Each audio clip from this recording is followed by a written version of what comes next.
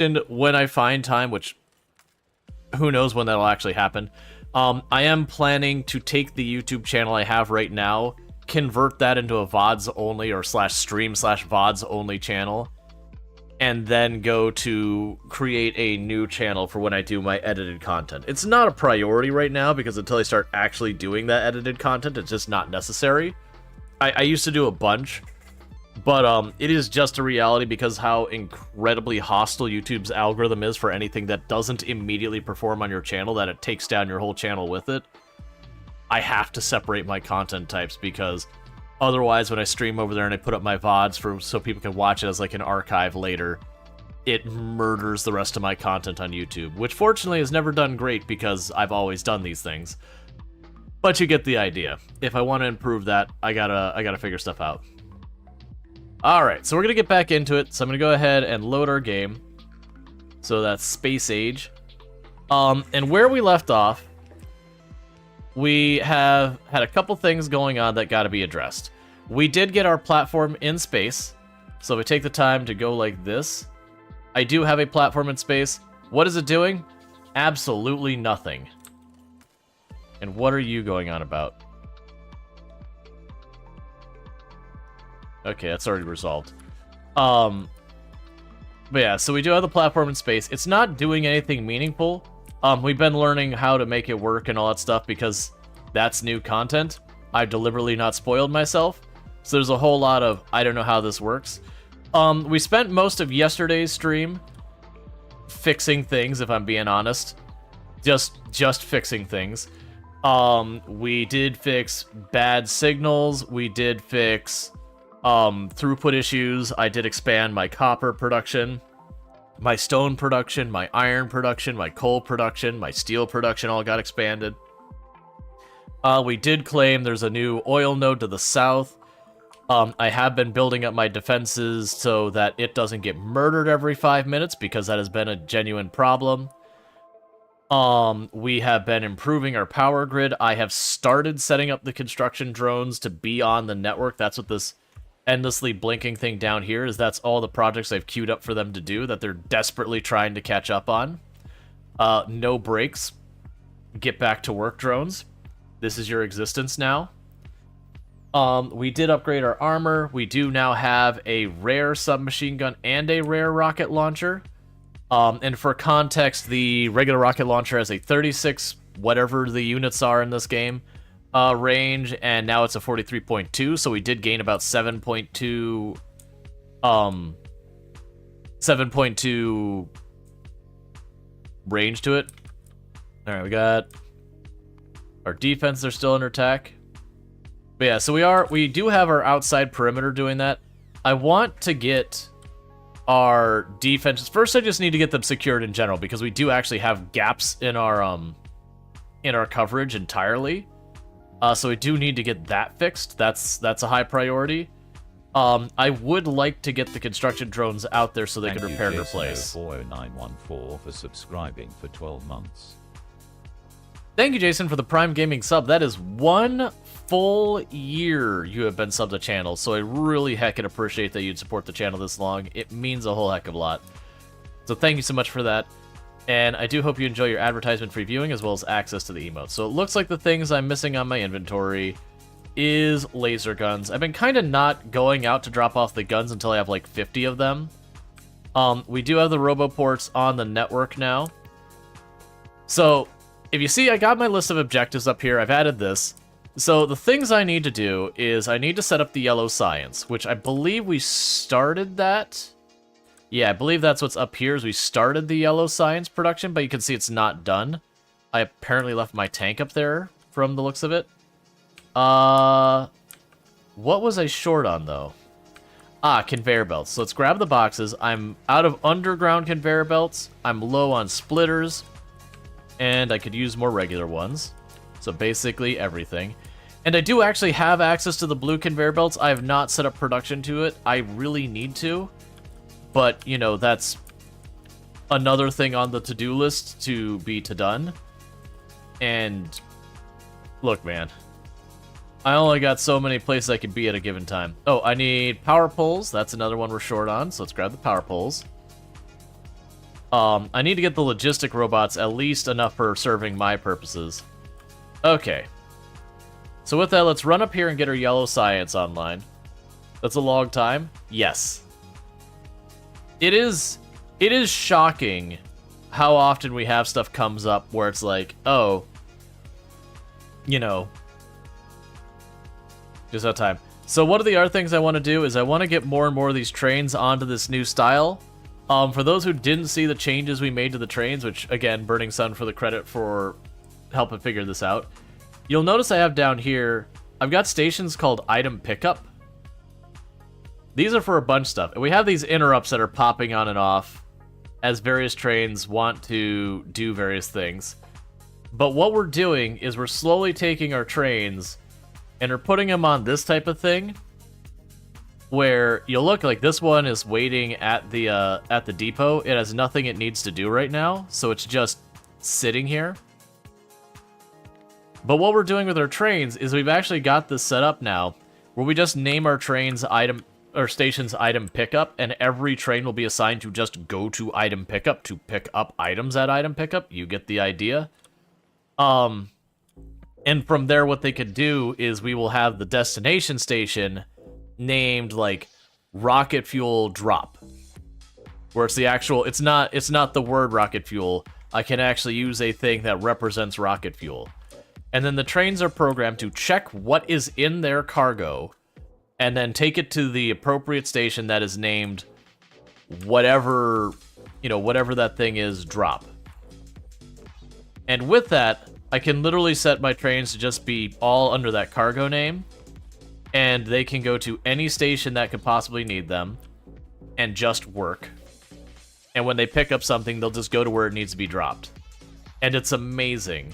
The problem is there's going to be a whole transition period from where all of my stuff is still on the old system and trying to adopt the new system and breaking everything along the way between the two. Which is not that big a deal, but does need to be done. Alright, so we got these underground solved, and we got that all set up. Also, because we now have the construction robots and all that sorted out, you are probably noticing that I no longer have to sit there and do all that myself. I can just be like, do this job, and let the robots just go off and do what they need to do. Okay, so we're making yellow science here.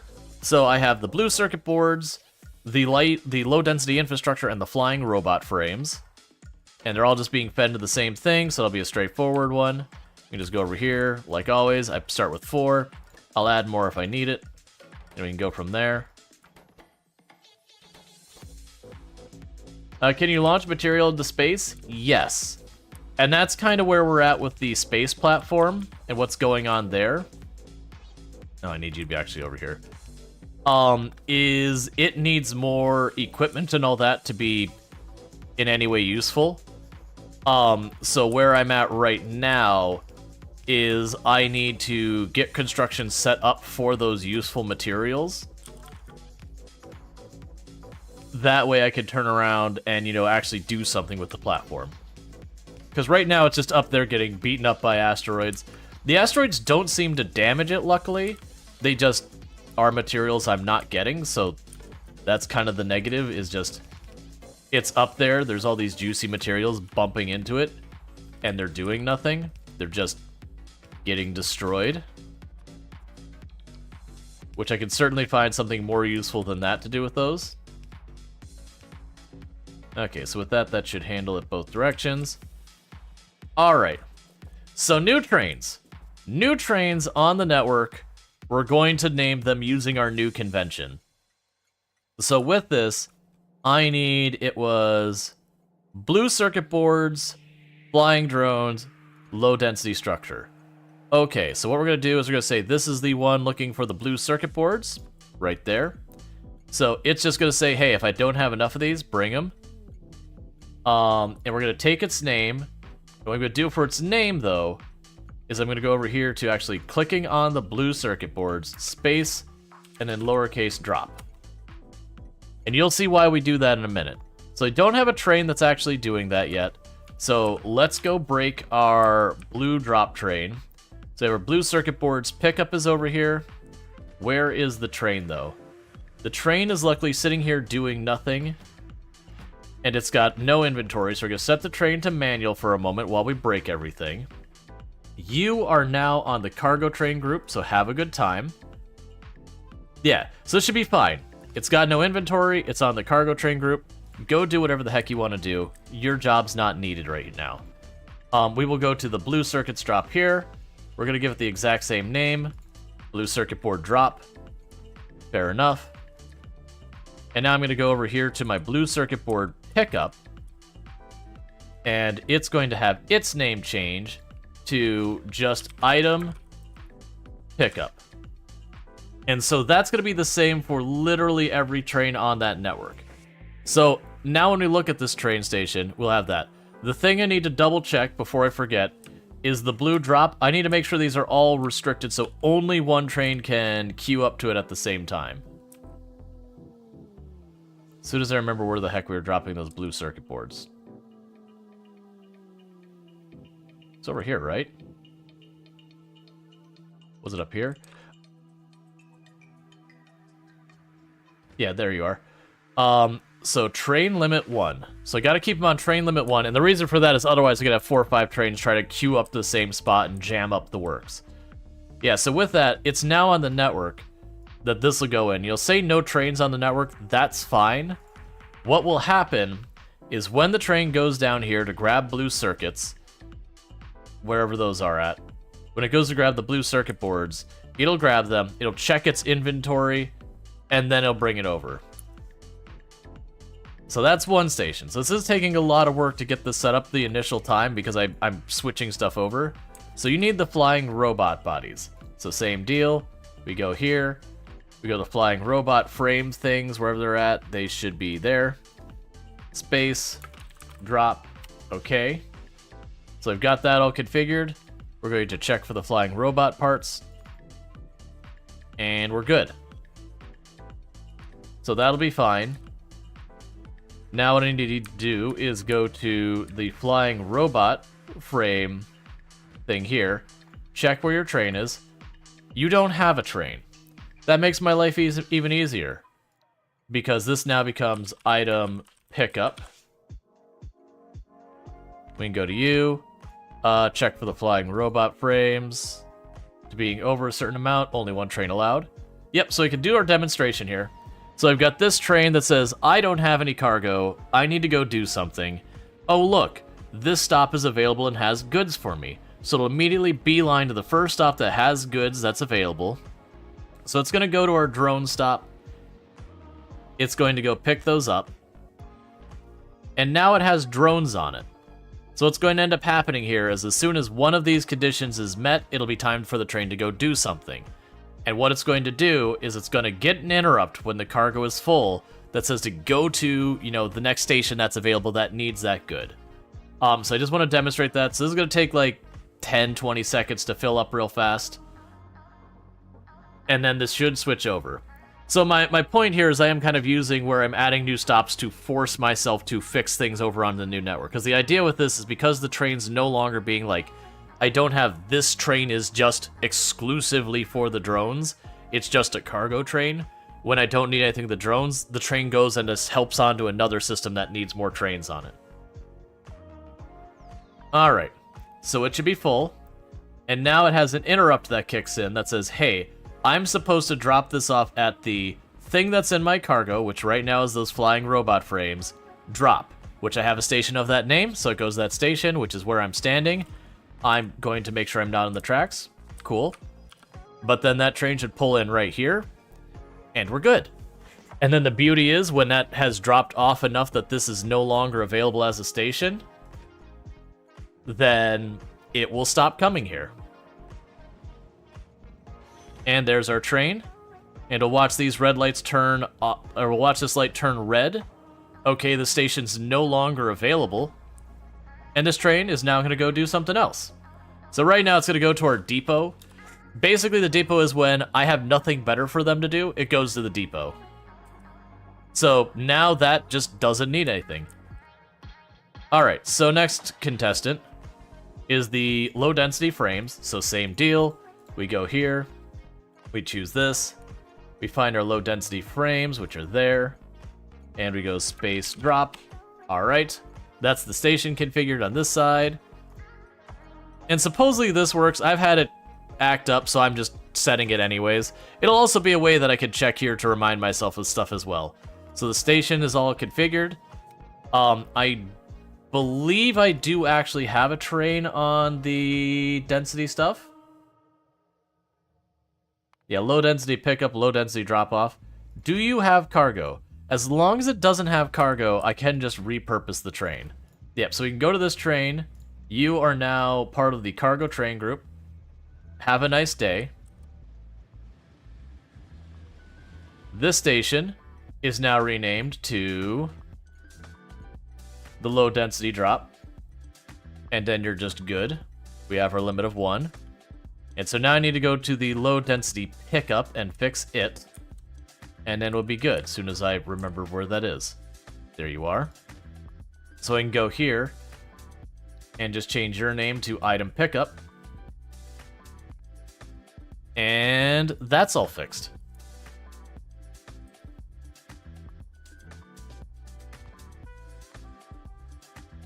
That's gonna need to be fixed over there. That's under attack is why I was popping over there. All right. And then with this, I've got all these set up. Right now, this is going to... I'm not going to name that item pickup yet. Actually, you know what? I probably can. Because what'll happen is the train will just sit there, and it won't hurt anything. It'll just take a train off my network. So there's the utility one set. So I can go to you. You are now the utility science. No, you're not. You're item pickup. I was going to do it backwards. Cool, so your item pickup. And so we will have a train once that has enough resources to activate will come online. So basically with this one, I'm waiting on the low density frames and that's just because I don't have enough on the network. So that's all configured. So now I can go down to my science and set up the other side of it to receive the yellow science, and that'll be our yellow science setup. Alright, Night Dweller, you have yourself a good lurk, and thank you so much. But yeah, so that's gonna take a little while to, let's see, do the robots fix anything in your base, or is there, like, an area they'll work in? There's an area they'll work in. If we actually look over here, you'll see these things, the roboports. I believe I can mouse over them. So yeah, so anything inside that green area, I'm gonna try and get to the edge so you can see it. Anything inside the green area, they will repair. And then the yellow area is just how close the roboports need to be together for the robots to go and leapfrog port to port to port. You made me buy this game, now you have no life? Welcome.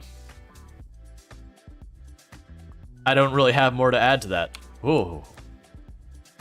I haven't died to a train yet this run. I've definitely died to them in the past.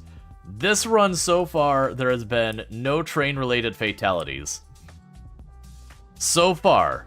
I know eventually that will change. That's just how it is. But so far, there's been no train-related fatalities. Okay, so you're still doing your thing. We're just gonna let the bots keep doing their thing up there until that's covered. Once I got that, I want to get my roboports farther out here, because I do want to get the roboports all the way out to the wall. Actually, I wasn't heading over here. I was heading over to set up the train station for yellow science, because that'll be our first objective done. The nuclear power is going to be significantly more set up, because I was going to say remind myself how to do it, but I also just remember they changed all the numbers and everything, and mechanics with the fluid. So it's not really accurate anymore. It wouldn't be so much remind myself as just do it. Ho ho ho ho ho ho ho ho. I keep playing a very dangerous game, chat, and I'm going to pay for it sooner or later. I cannot keep getting away with it.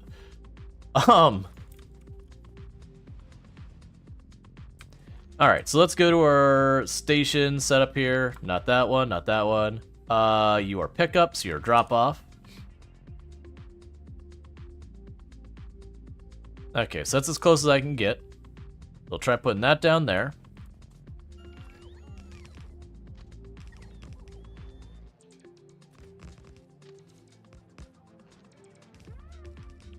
Alright, add our signals.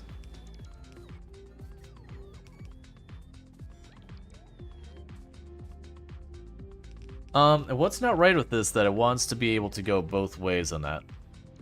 Yeah, so that's down and in, that's up and in. That's up and out and down and out. Yeah, it should be fine. Let's see, can you put a condition on your track to say if player on it equals stop? No, the closest you can get is if I build a gate, when I approach the gate and the gate opens, you can have a condition that says the gate is open and then use that to say turn off the signal. And so, like, if I have the signal here making this area available, I could have that gate turn off the signal, but you'll notice there'll be a gap between you and that signal, and the train has to have enough space to stop. So it does help a lot. It genuinely does. But if the train is already too close, there's only so much it can do.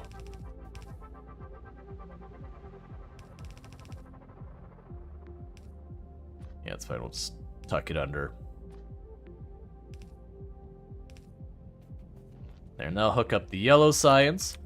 So now you get the name. That will be the yellow science. Space drop. And by magic, it just works.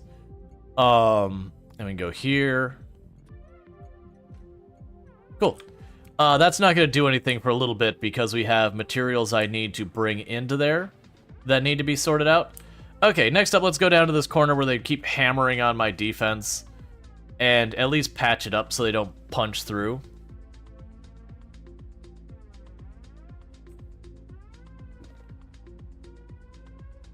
I guess you could line up your tracks with loudspeakers. I mean, that technically, and that's a thing they do in real life, too. There's a lot of places, especially where you have high-speed rails going through developed areas, that, they will actually have, like, they'll have your regular signal where the cross guards come down and they go ding, ding, ding, ding, ding, that kind of stuff. But for, like, the really high-speed rails, those ones, they usually have, like, a farther out, like, not siren, it's not super loud, but it's, you know, a fairly loud audible cue for anyone right at the tracks to hear. Because it is one of those things that when trains are that far away and moving at like 200, 300, 400 miles, I mean that's an exaggeration, like 200 miles an hour or whatever, by the time you see the train and realize it's close, it's too late. It's there. Like, your ability to interpret how fast it's going to arrive is really just not what you'd expect. And all that damage is repaired, like nothing was ever wrong. Do I have what I need to deal with that? Ooh, only 150 bullets? Probably not. Maybe, that's not that bad of a nest. Sure, let's try and make this work. I don't really have enough to get ammo between these, but we'll try it anyways. Oh, I'm on the wrong weapon. It's like, why are you not firing?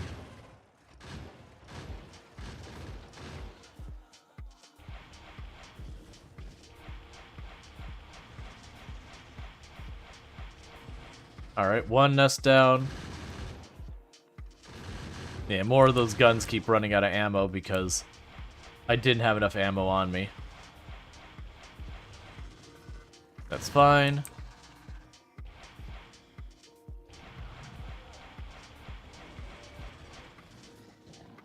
That's another one down. Yeah, we could do this just fine. Because I think that's the last actual spawner.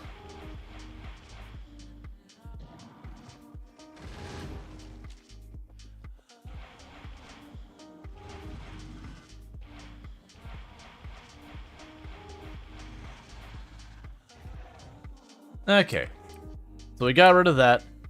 I'm debating if...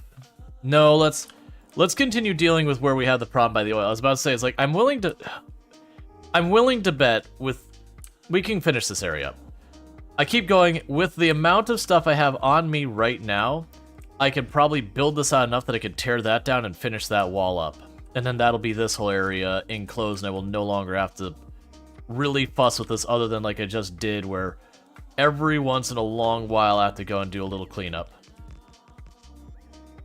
Yeah, so we can go ahead and build this out, because there's just another one on the list. Meanwhile, while that's happening, we can go to our objectives right here, because yellow science is already done.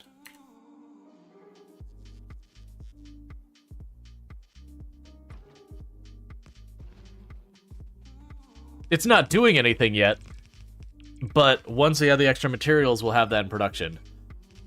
So we are also working on fixing defenses, because like I said, this isn't on order. Realistically, I'm going to ping-pong between them, where, like, I'll set up the stuff to make the next thing for the platform, and while I wait for it to make, I'll go work on a different objective. We'll do a little bit of building out the defenses, but while I wait for more of the energy turrets to come in, you know, I'll have to, like, do the next thing. How do you trash something you don't need?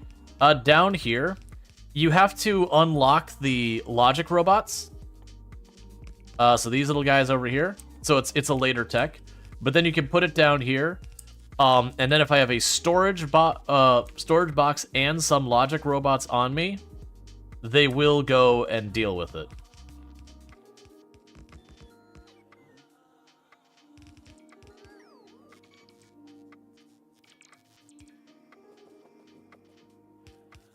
Did I run out of wall? Do I not have wall on my list anymore? I guess I ran out of wall. That's fine. Because like I said, I'm pretty sure now, if we go up here, and I grab all of this, and let's leave the power poles in place for that radar, and start scooping this up and fix it. Elevation? Yeah, no, I'm aware. I'm literally just going across the wall. That's fine. Those ridges will act as a barrier, and you can make more intelligent design to put into use that that terrain difference. So like I could go down here. Let me just pull up the map. I could go down here and not bother putting the turrets there and instead put them up here. The only issue I found with doing that is sometimes you'll have the things come up from this side, and you'll have just the one weapon on this side, and then they'll just pick their way across fighting one turret at a time, as opposed to just walking into like all 10 of them at once. So I have found a lot of times that it doesn't really help me very much to do that. Now, one of the caveats you have for that is if I have a narrow area like this, I can't zoom in, I have no radar, I can line the guns along the side just outside of the range that they could spit up the walls and just pick at the things running through there.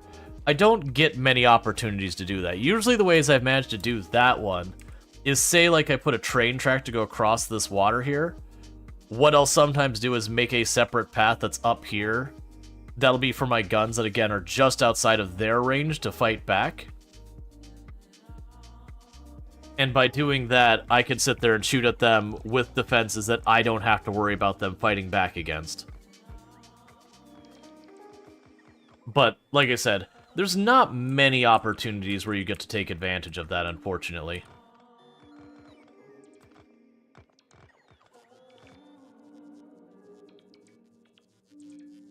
Alright, so we tore down our old wall, and we're just going to move it up, because I believe we probably can finish enclosing that off. If not, we'll have it close enough that they will be forced to fight it.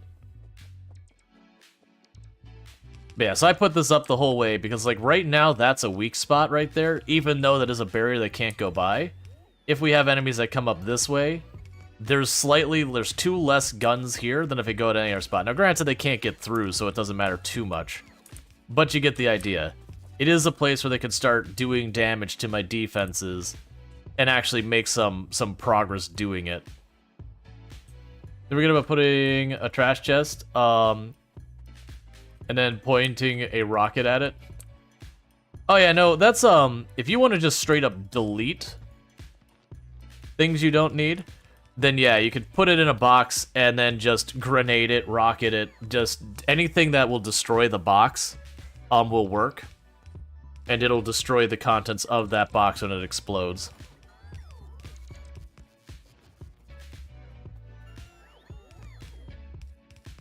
Sometimes I'd put that box in the way of biters so they go after the box. It's not meaningful defense or anything, but it gets rid of the garbage while also slowing the biters down slightly.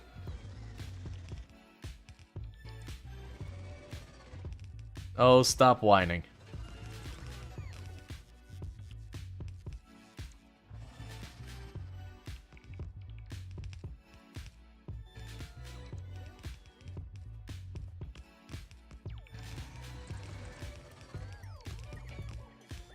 Let's see, so Canalians, or bugs, whatever they are called, they move to the top of the cliff and put a spawner on the other side of the cliff.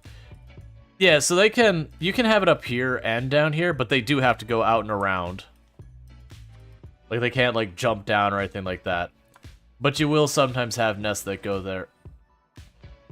I'm gonna grab this in probably a smaller chunk to copy it. If I do the whole giant blueprint, it'll give me issues.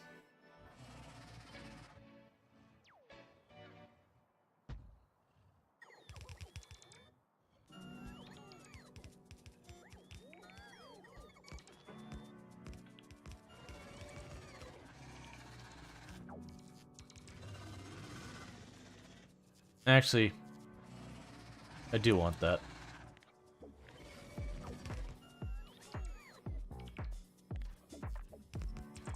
No to landfill.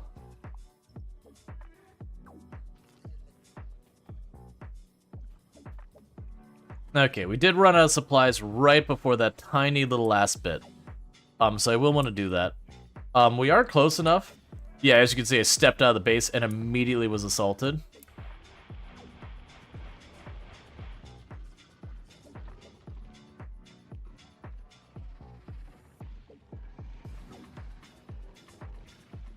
So downside is that is going to hit our power grid really hard, having a sustained fight like this. But that's fine.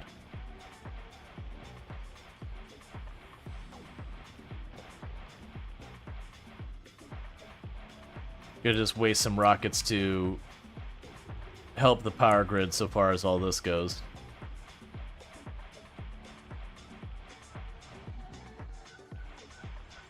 Alright.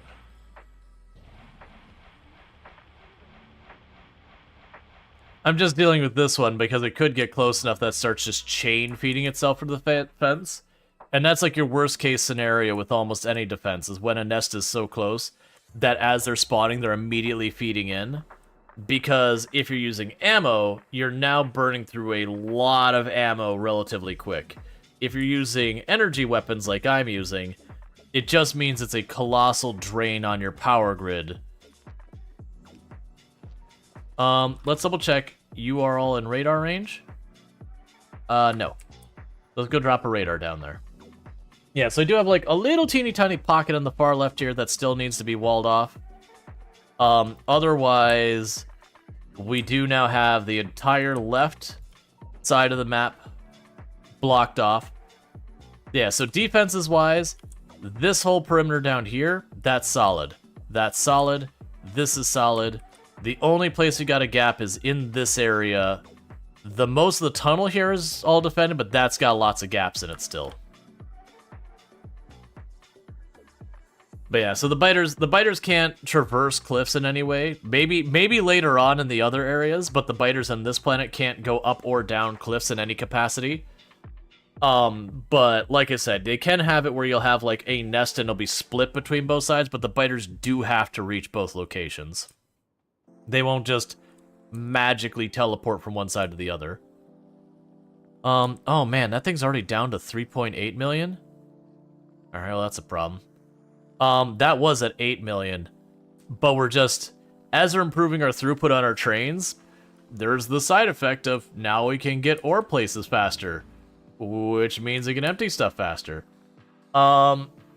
So we can keep researching our stuff. We've got that. We've got the white research. Will happen whenever. I haven't been researching these ones that require the yellow science yet. Just because we don't really know when they're going to come into effect. That's 500.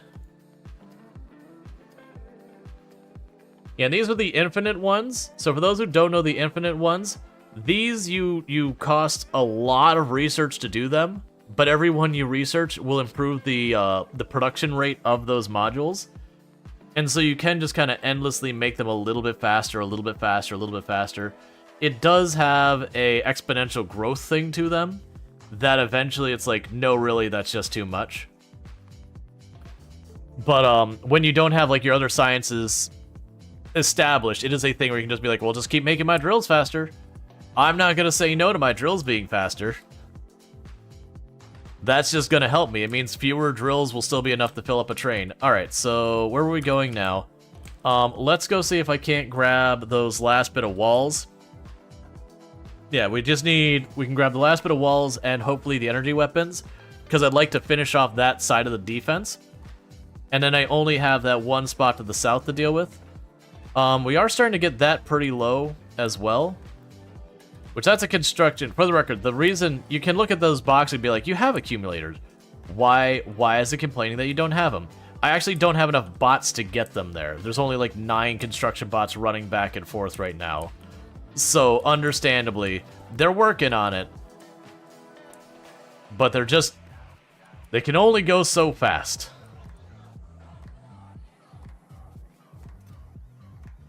Which I do need to fix, by the way. That is on the to-do list, is to get ourselves set up where I can start getting logic bots and the other bots in there.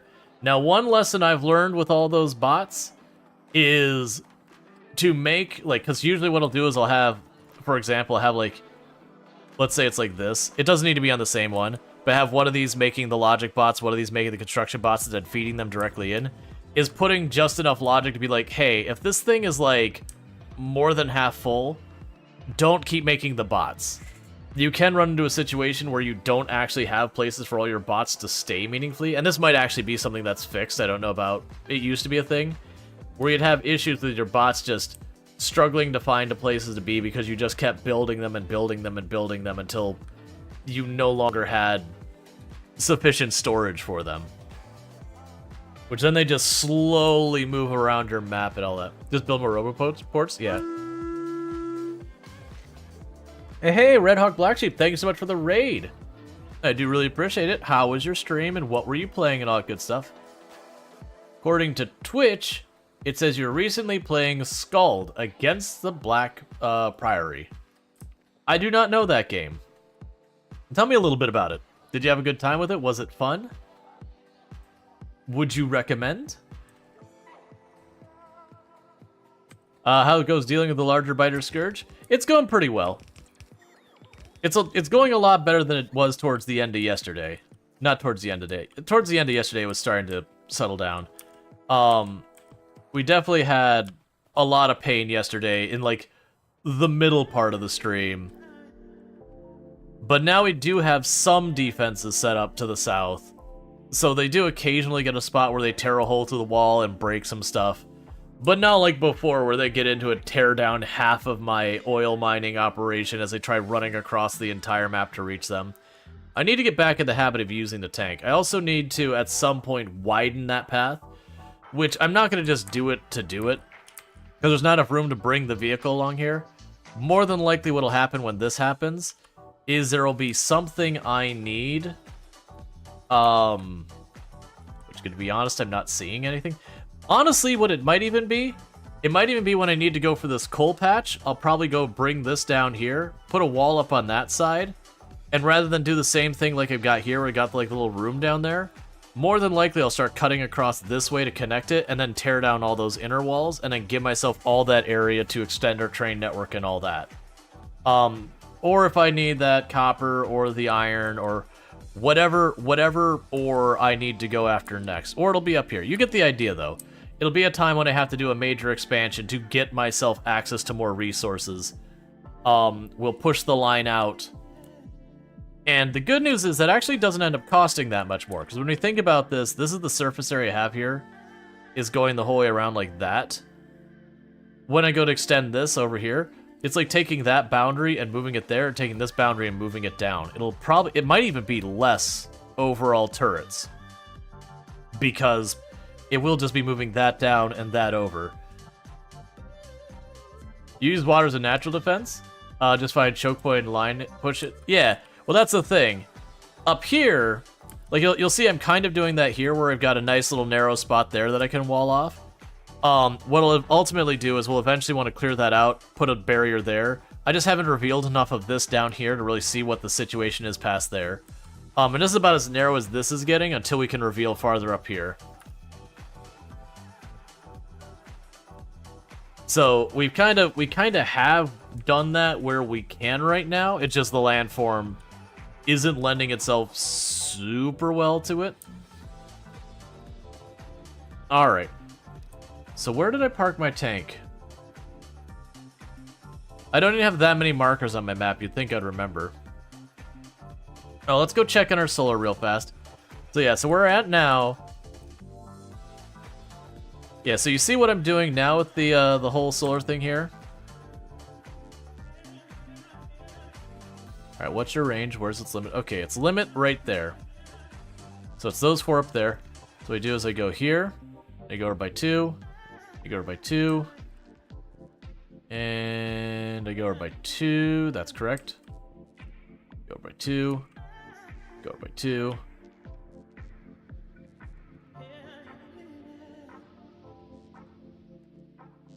Okay, and that'll finally, when those all populate. Oh, for a moment I thought it would, okay. When those all get populated, that's when I'm gonna literally just go here. I'm just gonna grab a big chunk of this, move it over, and just... Let's see. It's okay to let them touch the red zone. You've not let them touch the red zone very long. So you don't know. So, when you don't have really solid defenses, you don't want them to touch the pollution. The pollution does contribute to their evolution, which does make them stronger. It also makes them more aggressive. Like, the ones in the pollution will be the ones that attack my base. It just goes to the thing that as your factory gets bigger and bigger and bigger, and there's more and more of a boundary to deal with, keeping them out of the pollution becomes harder and harder and harder to do. Because you just have to travel farther and, you know, you get to the point where you're just stamping out little nests all over the place. So early on, absolutely keep them out of the pollution as much as possible. But eventually you will get to the point that it stops being practical.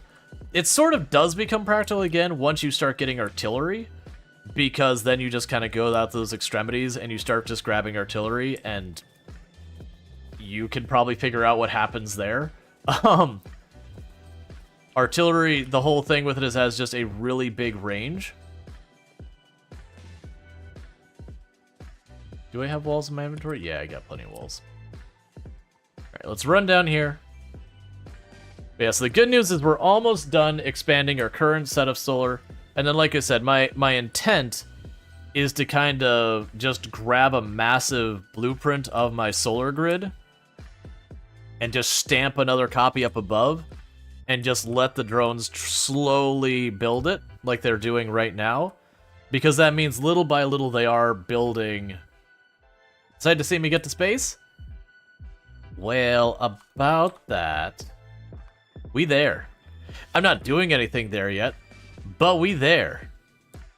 Have you seen the new artillery recipe? I did see that science-wise, it is way down the road. Yeah, so we did launch the rocket yesterday and got the platform up there. It just has none of the stuff it needs to be useful yet. I gotta still make that.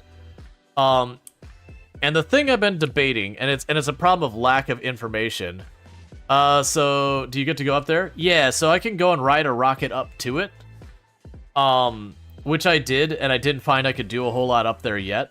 My assumption is you build the platform and you do all that. And then, once you've got that all set up, then you can take the platform. I don't know if you take... Because it's got thrusters, and I don't know what they're needed for. My guess is we use the platform's thrusters to take us to another location or something like that. We'll see. But, yeah, you go up there, and I'm assuming that's how we get from planet to planet. But I would also assume that before that's worth doing, I really do need to, One answer? No, thank you.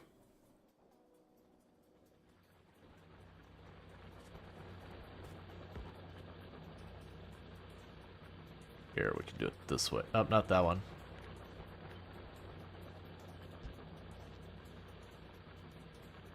Yeah, so I'm mentioning saying that I don't know stuff and all that. That's me just saying I don't know stuff. I'm not asking for answers, though. Cool. So we still need more lasers down there. That's fine. We're gonna have to wait for more to be constructed. Alright, so looking at our processes here, it looks like coal is gonna be a concern and iron is gonna be a concern in not too long. We did just tap this coal over here. And then we got these two running there. Those should start to wind down as far as my consumption of them, as we're getting less and less and less on the steam power. We did just start mining uranium, which now I think about it, I don't actually have... I need to put that on the map. Wait, can I... What was it? Let's see. Uranium.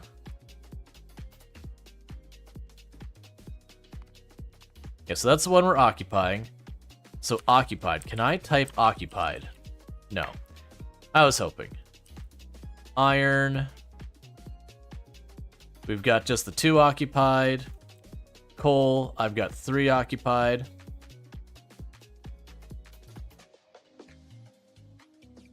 Can't tell which ones are pinned and which ones aren't. Yeah, so okay, so I have one of my coal nodes is not marked. There we go. Because I use that for my at a glance how we're doing. So we have 3.8 and 2.1 million on the iron. Those are the only 2 I'm hitting right now. We have our stone. I've got 64 and 4.2. Those are the only 2 there. And in copper, we got 300 and 300.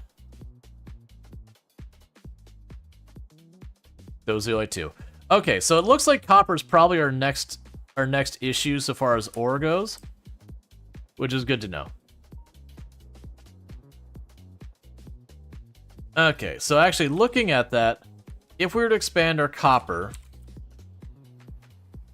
let's see where we've got some. We've got 8.9. That's a little ways out there. 7, that's way out there. 200 is not worth caring about. 2.4 is not worth caring about. 515 is not worth caring about. So it does look like I'm either pushing down into this area or up into this area. I think for practical purposes, what that end up being is bringing a wall across here and then trying to cut across here to get to that one. We're not at the point that that's an urgent issue, but it will be something I will eventually need to do. What could also happen here is we could also end up extending this area to be a barrier down, like, I mean, it'll be practically across this whole thing. Yeah, go across this whole thing. I mean, really is not a great way to go along that bottom side, but I could block off that left wall there, and then it would just be the bottom wall here. Are those even connected? That's not even connected. Okay, so yeah. So realistically, you could block down this area, and we would just block off that area and wherever makes sense over here. That'd be a major project, as you can see from all of the nests I would need to clean out. The first step of that would be blocking off that so new nests can't come in there, clean up these ones, and then slowly go across here, clean up the ones behind, slowly go across, clean up the ones behind. It's all wrong, start again. So biters can't swim ever? At least the ones on this planet. I can't speak for any of the other planet. I will suspect there probably will be some that either fly or can traverse some kind of water or something. I don't know that for a fact one way or the other. My assumption is there will be biters that have a lot better mobility than we've seen so far. I haven't run into them yet. Have we happened to get any of the yellow science made yet? Oh, that's where my tank is. No, we're still waiting on deliveries. Yeah, that is turned off because it's not received anything. And then we're waiting for our blue circuits, and we're waiting for our low density frames or whatever. Do biters evolve over time? Yes. They do get, you know, faster, stronger, more damage. They have like tiers to them, so you'll see like there'll be like littler greener biters, and then they'll go to like, that's like little tan biters. They'll go to like blue biters. I think there's like green or purple after that, but they do gradually escalate. So that ore mine for the stone is almost done. Let's go grab our tank. So what can we do to increase? Maybe later biters can swim? Like, that's what I'm saying is, in this planet, I believe the answer is no. I don't think they actually changed the biters on this planet. I could be wrong, but nothing has led me to believe that so far. And you are waiting on copper.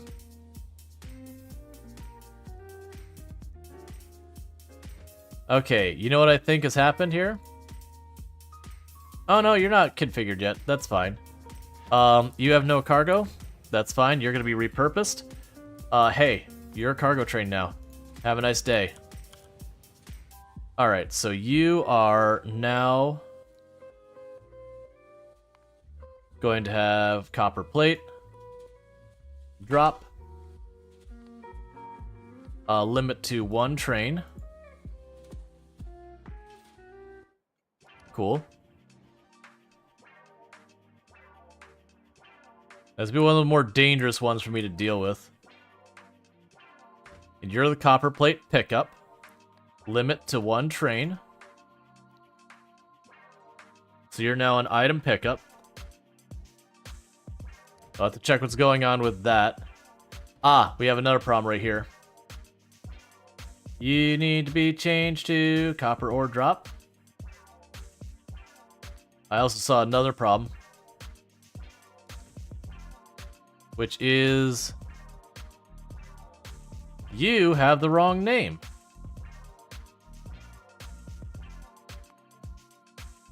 Cool, limited to 1 train.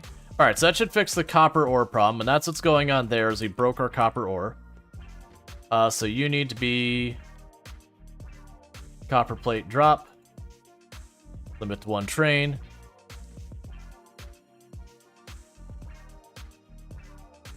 Copper plate drop. Limit to 1 train. Basically, I'm trying to get everyone on the new system, but it's little by little. Copper plate drop. There should be 2 more of those. Limit to 1 train.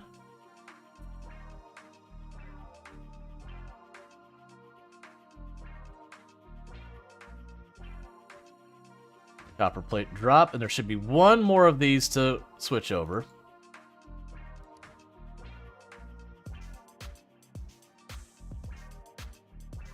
Because once I get every one of these switched over to the new system, it's just going to be way better.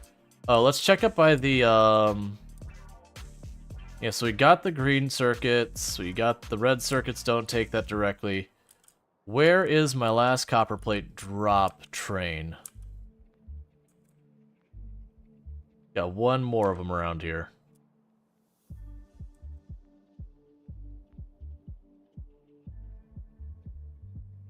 It told me I had 2 more, and we changed 1 of them. I might be able to search for the train station. We might be at that.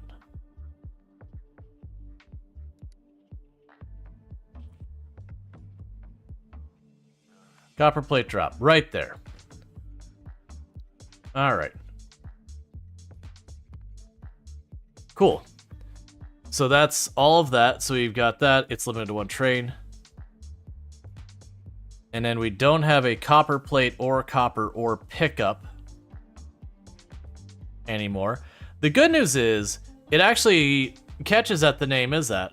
Can any enemies fly? Not on the starting world. That's what I'm saying. The starting world is pretty straightforward in how a lot of things are approached.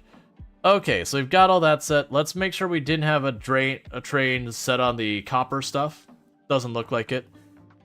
Yeah, so you see here we have a bunch of these riding around doing their stuff. Yeah, so that's going to load up. And when you get loaded up,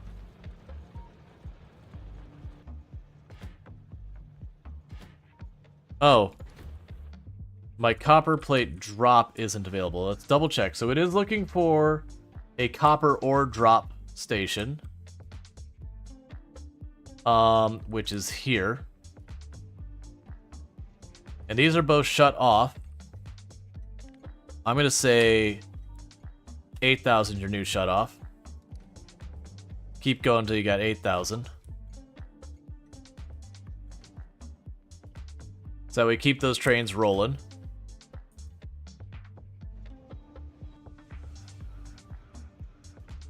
And you're here waiting on batteries.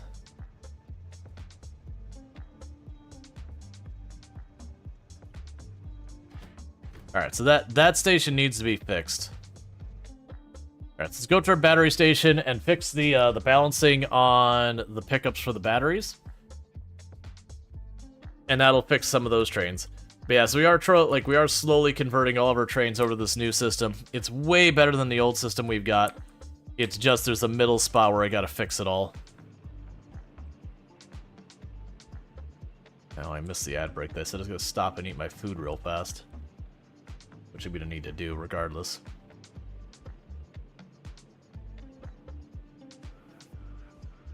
I'm sure we'll hit a point where I'll have my little robots fixing stuff and I can take 2 seconds to like just mute them. I can deal with it.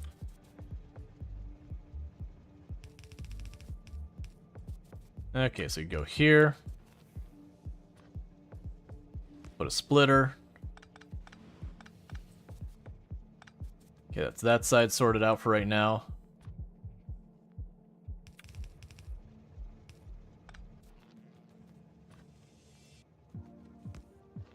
Okay, that way they're loading both the front and the back car, so it just doesn't sit here for all eternity doing nothing. Let's help this along. Oh, the good news is these aren't very full. So, like, the back car is full, but it's just the back car. Alright, so I got it self-sorted here in a little bit. Okay.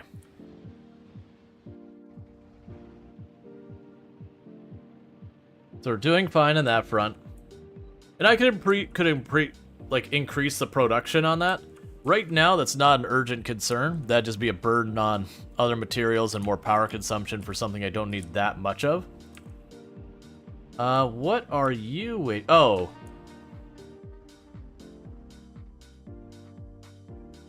Are you not configured to one stop? Where are you trying to go that you're unhappy? Okay, you're just... There was just another train on its way. Yep, so putting those depot spots he built forever ago to use. We'll definitely need to expand those at some point. Because that means I have none of the other ones that are calling for trains right now, so those are literally just sitting there waiting for a station to open up. Let's see, you take it, starting the world is pretty much just what the previously was in-game. Yeah, no, the start of the game is exactly the same. Like, there's quality of life changes and all that. So, like, some research got a little bit of adjustment here and there. Some of the order of operations got some adjustment to accommodate space age and all that. But all in all, it is the same start it has always been. But they have expanded a great deal on things.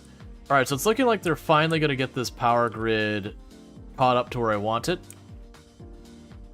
So I'm going to try to do... I'm going to pull up the map, because I want to be able to do it this way. What I'm going to try to do is...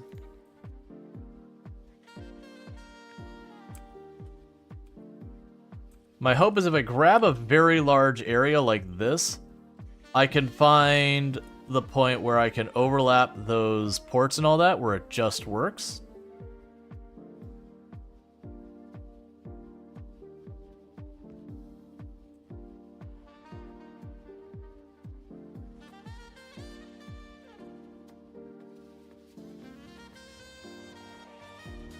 They're not spaced the same.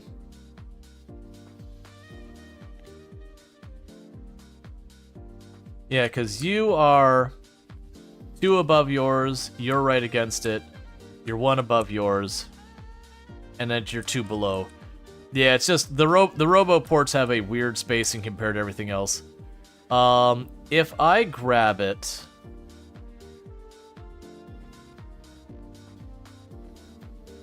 from here, straight across, will you connect? You will not. Yeah, drop it down 2 rows before it connects. It's really annoying.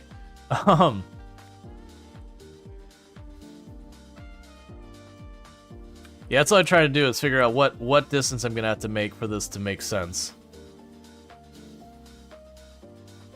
Yeah, so it'd be 2 rows of panels, so if we go straight across here, I believe If I do it like this... I mean, obviously, I don't want to do it that close.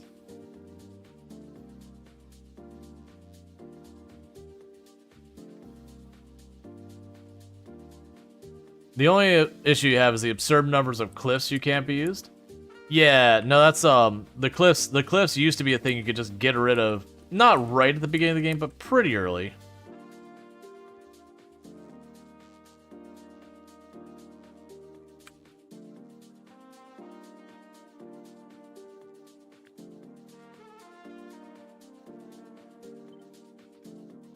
I just keep hoping I can have one that's lined up the same, because you're right against your port. You're one off. I wonder if that'll be close enough to work, though. Because that's all I need to do, is figure out what row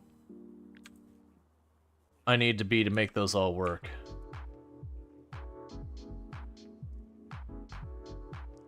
It should be about there.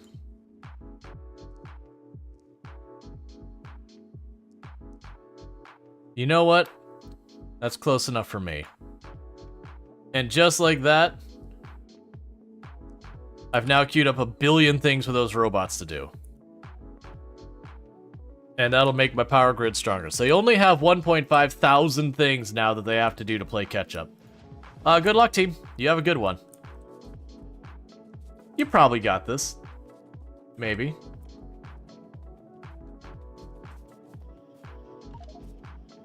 Oh, I'm out of inventory space. What do I have? Oh, I got a bunch of junk stuff in here. So we can go ahead and grab the yellow ones and drop those off, and the blue ones. And then the yellow conveyors. That says I've been cleaning up old stuff and getting it out of here. I apparently have 15 raw fish.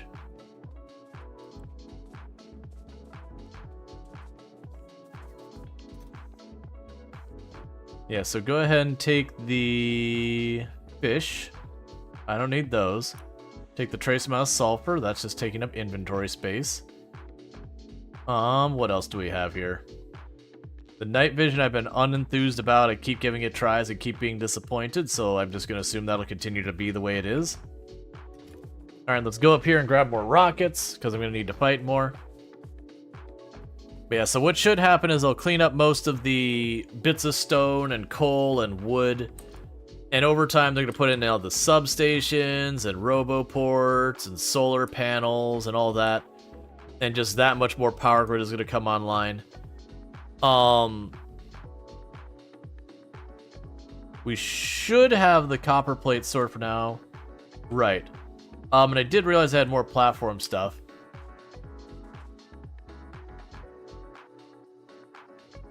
There we go.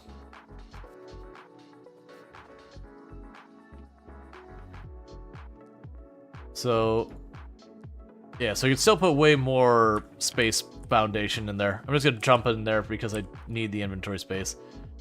I do need to get the space platform stuff moving along more. You just turned off cliffs? Yeah, it won't be a problem once I get the explosives. But it is a thing that takes well. I appreciate them that they don't let you just grid out a perfect factory, that they give you something you have to work around. Same with the water. Yes, you can get landfill to deal with it, but it's pretty costly on your stone front. Which, don't get me wrong, stone's not that hard to get a hold of. But it is just another thing. They're like, I'm going to collect a whole bunch of this to deal with that. Where's my... I gotta keep track of time. Okay.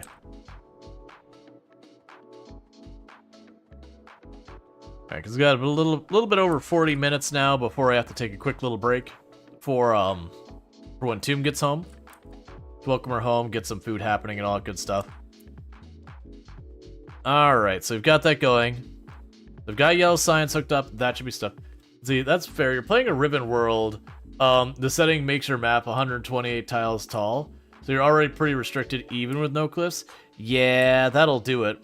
Yeah, so you see they're dropping solar panels. Now, they don't have any, like, carefully thought out order of operations on how they're going to put that down. So it is going to be a thing. They'll put down a couple here, a couple there, a little bit here, a little bit there. And all that's going to be a whole big thing. So it definitely could be way better. Let's grab our tank and go to there. Remember the days before military tech and stone being almost useless? Yep. Well, what you used to do with stone is you just put down floor. You just covered your whole map with concrete. Like every single tile. I've been tempted to start that process here. Just have a pattern that is just like, here's reinforced concrete. You know, have some size of a chunk of it, drop it on the factory. And we would probably start with the mall of just chunking down large volumes of concrete there. And just going with it. Alright, so the thing I think I want to work on next after what we've got already going. I don't want to be on this track. There we go.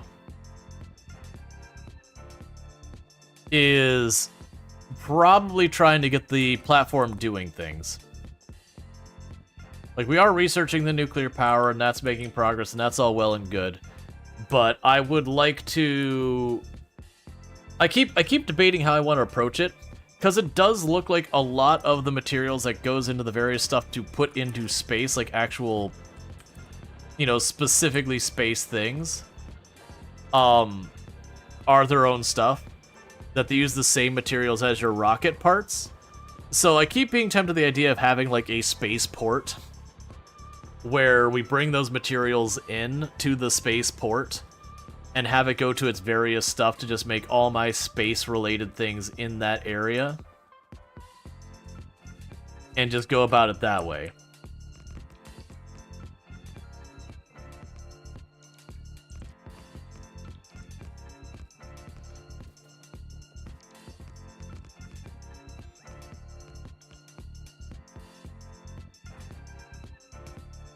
Okay. Yep, so I got a little gap there. And then honestly, like, there are gaps in this here, but they're only a couple. So I'm going to call that basically sorted unless something starts getting knocked out. Because realistically, what's going to end up happening here is we are going to make the effort to like, cut across here and start closing off areas so that I don't need nearly as much in the way of all these defenses to handle the same amount of space. That I can start working on that front. Like, honestly, I could cut this across there for right now. And if I cut straight across there, we can eliminate all of this area. And then that's in my perimeter. There's no resources I need there, but that would give me more area to grow my train system. So, like, I could put, like, a stop or two, maybe even 3 off this side for more goods. And like I said, I'd probably cut across there. The big thing is not knowing what's down here. We are revealing the map, but there's only so far each radar will reveal, distance-wise, before it just starts backtracking over itself. Which is good, because that's how you spot where a nest has gotten built up in an area you've already seen in the past.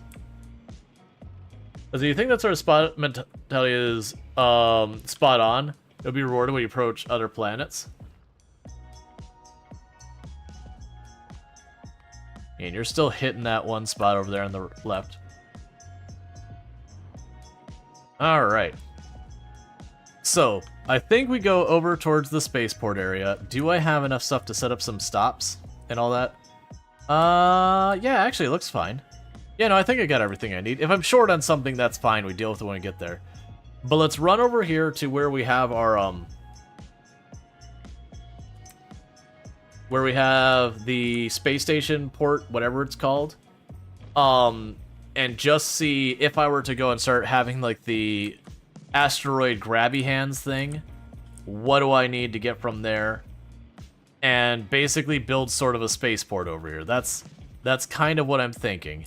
That does mean I'm likely going to need to import a lot more resources than I already am.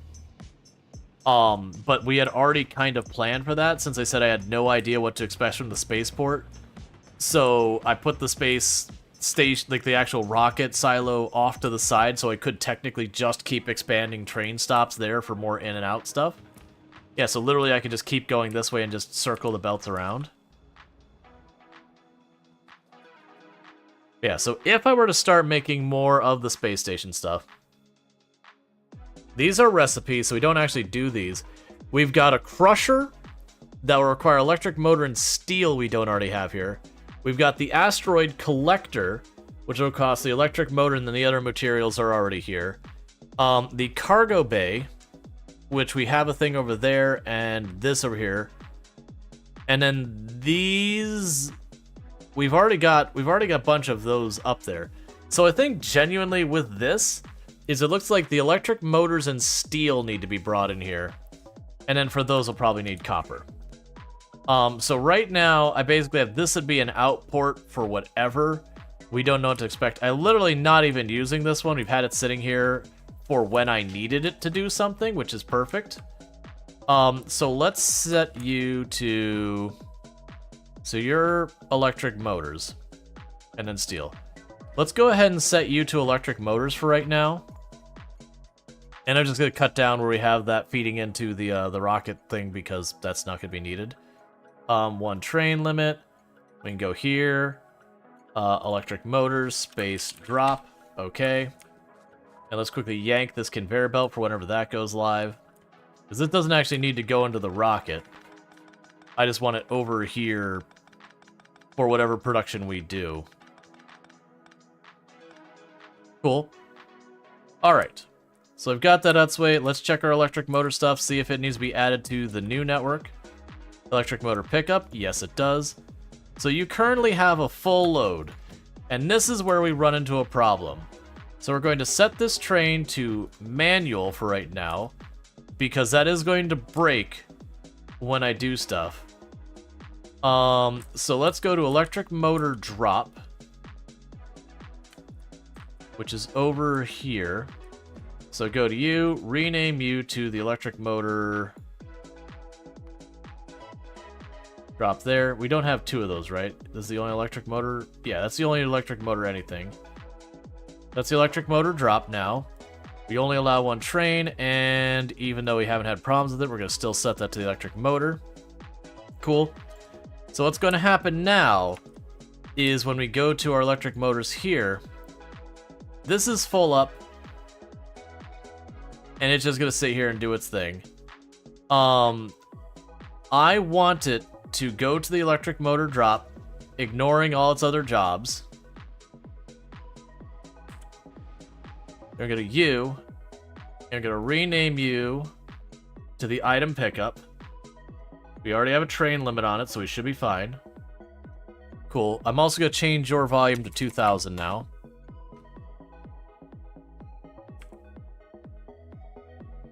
And then I have that train that's going to drop off the electric motors.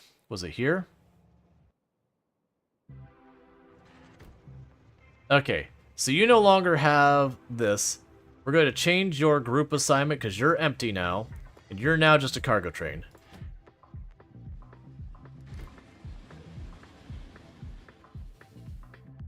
Cool. Alright, so we got our electric motors on the network with the rest of the stuff. So that's good news. That said, I do need another stop here. And this is where things are going to get complicated. I'm going to have to change the way we're handling our conveyor belts there. Because I do want to just keep bringing the stops over for right now. But as you can see, these are going to get right up in each other's way.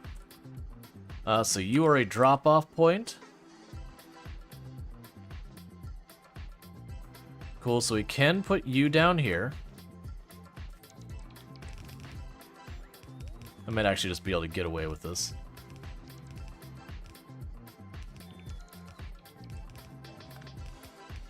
Yeah, because a lot of these... Okay, that'll be fine. A lot of these, I'm going to need to make a way to go across here. And I'll just have the railroad track go that way.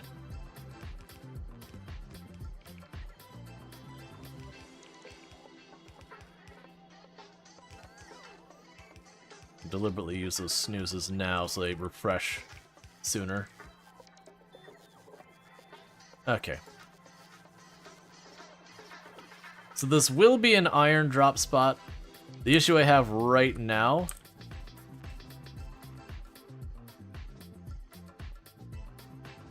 There we go.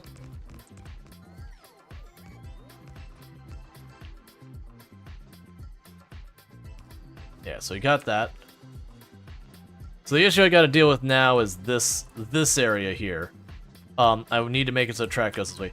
For right now with the output, I'm just get this out of the way. We're not even using it. We do already have the electric motors here, which is nice. But I do need to get the railway to go along this route. And I know I can't just shift to tell it to do it. So let's just go ahead to about here.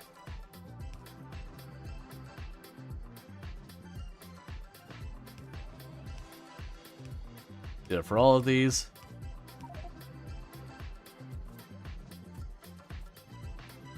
Alright, we just go back to one of your boxes and drop them off. So your rocket fuel. So there's your rocket fuel. You are the low density frames. Did I actually get any of those? I don't see any, so I'm going to assume no. And then we have the blue circuit boards. There's those. And the electric motors. There's those. Alright, so we've got all that sorted out in here. This should give me enough room to plug in another railway.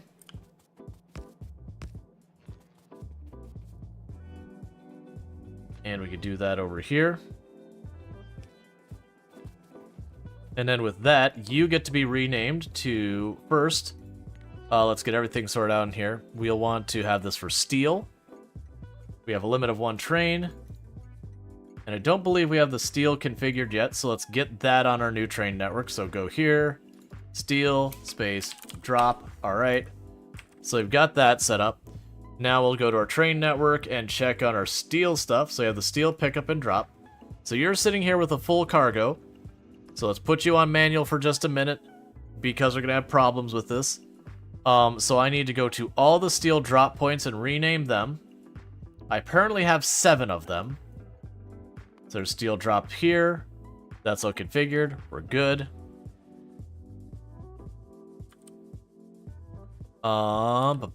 We should have more up here. There's one up there. Same deal. 1 train, we're good. We're good here, we're good here. Yeah, so just doing the cleanup on all these things. Each one of these would get reconfigured as one less I gotta deal with in the future. Those are all the depot spots. We got a steel drop over here. Limited to 1 train, we're good there. There's the steel drop here. We're alright here, we're right there. There's no one there. There's 4 more of these, counting the one I'm on. That's fine. And then this would make 3. This one needs to have a limit added to it, so the trains don't pile up. We're good there. There's one over here. Add a limit to it. I did not realize we had this many steel drops.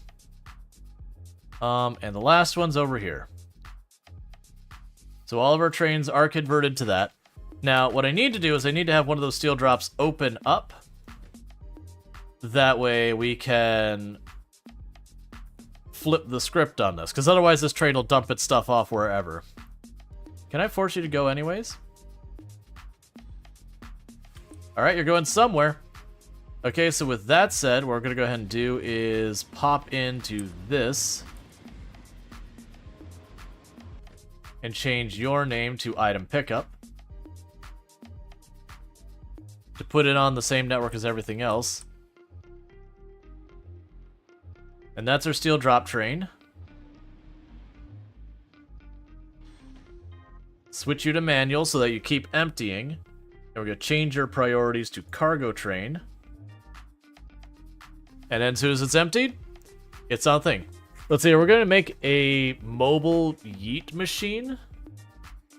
A mobile yeet machine? Oh, do you mean like a train artillery? Is that what you're trying to say with that? Alright, and that's now on the train network with everything else. An RD train, eventually. I mean, you don't actually get to name stuff in the game, but you can call it what you like, kind of thing. Alright, so we do have steel here. So that should let me make some of the productions. So let's go ahead and start trying to set this nonsense up. Oh yeah, we have the better assembly machines.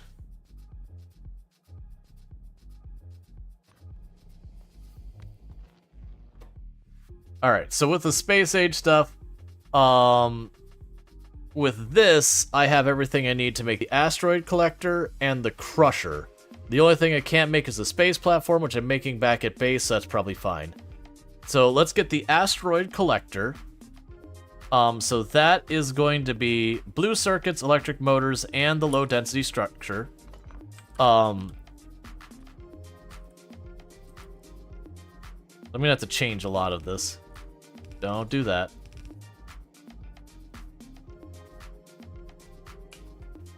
Yeah, and this is me going, all right, we want to expand this. How do we want to go about this? So what I can do to expand this here is we could go right around here. Add in a splitter.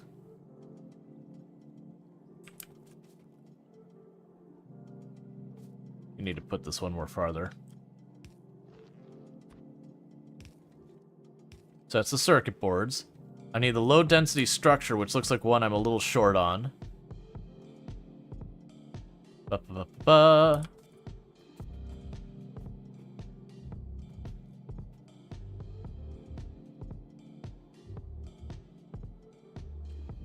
This isn't going to be the cleanest because I'm adding it in after the fact. We can go down here.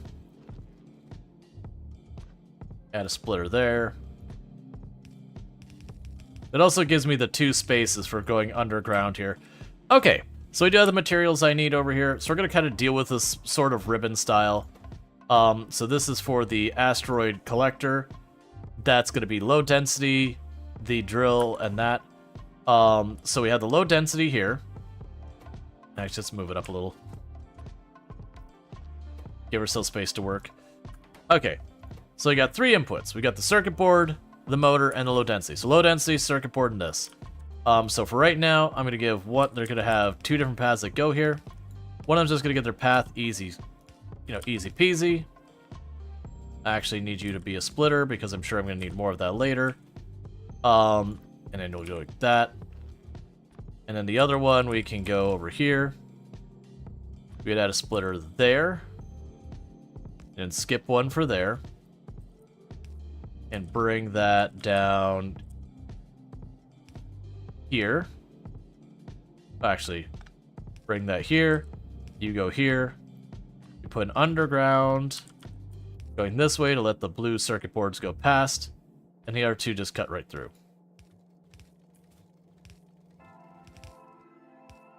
And so with that, all the goods can reach over here. We now just grab you and you. Just gonna drop this crap in here for right now so I don't have it in my inventory. And put a circuit board there. Put a box down here. And I'll limit it to just 1 stack because I have no idea how much of that stuff I actually need. And now I just need to connect it to the rest of the network. Alright, so we're now making the asteroid collector, whatever it's called. We're going to go a little ways down over here. And that's going to be the asteroid crusher. So that's steel, electric motor, low density. And right now that's the only other thing we know we need to make. So I'm not going to make a whole lot of effort to make this the cleanest. Yeah, so it's motor, low density. So the same thing is I'm going to have 2 paths that go down here. The first one that just goes cleanly like that.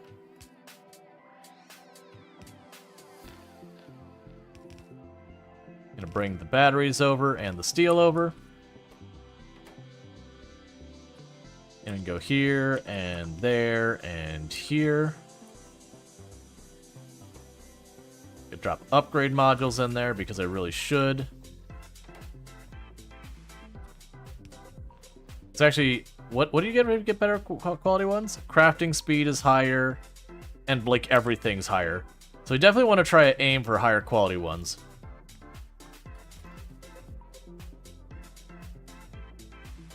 That's not right at all. Okay, so I've got those set up, so those will make that. And otherwise, we're already making that back home. We already have several cargo bays launched up there. And then I don't know what else I'm going to even need for there, so right now, that's just going to sit there doing what it's doing. The big issue I'm going to run into for the moment with this is just our low density structure, which is made, I believe, just down here. I believe that was struggling with copper, and I think our copper is a situation where we might just have to hunt down another copper node to improve our copper throughput. I probably need to improve it both on the ore and the smelter side. Oh no, it's actually producing. Okay, never mind. Alright, so we got all that producing, so that's good news.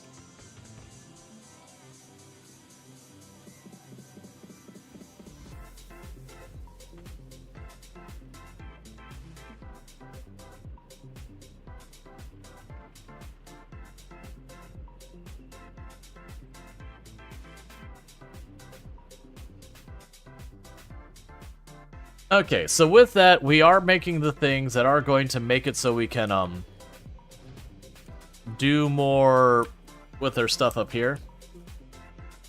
Got all that going on there.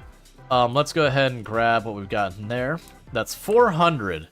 That is more than I had anticipated, which is actually perfect. So let's run back over here to our spaceport, and we're going to launch a rocket or two with the, with just the, like, regolith platform whatevers. Just launch that up to just get more ground up there. Because it doesn't seem like the asteroid striking the platform hurt it in any capacity that I've seen.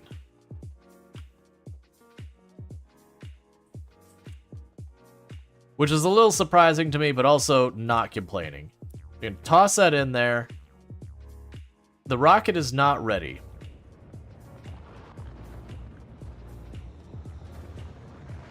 Why did you launch? Did you just automatically launch the moment you were full?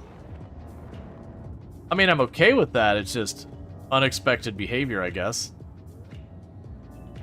Here, have another one.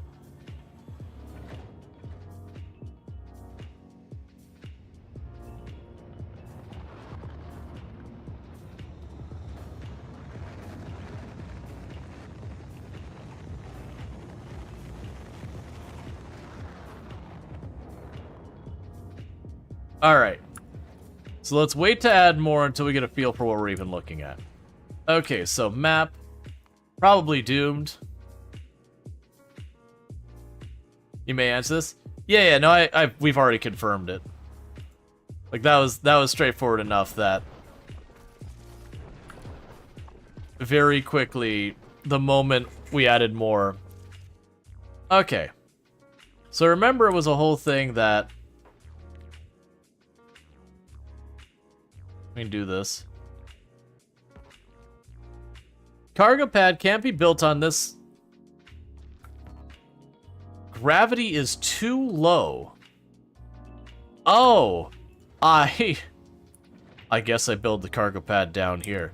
Hey, platform, I made an oopsies. If you just go ahead and do me a solid real fast, and if you could just send that back, that'd be great. I don't think we actually can do that. Orbital drop slots. Items here will drop to the orbital SERP. Control shift to manually move items here. So yeah, if you just give that back, I misunderstood instructions. I don't know where you drop, which is a little bit curious to me.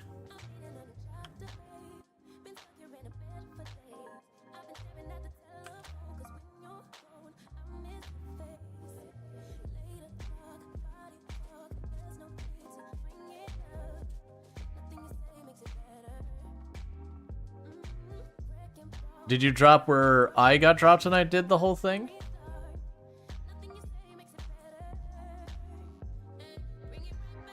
It drops to the landing pad, of course. Yeah, but assuming there's an absence of one of those. Because I had the other, like when I dropped in. Yeah, there it is. Okay, so it dropped where I was.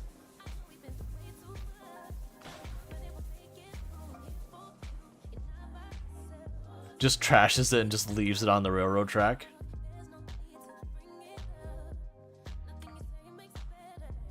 And so right now I am going to leave the stuff there. I think that is spawn. Yeah, and that's what I was figuring. So my assumption is when I add this thing of instead of going to spawn, I can determine where to have it go. Yeah, it's 0.0. Well, 0,0. Yep. Alright.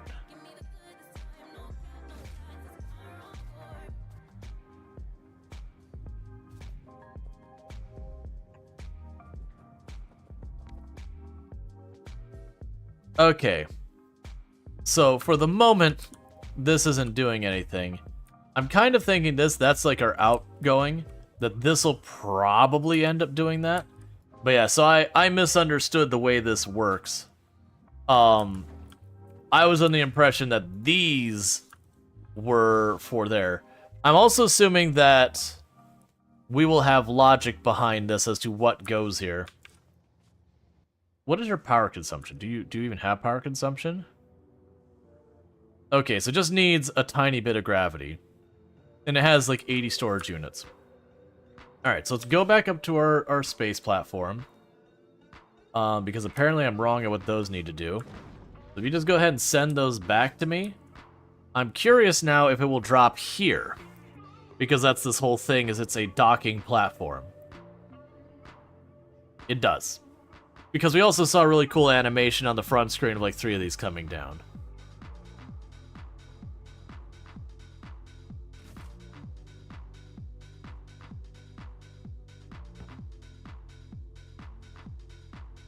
Only one landing pad per surface. Look, game. I'm assuming there's better versions, like there's a tier 2 that's got like 2 or 3 ports. Oh, wait, there it goes.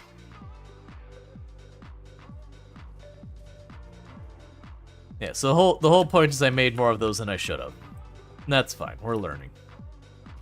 Alright, so just get rid of those, they don't matter to me. I guess you have extra for the next couple planets? Yep. Not a big issue. Alright, so they did a number to that wall there, but it's still holding. Right, yeah, so we're waiting on the low density structure for all this stuff.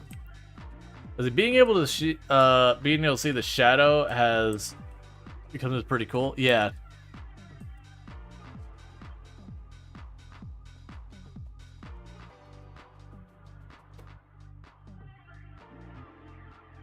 So you consume 72 kilowatts of power.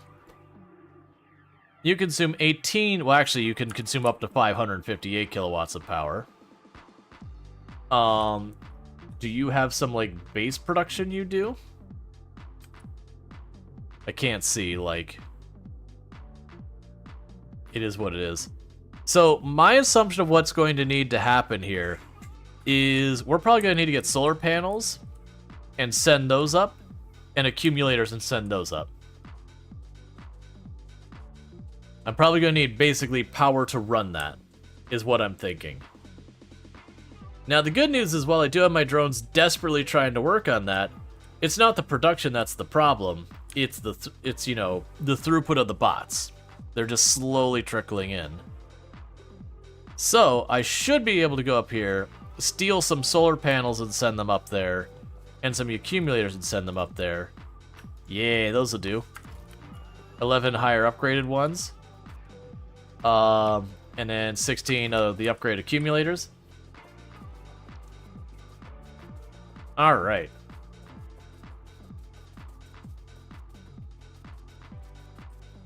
Yes, fruit, Strider happy? Nice. I probably got another 10-15 minutes or so before I gotta step downstairs to welcome my wife home kind of thing. And then we do that, like that's usually like a 5-minute long break, whatever. Just to welcome her home. That's usually like my big break for the stream. Okay, so solar panels. Okay, so those don't add a lot of weight. So that's good news. I also feel like I'm going to need storage to deal with that area up there. So let's chuck some storage in there. Let's chuck some inserters in there. I probably need power towers as well, don't I? Wouldn't you think?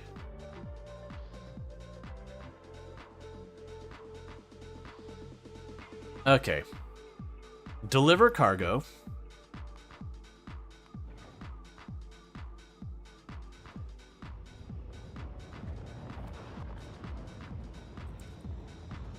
And then honestly, I think it's on to getting these to happen.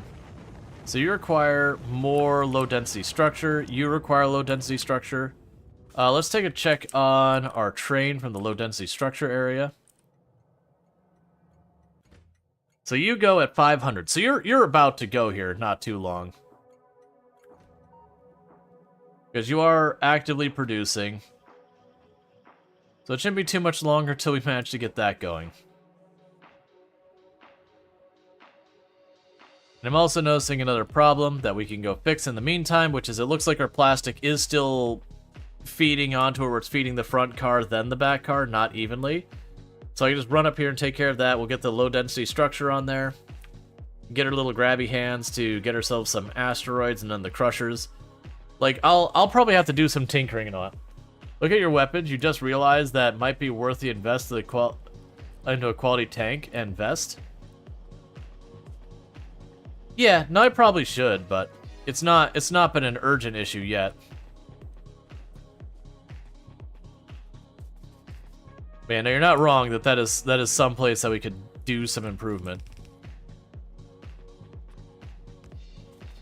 The big problem with the tank getting that up to a higher spec is if we look at our requirements for making that, the tank is going to require me to have 10 quality or 10 like advanced or rare red circuits, 32 rare quality engines. The gears and the steel, those are easy, but those more down the process things, those are gonna take a little bit of work. I'm choosing to ignore it right now. My other save that I've been doing off stream, like, I'm nowhere near as far as along because I am just kind of very, very slowly and meticulously dealing with, like, microing a lot of that, going, okay, like, literally I'm going, all right, I mine the iron ore. Okay, if it's regular quality, send it off this way. If it's, you know, uncommon quality, send it that way. If it's rare quality, send it this way. And at each day, I go, okay, here is making gears. Trying to upgrade that. Okay, did it go to this one or this one or this one? And just every step of the thing, trying to get more and more of a percentage of all the things to the rare quality by having some that'll take it already at the higher quality to try and produce the higher one, or, you know, or like rather passing forward some of that too. So it's becoming this like ridiculous ribbon of like, here's my plates of the different quality, here's my ore of the different quality. There'd actually be a gap in there. Here's my ore of different quality, here's my gears of different quality, here's my pipe of different quality. It's going to be the most disgustingly oversized ribbon ever. And I am trying to approach it where I only pass forward the things that I need at that moment, but just leave the space reserved for if I do have to pass it forward later. Yeah, the quality seems like a management nightmare. There's going to be clever ways that people come up with to manage it. And I'm willing to bet there people have already come up with really good ways, but I'm not privy to a lot of them. With filters and inserters, it's not so bad so long as you're keeping it limited to the character. I'm using the filter splitters because my fear with the filter inserters is, you know, if it gets overwhelmed, stuff gets past the inserters, versus the splitter will literally deadlock everything if it backs up too much, which is its own problem. Yeah, they missed the grab. Yep. So I've been using the splitters. It goes all the way up to legendary. Curious how hard that is going to be to handle. Yeah, I think it literally will be just like I said, doing stuff like I'm doing with the ribbon style, but having to take that like a whole extra layer higher. Yeah, that's all the yellow signs. I'm deliberately holding off on that. Management easy. Automate steel boxes and start filling them. Okay, so that's 1,500, 2,000, 550, 6. All right. Because we're gonna let the yellow science build up a little, and then once I start having the yellow science build up a little bit, then we'll start going after that. But can you make steel boxes? So you can make anything quality, it's whether or not it matters. So like, I can make a quality steel box, it just doesn't do anything. You know, maybe it's got a prettier polish on it, like for non-actually in the game mechanics stuff. Okay, so we did unlock the stuff to open up nuclear power. Oh yeah, I forgot, you have like a higher and lower density uranium or atomic number uranium, and then you have to like combine them to make a uranium fuel cell, and then you go and put the uranium fuel cell into your reactor, or into the not the steam turbine, yeah, the nuclear reactor, and then the nuclear reactor, I want to say, didn't that put out something? There's a way to make quality blueprints too. But yeah, so it's just one of those things. Let's see, the initial push to legendary quality modules is pretty absurd. Several exponents less frequently. Yeah. Yeah, so I remember it consumed nuclear fuel to generate heat. For some reason in my head, was it just managing the ratios? Yeah, no, I get outputs the heat for the steam things and the heat exchangers and all that. For some reason, I thought it put out a byproduct that you can then convert back into more of the uranium, but it was like the lower one, and it was like juggling all that ratios. I'm probably just mixing up games because it's just been too long.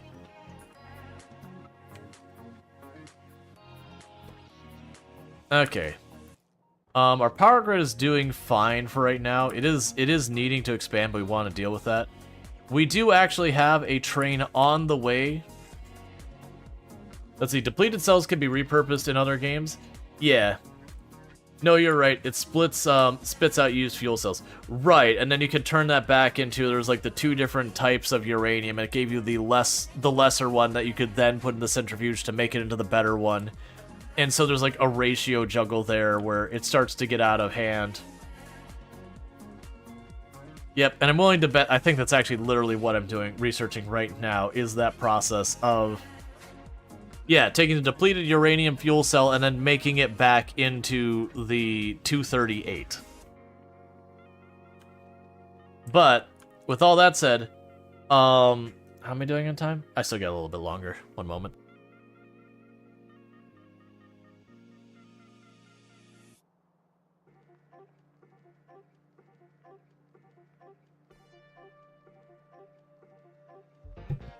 Alright.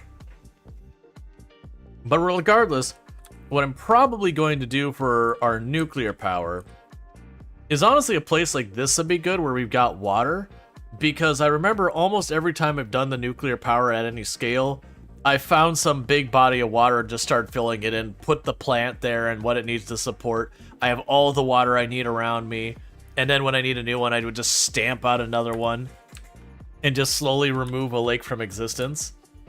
Alright, so what should happen is anytime now we should have the low density frame arrive, which is what I'm waiting for, because that should give me at least one of these and one of those. And with that, I want to send up the rocket, and we're going to try and put what we can down to see if we can't make the platform do literally anything at all productive.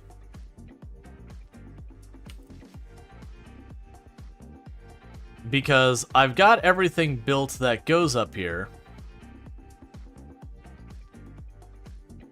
Yeah, I've got the cargo landing pad down here. We have the rocket silo making it. I've got a bunch of space platform up there and plenty more I can send. Cargo bay. I take that back. I do not have a cargo bay up there. I may have sent the wrong thing. That's fine. We can go ahead and go over here a little bit farther. That train is going to be emptying out any second now. So I'm going to go ahead and try to very quickly get ahead of it and do this. And grab you. And do this. That way we at least have some on it. So cargo bay. So that's steel, low density structure, and processing units. Okay. So have the low density just go right down here.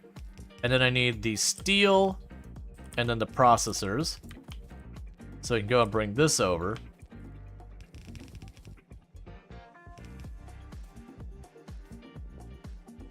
And I'm not doing a proper ribbon here. This is straight up mess is what I'm doing.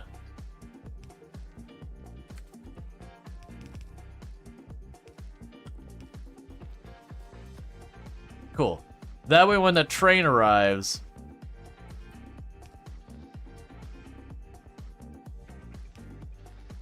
So we need the cargo bay. So I'm glad I noticed that before we actually got to the point where I was going to need it.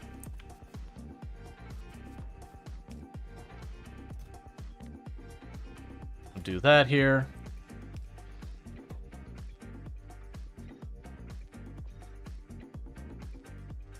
Yeah, so give it inventory size bonus. Okay, so anytime now that train should be arriving. It was on its way to pick it up.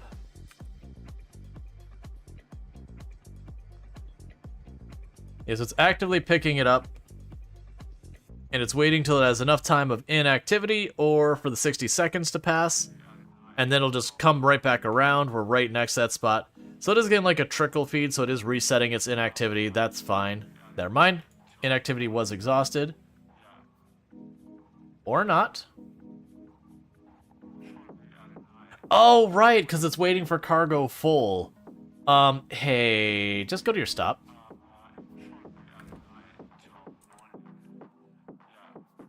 Yeah, that's the one we're probably going to need to deal with. Is it is assigned to only do the other one when cargo full. I might have to see if there's a way I can be like, hey, go for it. Because some of these things just aren't going to have enough cargo to matter for that. It's fine. Like, right now, that's fine. It means we'll have certain stuff that'll just sit idle for a long time and then just get an unimaginable amount of the goods dropped on it and just be set for literal in-game weeks. Okay, so I do want to set up at least one of each of those. That might end up happening right after the break, not as like a cliffhanger kind of thing. I'm kind of expecting this to be the types of things that I can only send up a couple per rocket. Okay, actually, no, I can send up a couple of those.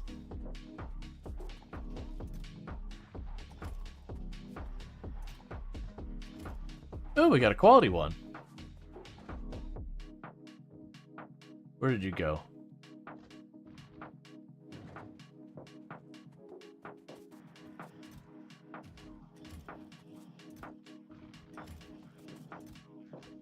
I have a feeling I'm only going to want one of those crushers going at the beginning, because they do seem to be very power hungry. Yeah, so let's focus on maybe a couple of these and a couple of those, and we're not going to send up more of those things for a little bit. Okay, could send one more up. Probably a cargo thing. Like, all these ratios I'm going to have wrong.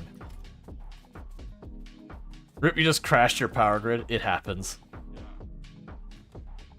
Alright, set as a full cargo. So the other ones, they delivered automatically. This one did not for some reason, so go deliver.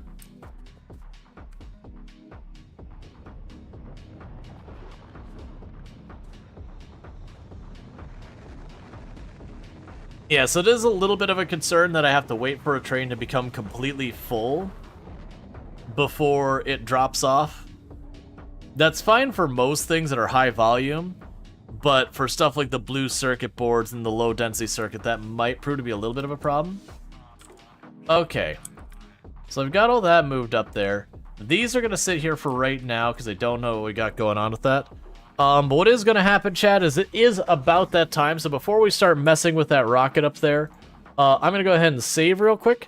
And I'm going to take a quick, like, 5-ish minute break to welcome my wife home, throw some food in the oven, and actually finish the lunch that I've not finished yet, which is a problem on me. But it'll be about a 5-minute break, and then we'll be right back, and we'll get to actually setting up the stuff on the platform to see how that works. So thank you for tuning in again, and I'll be back here in just a couple minutes.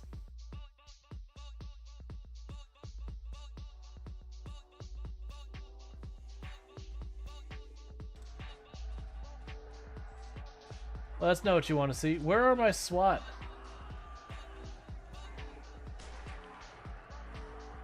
Oh!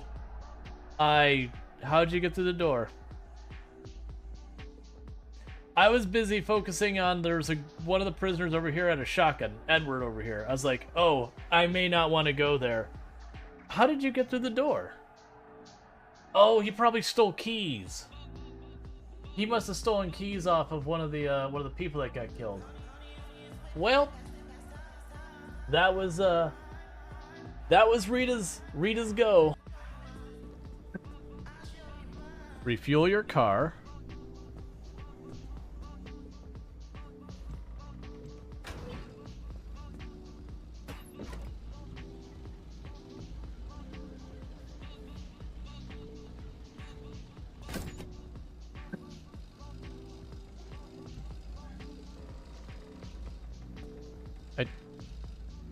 Switch, throw the switch to change. I want to put you away. That's probably fine. Just kind of the mental image of this person. They're in the zombie apocalypse. They're walking around with a machete. They got this giant backpack they're holding on their side, and just every couple minutes they're just reaching in there, grabbing like a fish fillet just right out of there, just shoving in their mouth, going right back to fighting. Just, it's a weird view in my mind.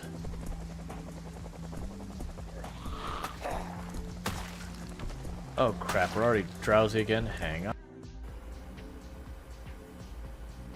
Well, here comes the train. I don't think enough time to move, so back it up, back it up, back it up, back it up, back it up, back it up, back it up. It's fine. It's fine. Yeah, that's what you want.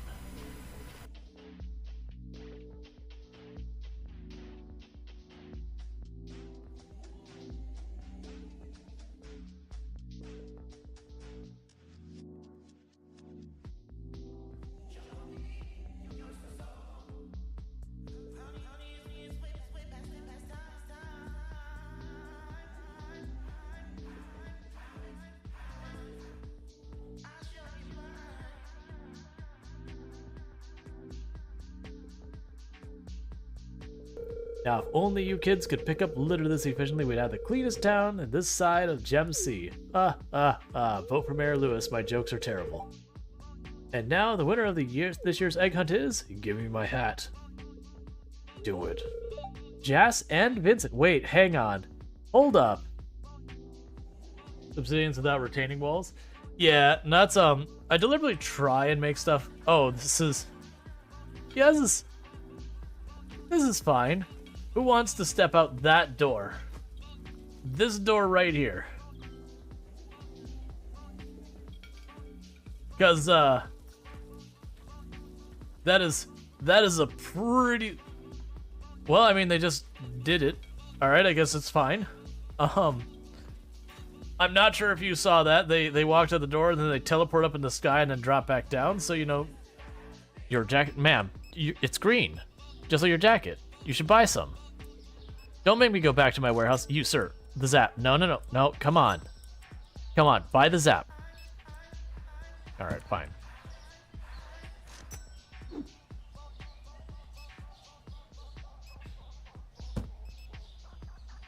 Alright, one moment. You were stores with this efficient in real life? What is that time span? But, what would end up happening is... You know, you'd be a person who didn't really have a lot of prospects or opportunity where you were, and you could go someplace where there were prospects and opportunity.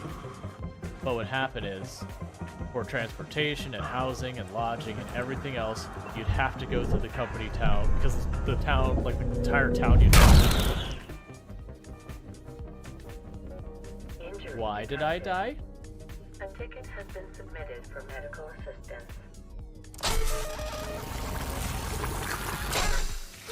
I don't know what happened. I got thrown forward and hit the, I was crushed. As best we can, the seeds around here. That way when I had the sprinklers, there was another tree.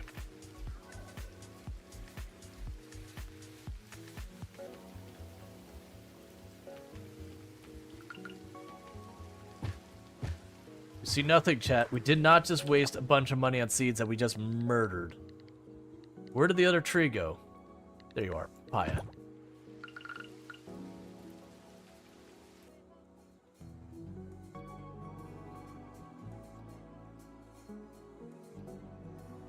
Don't hit. That's not good.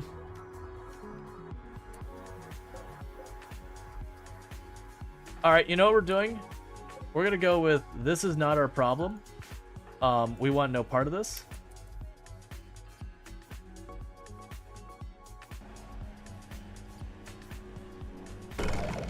Oh!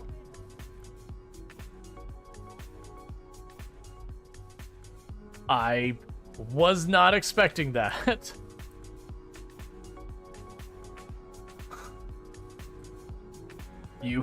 You are correct. It does do a thing. You just gotta hold it long enough.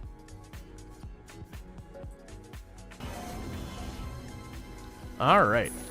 Would you go away? I'm trying to commit crime. To, like, tone it down a bit.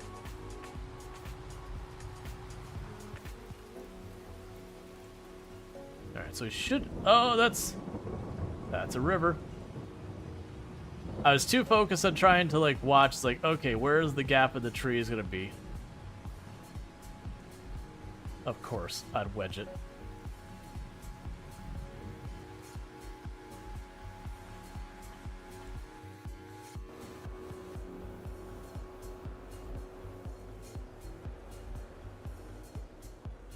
Tomorrow Rual is not a fan of today Rual.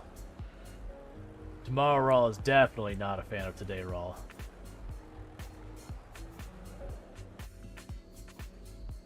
Mayhaps not be a jerk about it. Okay, I got some. And that's why you hold shift when you hear the noise. Don't you do that. Whew.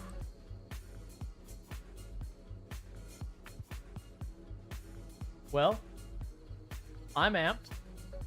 Who's amped?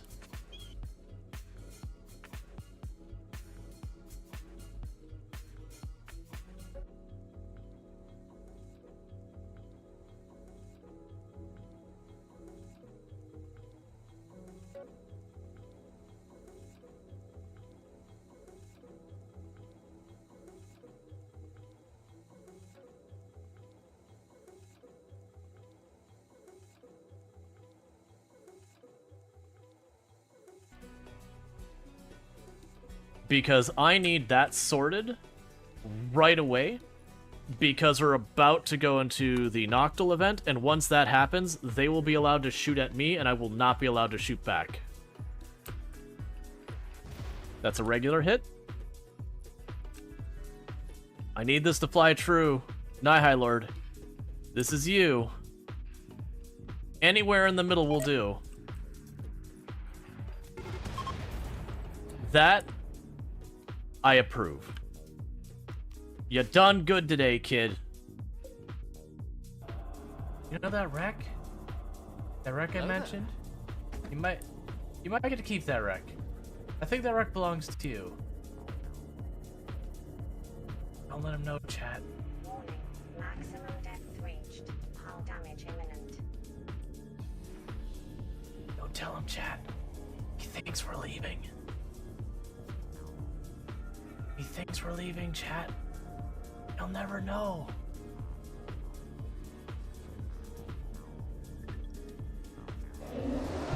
Alright, sorry about that. That took longer than I anticipated. By a bit. My apologies for that. Just had to go into all that. Let's see. You can make quality modules? Yes, you can. And apparently Sidekick did get stuck twice. But yeah, sorry about that. The game is still up. It's not crashed. It's just taking a moment for it to grab the feed. Yeah, no, it's look, like we already did our celebration for it and everything, which was a couple days in the past. But today is like officially Tomb and I's 12-year anniversary, so you know, just wanted to like properly welcome her home and not just be like, okay, welcome home, bye. But yeah, and for the record, like I said, we did a whole celebration on our collective weekend. She's working today, I'm working today. It's the classic thing. Like, if you know anyone who works like retail or services or anything like that, for like Halloween or Christmas or Easter or any holiday, you don't get to celebrate on the day because, you know, both of you end up working, so you have like the day before, after, or whatever. So that's, I think. You have a rare quality wife? Hey. Don't sell her short. She's at least legendary. Oh yeah, schedule is flexible. Yep, well thank you. Alright, so we did just launch off our rocket with stuff on it to hopefully make our pad better. So, I don't have a clue about how any of this is going to work. I'm going to go ahead and use one of our not as good arms first. That way, if I scuff it in a way that's bad, I'm not scuffing it with something worthwhile. I'm just setting these so I can find them easier. Okay, so let's go up here and let's say... Alright, so this is the ranging and grab stuff. Let's grab from in front of there. And it needs power, which we had anticipated would probably be a thing. So, I literally took those off my bar because I haven't been needing them. So let's grab you. Oh, those are going to need to be different.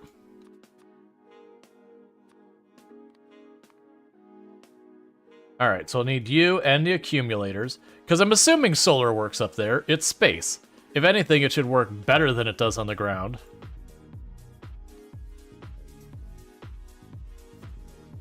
Alright.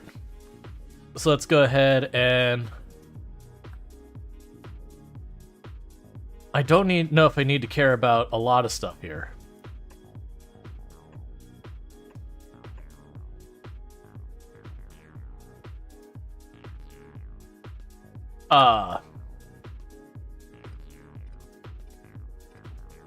Let's try setting it to specifically the one I need. So we have some uncommons. Okay. And with that is kicked on. So I've got those.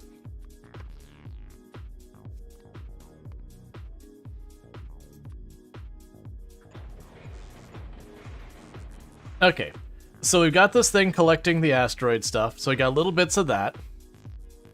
Didn't get the request, but 12-year anniversary? Yep. Thank you. Alright, so we're making progress on setting stuff up here. And we have our cargo.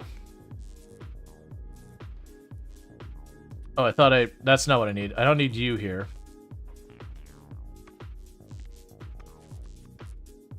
We have our cargo.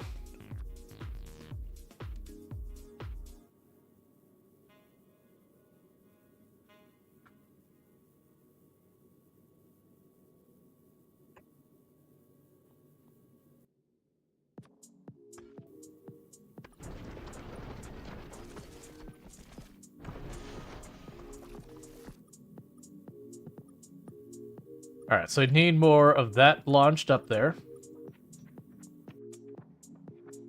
So let's go grab more of this. Put it on the rocket. Get out of here.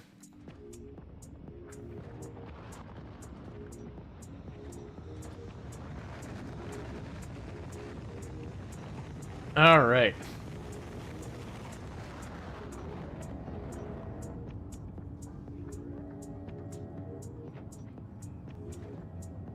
And get another rocket out of here.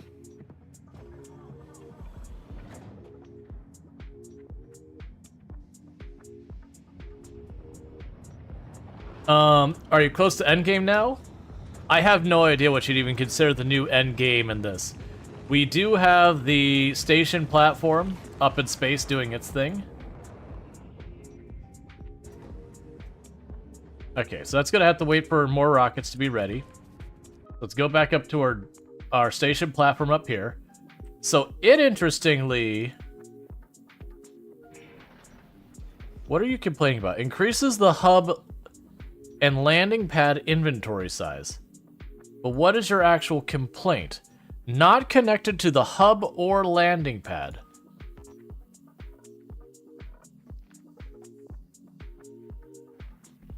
He's getting started. Okay, so I can pick it up in space even though I'm not there. That's good news. So I'm assuming then what I actually need to do here is doing that. Can I get a shout out for Belnar, by the way? For those who don't know, Belnar, absolutely fantastic content creator. Also been playing as well. Gotcha. So where we're seeing those overlap, that's what that is all about. Yeah, another fantastic content creator, someone I definitely recommend checking out. Let's see, space is used to get to new planets, and those planets are required to beat the game now. Yeah, no, I figured that much. But Belnar's also been playing some Factorio lately. So if you're into it, you can find it there as well. That's how that works. So I see that you have materials. I'm guessing I'm gonna have to have inserters move this in between stuff. But first, let's get this rock crusher thing here. I should have that here. Did we have a higher quality one? No, we did not get lucky with a higher quality rock crusher. The others we did, though. So we can go over here and grab the rock crusher. I'm assuming I have to feed stuff into it, so let's put it down here. I remember how many of those I added to this. Apparently not that many. Okay, so we've got 2 rock crushers here. It looks like I am going to need 3. And interestingly enough, they are giving us new materials. So that first one... So the first one will get rid of some of our metallic asteroid chunks. It'll give us iron ore, which I don't care about really. And then have an outcome of just more metallic asteroid chunks. So I don't really care about that right now. This one will give us carbon, which we'll use for something. And this will give us ice, which we will use for something.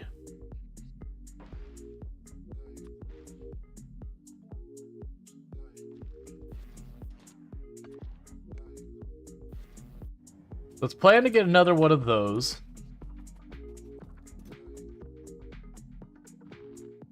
That way I could do each and every one of the reactions, because I have no concept of how much I need these things. So I've got you. And we're going to leave the rest of that alone. We've got nuclear processing going on as available. Alright, so we also have unlocked where we'll get the white science. What do I need to make the white science? Also, what are you trying to tell me is new here? Because I don't see it. I'm in the wrong tab. White science is carbon, iron, plate, and ice. Interesting. So that's going to be almost exclusively... Can I build this down here before we go up? I'm assuming no. Where's the rock crusher again? It should be in my inventory, right? I grabbed one, right? Oh no, did I put you in here? Okay. Yeah, so rock crusher has to be done in space. Then... Read the tooltip again. Has to be made in 0 ms, and it's crafted in whatever the heck that is. The station platform. Okay, so the implication here is that I basically have to set that up in space now. And then ultimately I would deliver back down that. Which is kind of in line of what it was before. For those who don't know, before all that, you did have to,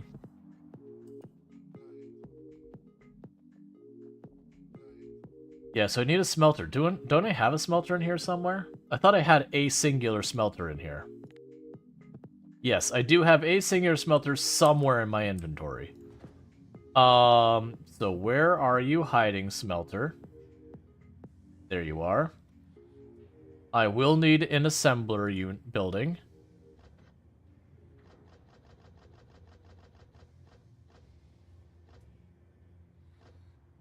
Let's double check what it requires. Okay. So you require the carbon, the iron plate. Oh, actually, the iron plate doesn't require a smelter or assembly building. I'll put up an extra one just because I can. But yeah, so with that, I should just need to take the iron ore, turn that into iron plates, get the carbon and the ice, and then put those in the assembly thing and do that. In the meantime, I'm going to go ahead and grab you and chuck as much of this in here as we can. And get out of here.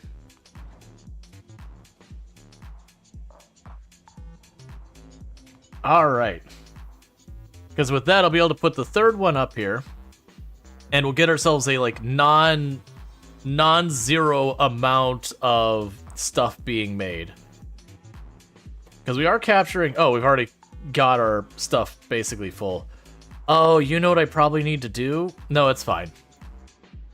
I'm going to need splitters up there, too. Hey, Rocket, the next time you got one available, we got to talk. I'm going to go ahead and need some splitters in here. Let's drop some undergrounds. Let's drop some conveyors.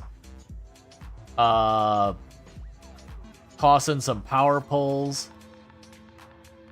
Send that up there.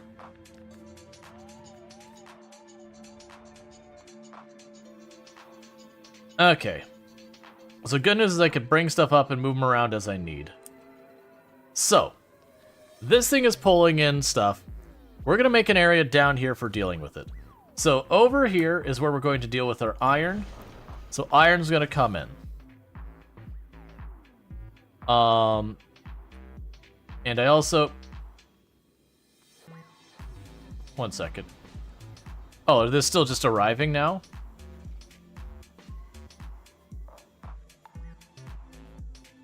Ah, I see. You're the wrong quality.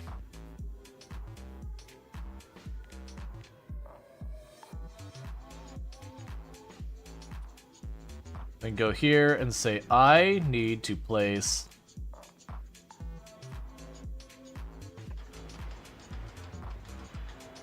a rare quality one of those. It actually looks like I might not need the power poles. I'm not seeing any of these requiring that be mentioned. That's okay, and you're just... Where are you breaking my wall? Okay, so you're just dealing with that there. So you can go back up here. Okay. So I've got the ore that's going to come out of here. And I will need conveyor belt to bring that down.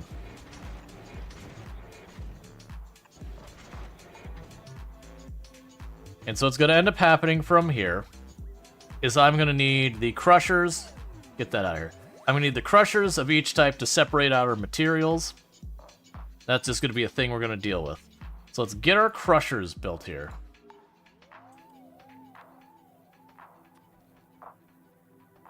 So let's give ourselves a little space to work. So that's there, put one gap. So I have one here, put a space, and all that. And I'm going to need more platform here.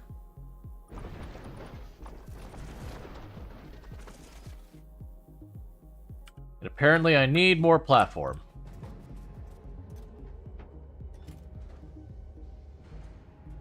Hey, I need to go up there immediately with more platform.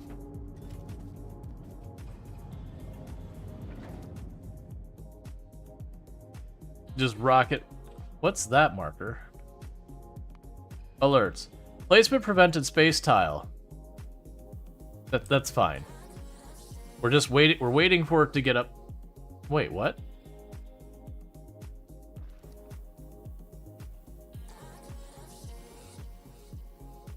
Can be placed in space to extend the existing platform. Yeah.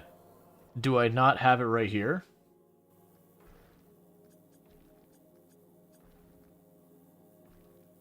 Let's try that again. So we've got our platform.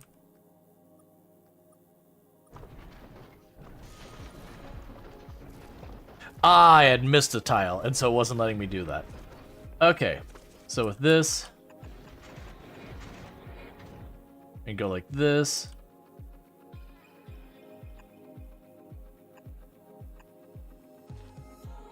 And you will be for the oxide asteroid. You'll be for this asteroid. That's not going to work the way I want it to. Let's not make a terrible mistake already. What I need to do is we're going to need to put the splitters here.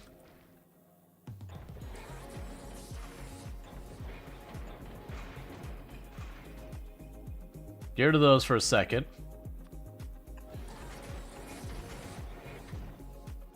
And then put a filter splitter. And we will need to grab the oxide asteroid and put that on the left. So that'll bring it down. And we'll have the output priority on this. And bring that down. And this. Okay, so we have each type.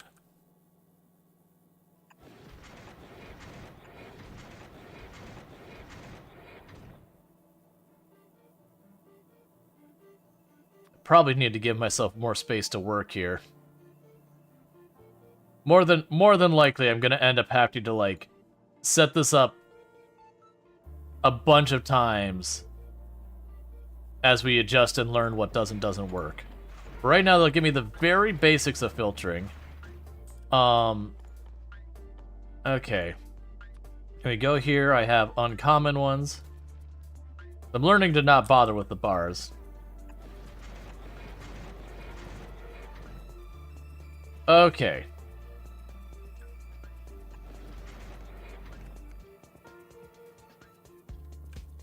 Cool. We are now getting these things. Do you... Oh, I thought I had these already set.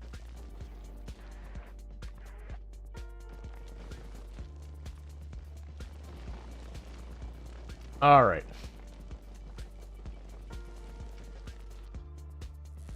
Cool, so I've already got that queued up. Stop hitting my base. I'm trying to work here. Alright, so let's grab space, platform.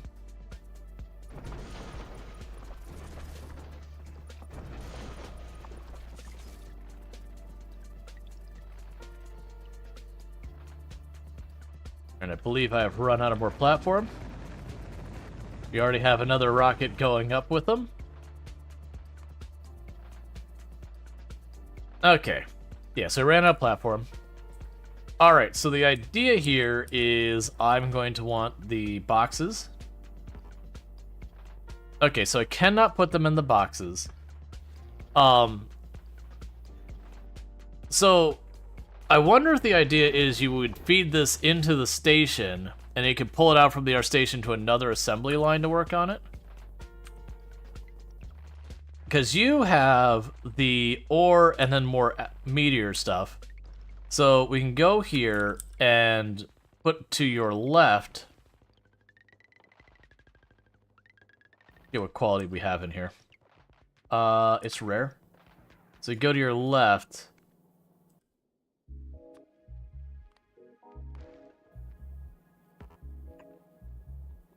Just put that over there.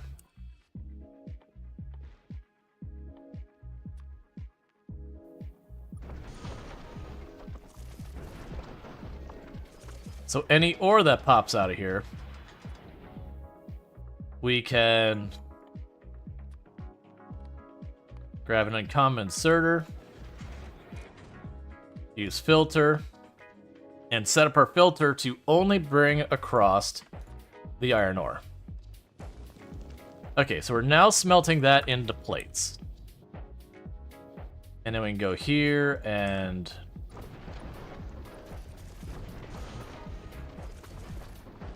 give ourselves a little bit more room. All right. So, with what we're doing, we're making carbon. And we're making ice. And then we're making iron ore. So the iron ore is already being kicked over there. So if we want to put down one of these, we'll want to put that there. Let's actually try and make this make a little bit more sense. 1 second, chat. Thank you, wifey. Enjoy. I'll do my best. I love you too. I don't know about that. Now you go back to bed so your headset's hating you for playing. Yeah. All right. So We've got all those being broken down. I was hoping to put them as a box, as like a middle thing, but I think we'll be okay. So what I can do is you're not going to have any products we care about on you. I'm just going to feed this directly in. Let's see, so the things keep landing on the platform. Do you need to shoot those down?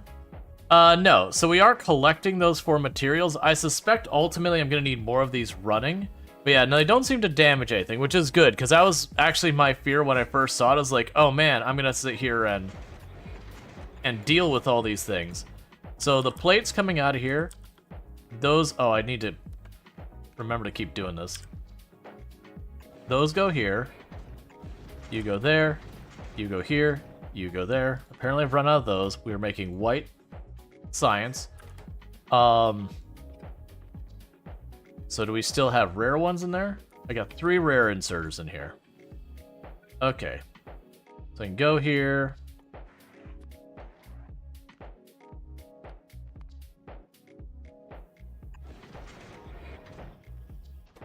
Alright, so we're officially making the Space Science Pack. Okay, do I have any more of the platform available?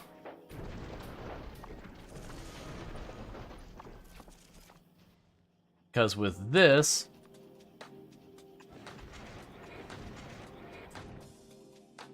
I should have just exactly enough inserters.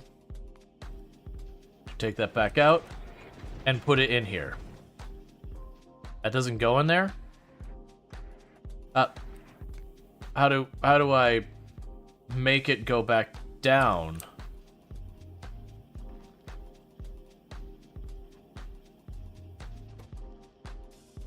No, so where did those go when I got rid of them?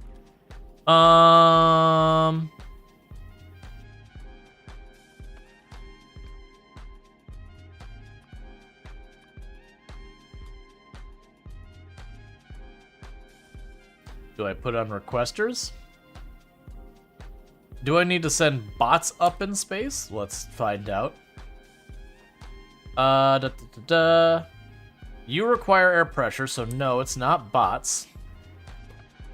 So we're producing these, and I've got the logistics going here. Auto-construct missing construction materials, that's fine. Add station. Add interrupt.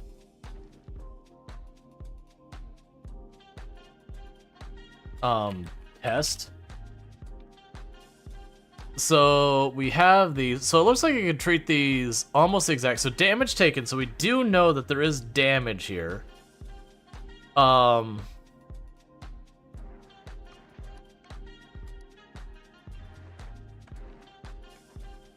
Paused thrust. So apparently these can move back and forth between the stations, and I'm assuming you'll have to deal with damage when you're moving. What I don't know is how...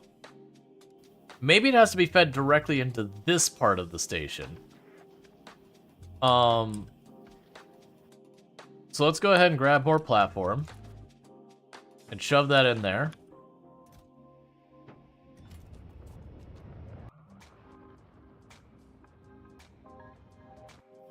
And all you're gonna do is gonna pick that up.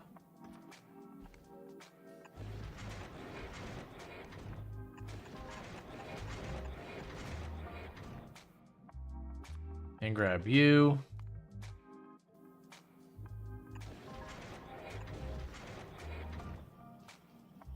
Okay, so I just couldn't put it into the cargo bay. The cargo bay is just a separate entity that doesn't serve a purpose here. Like, it extends the cargo, but it doesn't actually... It's not actually needed for that use case. Regardless, I'm gonna go ahead and put that down there since I have a bunch of it. Here, actually, we can go like this. Okay.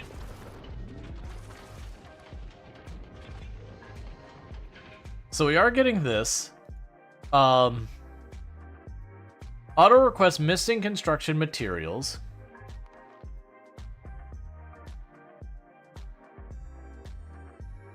Because the funny bit is you can't put cargo into the cargo bay. Yeah, no, that was just one of those things like, what? So I could go ahead and bring the white science. So that's import from. So we're not looking to import. What I want to probably do is there's got to be a way I can say, hey, I want you to automatically drop this, but I don't seem to be able to configure the drop slots rules to them, which is what I think I want to do. Let's see about our internet. Drop science. Add interrupt. All requests satisfied. Any planet import 0. Any requests not satisfied. Any requests 0. Circuit condition item count. Item count. White science is over 200. That's way higher than I want. Over 200. Set count. Add station target. Novus. Add unload.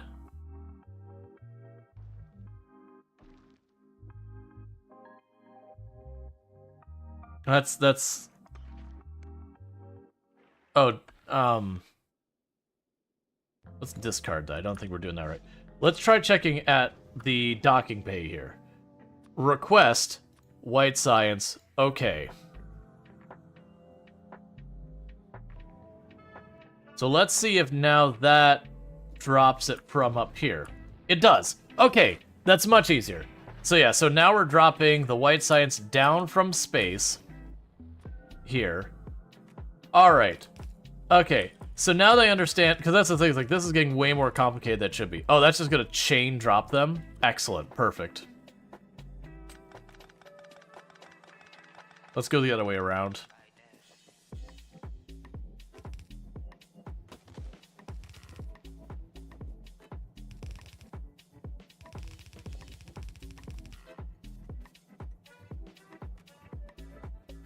Yeah, let's just go the entire other way around for the drop-off. So good news is, I hadn't even expected it, but we are now producing the white science. We're not doing it at any scale. One of the interesting things about that is so far, it looks like that's going to be a relatively low maintenance kind of thing. Like, it mentions damage, so obviously it will get damaged. Alright, 1 second. We're just gonna go like this.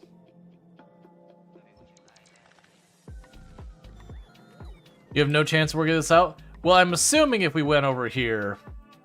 Let's copy, pasting, drop items. Yeah. So my assumption is here it would tell you how to, like, go through all of this stuff and make it work. Removing trash in space. Okay. Fair enough. We can apparently just go, you know what I don't want to deal with? Any of this, and just huck it out the back door.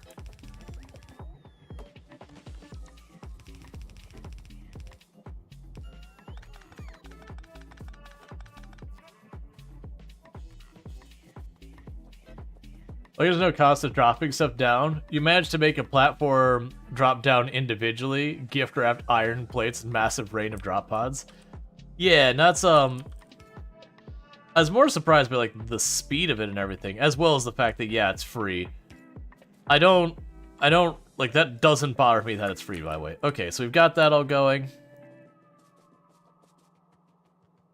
That's gonna be a slow burn there. Alright.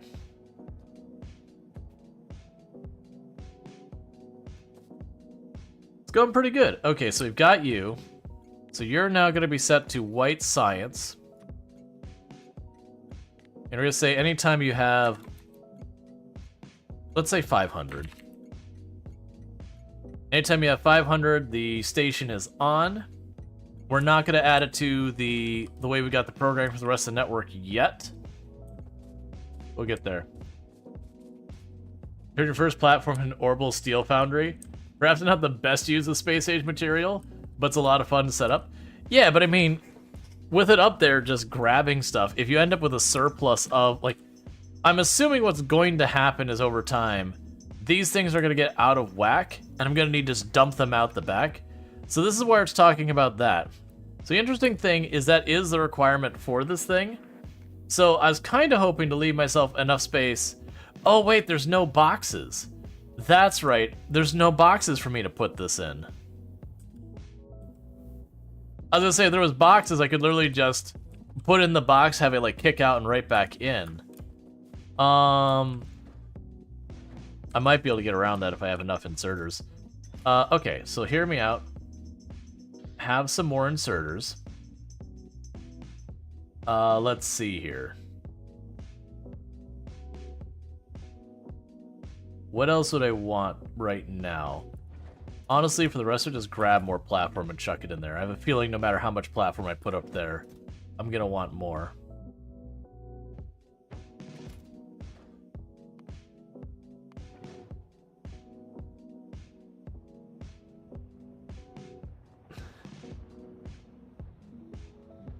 But yeah, no, I could see making this thing make steel or iron or all that, just because literally it's just power in and out kind of thing, that you could just leave it running forever. Yeah, so the issue we have here is our production shut down because this has byproduct, and I am a little annoyed that this has byproduct that it uses itself, and it can't manage to go in there. I'm kind of wondering, though, is if I can do this little shenanigans. If we can go here, set you to uncommon, and have you feed in, and go up, and like this. And before that gets too bad, use filter.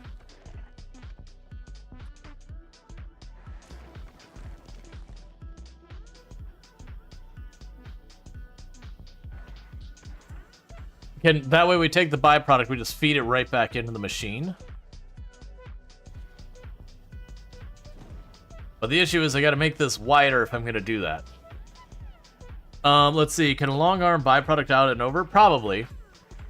Yeah, that's what I'm thinking here, is the byproduct here is literally what it consumes.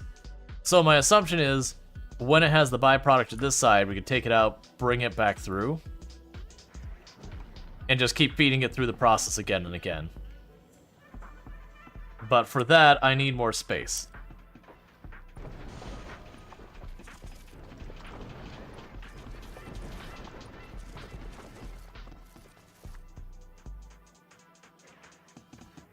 Alright, so let's start trying to fix this.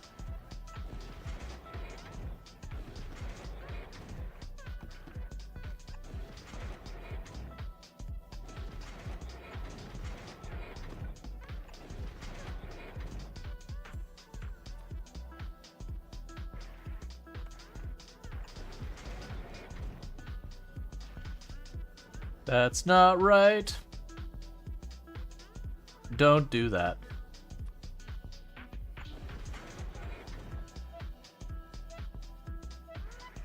Alright, so let's go over here.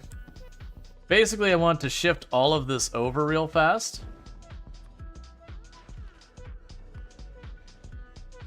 Because if I shift it all over, I can make space for it to just feed back into itself and just be lazy about it. I'm gonna move you over here. Get rid of you. Grab you. Do this. Grab you from here. Grab you from here. Get rid of that for a second. Grab you, do that. Bring you over.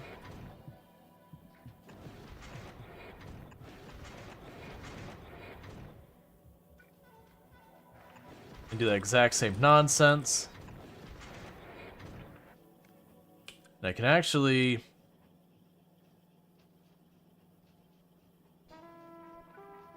grab you. You go back to that.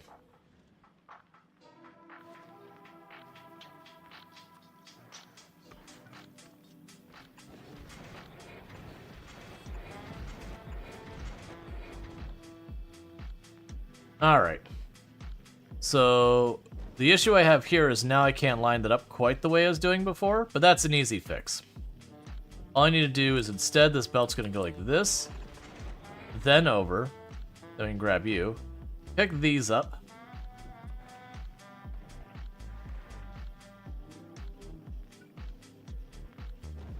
put you here, grab you, Alright, we don't have enough of those, so I can grab you instead.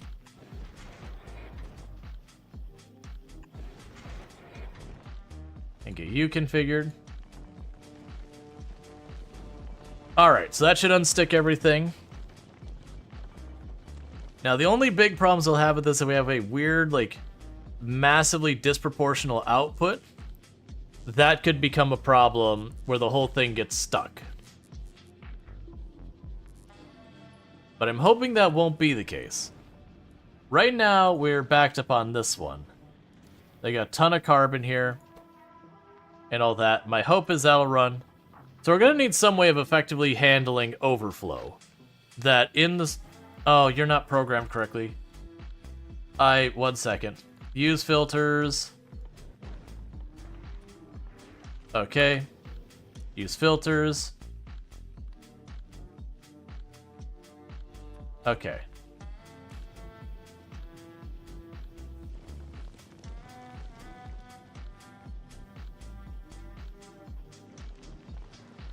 Alright, that should sort that out.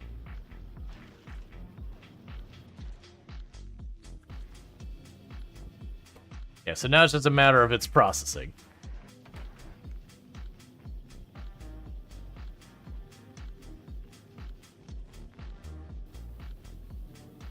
And that's just, this specific one has there. It definitely looks like, though, we're going to run into the problem where there's going to be a disproportional amount. So this is going to have to change. It's like right now I've got just the one here that's grabbing a little bit of everything. I'm going to need to change that to be one of each to try and not have it fed in this way, because that should help with a bunch of our balance. The good news is I already have those things. So we can go here. And I have over here, I've got one of these of uncommon quality.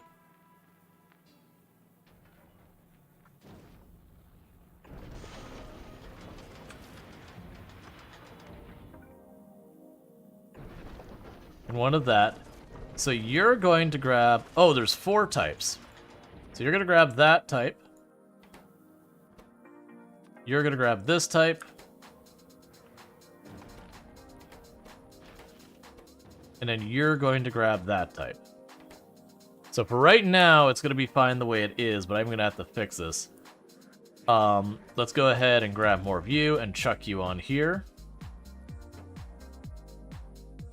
Toss in some more belts just to even it out and get it out of here. 4th type is very late game. Yeah, no, I noticed I wasn't seeing any of the 4th type, so I was just choosing to ignore it for right now.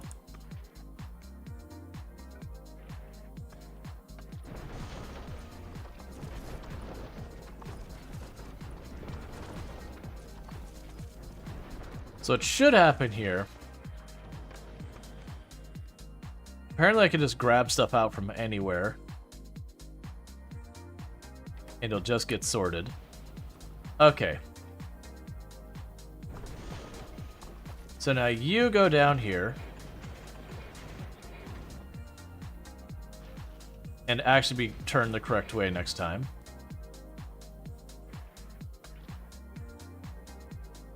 So let's grab you.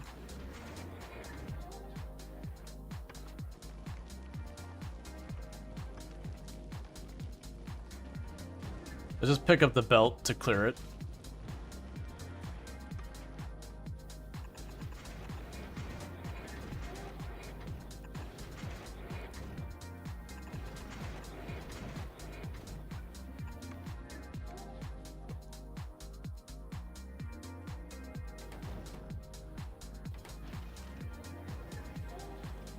Do I have enough arms here? No. Can I somehow change this to not have as many arms?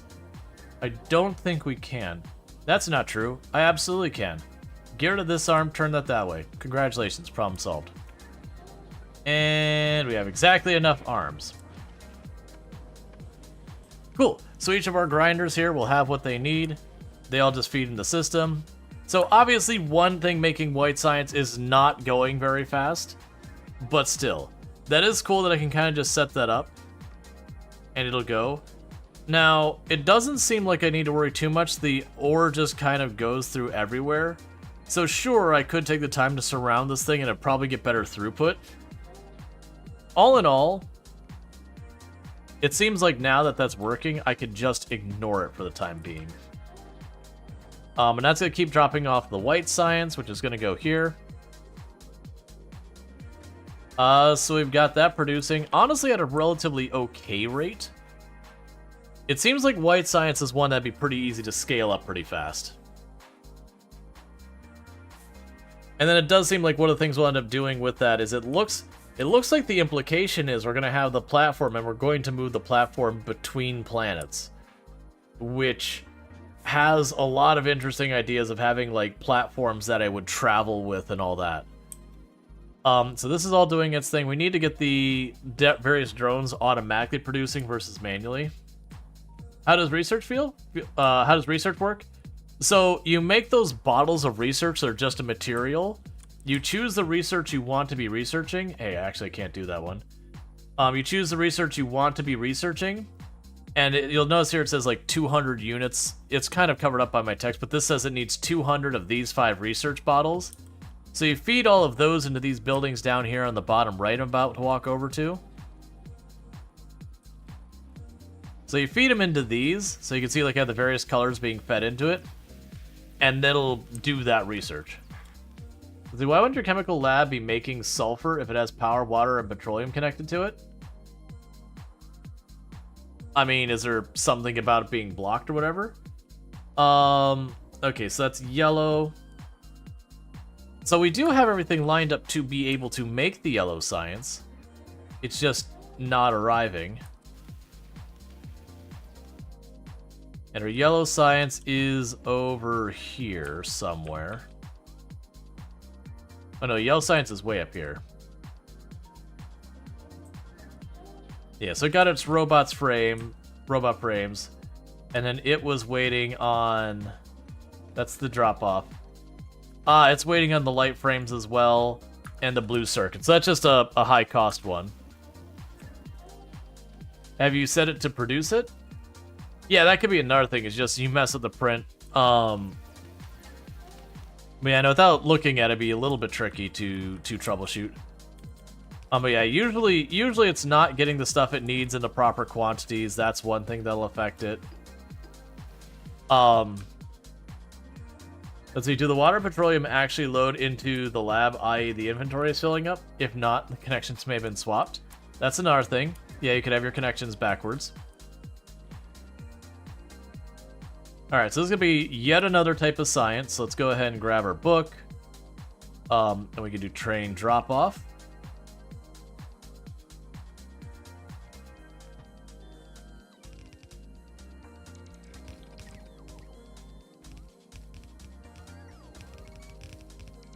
I'll deal with that in a minute. Because then we can bring the white science over here, and then we'll get added to our train network.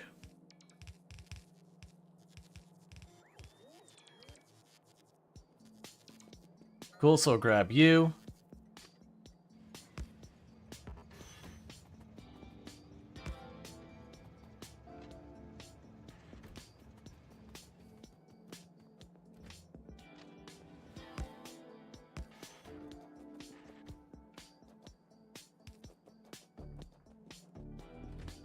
And now you are going to be named White Science.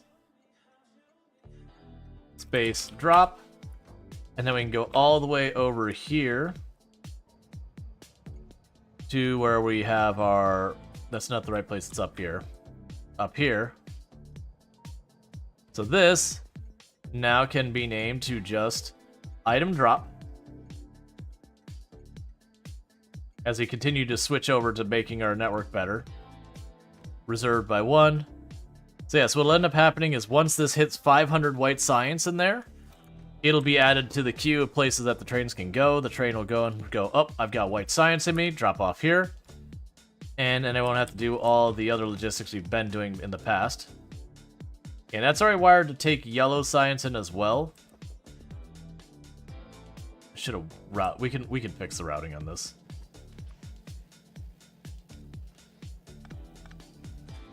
Have some purple. Okay.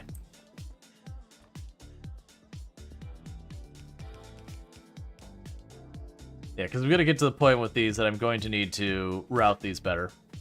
Alright, so let's plan for this route to go there. And we're going to plan for this one to go here. And then come in that way. So turn you.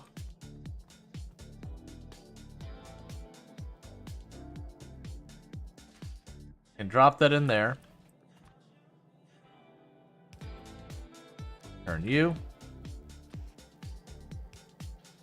Okay, so with that, we now have, we'll be able to bring in the red, the green, so the red, the green, the black, the blue, the purple, the yellow, and the white. The orange and all that we don't have access to yet. So cool.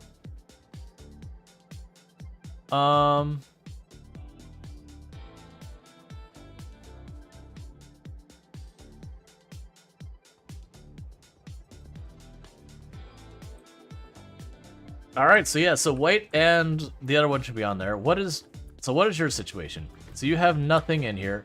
So congratulations, train that's supposed to be bringing blue science. You have been retired from that. You are now a cargo train. Get out of here. Your job's done here.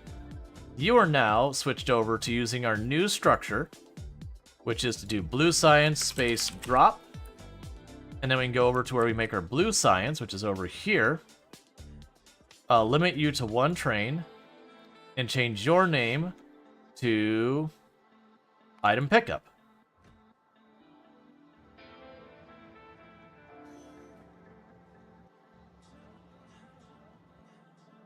And you're running into weird issues where you're a partially full train.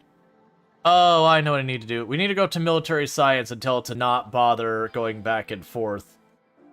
I think what's happened is the military science is still not balanced out in how it's working. And so it has the one car that's just full, and the other car's not getting any. So it's just doing laps. Yeah, that's exactly what you got going on. Alright, so you're gonna need to be moved back a little. Then go here. Pick up those two.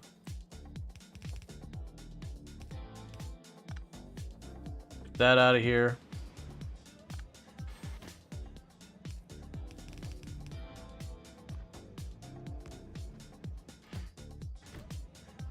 And meanwhile, with your configuration, we will switch up to 500, but like I said, the problem we have right now, there we go, is it's all unbalanced. And we can go down to the black science section down here and reconfigure that to disable the stop when it's not needed. Because that I'm not going to be able to sit there.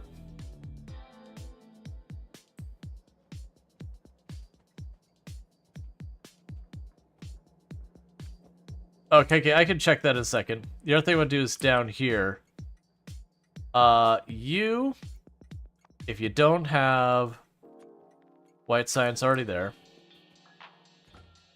And this is the other one, is we don't have where I can turn this train station off if it's full.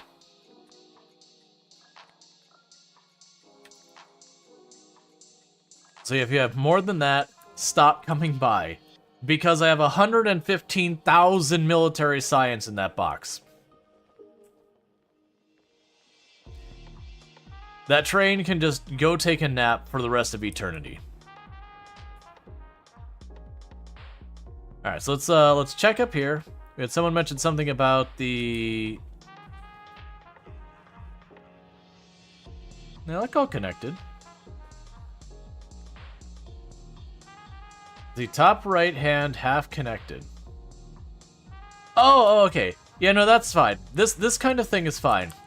No, the back seating thing, that's more when people are like, oh, well, you need to prepare because there's this new enemy on this later area that you're not aware of yet. Like that kind of thing. Like that's the back seating, or oh, hey, you need 5 of these to 2 of those to 4 of these. That can get when you get to back seating, or just flat out telling me, hey, go build that. But you know, telling me like, oh, you got that belt turned sideways, oh, you missed a belt, that's a-okay, because I am going to do that a lot. When you're juggling all the stuff here and how easy it is to miss that you have one piece of conveyor belt, that absolutely is the kind of thing they're going.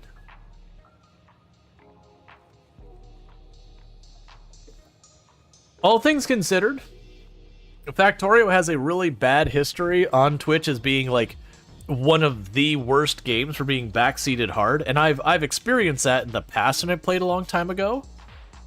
But honestly, it's really not been bad. And from what I was told with some of the people who this is like their main game on the platform, that I guess that as a category, the content creators in the category have been making a really conscious effort to push back on backseating because they were seeing more and more people leave the category getting tired of it, and they were kind of worried it was going to kill the category on Twitch entirely. And so as a group, they've been sitting there going around, it's like, no, this is a real problem we got to get ahead of, because otherwise it's just going to push more and more people away from this category of games. And, you know, then as content creators, they'd be forced to leave the category themselves as the audience starts to diminish more and more. And you wouldn't get thing. As Disnoff, you can attest to what you're describing. Yeah. Disnoff has done the same for RimWorld. That pushes back on... Disnoff is a content creator. Pushes back at people backseating real hard.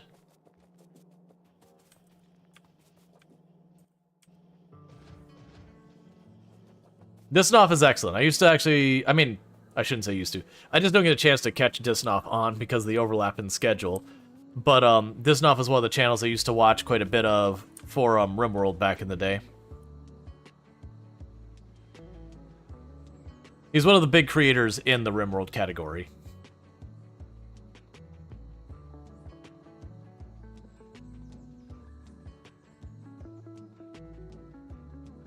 Sorry about that. Yeah, no, and I rated him and he's rated me a couple of times in the past. It's not a super often thing. It's not like we've got some, like, big connection between us or anything.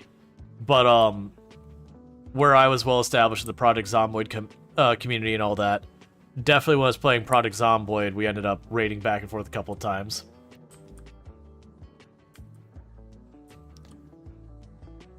Instead of tells you to build something specific, the way you just build it, even more janky and ridiculous. Yeah, no, that's, generally I do that kind of thing most of the time when I have the opportunity in a lot of games. That, like, it's one thing when you clearly, the person knows you're gonna, like, maliciously try and not do what they say, and so they'll try and, like, egg you on to, like, reverse psychology kind of thing. But, a lot of times when someone pops in where they're like, first time chatter, hey man, you need to build 6 of these to 4 of those to 3 of these. Hey, you should really build, you should really go and, replace your tank. Hey, you should do that. Like, it's fine when it's, like, once in a while, but when they, like, start really kind of getting over the top, that it is one of those things you'd be like, oh, like this? Yeah, you should build your turrets. And then you just, like, put, like, this weird, like, squiggle. It's like, oh, like that? Just kind of maliciously make it not, like... Listen to what they say in the way that, like, in a way counter to what they intend. But it's sometimes hard to do that.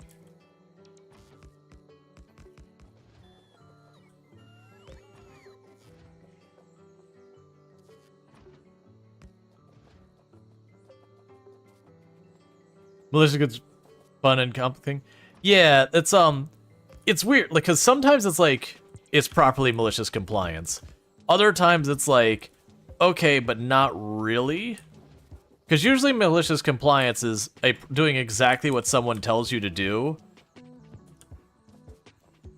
in a way that is, like, it's not going to give them the results they want.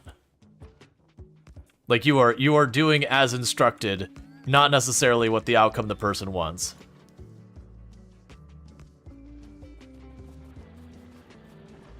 And would you look at that? After all this time, we finally have the perimeter fully secured. Raw, you need 10 tanks. 1 biter nest equals 0 defeats. Yep. Okay. So, things we got on our agenda that need to be dealt with. Those copper nodes, getting kind of sketch. The problem is, that's my one copper node way over there. That's probably the easier one to get one, because then I can block off that, we can clear out some of these nests, and honestly start moving this, like, line forward or whatever. Like, I'm hoping we'll find more areas where we can get, like, narrow block-offs. But, I should be able to potentially cut that area off, cut across here somewhere. This whole part of this wall becomes obsolete, and figure this out. And that'll let us move forward. That'd give us more uranium, more coal, more copper. That's honestly about it. But it'd give me a lot of space to grow since we are kind of getting a little cozy in here. Because with the rail stops, the one thing that the rail setup I'm using does have as a negative is you sprawl hard. You make big factory as far as area coverage. I don't believe we're at the point that the copper is urgent. We also need to get the iron in better place. The iron's an easier fix, though. I've got some right here. I just, like, the only challenge with this is I got a bunch of cliffs and crap here, and it's just getting that plugged to the network. I'm honestly thinking I'm just going to put the drills here, and then just jam it into that and pretend it's fine.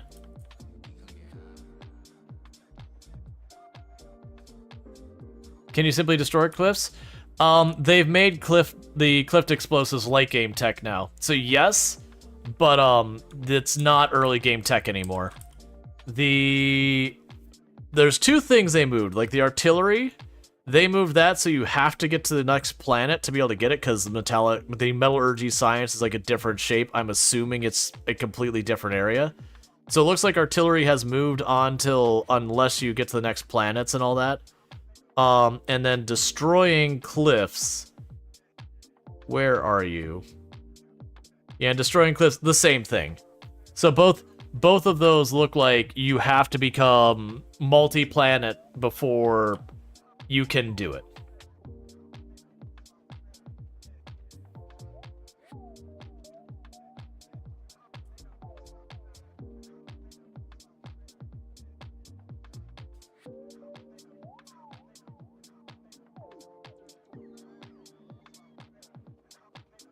Let's play cliffs or explode. Cliff explosives. We're chucking grenades at it. Oh yeah, no.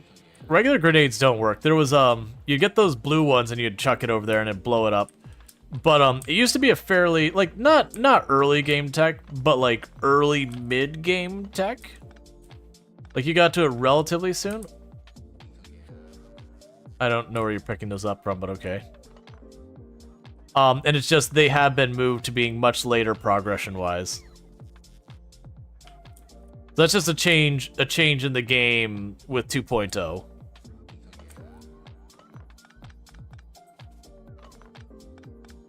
I'm honestly relatively curious about, like, if you're playing 2.0 without Space Age, with those things being locked behind Space Age, if you just have, like, a different tech tree or how that works. So you're still on the old assignments for the stone drop-off and all that. Okay, so let's go ahead and let's plan and start getting this sorted out to our new system as well. So we're going to leave that alone for the moment. I should have 2 stone drop-off locations. I believe 2 stone drop-off locations. No, probably 3. I should have 1 here. So you're going to get so I have 3, because it's got that mark there. So we're going to go ahead and get ourselves the stone switched over to our new system. So stone, drop. So that's 1, limit to 1 train. The other stone drop will be for our brick. So I can go here and give that the stone drop name. Where would our third one be, though? What else uses stone? The railroad tracks. The railroad tracks be the last one. Enable limit 1. Do this. Stone drop. Cool. So I've got all those configured. And so with that, let's go to our train here. And what I'm going to do is I'm going to send that train over to Stone Drop, even though the Stone Drop isn't quite ready. And we're going to go this, and it's going to be renamed to... Where are you?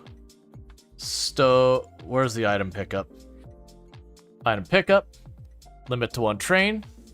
So we're good there. We're going to change you to only accept when you have 4,000. And I apparently have another stone area here somewhere I'm blanking on. There's the 4.million one I'm standing next to, I believe.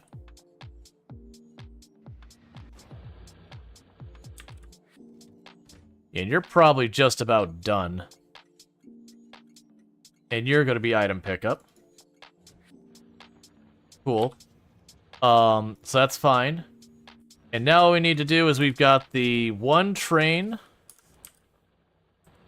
is on the network as soon as I can figure out where the heck it was. I've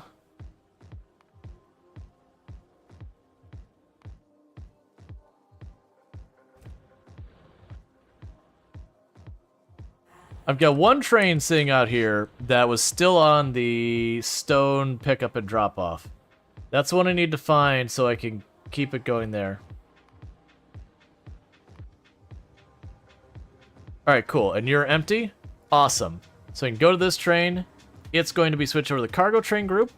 And it is now a cargo train. So it is on the whole thing. Oh, a good walk with the dog is going fine?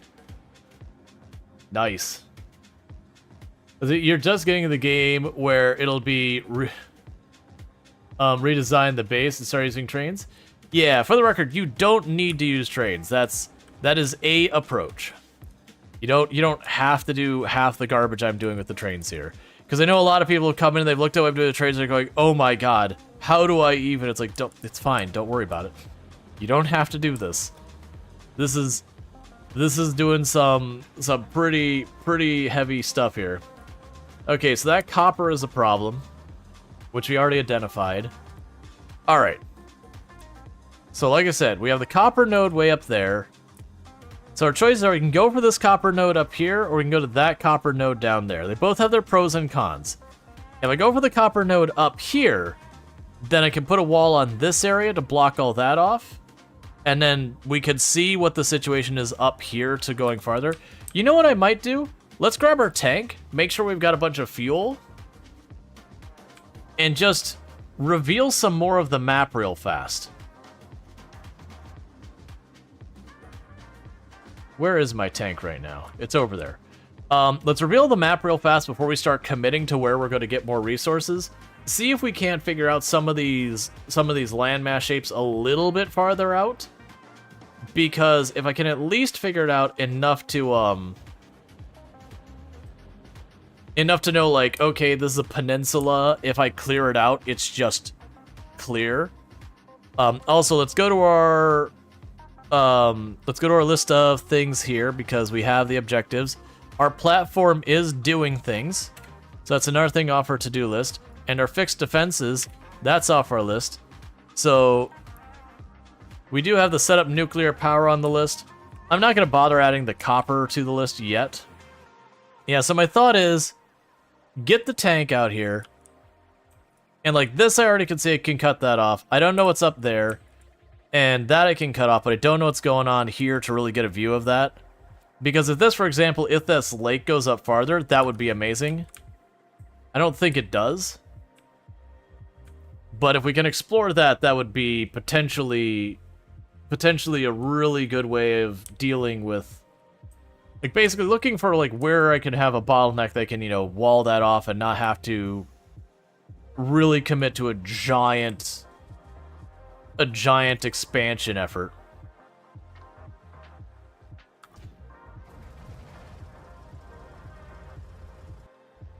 Alright. So one downside is I didn't actually give myself anywhere with a gate.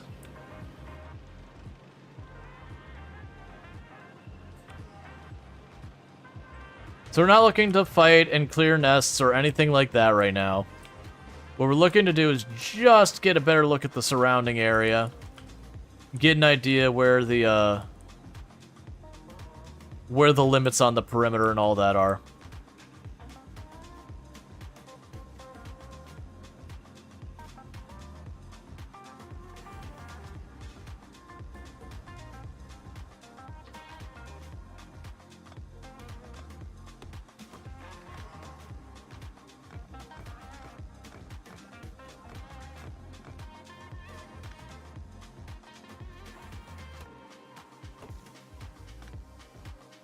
Okay.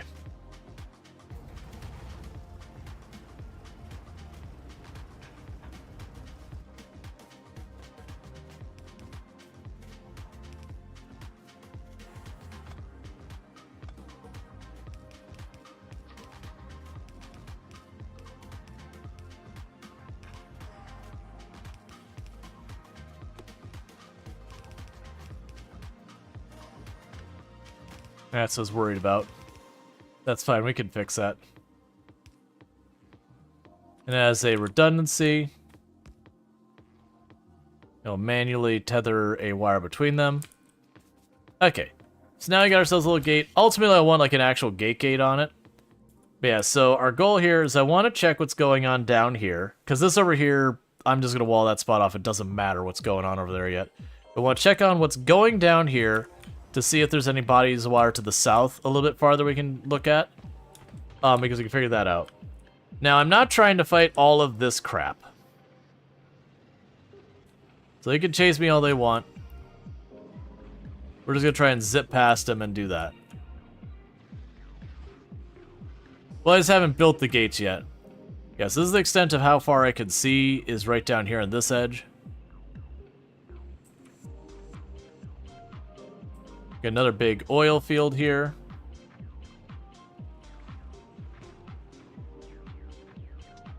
We do have water all the way up here, so this is actually really encouraging.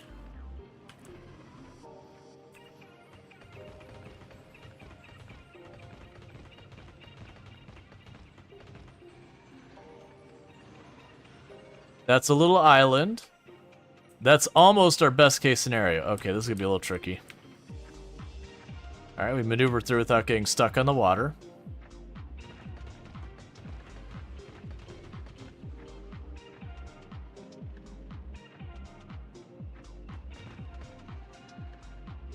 Alright, let's ditch our pursuers real quick.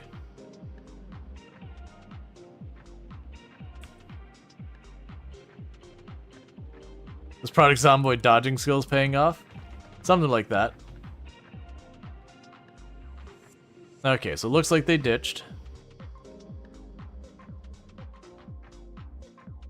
So yeah, so the good news is that comes all the way up there. That's going to make this a lot easier for me. Because what that means is if I block off this area, we can block off this area, which is a little bit big, and I can cut across there. And with that, I have given myself all of that area. So that's not a minor project, though. The first step would be blocking off this to the left, and then honestly just starting to clear nests and all that. We do have rockets, and we can make that a little bit elegant, but I kind of want to try and cut off their way to get in first.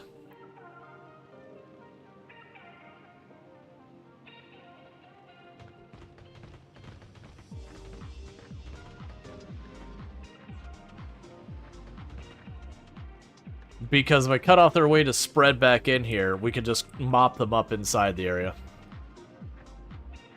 Looks like you get some uranium out of the deal. Well, yeah, that's the idea is I would expand our territory a lot. I'd give myself a little bit better of natural, like, choke points.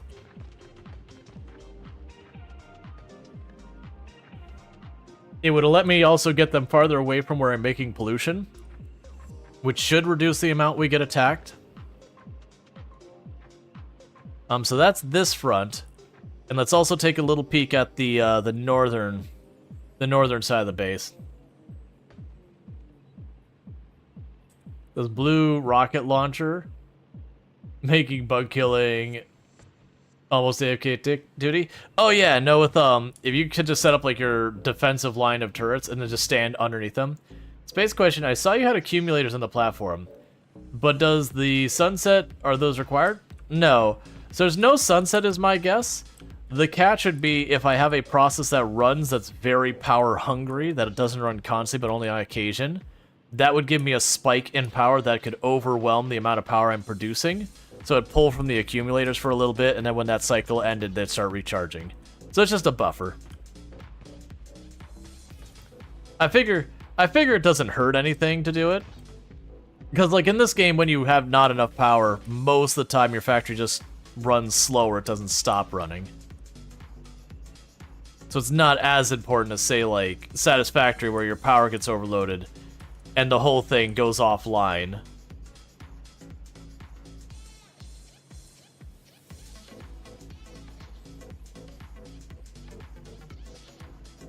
You keep having something that's a huge spike to your power consumption. If you are using laser defenses, when those are firing, they are extremely power hungry.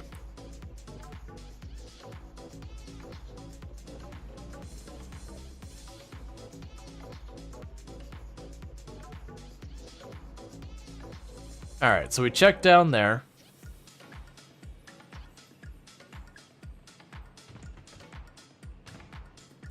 The next plan is we're going to check our fuel real fast before we run out here, because running out of fuel with everything chasing me is bad.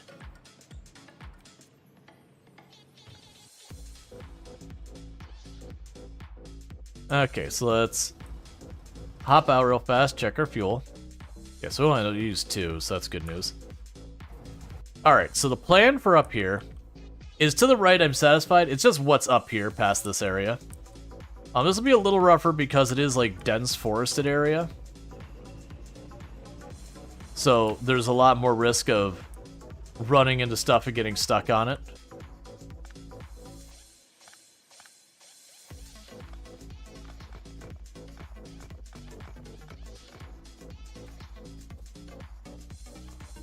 Okay.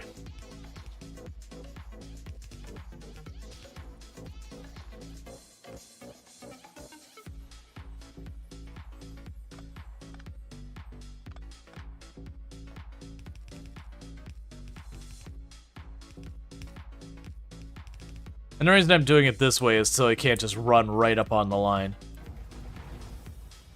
Okay.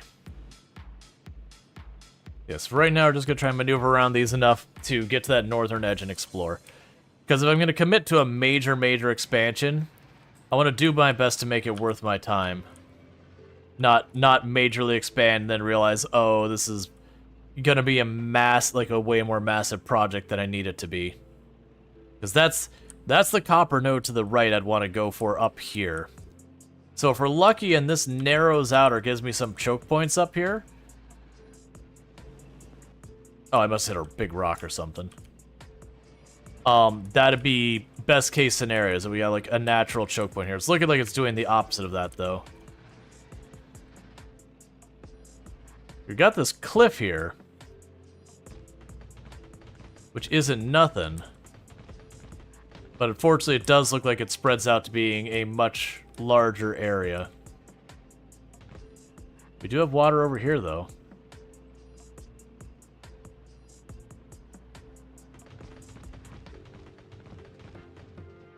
Okay, this might still be workable. Can bugs destroy cliffs? No. Oh, that's dangerous. Okay, because the issue is if I get caught up and I start running into some of those big bugs, I'll get stuck on them. And you can imagine that much chasing you, you get stuck on it, and that's just that.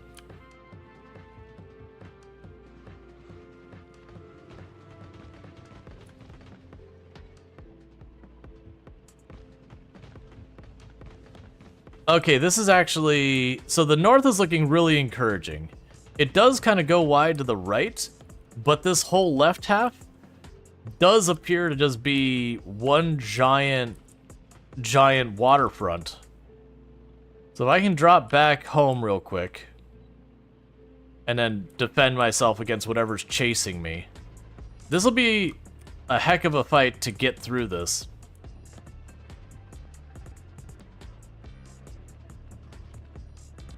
I'm not entirely sure how I'm ditching these, actually.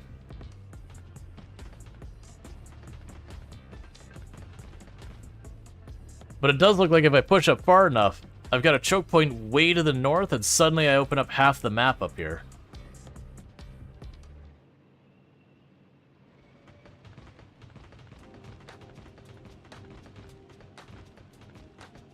Okay.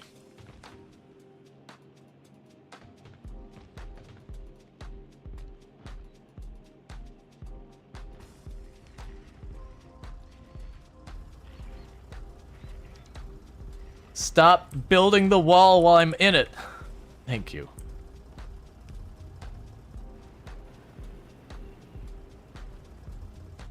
Alright, so reviewing what we have. So it looks like it here. If I wall off that side and I wall off up here, I just have one spot up here to deal with. And now it gave me access to this copper, it gave me access to that stone, it gave me access to this oil, there's coal down here. There's little bits of stone and a bunch of other stuff around here too. So honestly, that north front looks way more encouraging to me. How are we doing on rockets? We're doing good. So I have a campaign of violence to begin.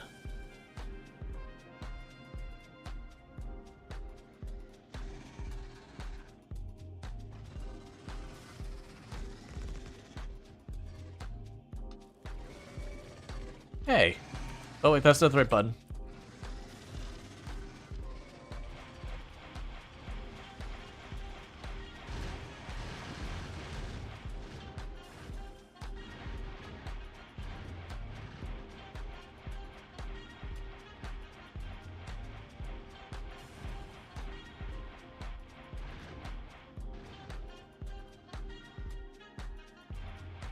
Okay.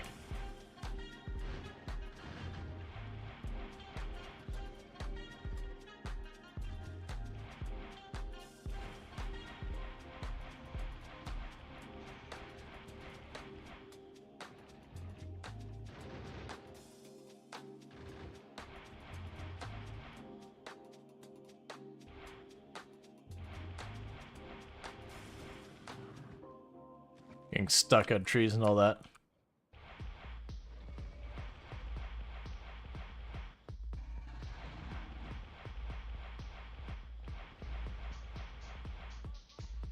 And with that, that's one nest done. Let's see, there are gates in the game? Just saying. Yeah, no, there are. Yeah, like literally I just punched a hole in this wall just now. Like literally in the last like 10-20 minutes I punched the hole in the wall, so I haven't had a chance to do anything with them.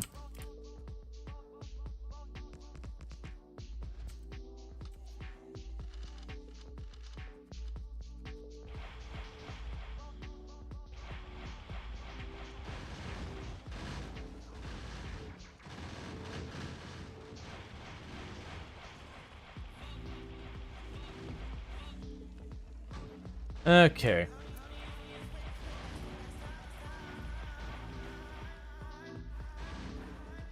We're just gonna take out, honestly, about as many nests as I can manage before I start running out of either bullets or rockets or whatever.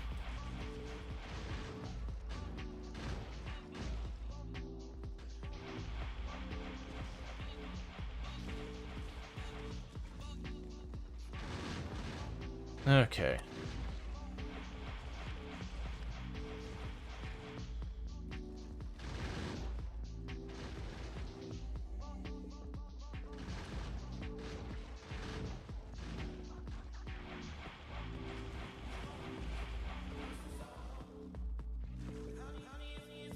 Because we should be having enough of the white research, white science going here in a moment from the space platform. They can start investing in that. And the yellow science is literally just waiting on the materials. It's actually, the reason we're doing this is to try and fix our yellow science, because I need more copper. And unfortunately, the only really good copper nodes I have nearby are gonna be a campaign to deal with all this. Hey, don't attack me right now. Personal laser defense? Yeah, the problem I'm gonna need to deal with is honestly as nice as it is to have the legs that let me run so much faster. I probably need to give those up to get myself more combat effectiveness stuff. Because, like, a lot of my combat effectiveness isn't the running back and forth. But, if I had, like, the personal laser defense, that kind of thing, where I was able to just not have to retreat each time as much. Like, that I'm still gonna have to retreat from, because that's a crap ton. But, like, when I start wearing it down to just a couple of the ranged ones and all that, instead of wasting rockets on them.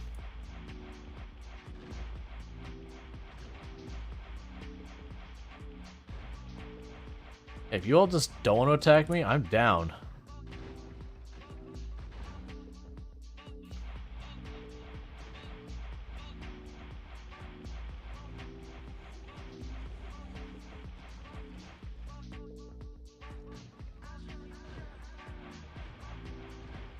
Okay.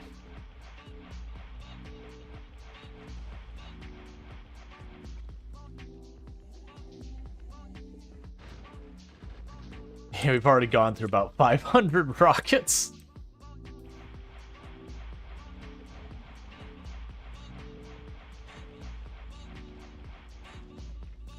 Like, they're so effective, but you do just burn right on through them.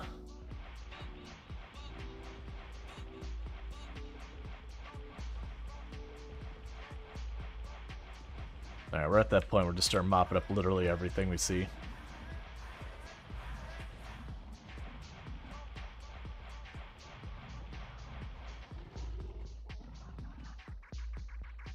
Alright, and that's another nest done.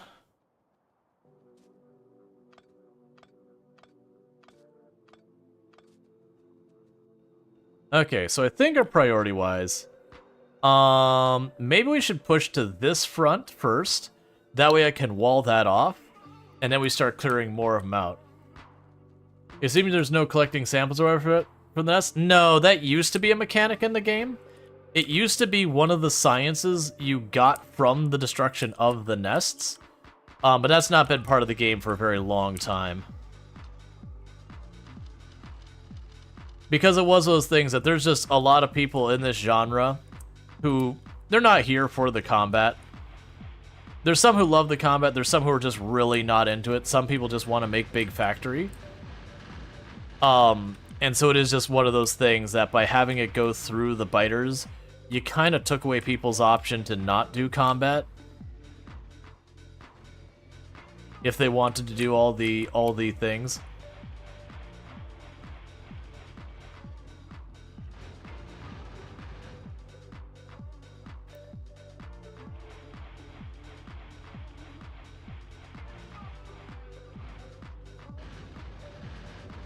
All right.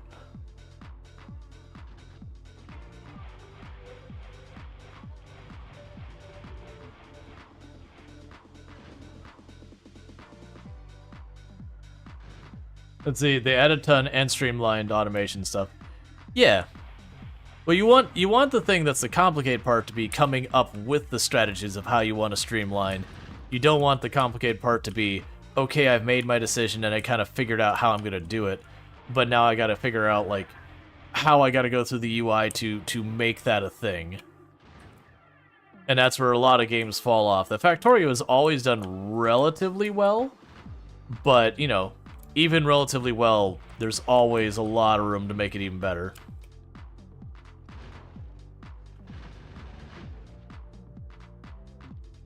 Dealing with early trains having to set up signals separately? Yup.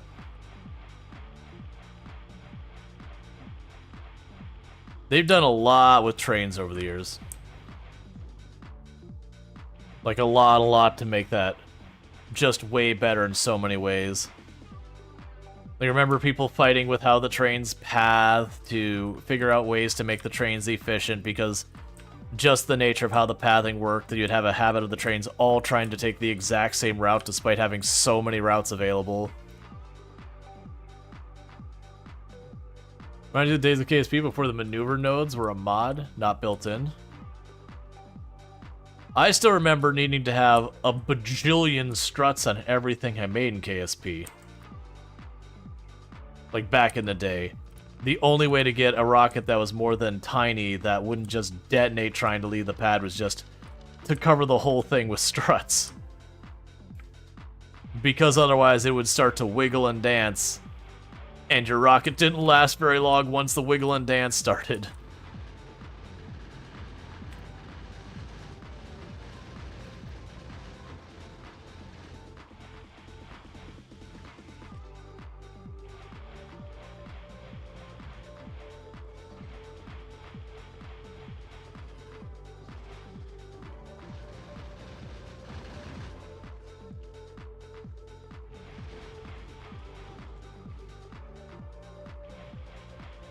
Okay.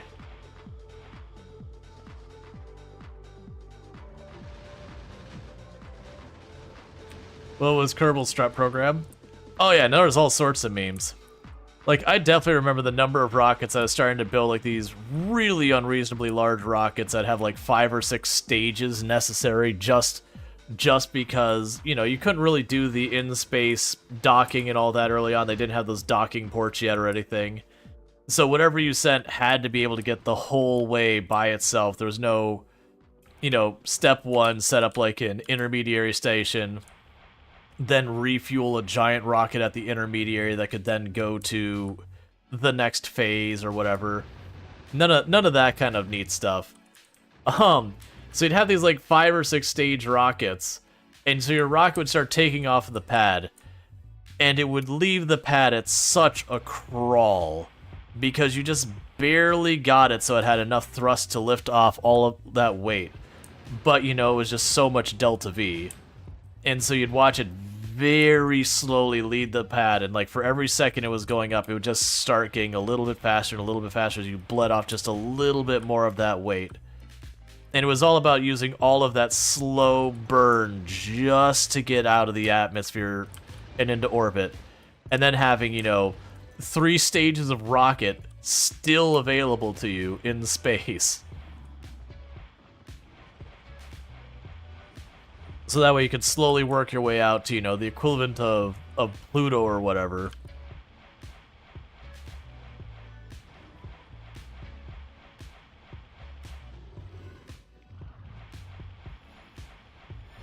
Alright.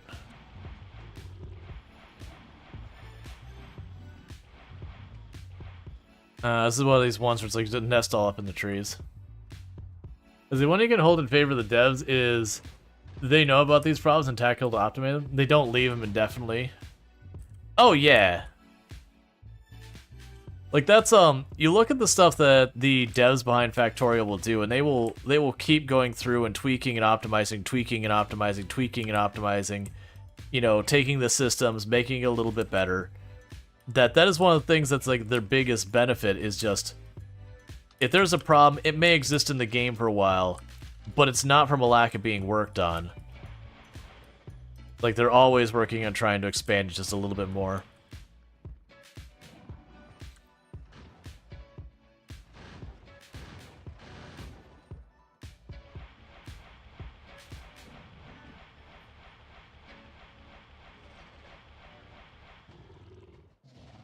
Alright, so we're getting pretty low to the rockets, so that's going to probably be the last nest we could take out this run.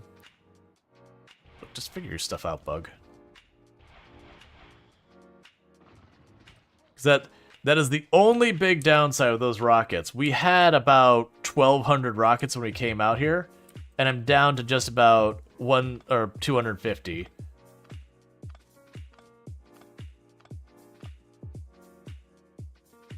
Do we have enough? Is this like a small nest? If it's a small nest, I could roll over. Yeah, we could probably roll over that.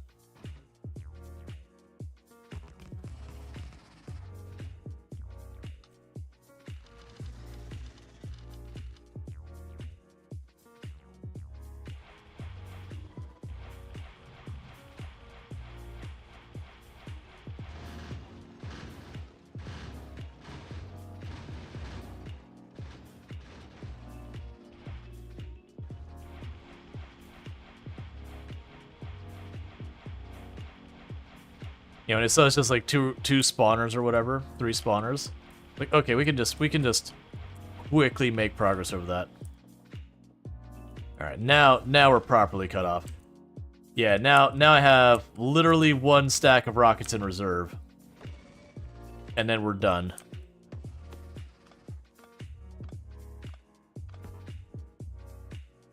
Alright, let's get out of here. So we went on a pretty big campaign of destruction. Yeah, and that was kind of what I figured, is we'd go on a campaign, destroy what we could. So we cleared out all the nests down here. And I'm just gonna have to keep clearing that out. Is that a nest up here, or is that just...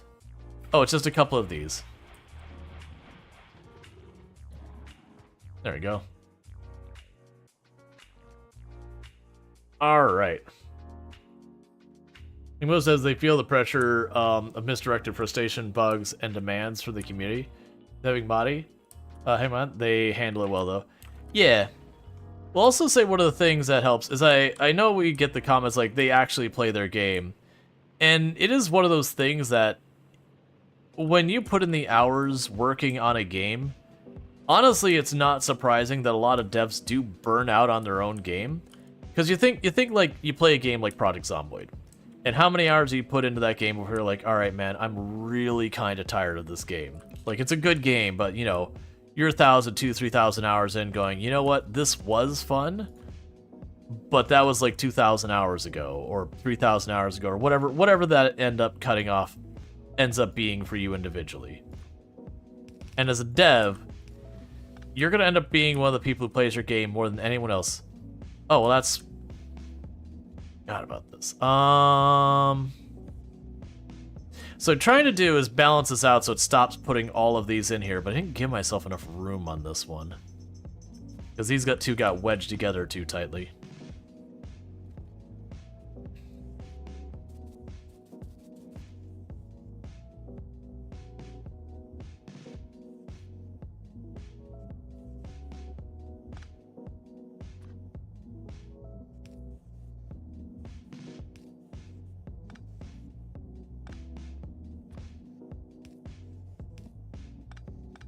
Probably better. It does mean one less storage container, but at least that'll separate it evenly between the cars. Okay.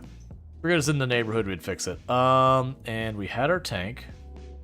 There it is.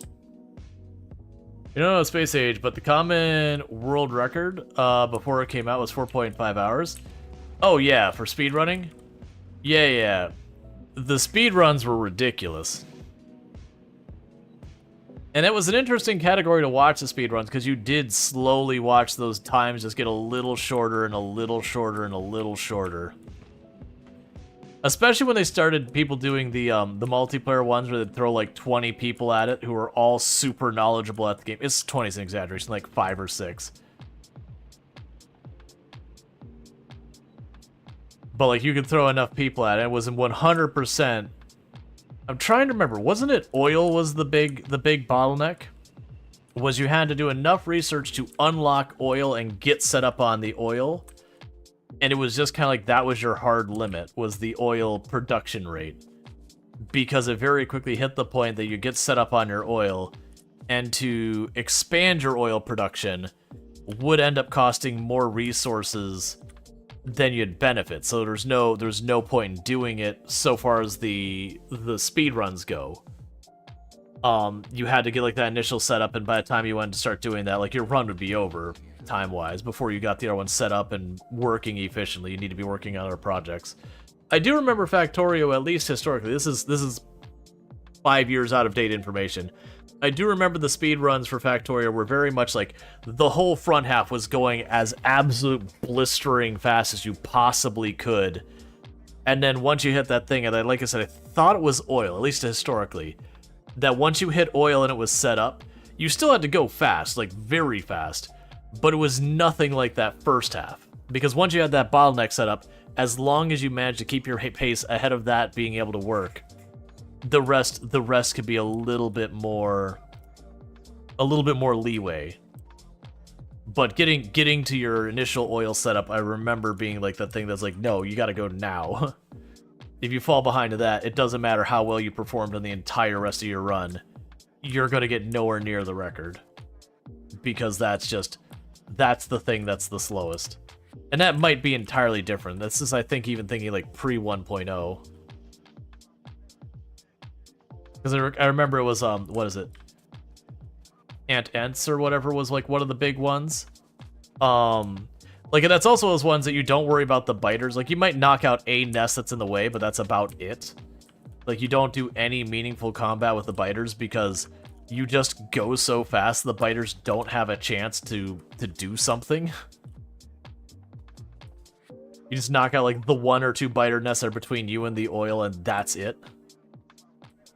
You know, a lot of times you set up on the oil and then you clean them up just so they don't ruin your run.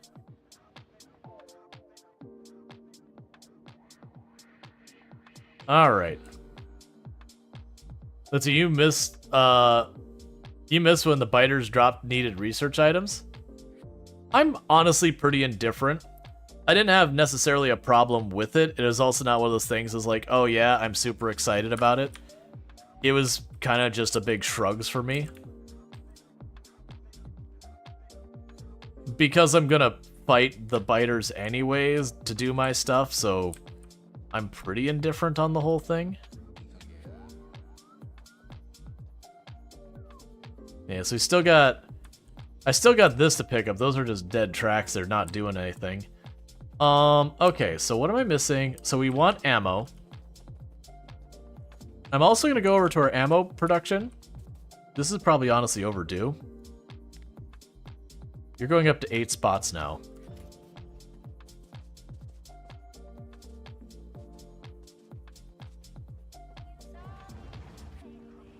After they took it out, they just turned off biters.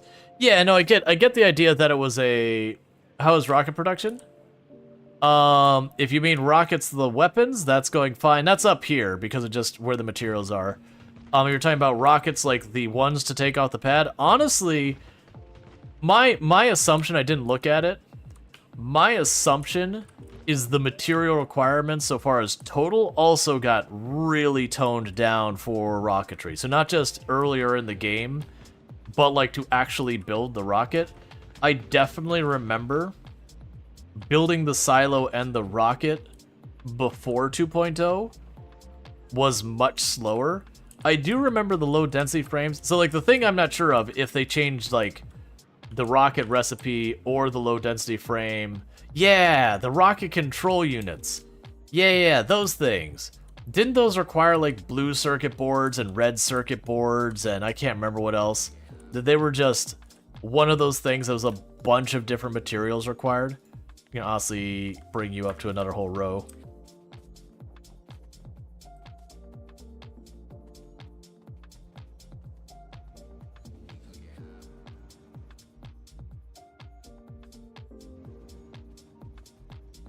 Yeah, because I remember that was you'd start making those things, and circuit boards are always a pain point, but it just, as a pain point, it just exploded.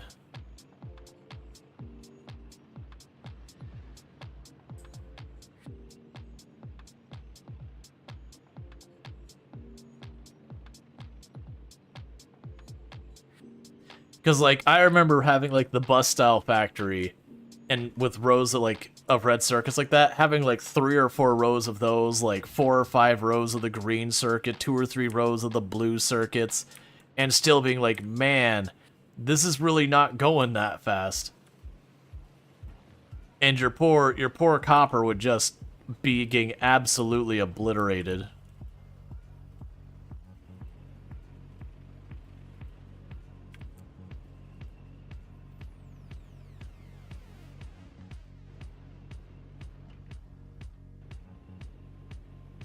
Alright, so like I said, I do think my plan is to push for this area up here, so that we can block that off. And then we're going to try and push to the north and block that off, and then clear out, like, all of the nests in here. That's that's basically 2 nests that kind of merge together.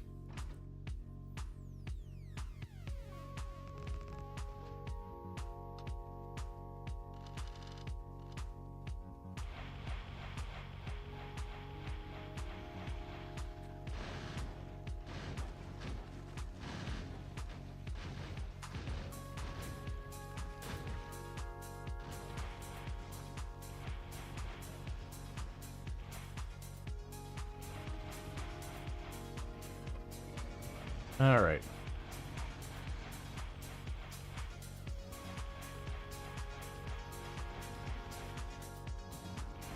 And later on, you can get nukes and that. You could just drop a nuke on a base and be like, yeah, that base, just never mind.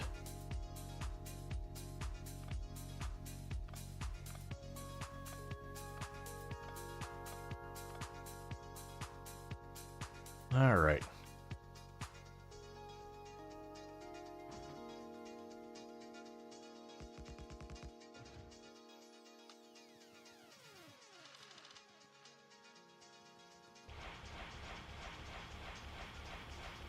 And I distinctly remember there's a whole extra tier of evolution to the biters. Like, I can't remember if there's like big yellow ones or big green ones or whatever. I do remember there being like a whole extra level of them that I had to deal with. And they're just way tougher than this set. But they were well in there that you actually run into them. You went to the vault advisors? Yeah, no, I'm pretty sure this isn't the last layer to them.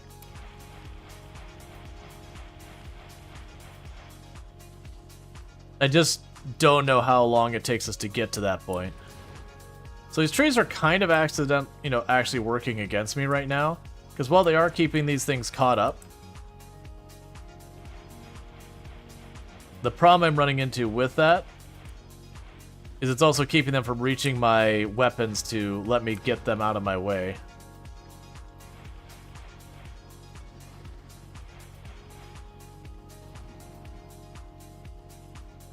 Let's see, it's an exponential fallout on evolution. It takes a lot to max out. Go to 10 times from the starting point. Yeah, but I have no quantification of where we're at relative to the starting point beyond. I do know the major up steps for the biters is going from like the regular ones you start off with to the blue ones is a big one. And then going from nothing but the ones that run up to you to getting the spitters, that's another major step up.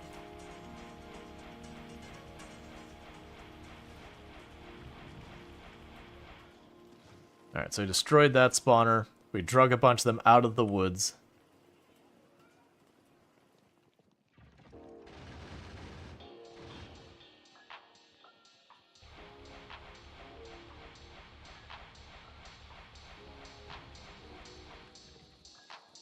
Alright.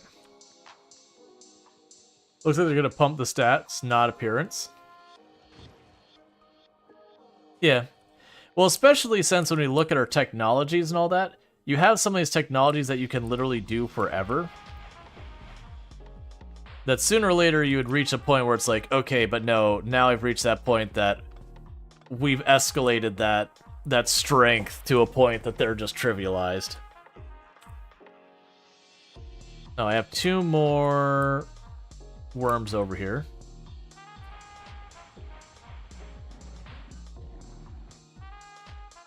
Cool. Remember, there are worms that may outrage laser turrets? I mean, it's not a thing anymore. I don't remember that being a thing. Okay, so I figure we killed this nest, and I can start building the defense there, because even if I don't get all of this cleared, if I get enough to get to that copper, this still solves our problem for now. And then we can work on our gradual expansion, because they still need to get more drone ports and keep the, you can see that we're still building out our power grid more and more. Which is just what everything's working on in the meantime, just keeping those construction bots working on that.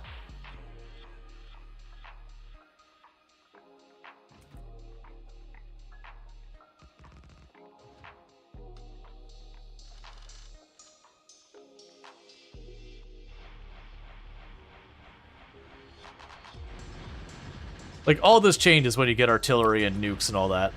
Like, with the artillery and nukes, instead of doing any of this, you just set up your artillery and go, okay, well, all the nests in this big circle are going to gradually disappear at whatever rate I feed the ammo into it. And then once I've got that set up, I never have, like, that big circle is just covered.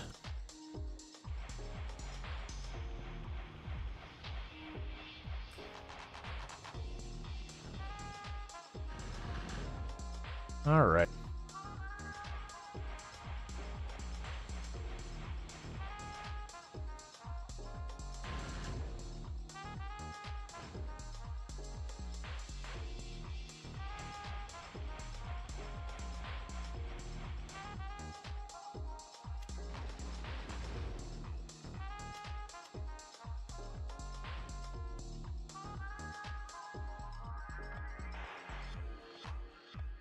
So what I would like to do, let's try to quickly daisy chain some power up here and start setting up our first line of defense over here. Because if I block off this area, unless it's like a full-on, that's definitely attached out to a large area. I was going to say, unless it's a full-on peninsula, then that is just what's going to be required. But I could daisy chain the power up here and start dropping a bit of a wall and go from there. We don't have enough to set everything up the way I want it to.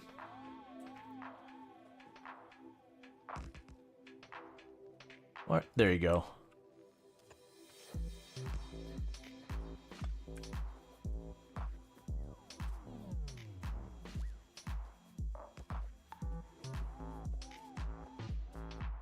So what happens to prevent new nests behind enemy lines?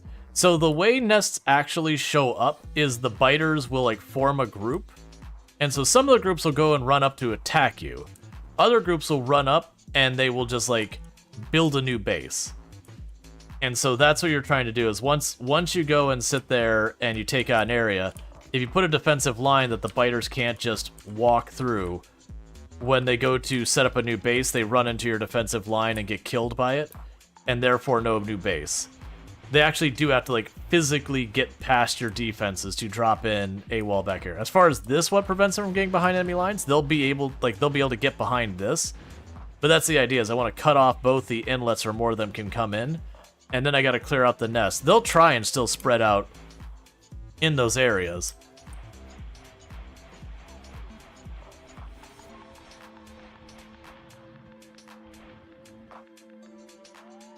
That's kind of what we're doing, is we're trying to prevent more spread early on, and then we can go worry about the other stuff.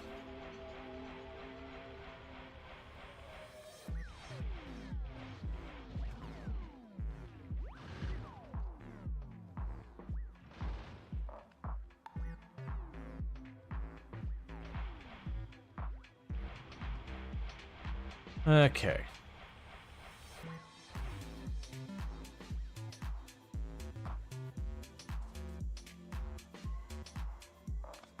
Is the same run? How often do you switch between space and Earth? So like, I have simultaneously have the platform in space doing its thing, while I'm also on the ground. So like right now, that's making white science for me, and then dropping it down to me to do more research here. We haven't reached the next planet yet. I actually don't know what I need to even do that. But so for the moment, I'm worrying about my base here on the planet, which for the record, this isn't Earth. This is some other planet, wherever it is. The idea is you crash landed on this unknown planet.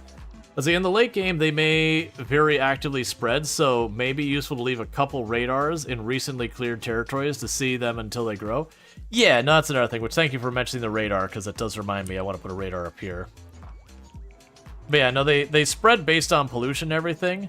So the idea is I want to sit here and get ahead, block this area off as best we can. Because that'll prevent any of the spreading from the right. And then if we can manage to bring ourselves power up here to wherever that cuts off, and this area, then this area becomes enclosed and we can just work our way up and start just systematically wiping out all the biters. And then as we get that area cleared out, I've only got 4, that's enough for right now. And as we end up clearing out the area, we will eventually hit the point that there's no more biters inside that area. Maybe getting to another planet is where the engines on platform come into that. Yeah, no, that's what I figured, is the platform mentions thrust. And so it's like, okay, very clearly the platform moves, and it gave me the choice of the planet we're already at. So I'm like, okay, so platform definitely moves between planets. The big question there is going to be, is it one of those things that I get on the platform and start between the two locations, and then for some period of time, this is just left undefended. I mean, I shouldn't say undefended. Basically, if something goes wrong, like a power pole gets knocked out and there's just not a way for you to get it sorted out from remote, that's just it. It gets wrecked. Like, basically, make sure your stuff's set up right before you leave kind of thing.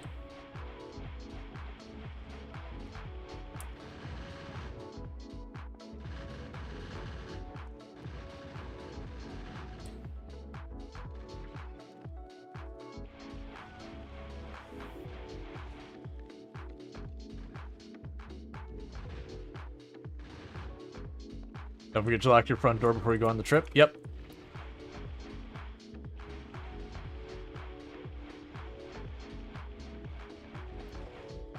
Well, I think the big thing is to make sure you have the infrastructure so that, you know, you still got ammo coming in and everything.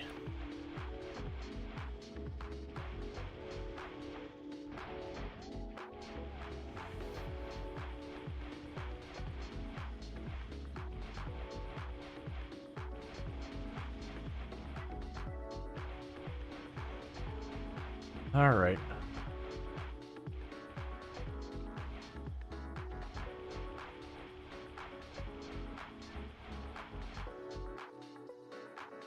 And I still have 2 full stacks of rockets, so we're gonna just keep pushing. Because the good news, even when it comes to them expanding rapidly, as long as you're not starved for materials kind of situation,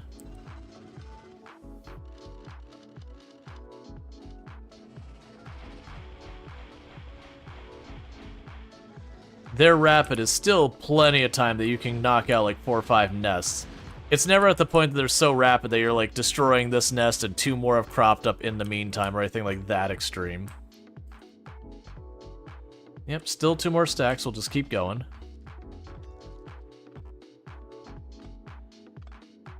So there's the copper we want.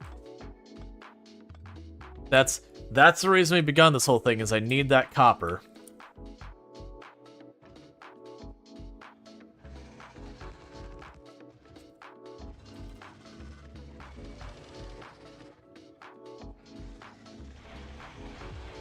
All right.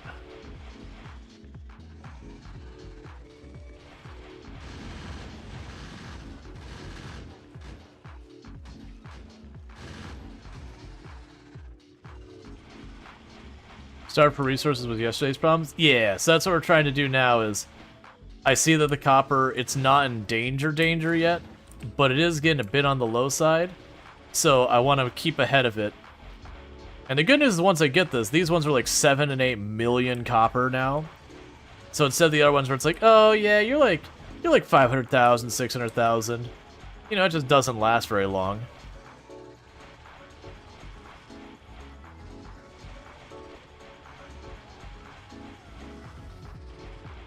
All right.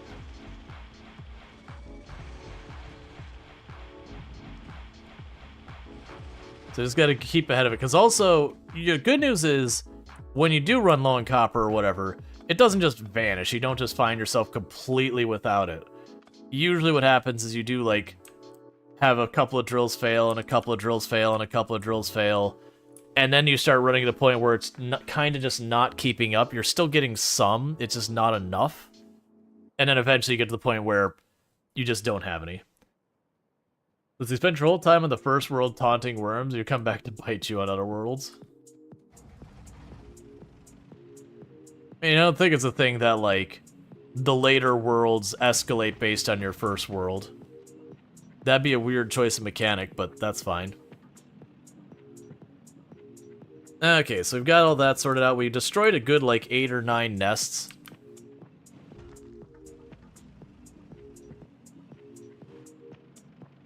That's good news. And then we got low on ammo. So we could definitely check in to see where our research is going, all that. Oh, you're talking about the crazy worm thing? Yeah, I don't know the mechanics behind it, but they definitely show, like, the one giant worm and people putting everything they can into it.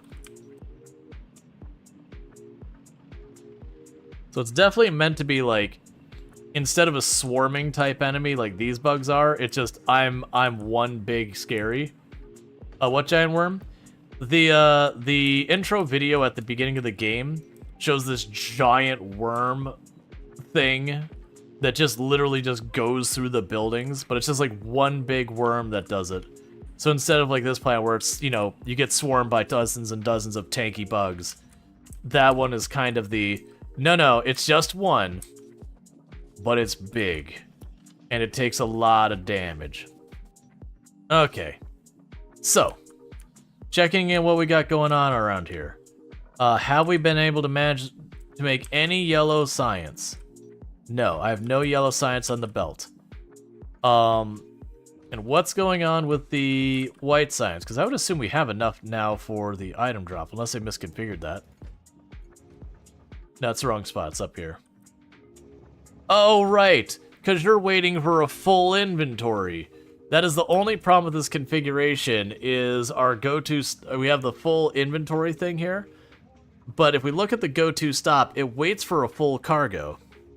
So I'm kind of hoping there's a way I can make this more efficient, where the way I could make it work is instead like go, okay, wait till you're full, or like some amount of time has gone by. But I can't do that with an interrupt.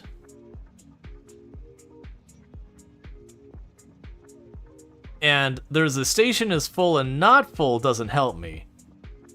But I could see go to station is empty, and then it leaves. But I don't have that I can think of. Aren't there, Andor? This is the interrupt. Wait till full or science is over 1,000. Well, so for this. Well, the problem with that, then, is this is going to be an issue. If I apply that here, it'll apply to literally all of my trains. Because it could also be that I just have a handful of trains like this one that I don't need to deal with that. Or I could have, like, a low-capacity cargo train.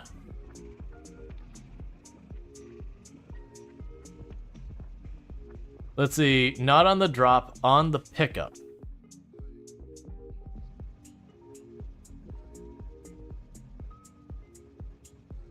Oh yeah, no, for the train showing up.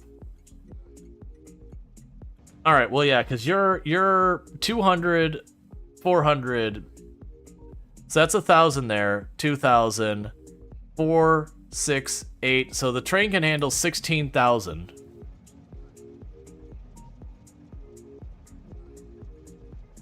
So that's the thing there.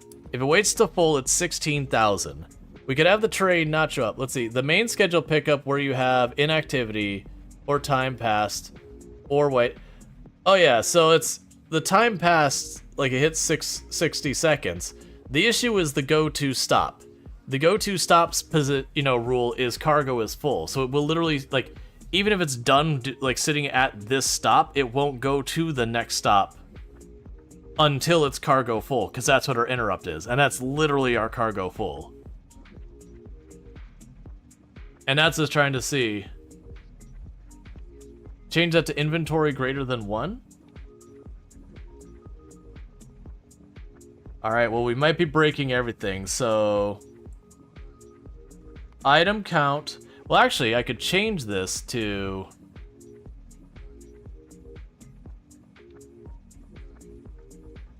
Has cargo? Because has cargo should also trigger it. Because has cargo is greater than 1. Or, and now is where the fear of did every train just go? Because the next question is, with that, when it goes to pick stuff up,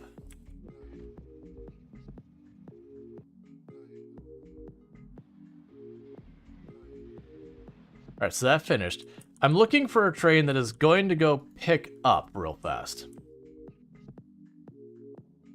Okay, so that's exactly what I was hoping, is that I was like, okay, does the interrupt start before or after the current thing?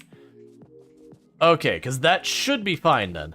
My fear was it would pull up, it would drop like 2, and then it'd leave, and then just loop on itself. But that's good. Because with that, yeah, so we had a little bit of white science over there. A little bit. As in the entire belt is completely saturated. And I've got boxes still with more in there. Alright. So blue science is still a problem. Because we have every once in a while blue science just gets stuck. And you're blue science, I believe. And so its problem right now is it's waiting for red circuit boards and for motors.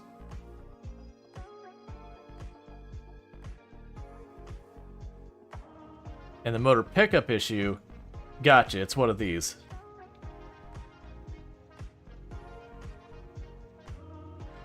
Get out of here. And then the red circuit boards is the same problem it's always been. It's producing as fast as it can, and it's just not fast enough. I just need more. Always more. How is our power grid doing? I haven't looked in a while. That burns those accumulators faster than I'd really like it, but, you know, that's probably okay. Who's keeping track of the fact that literally just a bit under half of all of my power consumption in the entire factory is just my defensive line?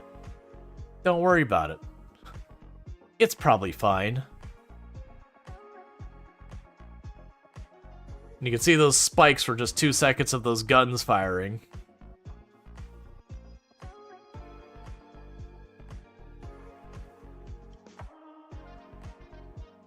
It's fine. And, oh, if you're building far more laser walls. Yeah, well, that's the idea. This whole time, like, passively, I do have my, bots dropping down solar panels and accumulators and all that.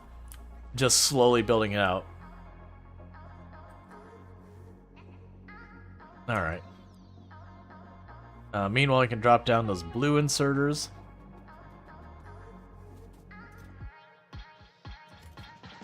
Alright.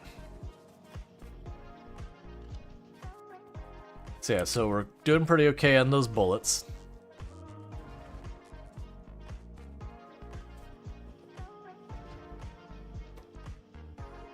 Oh, you fell behind on the batteries, and we only now got batteries. Okay, so that's fine. So basically right now we're not going to be expanding our defensive line right now. But I do feel like the project I should be working on in the immediate is just keep working on building out a lot of the, like, clearing the area up to the north so I can continue to spread that out there.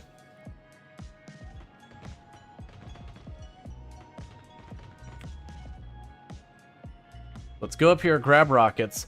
The other thing I'm going to do is I'm going to grab some drone depots, and we're going to make it a habit of just each time we run around, probably add just enough power infrastructure in that to get another drone depot put in position. So that way, just little by little, I'm increasing the coverage area. I do need to get the construction bots going. We do have their frames going. So there's the rockets. Yeah, so I gotta wait. I haven't replenished my ammo yet. We're hitting our arsenal too hard. That's fine. No. Okay. That's like the third time I've driven into that area and managed to avoid breaking anything.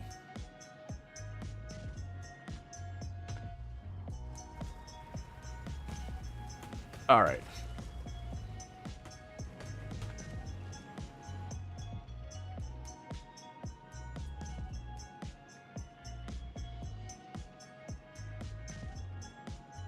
Sounds like time for oil drill depot, just in case.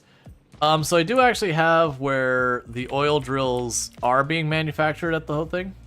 So what I think I need to do is I need to probably get construction bots being produced. Like, just as part of the factory. The only catch with that is getting the flying robot frames. Wait, what was it I needed for the construction bots? The construction bots, because that one I might actually be able to make where I make my robot frames. So for the construction bots, it's just green science, which is at where my robot frames are. So what I could probably do is if we work on expanding our robot grid out towards there, I can potentially get that over there. Yeah, there's your roboports. I'm going to grab all 10 of them. So the robots are way over there, though. That's going to be a slow crawl over.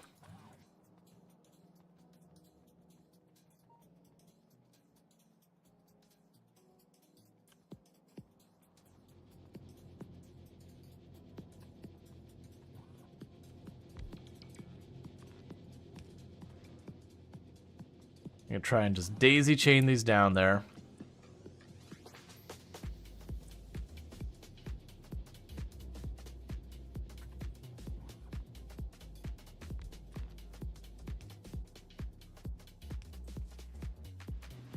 Ooh. Actually, it's not as bad as I thought.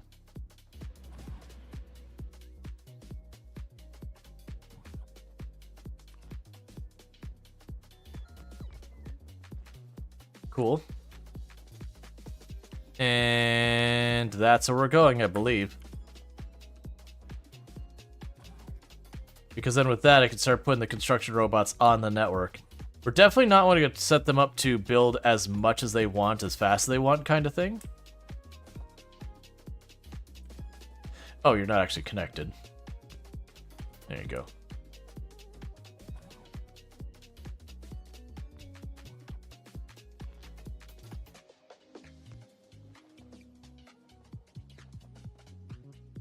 Okay, so my hope is, yeah, that you are the frames I'm looking at.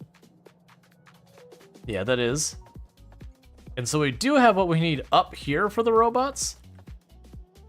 So what I could potentially do is put a split here and just start making some of the robots here.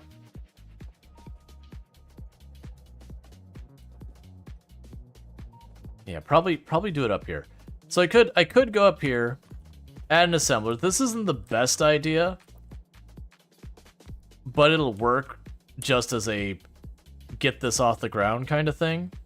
So I want to go ahead and do a split up here.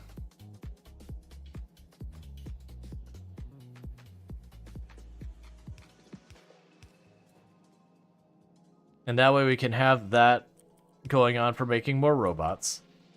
We'll need to do a little bit of shenanigans here to snake that underneath. It's gonna make a lot of room.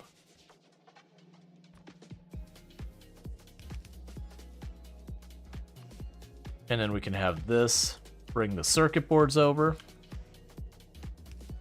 And the reason I just want to make a little bit of a split and everything there and disconnect it by a little while, a couple spaces, is just for the purpose of ensuring I don't accidentally gobble up literally all of our network resources. They've got you up here.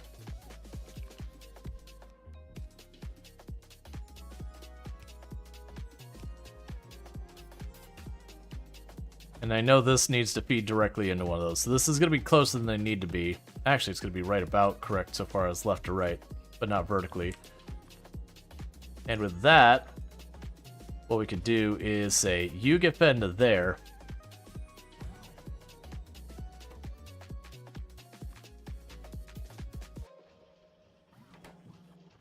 And I believe I can go here with the red signal. Alright, so what I want to do is go to this. Let's see. Read the logistics network. Read robot statistics. Available logistic robots, total logistic robots. Available construction robots. Okay.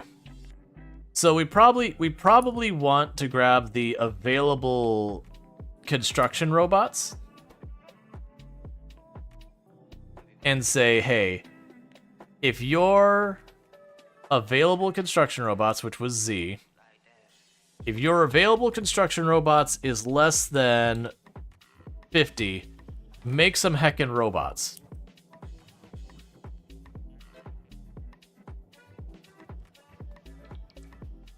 And little by little, the robots are going to be added to the network. Should I do it that way? Probably not. But that'll let me start having them build up and scale more and more. So the next thing I want to do is let's start trying to connect this area over here that keeps getting attacked and destroyed onto the robot network as well.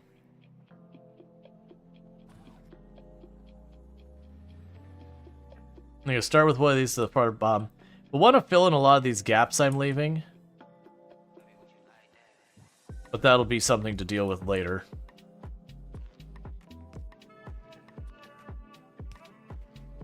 In the meantime, we're just going to put this as best we can to bridging all of these.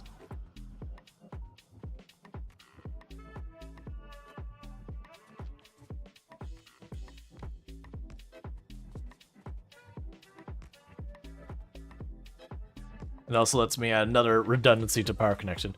Okay, so all of these just got put on the network to be repaired. It just needs to have bots available, so they'll start fixing the holes in those walls and all that. Okay, so let's go ahead and hit duplicate.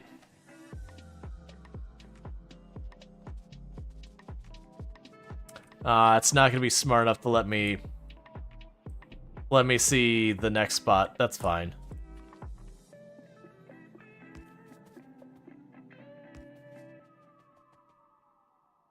There we go. Alright. So yep, so we just keep letting them do it. Now the big problem I have is, as you can see, they are running and they're grabbing the repair tools. They are going to run down here and take care of it. So we are going to have a lot of consumption on our bot frames for a little while. But this is what we need to do to set up to make it so these things will be repaired. The one danger I have is right now, if I were to go and make the bot network reach down into this area, the bots would cut across here to try and repair it, or maybe like this. They'll basically take whatever corners of the angle they could take, and if they go directly over a nest, they'll just get murdered. So that'll all have to be cleared out. And the answer is just stop doing this kind of thing, which we're already at that point where I want to do that anyways. Start blocking stuff off and all that. But yeah, so we're going to block this up. We're going to get that whole area cleared. I already cleared out that whole chunk, which is honestly not shabby. But then these nests up here are gonna be the problem ones. These like 4 up here, those things are giant. That's just gonna be a matter of munitions being a problem.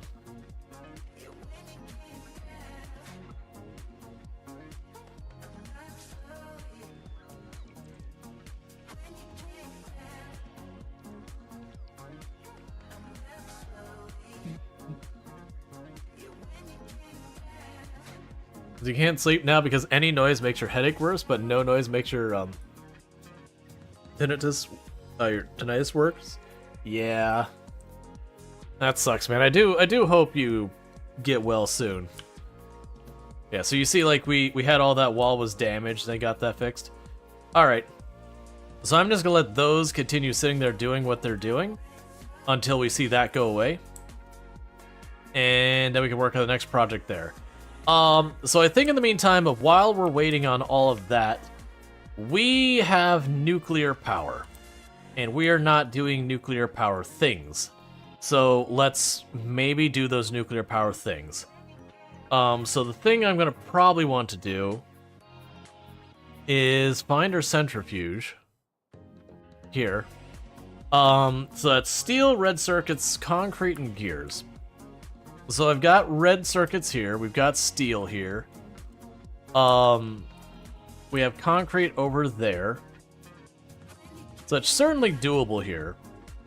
Just a matter of deciding where exactly. We also should probably get this set up, which is 4 speed modules and assembler. Actually, I could do that right here. I think I have the speed modules produced right here. And my assemblers are produced up there.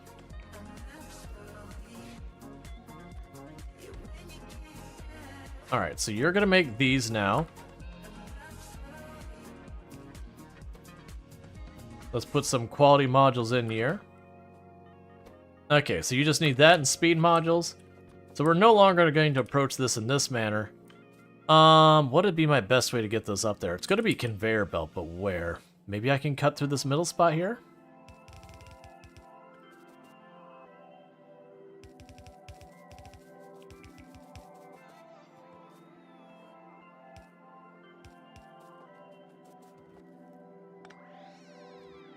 Okay, that was redundant one.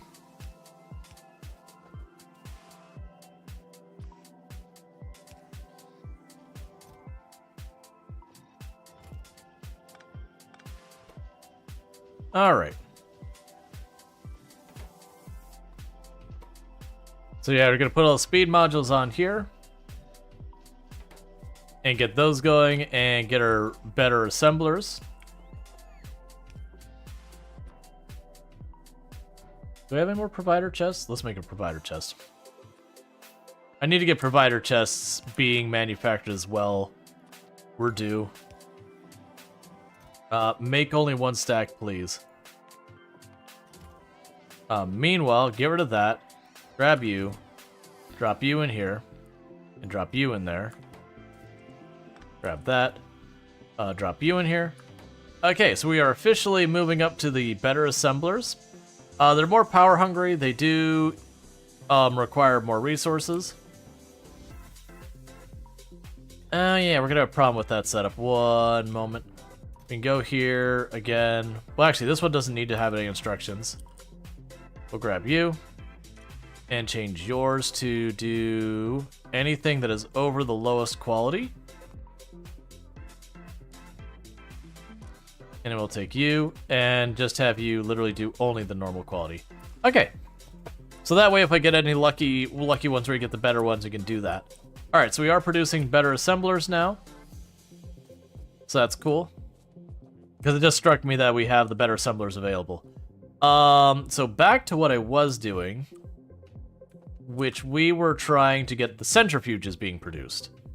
So centrifuges were concrete, red circuit boards, gears, and steel. I've got steel and red circuit boards here. The concrete is over there, and then gears are everywhere.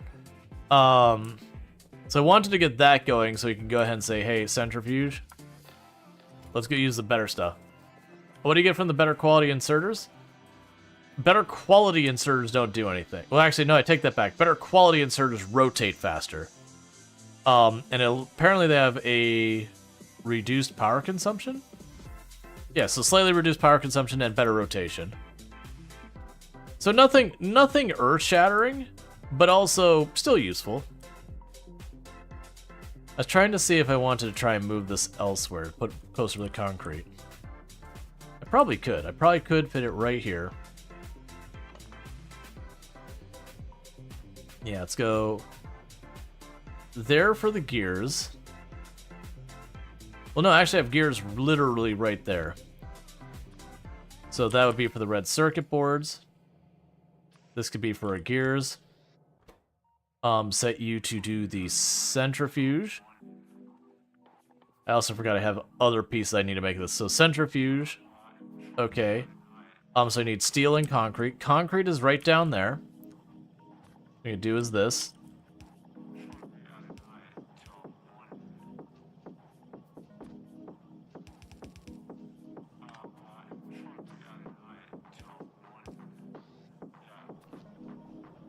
There's concrete.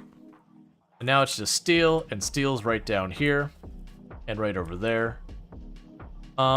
We could probably just do it like this, same idea.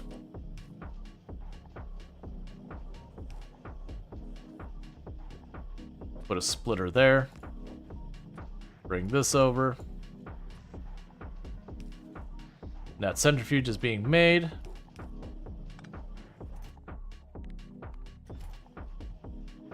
So that's another one on the network. Quality modules, and it'll do the same thing we've been doing. You are for all of the normal quality ones.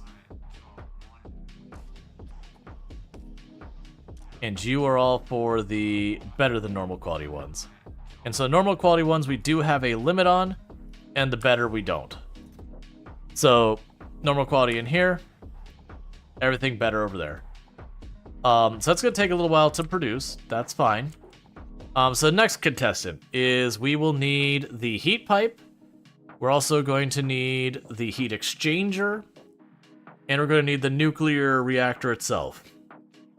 So nuclear reactor is mostly the same materials with the red circuit boards and all that, but also copper. But it is real hungry in materials. So the reactor, if we look at that now, it is 200. Is that right? 200 red circuit boards? 500 red circuit boards. You suck.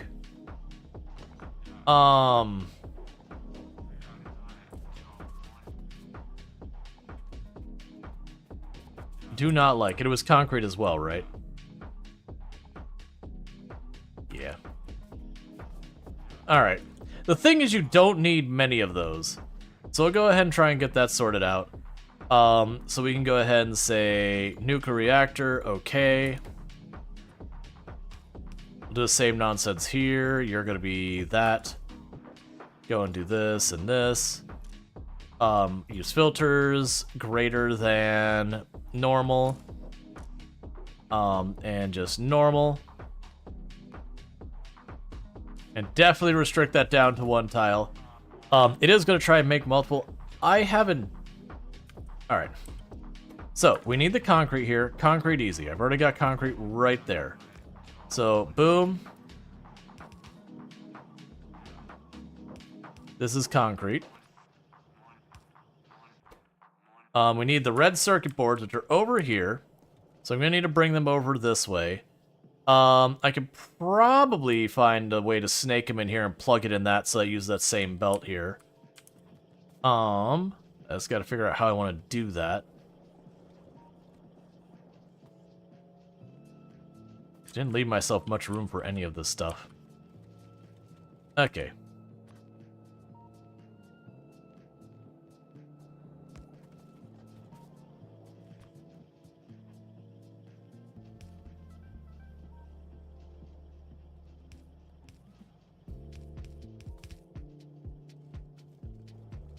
You can actually do this the other way. That should still work, because it'll clear off that little bit of concrete there. And then that belt will bring in both that. So I still need the steel here, and then the copper plate. And the copper plate's right down there. That's easy. We can just go boom. Not that spot. That's actually in the wrong spot. Boom. Take the belt here. Turn you there. And that's our copper plate. And then steel's over here. This isn't the worst to bring over, but it's also we're getting messy because I am just plugging stuff in and being like, hey, if you could just work, that'd be swell. So I could split here. Yeah, that's probably exactly what I'm gonna do. Is I'm gonna put a splitter up here. Gonna reroute you to take that route, and this one's gonna go away. And go up, over, under, under.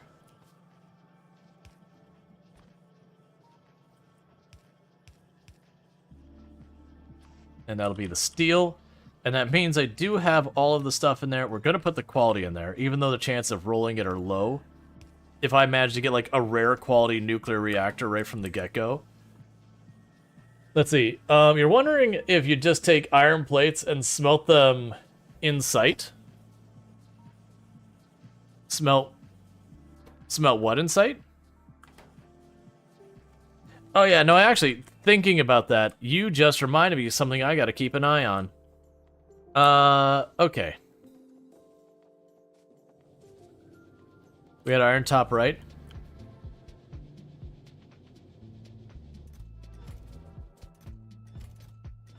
Okay, so we still have plenty of the material. We've been making we've been making iron plates and all that, and just slowly upping the quality to getting them all to be rare and whatnot. Gotcha, and that's backed up right now because of that nonsense. I hadn't anticipated that problem. Like, this setup is not good. I probably should just eliminate it for now. But it's not backed up. Basically, I'm trying to slowly get those things to quality up so that I could start gradually making stuff of better quality. The issue is if I ever do lose track of that and it fully fills, this shuts down. Well, at least, I'm sorry. No, actually, it would shut down literally all of it over time. Excellent. That's definitely something I should leave that way. Okay. But I'll worry about that later. So we do have the nuclear reactor. So we have our centrifuges. We are producing those. We are actively working on getting a nuclear reactor online, which will be fine. That's backing up because of concrete production. So the next thing I need is I need the heat pipes. That's steel and copper. Steel and copper is easy peasy lemon squeezy. And you are steel and copper and pipe. So I should be able to do all of that right here. Let's see. You can just jam 4 quality mods when you unlocked legendary, and you can actually just like get legendary stuff. Oh yeah, and I'm willing to bet once we get to like the very top and everything, we can do all sorts of much easier ways of doing this. We're not there yet.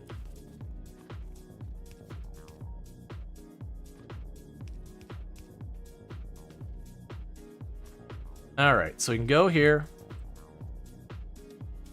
go there, and there. Goodbye to that light, you now live here.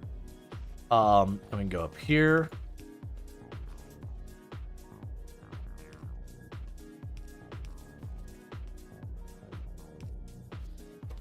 Okay, so that should be heat pipe, and that should be everything I need. Does heat pipe get any advantage from quality? No. And then you need to be regular pipe. And then you're going to be our heat exchanger. Oh man, I forgot about you too. You're our heat exchanger. Do you get anything for quality? It consumes water slower and puts out steam faster and consumes power less. So this one probably should get qualityed. Okay, so that will be all the materials I need.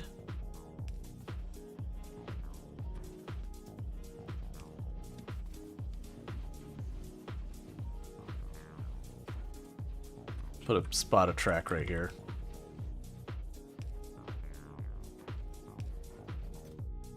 You're probably gonna only need to be 1 stack. Oh, I need to do the same thing I've been doing. Filter. Quality equals normal, okay.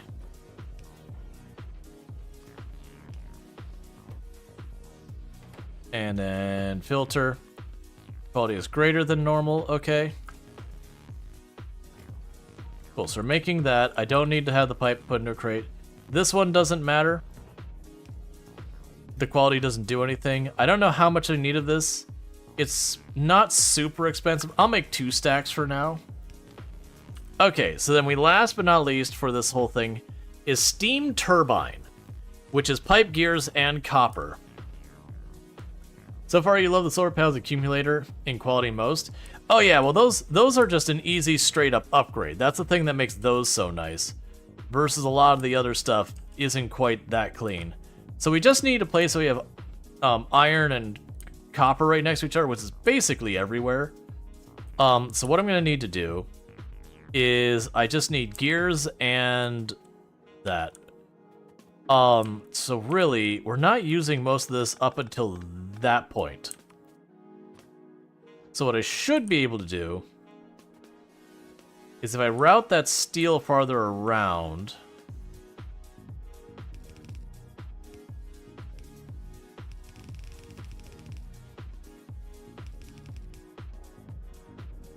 give my spells a little bit more space to work.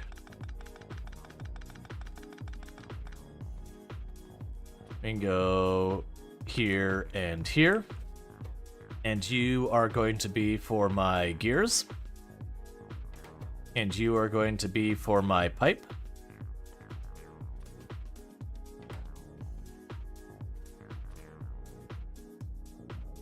I can put that right there. Feed those into that. And you're going to be my heat exchanger. And you also need the copper. And you also benefit from quality, so we're going to do that same song and dance.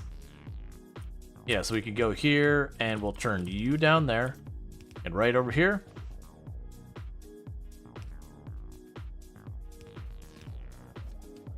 And put our boxes. And that should be producing literally everything we will need for... Sorry, we'll be producing everything we need to, set up a nuclear reactor. Like, I'll have to actually configure, like, have to actually go set it up. But at least it means on this whole system, I no longer have to be like, do I have what I need?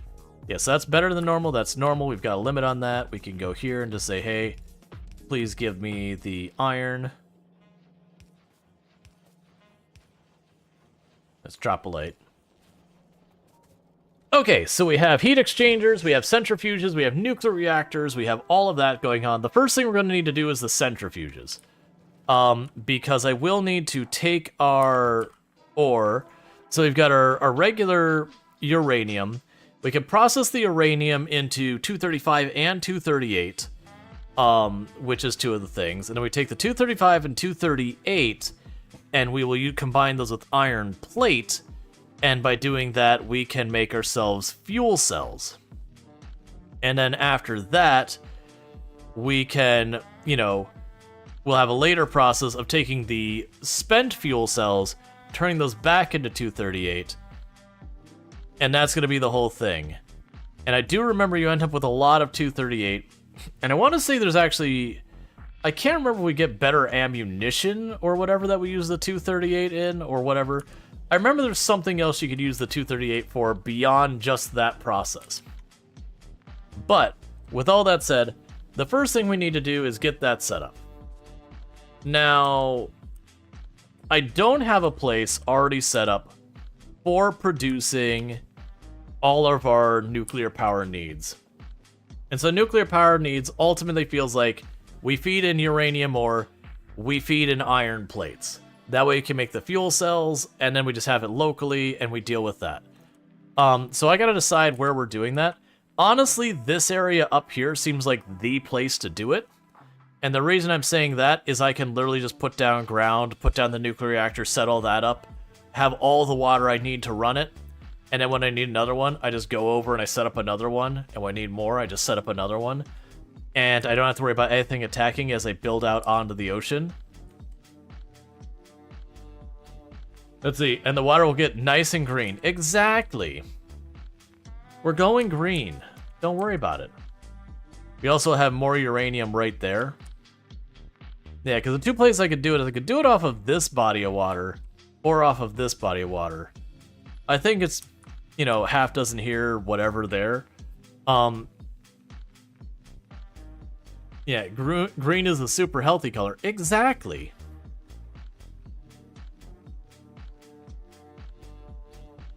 Yeah, that's the in and out for that up there. I could literally just add a stop here.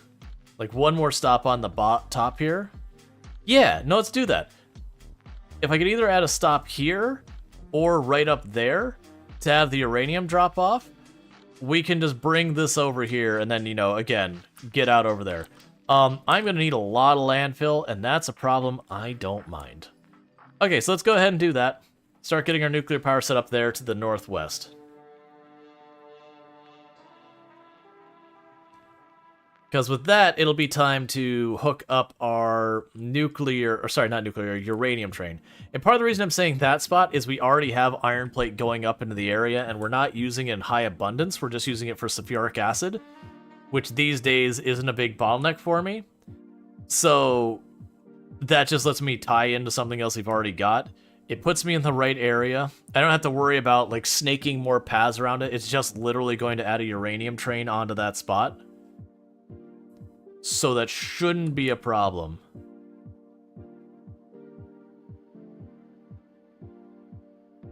I'm also thinking, okay, so we still have these ones that are all bonuses. Let's just get rid of those off the list. We've been hurting primarily on blue science. We now have access to the white science. Oh! Oh, that's the very first thing that's happening. We've got the white science here. That lets me get proper logistics turned on. Corvax enrichment. That's white science I need. That's the one that lets me take this and kind of flip it, so if I have a disproportionately high of one versus the other. Yeah, so if you look at this, I put in an amount of 235, which is what I need more of, and I get a slightly more 235 and slightly less 238. So it is how you balance this out, where you'd have like two chests feeding into it, and you just go, okay, I've got too much of that one, go turn this thing on, it starts processing. In practice, it usually just keeps running forever. But yeah, so that's another one. Man, you're expensive though. You were 1,000. But yeah, and we'll worry about these yellow ones later. But yeah, because that'll be good, because that'll solidify our nuclear power. And then we can start going through this other stuff. Bump the inserters down in priority. And then we can worry about stuff after that.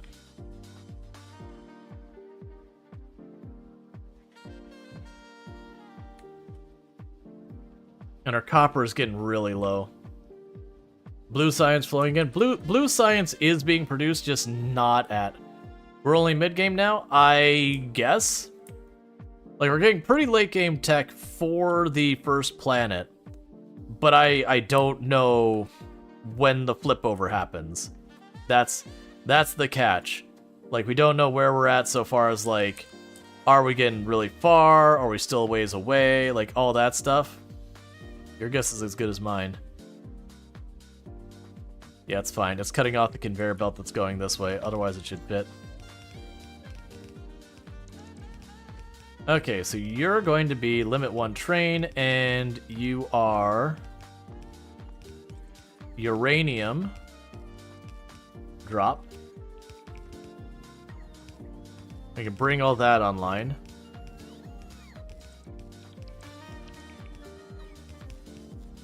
And that whole thing's hooked up.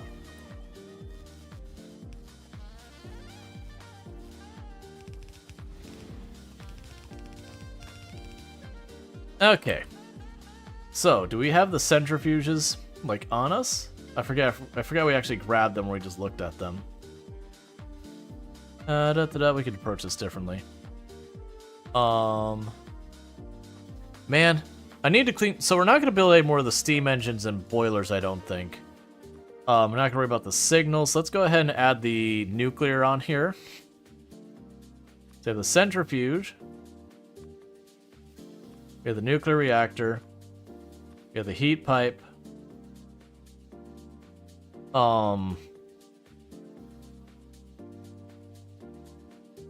There's going to be more stuff that I don't need to be carrying on my person. I'm probably not going to worry about that too much. Let's just... That's fine. I'll make a new bar. So bar 6. Bar 6 is our nuclear power. So for nuclear power, I need the centrifuge. I need the nuclear reactor. I need the heat pipe. I need the heat exchanger. I need the steam turbine. I will need the underground pipe. Well, actually, that's still beyond the bar over there. Okay, so it looks like I did not grab them, which that's on me.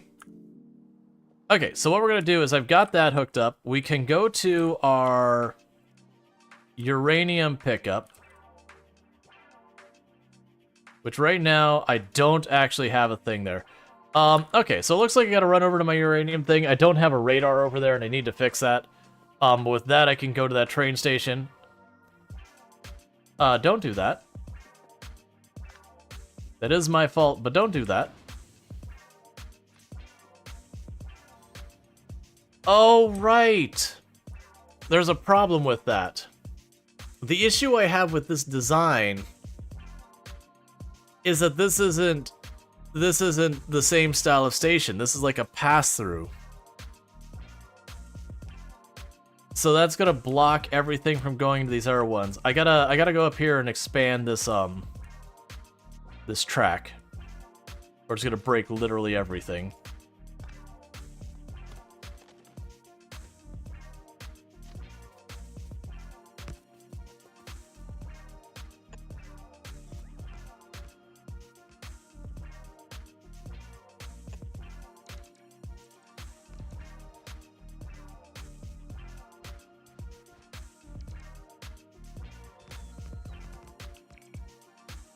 Come on, find me the spot where it's not cursed.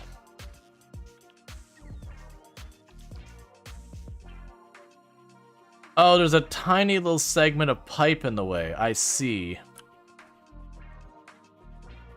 We could fix this.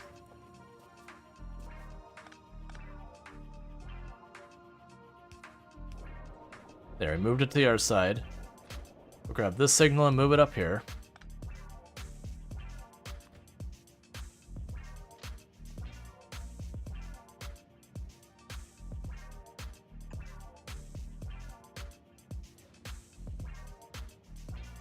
There we go.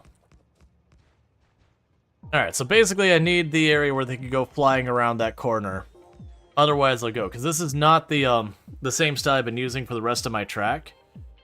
And as a result, it's got a little quirk to how it works. Okay. So we have restored it so that once I get this little segment track down here, any trains that are trying to pull into this side could zip around there at speed. And get everyone in high amounts of danger and all that, and it will just work, versus the uranium drop should just be fine.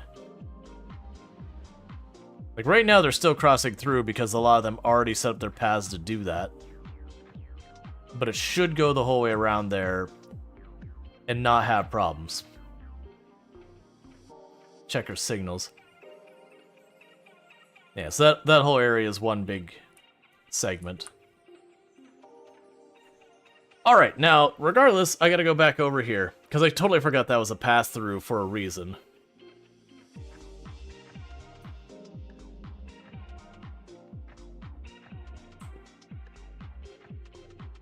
Why is the logistics not going anywhere? Oh, it'll be blue science. It's waiting on blue science production. And blue science is waiting on motors. And motors are waiting on... Where are you at, motors? Nothing. They're just still actively being produced. Not waiting on anything. That's just the production speed they're at. That's fine. So I probably have to scale up motor production.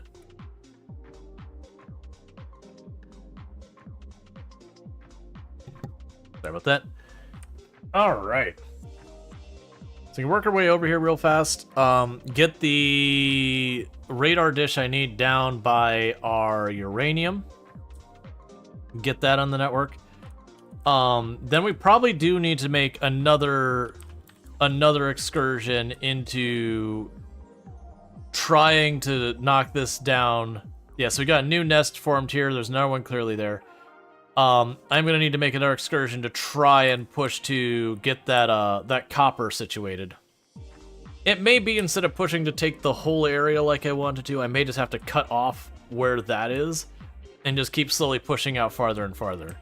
So yeah, so we got the uranium ore here, and I just need to drop a satellite dish here anywhere just to get view of it. And then for you, it has no name. Nice and easy. We could just go item pickup.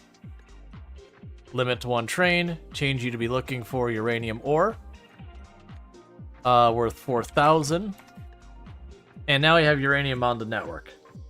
And no farther effort is needed, it's all just works. Okay. So let's run back over to this area. Man. It's just the problem is I need to get more copper. I keep looking over here and seeing these numbers getting smaller and smaller and going, that's going to be a very big problem very soon. We also have this copper and that iron down there, and I do need the iron as well. Oh, right, I need the iron as well. There's no iron up here anywhere, is there?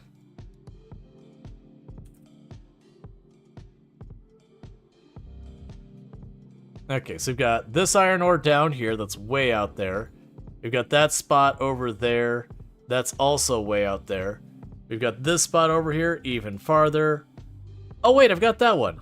Yeah, we got that one. This one's no good. That one's no good. And I got a small one there. Okay, alright. That's... Okay, we can work with that. Did you just Todd Hauer? It just works? Yeah, everything just works. That's been a joke you've been talking about, because in this it actually does. Once we get it configured right, when I just say, hey, go train, get to work, and it just, okay. And I don't have to go through a big hassle to actually make it work.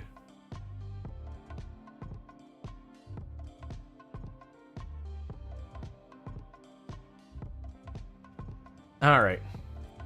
So. Let's still grab the missiles we've got all over here. Decent amount. I was hoping for more, but that'll still work. So what I need to do is we're gonna go ahead and grab those 2 sections of iron ore we've got. I'm gonna quickly get them added onto the train network because I'm worried about the iron ore starting to deplete. We're already halfway through what we were mining before. So I need to capture those. Neither of those nodes I can reach are particularly great. One is only like 500,000, the other's like 1 point something million. But that will help in the short term. Long term, I just need more. Oh, I forgot you were over here making this. You're good though, right? We're not... Yeah, we're fine. Okay, that's fine.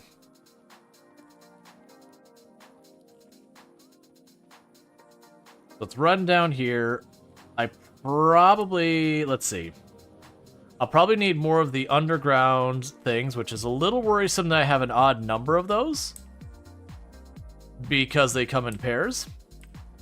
But I'm just going to choose to not look at that and not stress about it. There's certainly not something broken sitting out there somewhere. And grab the conveyor belts there. I need more boxes and more inserters. Boxes and the inserters. We do already have a nuclear reactor being produced, so that's some good news. So at least soon enough I'll be able to get all that knocked out.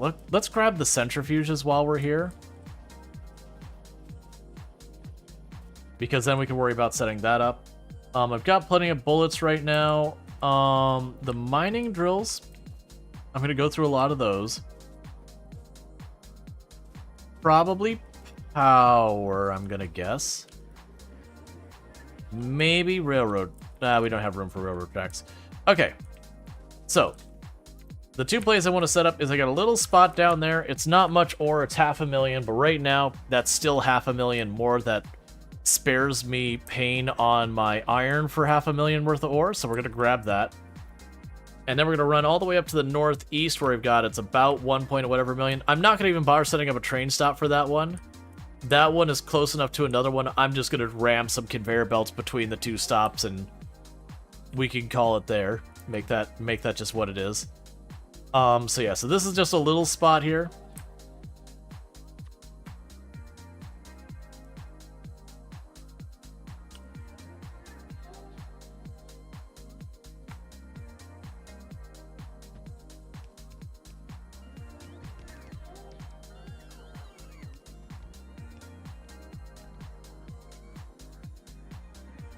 Okay. So I've got that, where all the drills are going to be set up. I will need a pickup point.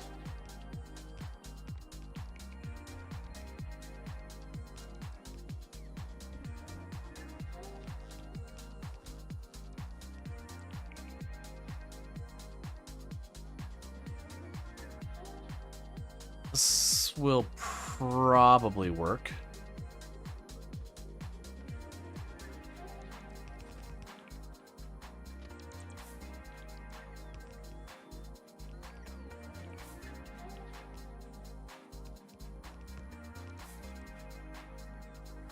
Okay, so that'll be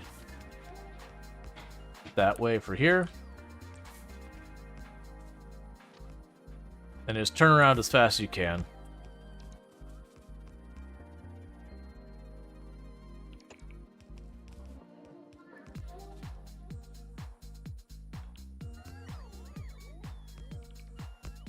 Okay. So just doing a quick and dirty, like, drop-off point.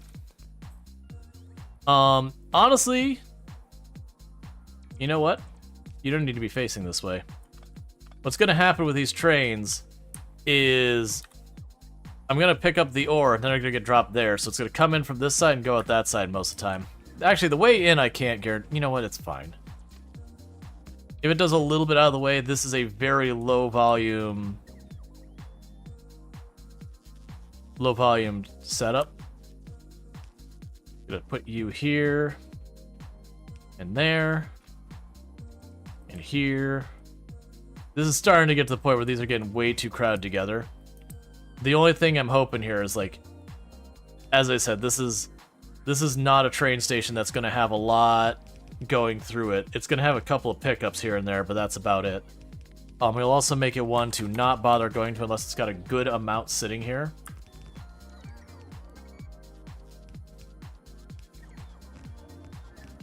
Alright.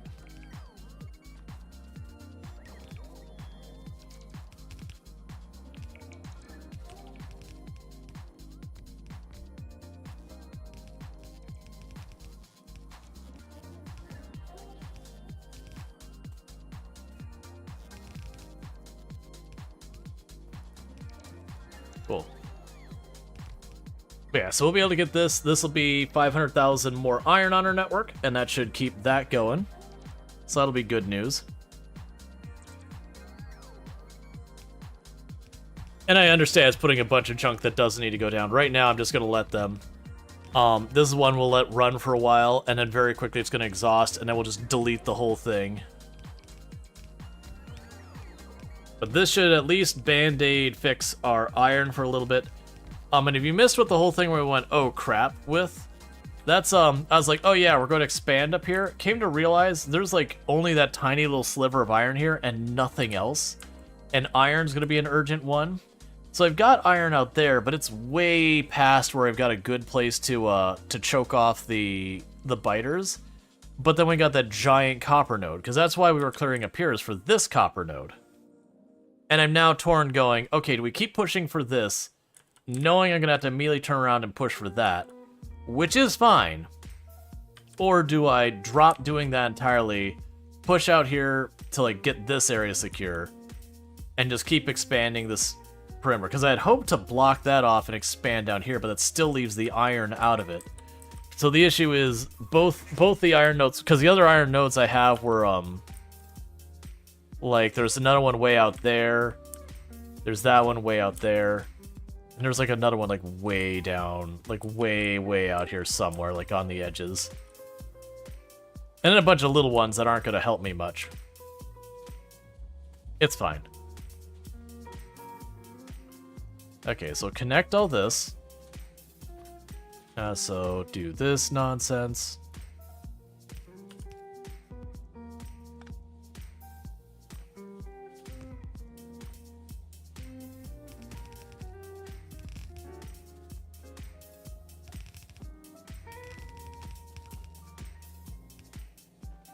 And just connect it to the grid. Alright, and all I have to do is no farther thing. Oh, are we finally doing the iron ore connection? I probably should be, but this is the one that scares me. Okay. So we are going to configure this to be item pickup. It's not going to be able to reach a destination yet.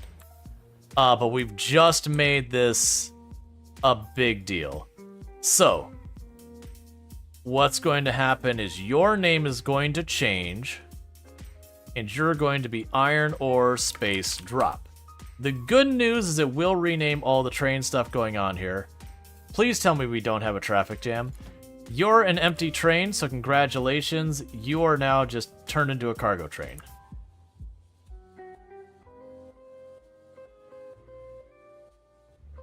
Yeah, that made it go to the depot.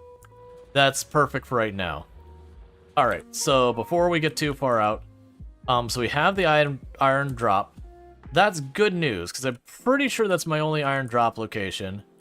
So now I need to go to the iron pickup area. We can go to this train, go to the U. You are actively loading. So I'm going to let it go on its way real fast.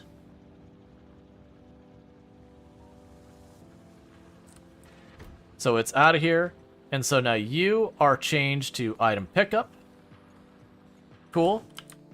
And that means we go over to this iron ore over here. And you are now item pickup. Cool. So that'll take care of those. And then we just need to find that one loose train.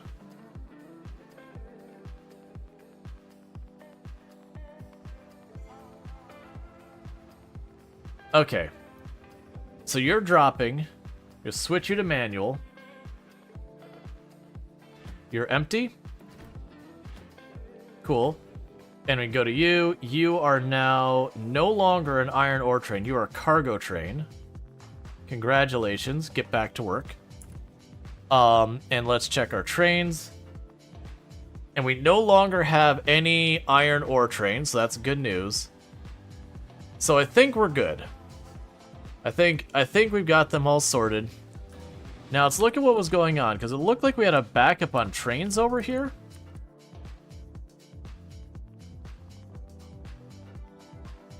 You want to keep going through here. But that's all red. And you want to go through there. Ah, I'm missing a signal up there. Okay, we can fix that. That's an easy fix. So I'm missing a signal on my uranium, so because there is a train currently actively sitting on the uranium thing, and it doesn't have a signal to separate out the block, it sees it as on, like, the main route.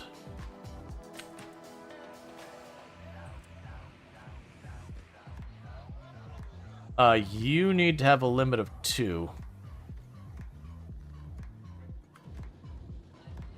Or a limit of 1. So only 1 train's going there at any given time. Okay, so we got that sorted.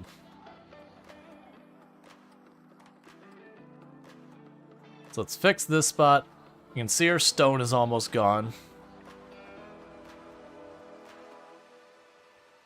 And then I probably want to mark out... Well, this actually works out, because literally the next place I'm going is right next to where I need to fix this problem. So we're going to fix this stop real fast, and then the other iron ore is where you see that 1.9, 200 meters away. It's just to the right of it.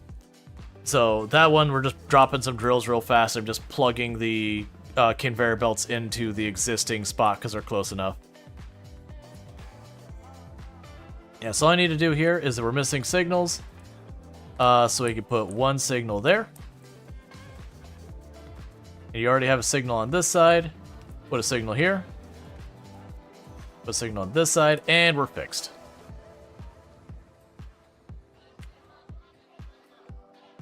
They need a helicopter or teleportation. Well, if you have, like, the tank or whatever, and you actually have fuel in it, all that, you can get going pretty fast. Another trick I've used in the past, I don't have it set up here, is I'll actually have, I'll actually take the time and I will get the, like, a train. They'll have, like, a parking spot at my main places. And it's a train that literally sits there and say, go here.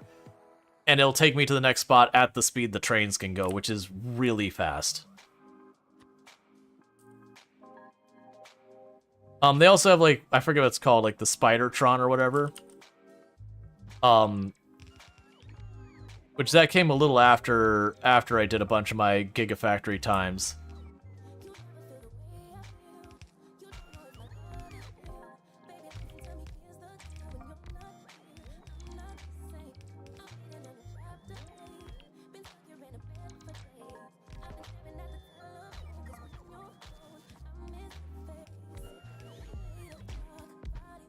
Okay, so what I'm gonna want to do... You know what? It's fine. Because I can just rip up the dirt later. As long as there's enough of it to work, I don't care.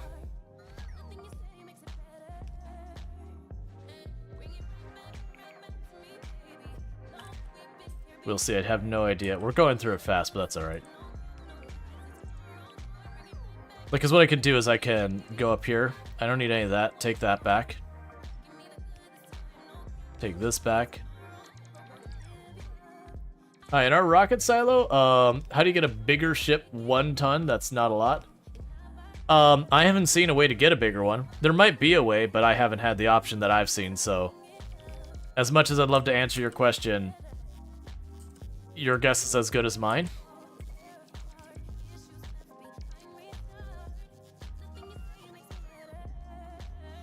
Let's get over here.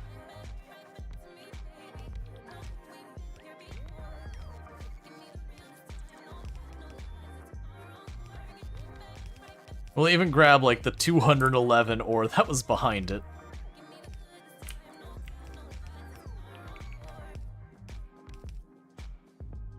Build more silos? Yeah, I mean, that would be one solution. Still, it'd only be 1 ton at a time, but you could send up multiple at a time. Just, like, chain them kind of thing. Okay, so we've got all that hooked up. We can go ahead and run this right here, and the advantage is I have power poles right there, so... All those just came online. And all I need to do is put these together. So we take you. Tune you like that. Take you. Turn you like that. Even though I could go around it, I'm just gonna still just chuck that on the ground. So you'll be a splitter there and there.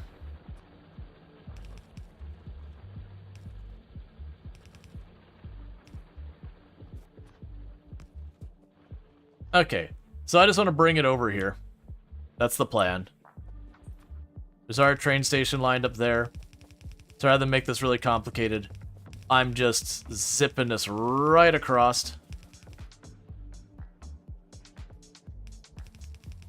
Actually, we can change this a little bit.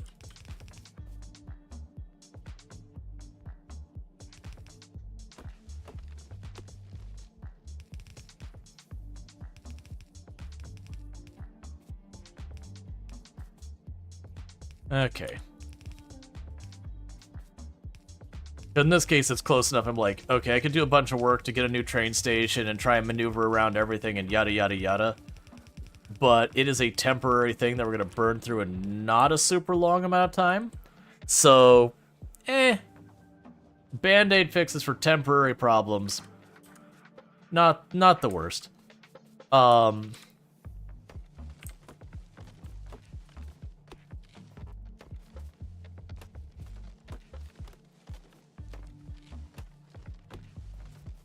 Okay, and what we could do here is just boom, boom, boom. That's not at all how I should do it, but it'll do its job. It'll do good enough. You are solidly full. Okay, so you are set to cargo train. And you are trying to go to the ore drop point. But the ore drop point is currently occupied. Gotcha. So this is one that I am going to need to tell it you can have 2 going along the way. And just the only reason I'm doing that is because of the speed we go through. I do need the next train to already be en route versus waiting for a chance to make a move. Okay. So we did get that sorted. We did get the uranium fixed up here.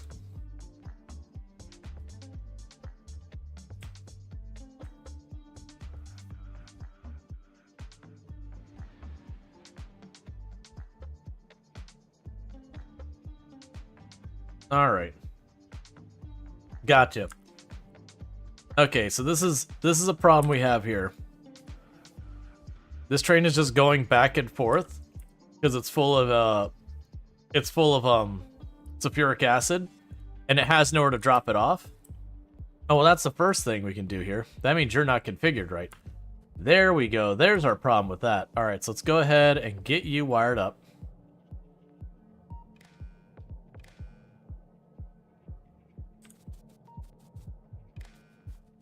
And then you bring this over here and over there.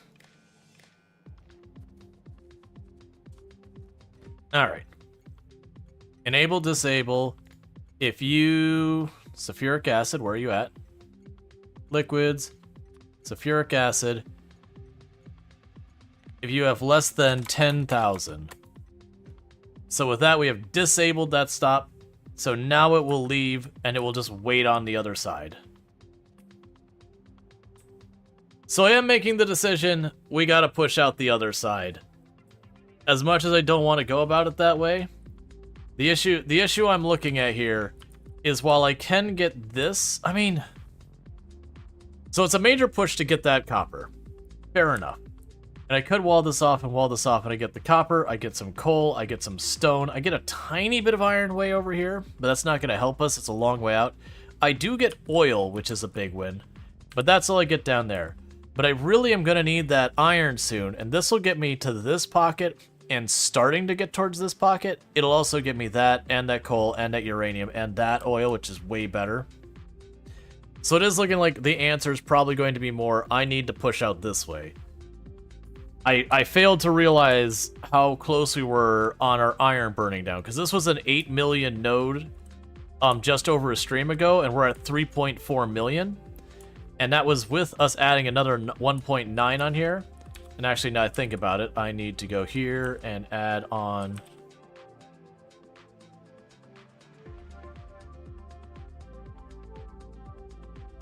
you.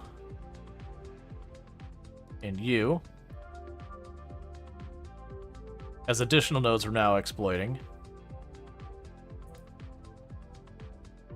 So it's basically, it's just the fact of the matter that we burn so much iron right now.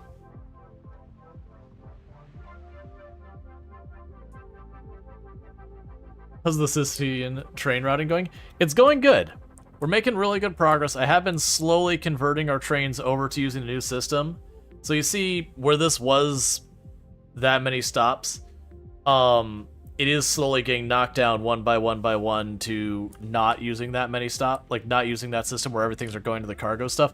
Basically, anytime I'm stopping to interact with I have to set up a new station for whatever material, I'm taking the time to flip it over. It's honestly not that bad. I'm just trying to not sit here and spend 1 hour of stream just going and looking at the the train UI and re-entering the same thing again and again.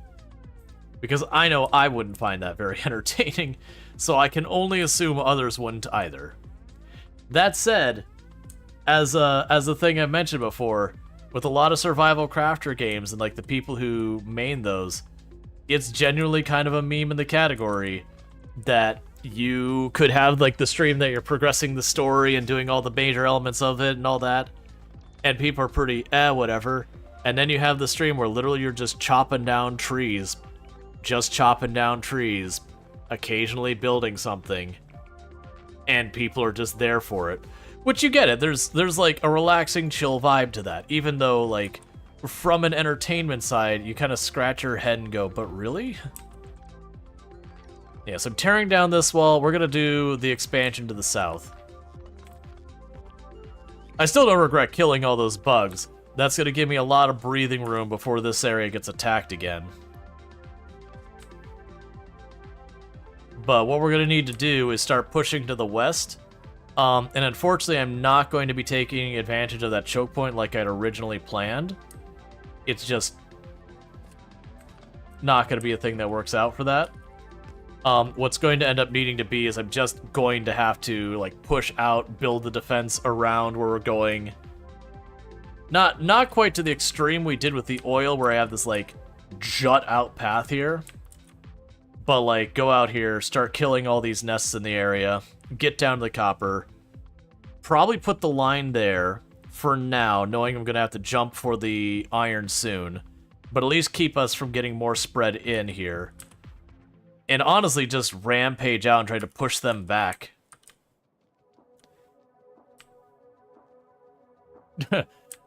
Regret killing bugs? That sounds downright unpatriotic. Look, man. There's different ways to aggressively spread our democracy.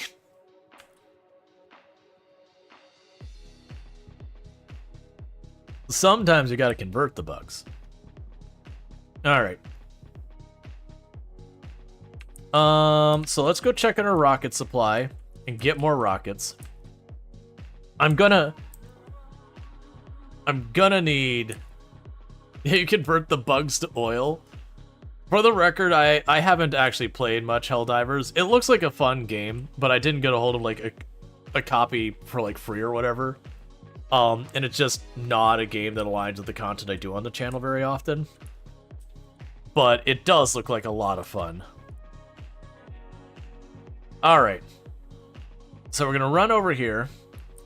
I could probably, while I'm over here, assuming the uranium has arrived, which it should have by now, we could take the time to set up the centrifuge to at least start producing the uranium and all that. See if we can't get at least the fuel cells to start being produced. Why didn't you get uranium here? So there's the uranium drop, 1 train. We've got you, and you're sleeping here. And you're queued to go to the drop. Are you misconfigured? Ah, yes you are. There we go. And set you to 4,000. Okay, so the uranium is on its way. Now, I do not, for the life of me, remember hardly any of the process other than I do remember... Let's make this farther out so I have room to expand. So we have the uranium processing, which turns uranium ore mostly into uranium-238 and a little teeny tiny bit into uranium-235. So let's do that first. It does make me wonder, because there's still like quality and all that, it does make me wonder if you can get like a quality fuel cell and it does something. So we're going to have the uranium feed in here, and I remember this being one of those things you end up wanting multiple of these. I don't remember at all like what the ratios of any of it are.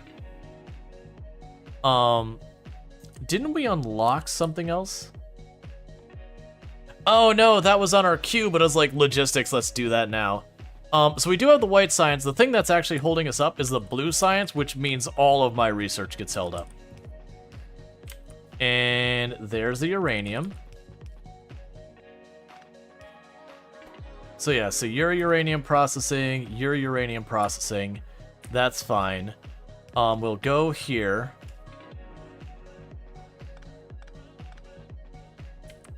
So what we're going to want to do is we're going to need to split out the 2 different types of uranium.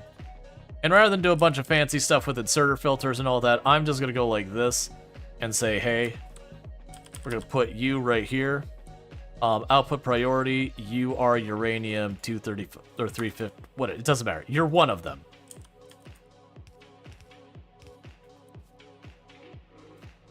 And for right now, because I don't have the rest of the process set up yet. Actually, what do I need to do? Was it assembler? Is this where I make our fuel cells? Fuel cell. Okay, so fuel cell is 235, 238, and iron plates for the fuel cell. We can get that at least configured. And I am going to put buffer chests in here as well to deal with it. Just because that is going to be an issue we deal with. Alright. So...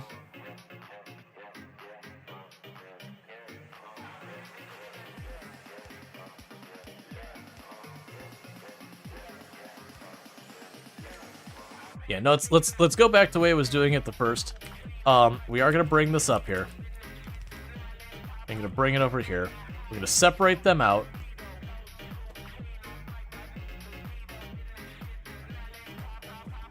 But what's gonna end up happening here is it is gonna go over a couple of tiles just to give me room to expand. And then we're gonna bring it right back down.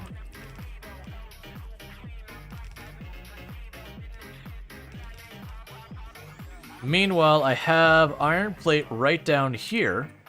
So we can bring the iron plate right on up.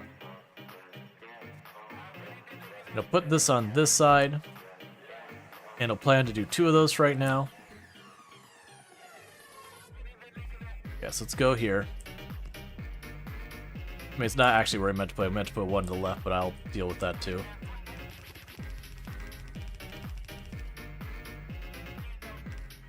And I can reroute this later when I need to. Okay, so we're gonna have it start making our fuel cells.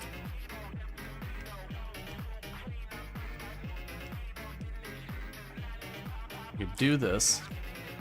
Now, I do believe these are gonna be one of those places. Productivity modules, please and thank you. Because productivity modules mean I am making more things appear out of the ether. So that's wonderful when you're dealing with something like this that has like a whole bunch of procedures and all that, where like you're trying to not lose a bunch of material out of it and everything. It just means I'm going to be filling in wherever we're missing stuff and not having to worry about it. Okay, so I can grab you, tuck you over here. All right, and then what we're going to do on the other side here is we have another conveyor belt. And then that'll be for our fuel cells. And then this is where for right now, I'm just going to go like this.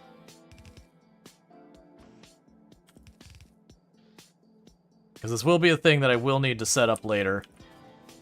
Now, I know we get a different, like, proportion of these.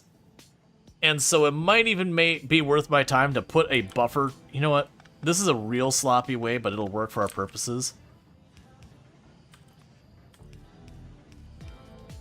So basically, if one of those lines back up, I have that much buffer before it starts to shut these down. Okay, so we're producing fuel cells. That's obviously not the full process I need to do stuff productive with that. But that'll at least get us a band-aid so that when I'm ready to start hooking up nuclear, I've already got that procedure in place. Then I'm going to have to get the thing where we recycle those things down. But I am going to need to fix... What is holding up our blue science again? So the blue science being held up by red circuit boards and motors. And motors... Motors are literally just waiting on their production rate. Like, they're running fine. It's literally just waiting on that production rate. Like, it's going full speed. It's just not enough. And then red circuit boards... It's the exact same issue. So we're actually producing the goods, and they're not like, there's not a resource they're waiting on that's holding them up. It's physically the production is not fast enough. So the solutions I could have to that is to add productivity modules. Productivity modules give you a little bit of a improvement in throughput on your production. Not a ton, but a little bit. You can also put in the speed modules, which give you a significant boost in your production rate, at the cost of costing you significantly more resources. I could also honestly just put in the assembly machine 3s, and that would even help alone, because the assembly machine 3s... Yeah, those are 1.525 crafting speed versus 70.75 versus 0.5. So that'd be not quite double the crafting speed.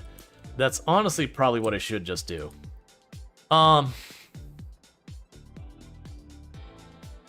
Let's focus on pushing. I'm going to focus on pushing out farther, and the reason I'm prioritizing that is I think if I don't approach it that way, what's going to end up happening is I'm going to get focused on getting all that. I'm going to smooth out our production rate, and then suddenly find I just don't have at all the materials I need to support it. And where do I keep getting fish from? Stop it. Get help. How many logistic robots are we up to? We've let that thing just churn away making robots, and I have not checked the network in a hot minute.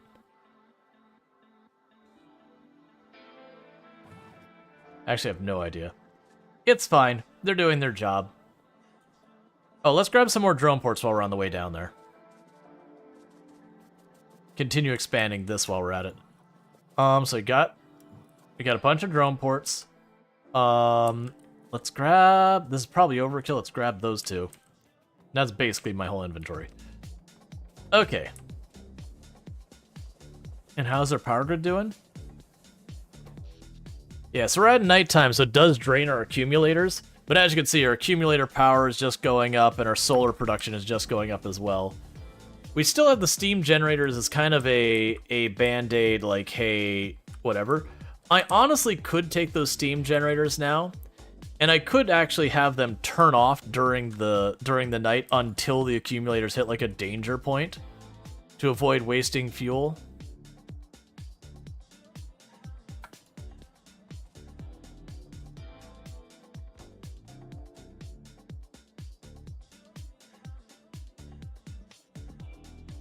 That's fine. These aren't going to be perfect because I'm adding them in after the fact, so I haven't designed any of this with, like, gridding it out in mind. I know in the past I have absolutely gridded out every single one. Yep, and as I'm adding these things on, they're getting on the network, they're repairing damage to the wall. Yeah, I figured that'd be exactly what happened. I am putting these way closer as just... This is basically the first place I could shove them left to right.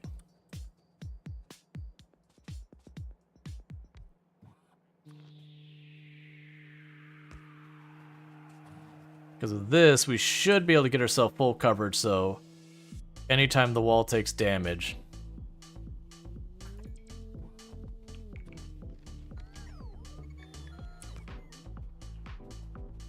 They'll just be able to go down here, a gun goes missing, replace it, wall segment gets destroyed, that's fine.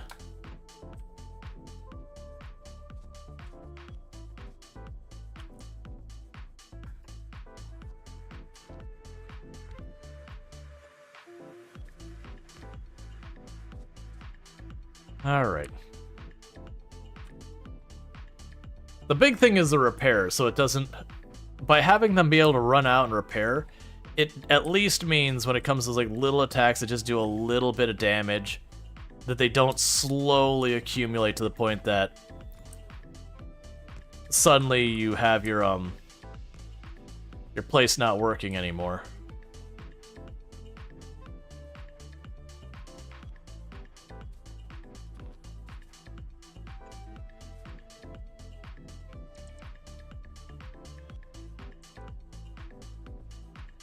What are you...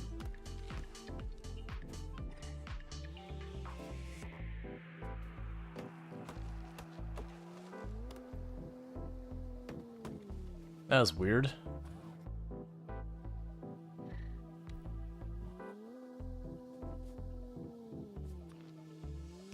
I know what's going on with that, but that's okay. I think we're just getting to the point that the energy on my suit is getting low from all the drone stuff and running around.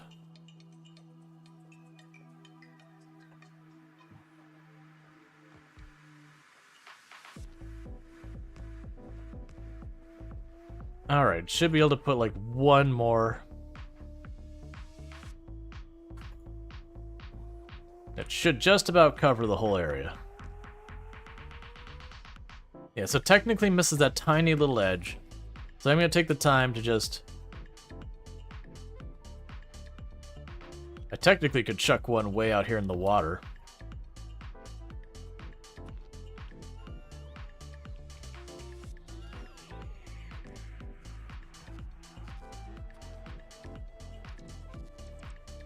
Alright, and that gives me coverage of that whole area, so we should have some construction robots come from half across the map and fix all that. And now I don't have to worry about it. See, I'm missing a gun here, so I have to deal with it. Yep, so that got damage from an attack, and immediately we got repair robots running down there to fix it. And there goes another group of repair robots over there. That's exactly what we were looking for. Okay, so I need to push out here our objectives. And we're going to back off here and set our objectives first. our objectives is we've got that iron node or copper node out there. So copper, ore. That node there, that's objective 1. We're gonna worry about objective 1 for now. Objective 2, it doesn't matter yet. So it's right there on the minimap. We just gotta... Ooh, you're real close. We just gotta go and clear the way to it.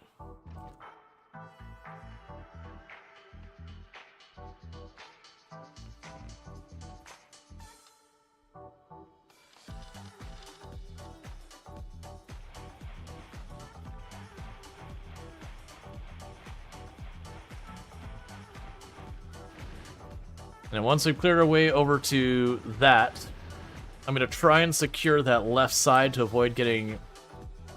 Like, give myself one angle to avoid being attacked from.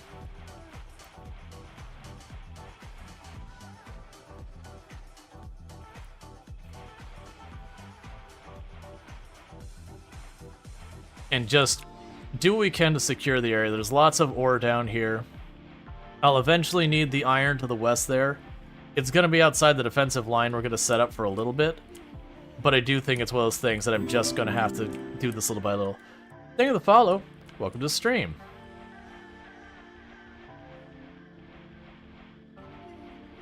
Alright. And thank you for the follow. Welcome to the stream. Okay, so that's one nest down. This is also good because it does mean I'll be able to take the time to deal with where we've been getting attacked from to prevent some attacks for a little while.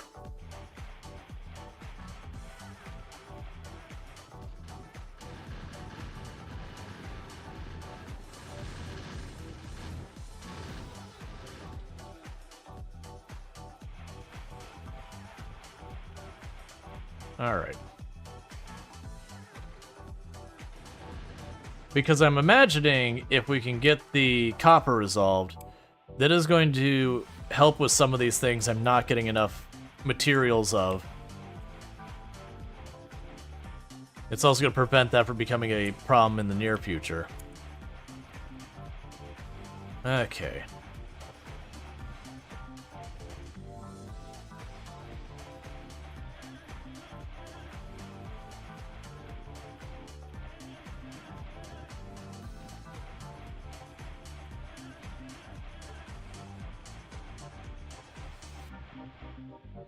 I honestly feel like if we got ourselves the upgraded armor, like quality of it rare, that there is a chance with that. I would have enough grid size to add some of the laser defenses. And I am actually thinking with the laser defenses, when I go to push those nests like that, I probably even could sit here and just like, you know, I'd have to backpedal so I don't take lots of hits. But I could potentially just backpedal and not even have to have like the line of sentry guns to drop back to. That by just running backwards, the lasers would take care of it. It depends on how much I can get the power to be in better shape. The other thing is if I get that little fusion reactor thing you can get on the armor. I remember that being a big deal too, where you can consume fuel yourself.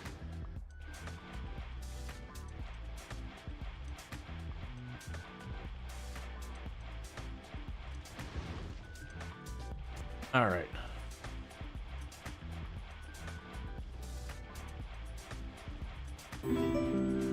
And thank you for the follow. Welcome to the stream.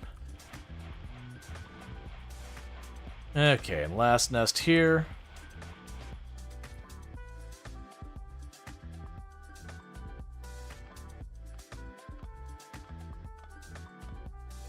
Yeah, and I should have enough guns to potentially block off that whole side. And like I said, that'll at least give me one direction I don't have to worry about enemies from for a little while. And I guess then the idea would be, over time I'd start wiping everything out going to the east, till I'm met up with the already established perimeter. The range you have in that lock launcher, all you need are nukes. Yeah. I haven't seen the nukes at all or anything yet. I think a lot of that stuff, like the really good things like artillery and all that, I think they moved that later in the tech tree than it used to be. Basically, force you to fight stuff a little bit more at this style versus like rushing the end game thing that you can just blast a base from afar and just ignore the combat. Alright. So we're making really good progress here. Honestly, getting the train down here is going to be a little annoying, but that's typical problems when you're dealing with cliffs and all that. Let's go to the west here, because this is the narrowest spot here, so we got to deal with that nest and that nest.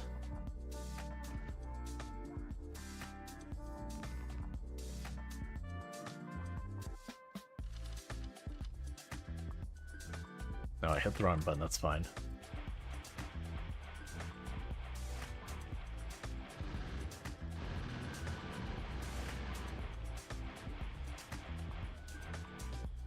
Trying to thin it out since half of those guns don't have ammo because I actually dropped them in full stacks instead of half stacks. So fewer guns with more ammo versus more guns with fewer ammo.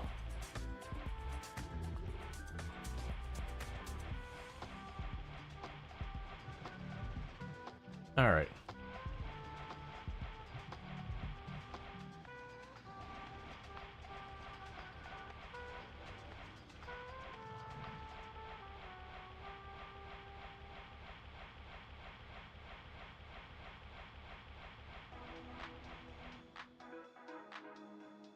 The good news with this is, like, I can push far real fast with this. It's just very costly.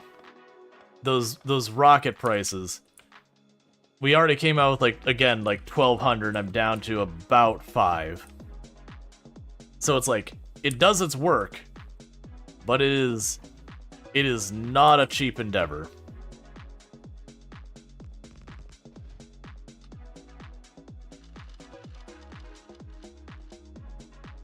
And hey, CFD, how's it going?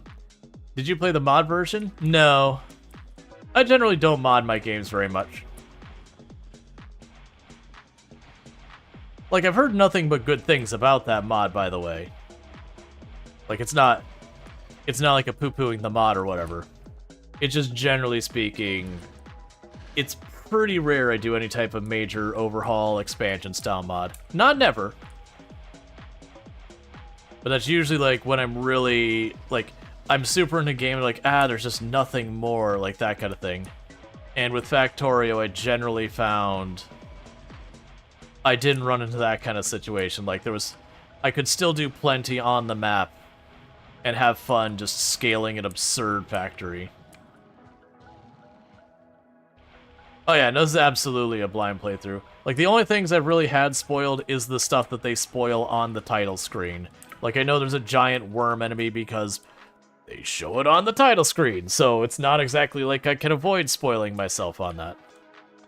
It's actually, it's very genuinely, like, I get it's cool to show, like, the promotion of that on the title screen, but at the same time, it's kind of a bummer that it would have been interesting to go there and you start building and this giant, scary, freaking worm thing shows up and you're just like, what the do I do about this? And I mean, to a certain extent, that's still going to be true, because I don't know the strategies for dealing with it. Okay, so around where we see, like, these rocks here. Alright, so you go ahead and connect your power. And do this. And like I said, let's get ourselves a wall over here. I need to switch you back to 4.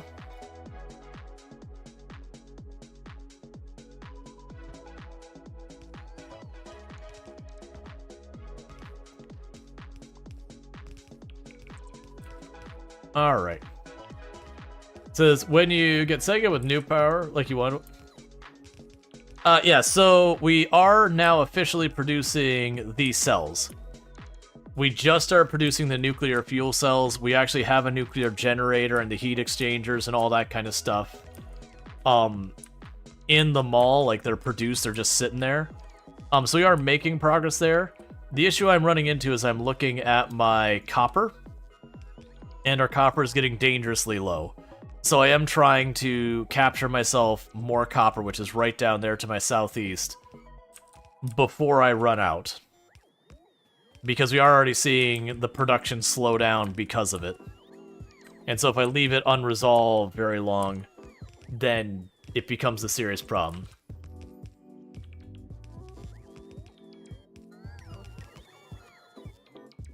And that's a normal problem you run into with Factorio, where you're like, oh, I just want to work on this.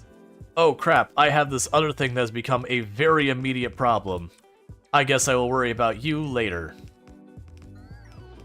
So right now I'm just trying to get to where I've got this side blocked off. I'm not going to go through the whole procedure we did over here where I've got that encased. That'll probably be an eventually thing. But I think for right now I'm going to go wall this off, clear out a bunch of these nests down here to give myself some breathing room. Then we'll get that copper picked up, get it hooked up to the trains. And then little by little I'm going to take the defensive line we have up here. And we're just going to rotate that down there and then start bringing it across. Honestly, if I could move it out here, that helps a lot, because then I don't need to cover, like, this right side doesn't connect. So honestly, it could be one of those things that if we could block that wall off, I can't really do angles and make it work well with that, so we'd cut across here-ish, just where we can. And then this area is just a big area that I'd have to, like, cut across there and then cut across here somewhere. We'll figure it out. It'll be some effort. But the more I push out, we'll actually also be able to help out with not dealing with the pollution escalating attacks as much. So where I'm getting all this out here, none of these should be attacking us anytime soon. You might be able to use some of the cliffs to let your walls zigzag a bit. Yeah, I could probably do that. Like, I see this area. I've just had the experience that if I were to wall just that spot, the biters end up just hitting the cliff, like hitting you from this side and only fighting one gun at a time, which is the reason I've been solidly walling, is from when I've done Death Worlds. Like, the water edge ends up being one of your weak spots, the cliff edge ends up being weak spots, that when the biters push in those areas, they do get overrun pretty easily. Compared to the rest. Like, you're not wrong, there's definitely places, like, it could even be that, say, like, this whole thing is one solid cliff. It could even be that I back up my guns a little ways and put them back here to force them to come in. There's probably good ways to work around that side that I haven't experimented with yet. But, you know, I haven't experimented with it yet. Okay, so let's, put you right there. Alright, so we ran out of guns. We only have one little gap there, but we did wall off that whole side. And bear with me, chat. I really need to use the restroom. So I'm going to quickly do that, and then we're going to probably kill off a couple more of these nests nearby. Specifically, that nest and that nest need to go. I'll probably set up this then, and figure out my train route, because that's a cliff here, so it's going to probably have to, like, snake through here. It's going to probably have to snake through here, go down this way, and then over. So it's going to be a bit of a messy train. But then I can clear out all these nests down here and all that. Oh, before I forget, I was about to make a mistake. Radars. Let's put 2 radars, one on the bottom, one on the top, so that I can see this boundary. So, like, as it gets damaged, I can get a good idea of how it's doing. Have it continue to scan out farther and farther so I can, you know, get a better feel for what we're dealing with on the map, that kind of thing.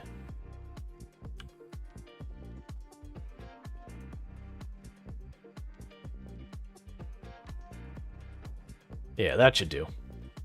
So that should give us radar coverage so we can see this whole area. Alright. Yeah, you guys you tend to play peaceful for easy biters? Yeah, no, we're playing on the normal one. But yeah, that's the thing. I do, like, there are some factories, like right now we're on normal, there's sometimes I play peaceful, and there's sometimes I do Death Worlds. So I do the whole gambit. Alright, so what's going to happen, chat, is I'm going to take just a couple minutes to use the restroom, grab myself a drink and all that, and I'll be right back, and thank you again for tuning in.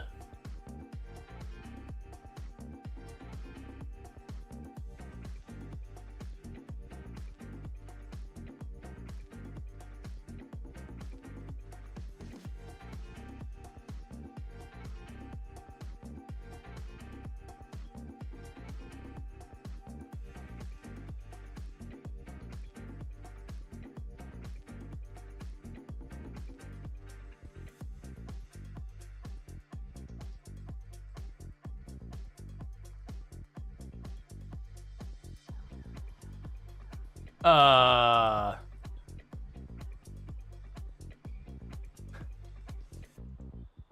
on. I'd like to see how this plays out. I feel like we have one major problem in this whole thing. I like this continuing to extend it, not like trying to back out and try and find a different route. Clearly the issue is I can't actually reach that spot. But you can see where it's putting the outline, where it's trying to do whatever that is.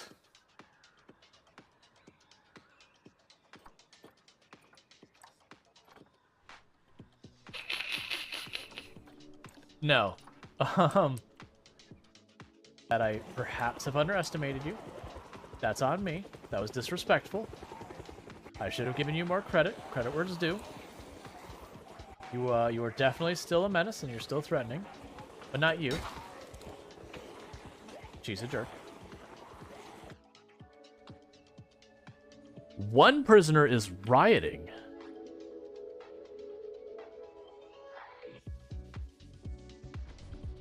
Oh. Well.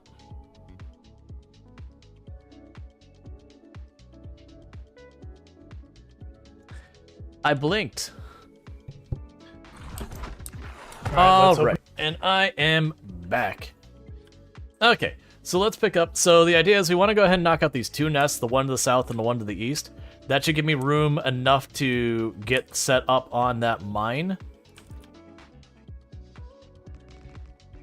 And once we have that, which we should have just about enough rockets to do that.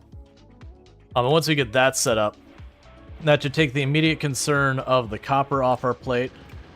And then it'll be a matter of, as we get more munitions, just rolling out here and knocking back the biters. Because honestly, if I start getting on top of that, we should be able to continue like pushing the biters back. That we shouldn't have to worry about the pollution aggroing them that much anymore.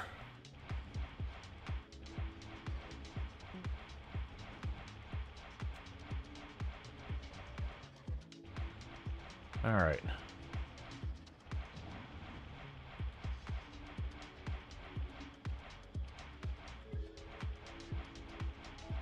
Yeah, because we can just saw through these bases now with the rockets. It just... Each base is like 80 to 100 rockets, and if it's a particularly large base, it can get upwards of that too.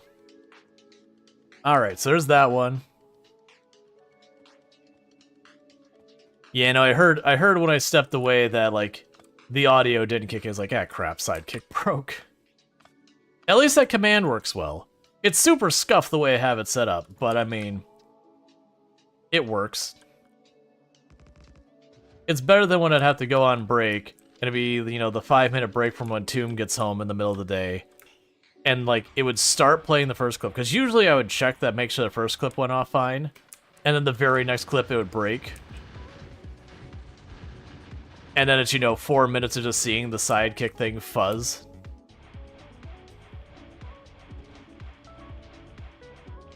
And we have some people increasing the cost of winning Twitch.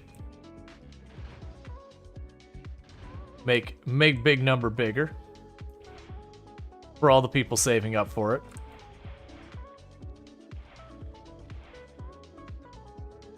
Alright, get them gone.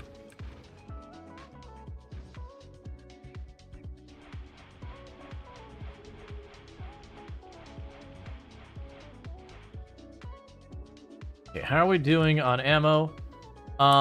We still have 3 stacks of rockets, so I could probably knock out 1 or 2 more nests.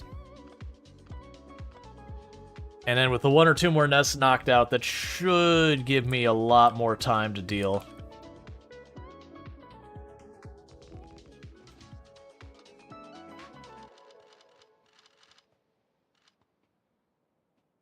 Lux, are you decreasing the cost of winning Twitch? Yeah, the only downside there, Lux, is the increases are more effective than the decreases. So you're gonna have to do more than one to equal it out. That is by design. That people gotta work together if they want to bring it down.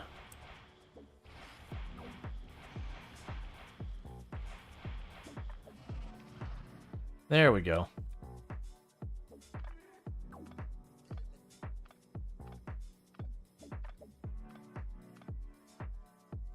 Alright. Still about 200 rockets. That nest there is pretty big. Let's leave it at that. Okay. So. There we go. That's what takes. Takes 2-3 people going together to fight when someone's trying to raise it. Alright, so we've got the drills.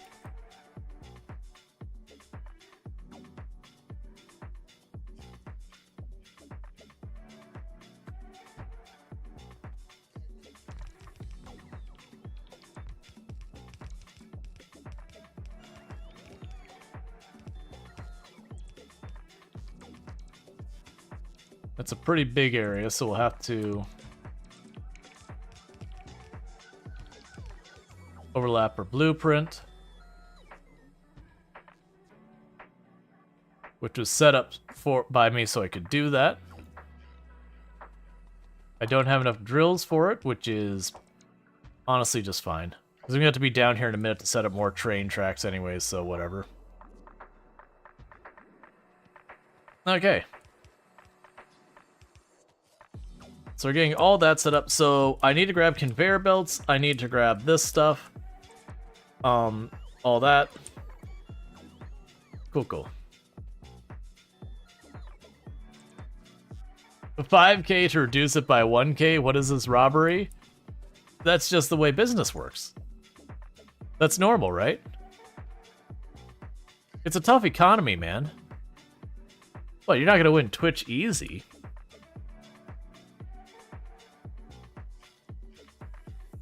Alright, so I need to grab more conveyor belts, I need to grab more drills, I need to grab more train tracks. I should probably grab more train stations.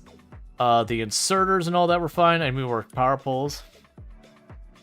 It is economy with Bezo bucks? I know, exactly. Do you know what the exchange rate of Monopoly to the US dollar is? It's not good. Let me just tell you, it's really not good. It's pretty bad. It takes a lot of Monopoly $100 bills to make even a buck.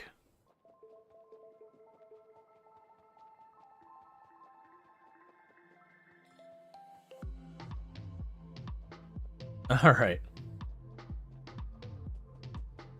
For the record, there is no actual, Twitch points to cash exchange rate. Twitch actually has very, very strict rules around not giving, like, any actual means of doing that. I need to get the logistic bots on just to empty out my inventory. So we need that. I need the conveyors. I need the drills, which are over here. I probably should grab some roboports. We'll deal with that in a minute. We have our inserters. I want the train station.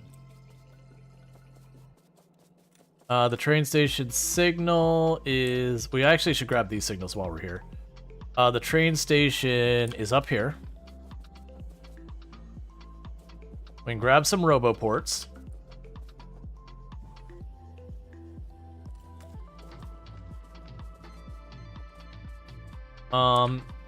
Let's go see what we got in the way of rockets and machine gun ammo as well, while we're in the neighborhood.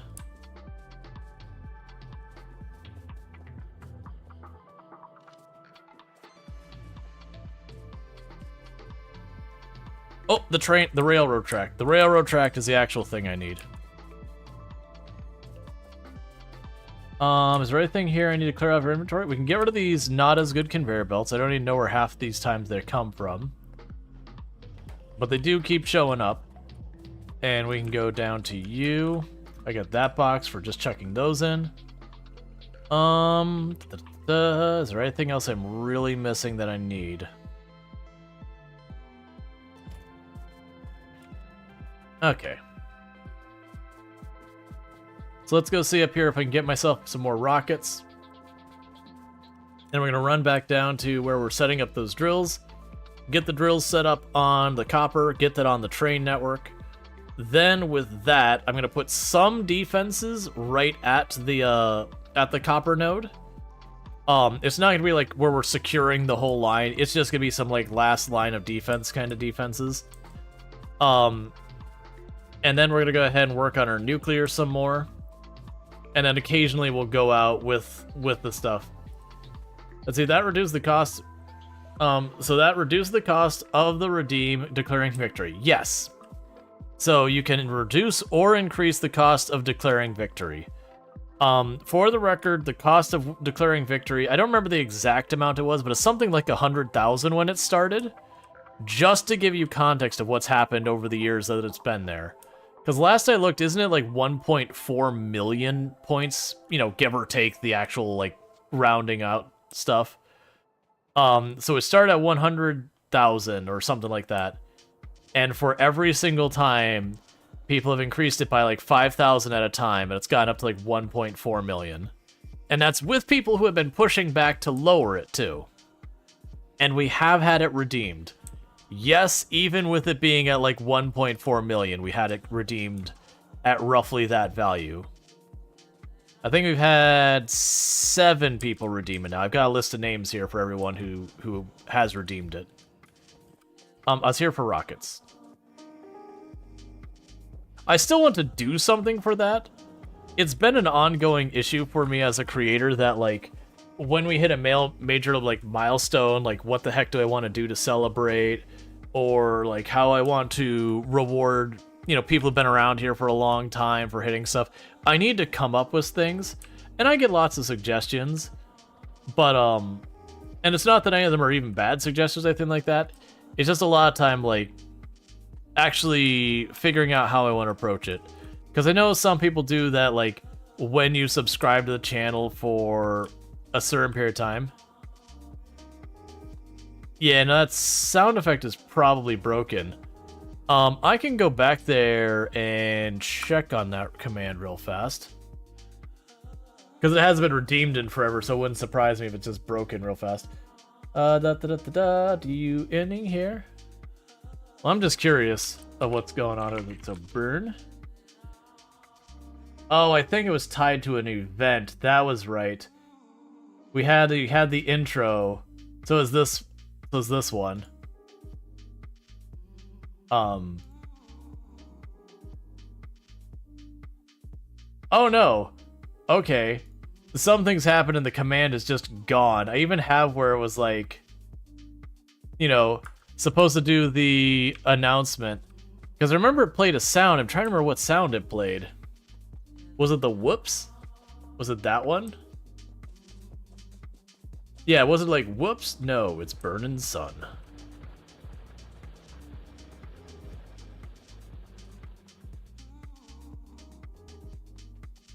Oh yeah, no, it was the Wilhelm scream. The really horrible Wilhelm scream. That's right.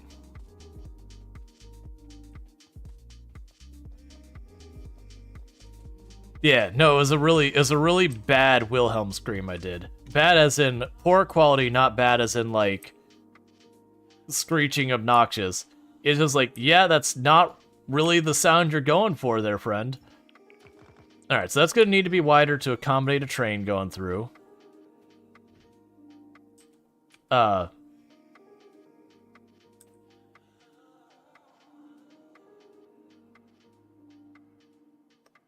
suit's out of power. So none of my drones are doing... Oh, no! It's not that. It's like queued it up, and because it's in the other drone range, now all my construction drones in the area are like, oh, I got work to do. So we can take that all back. That's probably fine. Here, I'm going to speed it up myself, though. Because it does need to make this entrance wide enough to accommodate a train going either way. There's that way. Put a gap there. And there's that way. Okay. So worry about connecting it to that end in a minute. We've got this down here. So we can go ahead and grab one of these lanes and just start bringing it on down.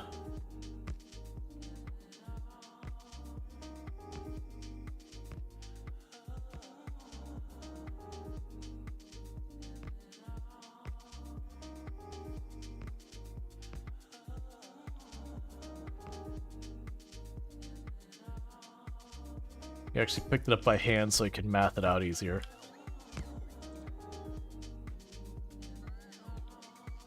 And so honestly, short term, this will just be its own thing down here. So let's go ahead and while they do their thing, let's grab the train stop. This is a train pickup. I need it to go this way.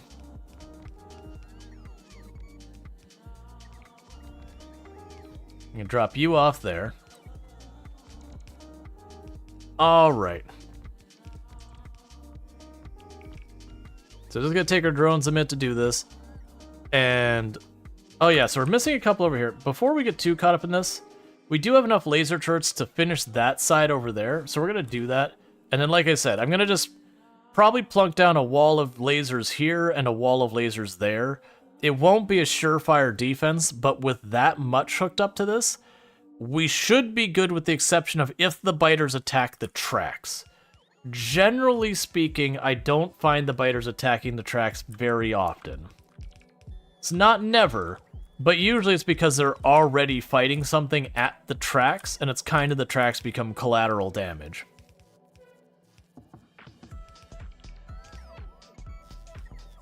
Did I not bring enough drills even close to enough?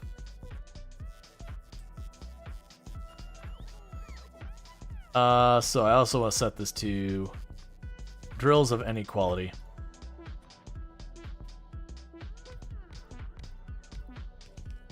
Apparently, I did not bring remotely enough drills.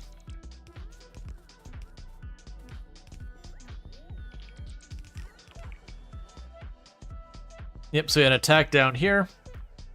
That's fine.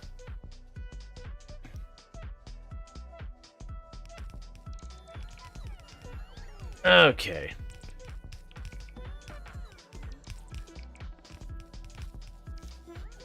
And one thing we'll also do, just chuck that down there. Okay, so train stop itself is built. So apparently needing to go back and grab like 2 or 3 full stacks of drills.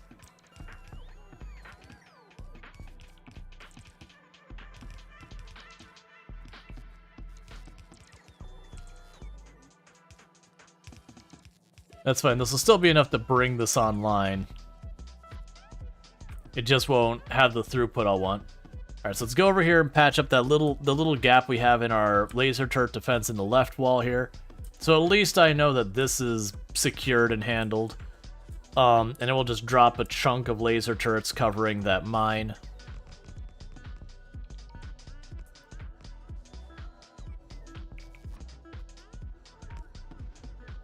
Cool. So left front is fully secured.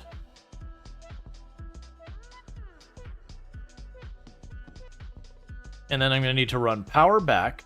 I'm going to need to hook up this train station to these conveyors here.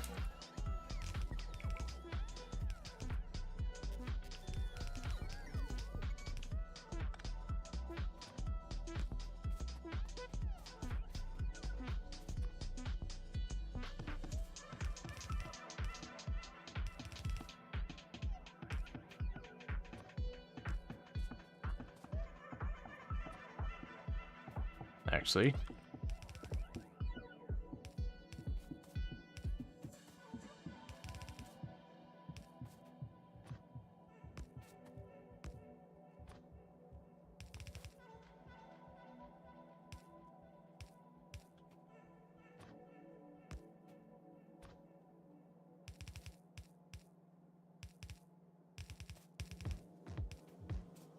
and we've got that one hooked up, and this one hooked up. Okay, and this will let me also bridge the power in a couple places. So I'm going to take one power line over to this wall that we've got connected. I'm going to take another power line up the middle of the railroad. That way, if some cheeky biter gets lucky and knocks out the power on one end, it doesn't shut down the whole thing. So we do have a little bit of redundancy on our power. So there's that. So all that just came online, what actually got built, which, like I said, I'm going to need more drills, a lot more drills. I think that's 50 drills we put down there, and there's that many more missing. Then we can go over here and daisy chain you over. And we'll plop that there, because eventually I'm going to want to make this a separate part of the network. That's part of the reason I'm running the railroad the way I am. Is that way when I go to expand, I literally just have to go through here and just clean it up.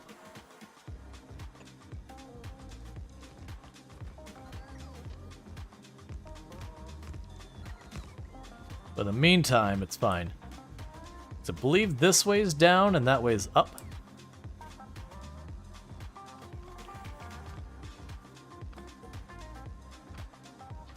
With the way I've been configuring it the whole way.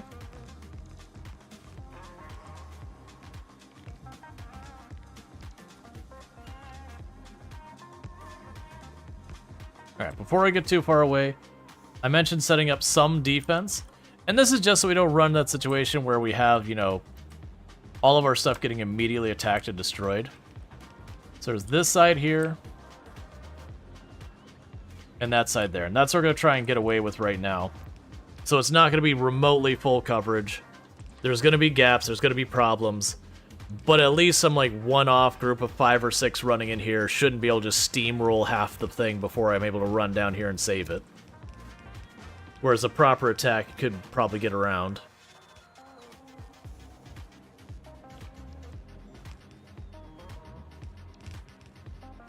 Alright.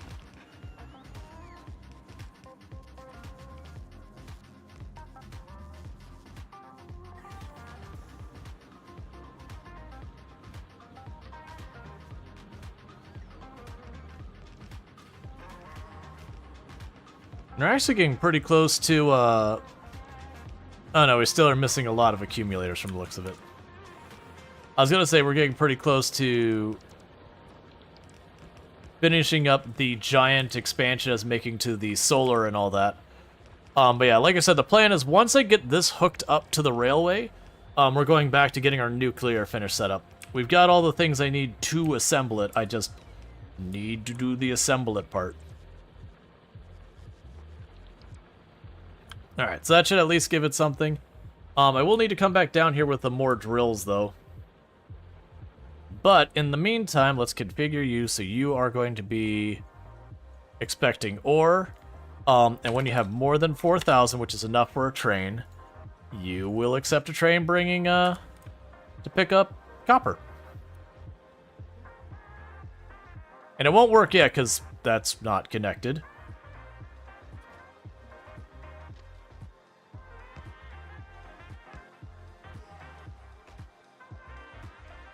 Once it is connected,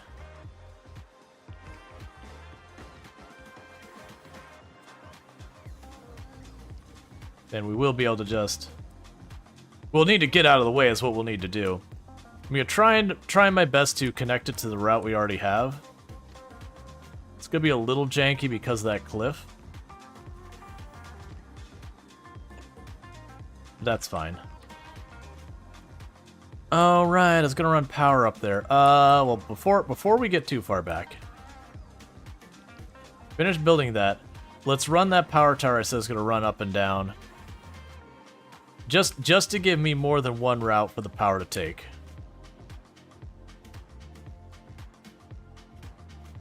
Yeah, so now I have a train that's like, yo, you told me to go that stop, but I can't get there. That'll get fixed the moment we go in and get that sorted out.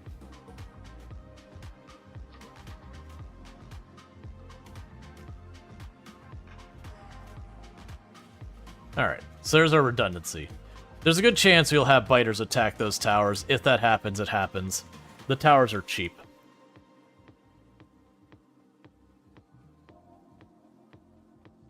But as like I said, as the added bonuses with going this way as opposed to the way we had been going, is I've got 7.86 million coal right there, 7.6 million iron. A little bit out there, we got another 4.5 million iron.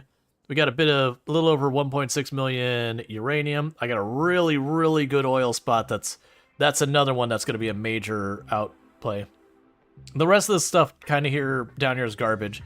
But then over here where we've got our oil, I've got more coal, more stone.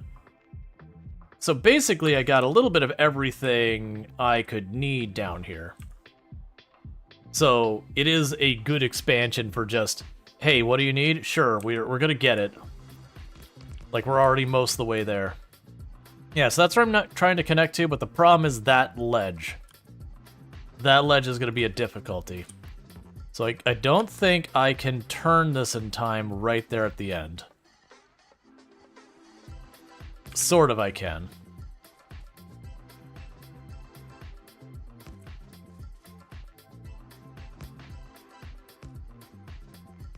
Good enough for government work. I assume we're the government.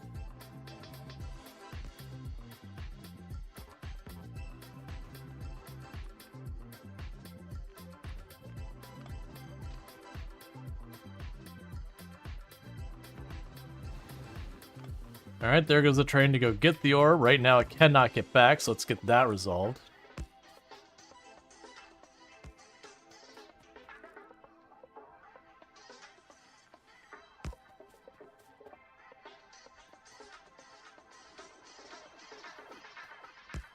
Honestly, that's close enough.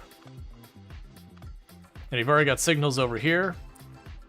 So, while a little bit cursed on that specific spot, it will work, and there it goes. Nice. And just like that, we have more copper on the network. So, alright, so we're going to fix... Alright, we need to grab more drills to fix where we were missing the big pile of drills there. And then once I had fixed the big pile of drills that were down there, we were going to fix our nuclear. So it should be straightforward. It literally should be just, I need to grab drills and lots of them. And then the other thing is I need to grab the stuff for the nuclear, which I should have plenty of. I should have a nuclear reactor already. I should have all that stuff.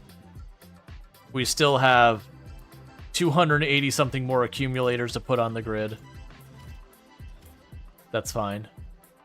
So our drills are here. There's another 50. I'm going to let that collect. And while that's collecting, let's grab our one. So that's 4 nuclear reactors. Okay, that's a bit more than I was expecting. There is our heat pipe. There are heat exchangers. There's our centrifuges. Where... Oh, I'm missing the cooling towers or whatever these are. There we go. Steam turbines. Okay. So we got a whole bunch of stuff for nuclear. I might need more regular pipes. Let's go ahead and grab the undergrounds. It's probably overkill, but I'd hate to get up there, get halfway through, and then realize I don't even remotely have what I need. Okay, and more drills. So I got 60 more drills to try and plunk down here. We should have everything I think I could need for setting up the nuclear. Because I don't need pumps, I don't think. I will probably need these things, or not those. Where are you at? Offshore pumps. Let's make a couple of those. I don't think I'm crafting those anywhere because you use them so seldomly that I haven't bothered. It's not a bad thing to have in the mall, because like I said, you craft them so seldomly, it's not like it's going to tie up all your materials.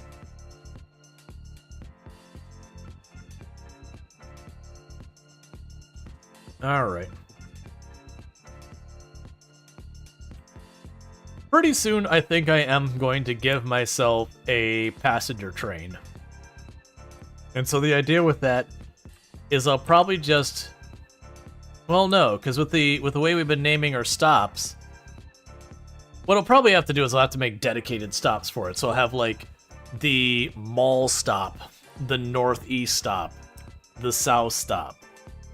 And that should give me what I need to be able to, like, travel the map much faster without burning all that energy. Those drills are not going nearly as far as I thought they would. I'm just underestimating how many drills this pad has. That's still fine. I think we'll still go up and set up our nuclear and we'll come back for another trip later. Because that was 60 drills we just plunked down. And I probably still need 40 more. The train's already gone. I was going to hitch a ride. It's fine.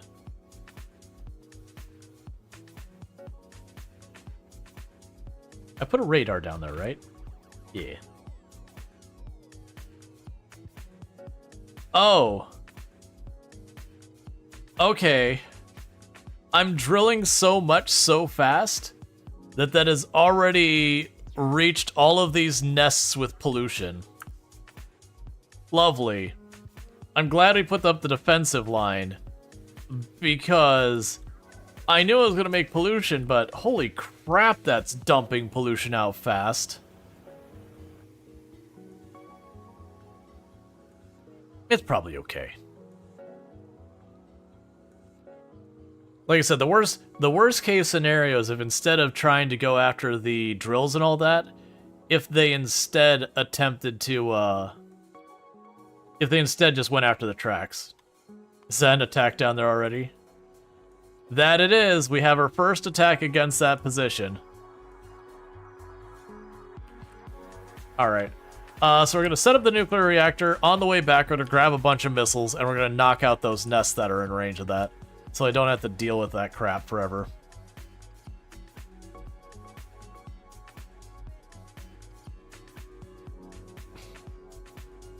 Alright.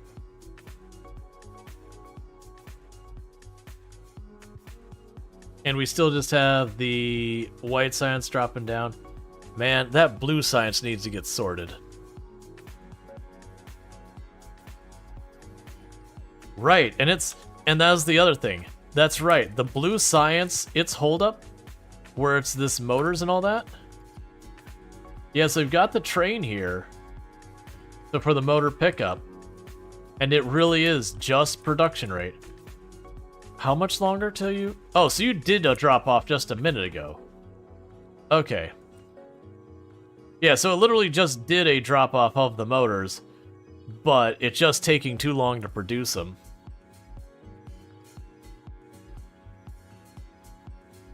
So what I probably need to do is red circuit boards and motors. Once we get this this copper more secure, I probably need to go over there and just stamp down some more assembly buildings to pick up the pace. Alright, so nuclear power... Oh, you know what I probably needed? It's fine. No, it's not. I don't have room. Alright, hold that thought. I need landfill. I used it all. Well, no, actually we have some. We have 100 something. We'll use what we can, and if I need more, I'll go down to more. I'm gonna need more. But at least that'll get us started. I thought I had literally none left. Luckily that's not the case. So the good news is we are making fuel. Oh wow, we only have 40. Oh right, because these suck when it comes to actually making a decent amount of the higher value stuff until later. So go ahead and we're gonna stamp out one of those to be the higher end one. And we're gonna bump you up to 6.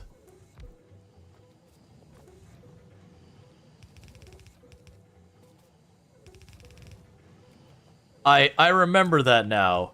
That first process for getting like the higher end uranium, the centrifuges on the first cycle are just hot garbage.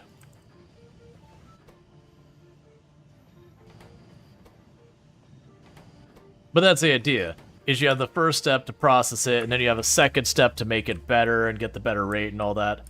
It's fine. We're at least getting some fuel cell. I don't know how much fuel cells we need, how fast to do anything. Is the belt going the wrong way? Is what belt going the... Oh yeah, that one I just put down is going the wrong way. Thank you for catching that. Okay. Yeah, so you see all of that. We only have the one single unit. That's the better stuff. Meanwhile, I'm building up a large reserve of the other stuff. And we have that as the next thing to do on our science, but it's waiting on blue science. Okay, so we need to do the nuclear reactor, and I do not, for the life of me, remember the pattern for any of this. 235 is 0.7%.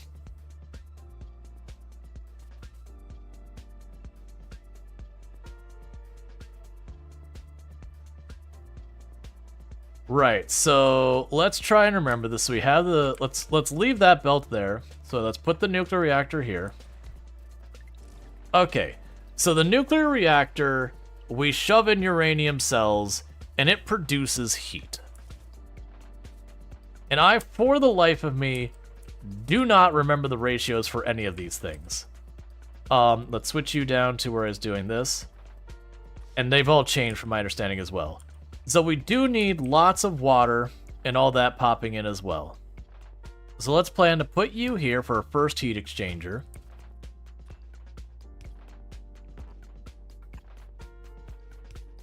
So that'll be a heat exchanger here.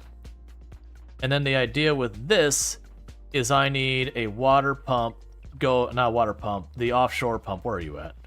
Let's build a bunch of you. An offshore pump here. So we've got the offshore pump, goes here. Do you need power yourself? You do. So I have an offshore pump here. And that's a heat exchanger.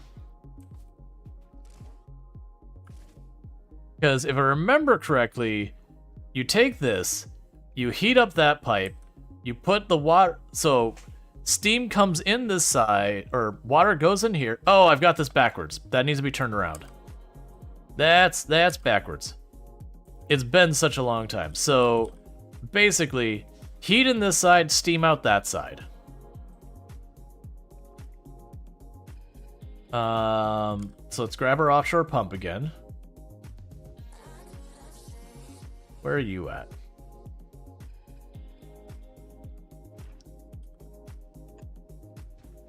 Okay, so this makes heat. Heat goes in here, water goes in there, steam comes out this side, and then with the steam, we go in here, and we turn a turbine. Now, it consumes... Yeah, so the real question we run into is, I'm going to put 1 unit of pipe, so if I need to branch off more lines, I've got the room to do it. Now, what I don't remember is there's a ratio to how many of these one of those can run.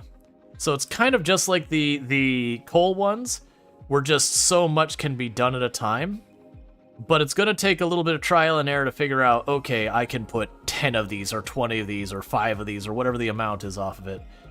Or like, this gives me 1,200 units of water, and you consume...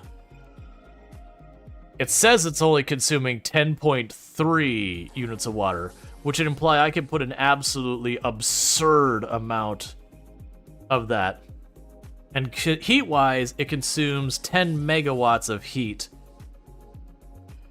And you produce... How many megawatts of heat? You don't tell me. 40 megawatts of heat? Okay, so that would imply I can put 4 heat exchangers on here. Alright. And so interestingly, we have to watch. These other ones consume more heat, but they also, and more water, they just put out more. So the implication would be, I can add 4 of these. And that should be manageable.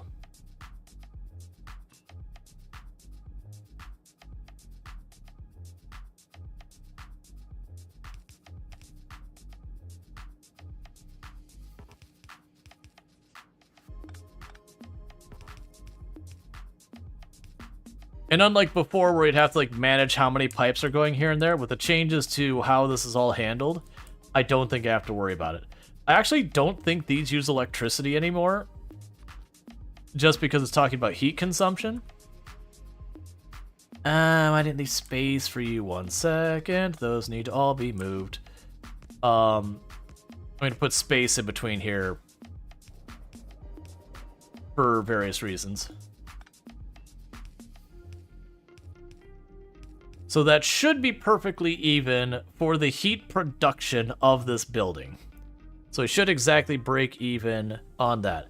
The water consumption, this thing is supposed to give me 1,200 water a second, and that takes 10. So the water should be completely irrelevant.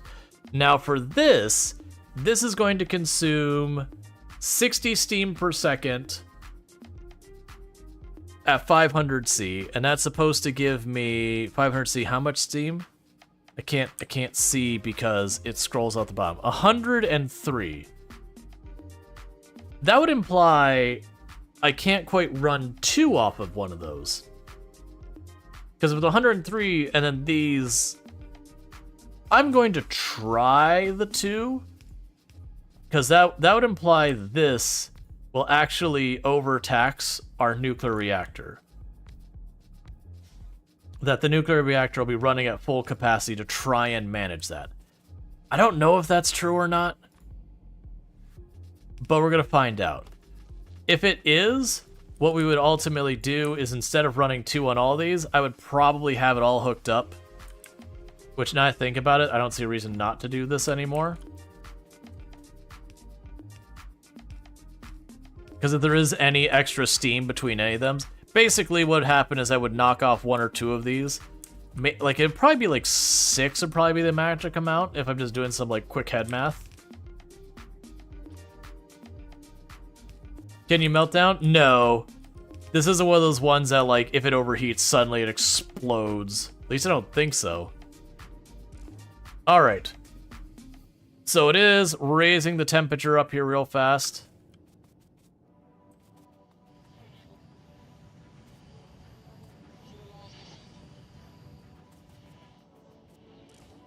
And so nothing's going to happen to it till it gets up to temperature. So as you can see, it is slowly climbing. Eventually we'll see these kick on. And so we check our power now. Right now our power, the nuclear is doing nothing.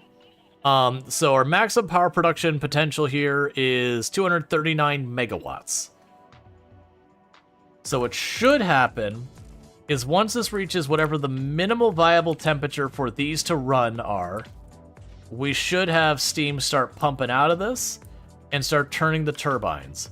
And then it's a matter of if I have too many turbines, it's going to kick on and off as we cool down the water too fast, or cool down the steam too fast. And it, you know, goes to the point where it can run it, and then it can't, and then it run it, and then it can't, and then it run it, and it can't. But we do have to wait till that reaches temperature. Yeah, so it says the minimum temperature this requires is 500 degrees Celsius. So we're at about 112. So we are going to burn a full fuel cell just getting it, actually a couple full fuel cells, just getting it warm enough.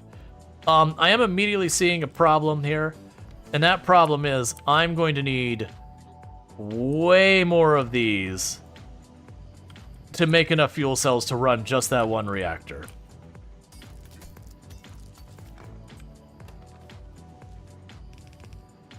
It is a little tricky to run nuclear on any... Oh, well, that's embarrassing. Any meaningfully sustainable rate until we have the second process.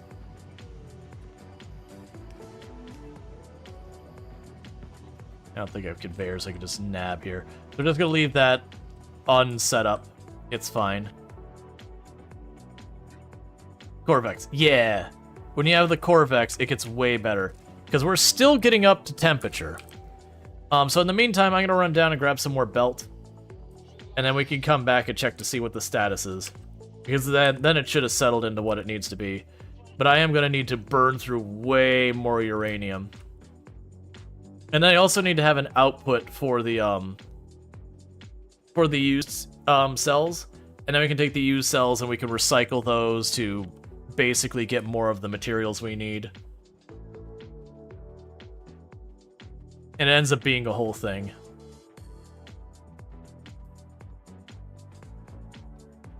It's going to be pretty likely that I am going to need to take the lower quality uranium stuff and just branch it off and then just dump it into a whole lot of boxes. Because if I don't do that, it will eventually back up on that stuff. But then when I get the Corvex research, then we can just take all that and start processing into the better stuff. And it's slow. It's a very slow process to convert it. But it's one of those things that you convert it a bit at a time and you get there. Okay, so we can grab those. I need more drills for down below later. We've got all the other stuff here. We've got inserters. We got all that. So we are good here. Also have a ready supply of uranium rounds. Yeah, no, I don't have the, like, I do remember there was something you can use, like, the not as good uranium to, and I couldn't remember, like, it was some type of ammunition. I couldn't remember it was, like, your assault rifle, like, your regular bullets or your tank shells or whatever. I did remember that there was something you could do, because that's a real thing in real life, that uranium is just a very heavy, dense material, you know, outside of its use in nuclear fission. And Luxury reducing the cost of winning Twitch. But, it's just very costly and all that. Or very heavy and all that. Which is what you want in those type of, like, ballistic rounds and all that. Because just a lot of mass to throw at something. It's why they use lead, or, like, historically they've used lead for bullets. Because lead is another one that it's just heavy. So you're just going on the idea of momentum and inertia.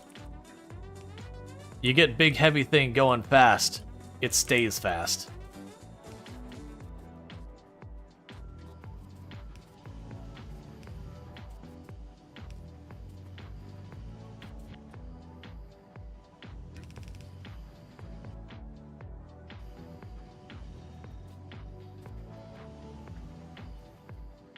Okay, so we've got more of those online. Yeah, eventually what I'm probably going to do is need to have a splitter that overflows. Also realized some crazy details about the crystalline structure that makes uranium very good for penetrating besides being heavy. Gotcha, that side I'm less aware of. Okay, so how's your temperature looking? Okay, you are literally right about to hit 500. You've already burned through a bunch of fuel cells, which is a little alarming, but you know, we'll deal with that in a minute. This is the outbound for those bad, like the used up fuel cells. So we do have the ability to use centrifuges to take the depleted ones and turn them back. So we take the depleted ones and it'll give us more uranium-238. That is what it is. So we're gonna get even more of that stuff as like, oh yeah, that's the wrong way. Hey, nuclear power is online. So what I want to watch here is if this maintains its heat or it keeps dropping on and off. Because as long as it hovers around 500, we're probably okay.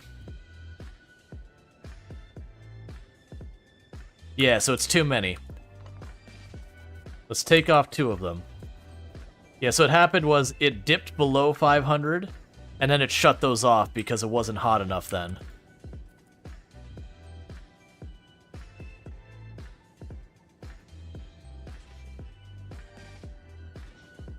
Output full. What do you mean output full? Your only output is steam.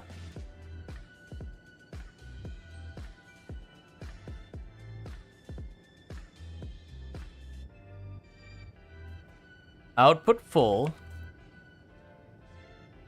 The heat pipe here is at temperature. You're doing fine at staying at your temperature.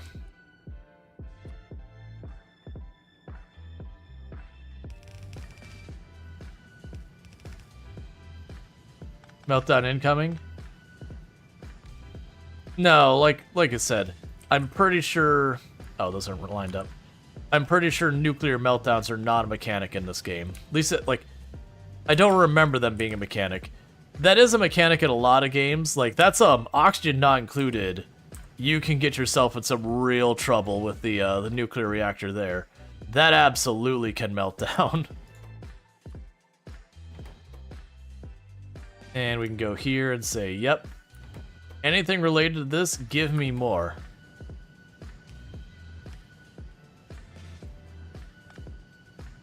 Let's see, your other power fly. That actually could be it. No, that's actually, you've got a good point. I have enough solar. It may literally have just shut this thing off. If you destroy it at max temp, it'll do a meltdown. So basically, it can go to max temp as long as I don't destroy it. Yeah, so what you're telling me is what we've got going on is because I have so much solar power going that during the day it has no need to do anything. So it's just going to sit here building up heat. And then what'll end up happening is when we hit the evening. So I might actually be able to get away where technically this is more than it can run. Because of it, this keeps building up heat during the day and then it needs to kick on at night. It'll kick on at night and it can just bleed off that heat thing. Nuclear should be higher priority as it works long as it's fed. You don't believe that theory? I mean, yeah, no, in real life, like, when the nuclear reaction is going, it's just going. You can slow it down and all that.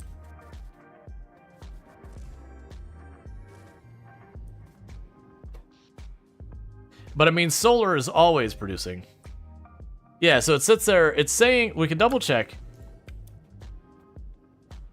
Solar is set to a higher priority in Factorio. Yeah, because in Factorio, like, solar has no cost. This, the temperature is building up. Is having a reactor running at max temp bad for this game? I don't think so. I was warned that it's bad if you delete it while it's at max temperature. But you know what? Actions probably don't have consequences. I'm waiting to see if it turns on. Because what should happen is our solar should be starting to, like, go down now. Yes, our solar is starting to drop off. So what should happen is as this starts to go up and we start having to go onto this. Yeah, so our turbines are now ramping up. Cool, cool.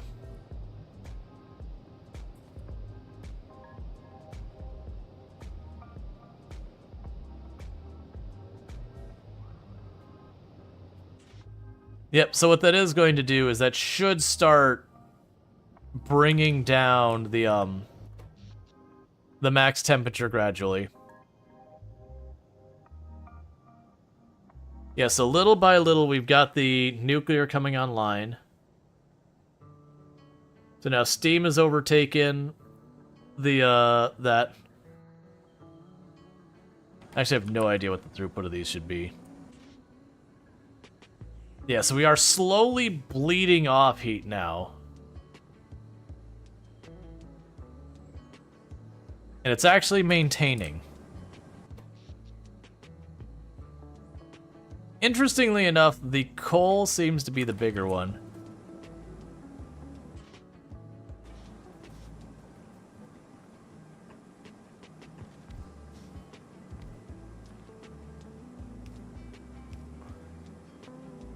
So that should bleed off a lot more heat a lot faster.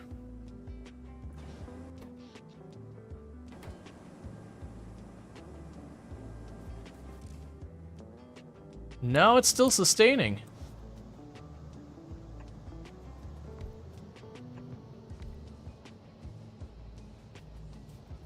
Because I actually don't mind. I wanna have it potentially bleed off heat.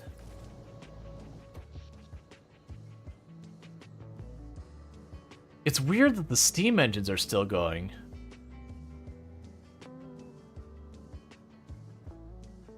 And then solar's coming back online.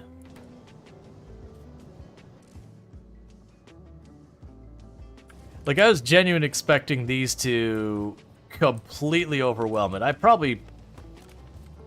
may have messed up something with the math. We're all out of those, though. Steam doesn't prioritize, it's just Steam. Gotcha.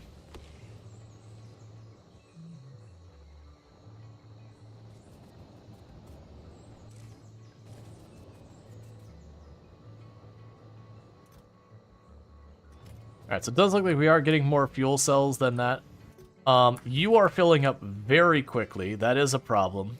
So what I am going to do is I'm going to add another splitter here, and we're going to set priority output to the left side. And then if it goes over here, this is our, oh crap, we've got way too much of the crappy uranium. That's where this goes. So if we ever get a backup in the crappy uranium, this will keep the reaction running. Cool. So until we get Corvex, that's the whole thing. Yeah, so what I kind of want to do is let's get more of these, Because the idea is I actually want to just kind of bleed off some of that heat at night. And do all that. Oh, something did get destroyed? What got destroyed where? Oh, yeah, so they are throwing themselves handily at that. Alright. I'm gonna have to deal with that nest.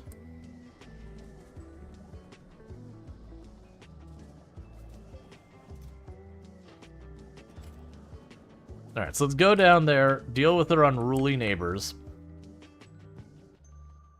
And all that. I'm not gonna, like, I'll probably grab the laser towers on the way by.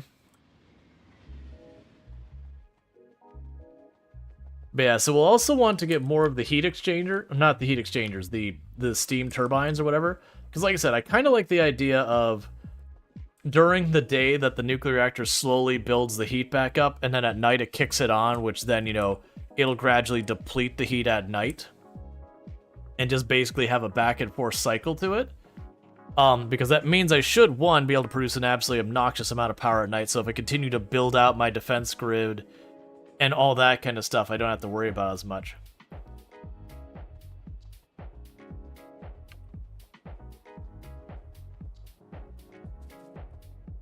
Okay, so let's go down here. Use a bunch of steam tanks as a buffer. Oh, that's... I forgot you could even do that. So grab this. Let's grab the laser guns, just in case any got destroyed, we can swap them out. Oh, power tower. Oh, I don't have room for them. Okay, let's run down here, deal with where they're beating up on our copper area, and go murder everything that's been beating up on our copper area.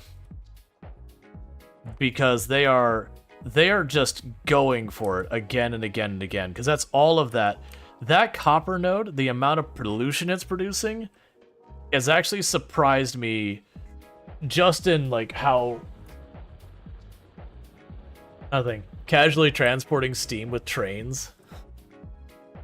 My assumption is it would gradually lose heat if you load it up into a steam, into a train. Because, like, in real life, that's what would happen. Is you put the steam in the train, but it would rapidly be cooling the entire time. So sure, if it was at, like, 500 C, it would take a while for it to drop down to where it started condensating again.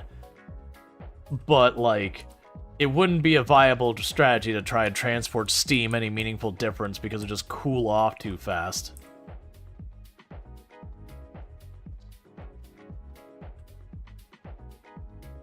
Alright, so let's repair this real quick.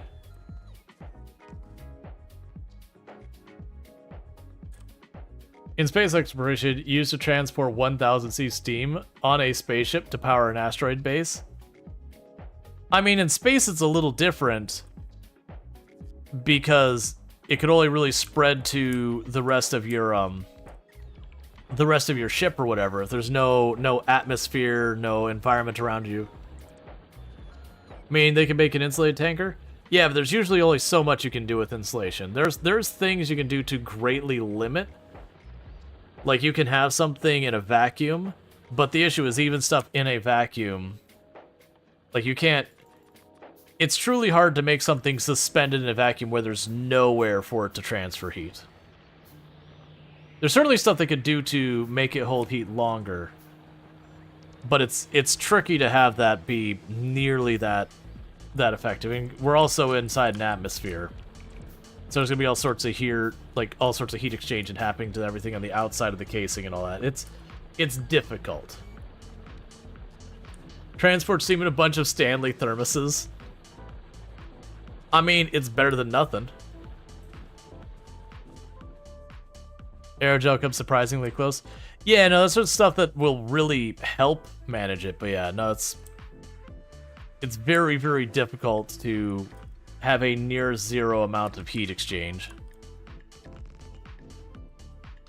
It still probably would not be pragmatic to make the material for sealing the steam in that manner, as opposed to just instead making the steam where you want to make it.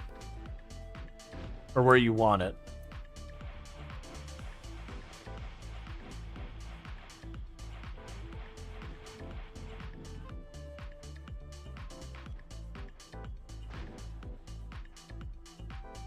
Hey, friends.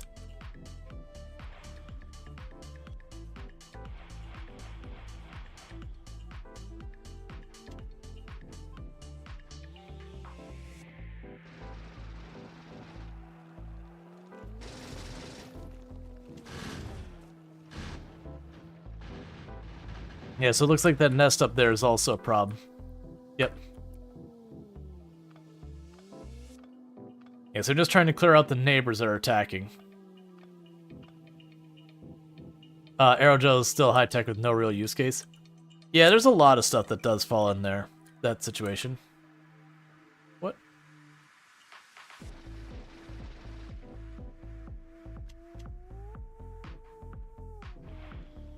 Why are you just slowly wiggling over there? That's a green one. We have new friends on our map.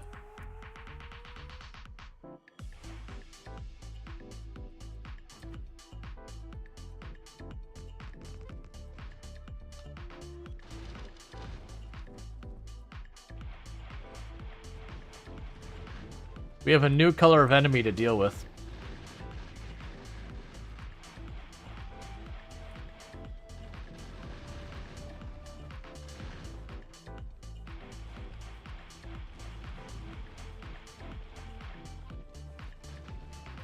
Yeah, no, that's the thing. I definitely remembered that they got another level past blue, and it's honestly kind of surprising it took this long to get there.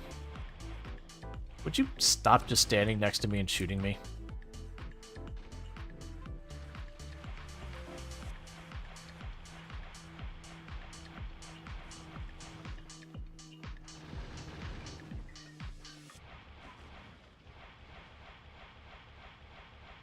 Okay.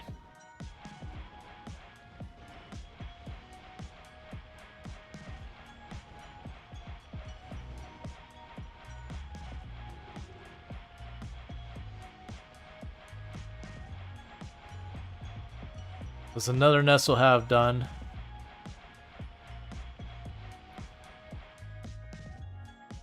Cool.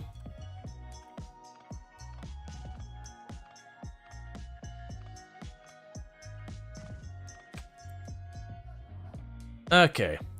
So those ones are over there. Let's worry about these ones down here.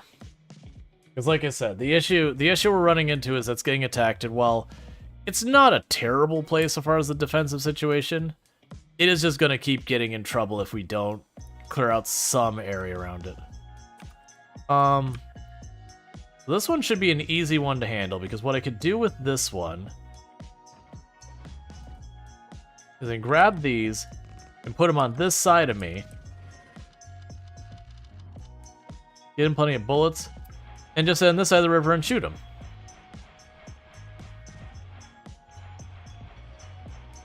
And watch as they all try and figure out what to do about it.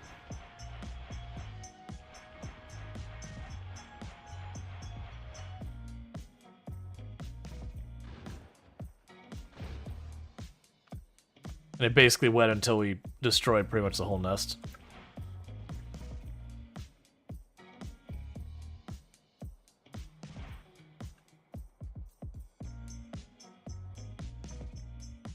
Alright, so same deal.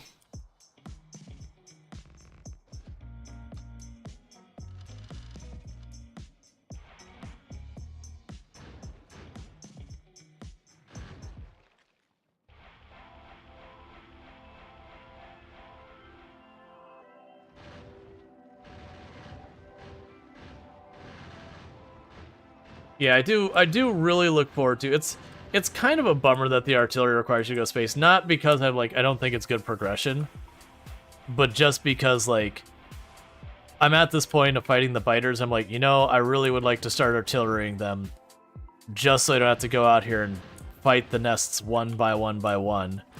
It's already kind of gotten a little long that the fight is no longer difficult or anything, it's just time consuming. It's supposed to lure you into space sooner. Yeah, but I didn't find, like, I didn't look at saying, oh, this is the thing that makes me do this and this. It was kind of just like, oh, okay, here's a project I can work on.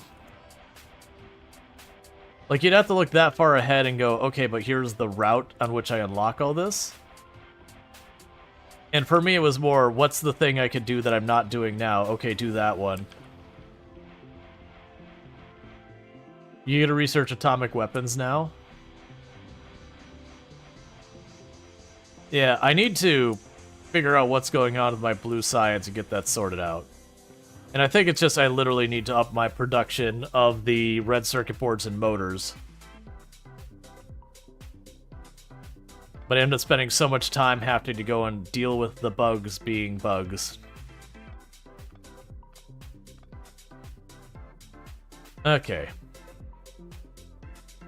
Those nests can sit over there. Alright, so nest to the right has to be dealt with. We're old enough that to know there's something special in space. So better be prepared. Well, that's the thing. I'm actually operating in space right now. Like, right this moment, we have a platform in space that is producing white science. That's all it's doing. We haven't gotten to any of the other planets yet. But we are actually making the next tier of science. I just need to fix my blue science. And then we'll be good. Which I think is just a throughput issue of we have our red circuit boards and our motors, and I think we're just consuming... Oh, I bet you it's from where we turned on the production for our construction drones. All those electric motors are probably consuming all my regular motors. I'm willing to bet I haven't been watching it. I'm willing to bet we ramped up the consumption of our motors a huge amount all at once. Now granted, it shouldn't actually... Oh! Okay, so I got the red biter. The red biters, like the green biters so far as like the melee ones, those ones are actually scary. The ranged ones I find not to be that big an issue just because you can kind of back off and just leave it alone. Like you can run away from, but the green ones, it's like when the blue ones first show up where you're like, oh no, it's on my butt.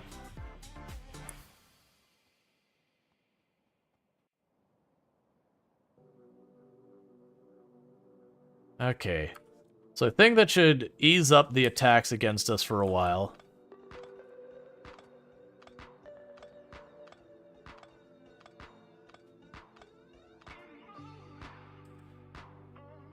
So what I can do here... Oh, I missed one of the guns. So what I can do here is we can start to make the intended thing of cutting across here. And just slowly expand as we run down here. That'll bring the attacks farther away from all this.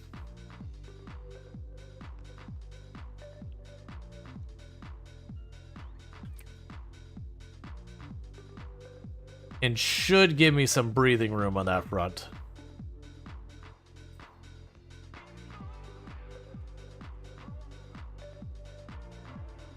Because we do have what we need to set all this up. And we now are sitting on a surplus of power.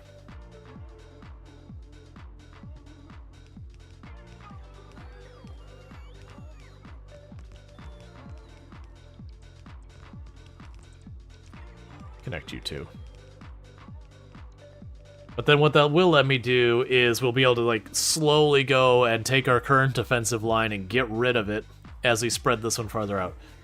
Yeah, because, meanwhile, while they're putting that down, let's take a quick peek. So we look at our motors. Our motor production is sitting here. It gets to about 200, and then it adds it to the network. And we do have two places we drop motors, which is there. And where are we making the electric motors? I see the pickup there. There's a second place you have a motor drop. We've got one for the science. Thank you for the follow. Welcome to the stream. Yeah, so we got one for the science, and I thought the other one was for the electric motors.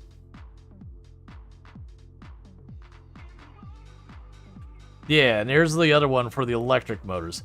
So that's what we're dealing with right now. The good news is that's full, because that has nowhere to go either. So we should actually be getting the motor. So it looks like I just need to up my motor production and my red circuit production, which of course probably have side effects of causing everything else I've got balanced to go out of whack. I shouldn't say balanced. to be passable to go out of whack. Okay, so I don't have enough wall to really spread more, so we'll stop there. But the point is that should give me a little bit more breathing room. Let's actually drop a radar down there as well.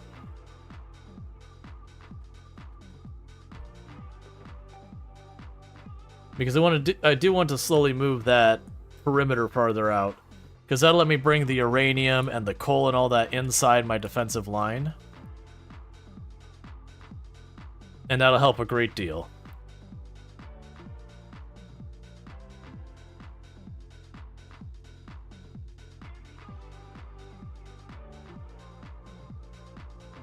Okay.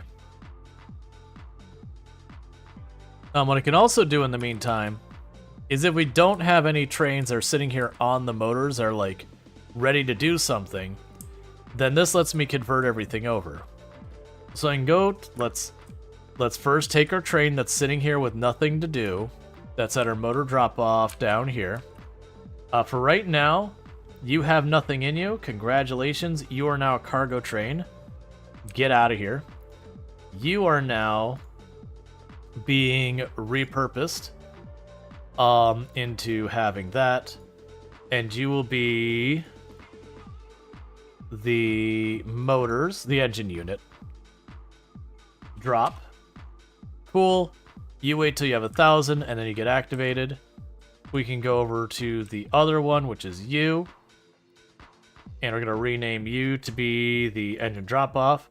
Congratulations. You're already good there. And then we can go up here to where we have the motor pickup and limit to 1 train and add it to our item pickup. And now it's part of the train network, where I no longer have to like specify that this is the one train that does stuff here. So it's another one of our 20-something trains that goes there. Let's actually take a look at our depots. How backed up are our depots? Oh, I've got like 6 spots. Okay, cool. Yes, our depots aren't backed up at all, which does mean if I don't have trains waiting in the depots and there's not a traffic jam, that tells me I could actually put more trains on the network and get more throughput. Because this is all waiting on... Actually, it has motors now. This is waiting on red circuit boards. Okay, so let's take a look at our red circuit board situation. And red circuit boards literally has everything going on here. It's just not enough production. Like, that's just ultimately what it is. I just need more red circuit boards. So I'm gonna go ahead and grab the production modules we have and fill up an inventory of those. I'm gonna run up to these and grab a stack of those, and we're just gonna go up there and replace the assemblers we have there with the faster assemblers, and then go from there to adding the production modules to get even more bang for our buck. So that should give us a significant increase, and I'm probably even going to go a step farther and add like a whole extra row of the red module, or the red circuit board production. Just basically massively expand that production.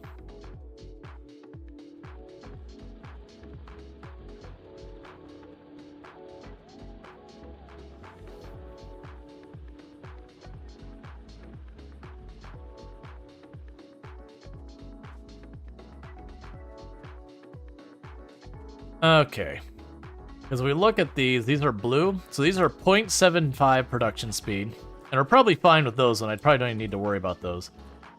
So we're gonna go from this, which says the crafting speed is 0.675 because of the production modules, whereas if we go in here and I replace it, now it's 1.125 because of production modules, and I'm gonna go ahead and jam in 2 more.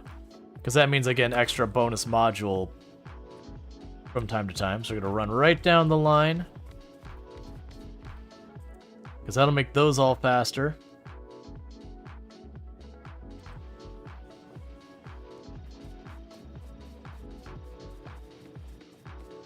Yep, so we jumped them from 0.625 or whatever it was, 0.6 something another. And they have been jumped up to a crafting speed of 1. So they did jump up a bit over 30, like about 30-ish%, 35 whatever percent. And then on top of that, we are getting a bonus production module every 4 or 5 cycles. So that should be quite a bit more. And I'm going to go here and go say, hey, you know what? You're actually making good time. 8 is probably way more than you can handle, and I don't care. We're just going to write down the line here. Actually, I don't even need to do that much. I already know that's overkill on these, so we're going to go 1 to 2. You know what? I don't know what the rate is. But I'm betting I could probably put those on a conveyor belt and it'd be fine.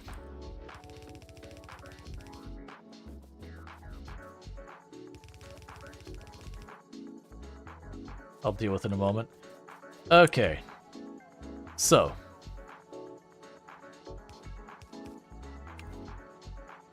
Let's see. 1 wire is 6 red circuits. Yeah. Like, it definitely seemed like it was next to nothing.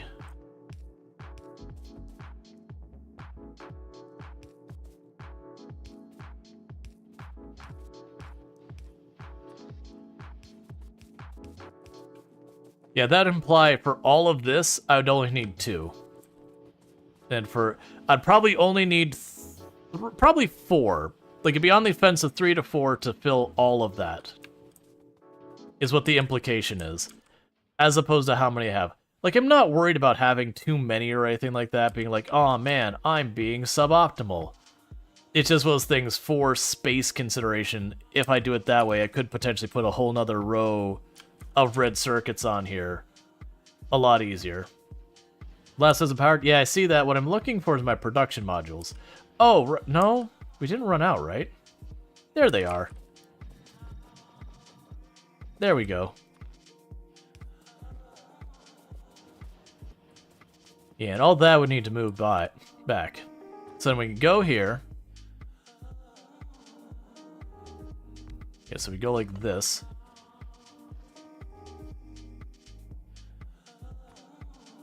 Then put the belt like that.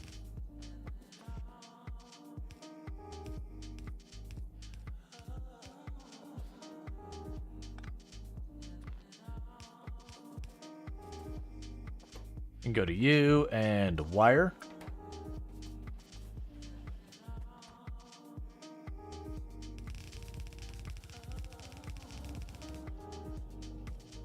Gonna put a splitter over here. Alright, so that should be about right. Because this will feed into those 6, and that should be fine. And honestly, this should be a bit ahead, because if those are all production modules slowed down, this should be going, if it's 1 to 6, this should be running at its normal speed, those will be running a little bit slower, so far as their consumption. So we should be okay. It'll take a minute for them to all wind up, but that's fine. And honestly, we could sit there and do this across the board. It'll be 1, 2, 3, 4, 5, 6. So at that spot, so I'm gonna go ahead and yank you, just so I can see where it's at.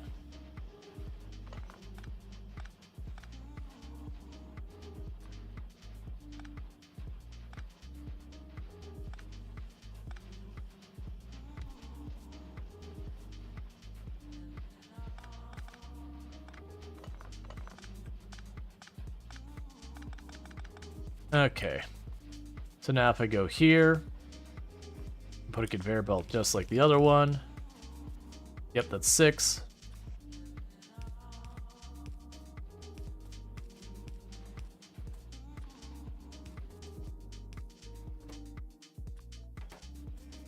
Alright, so we're cutting way back and all that stuff, so that's good news.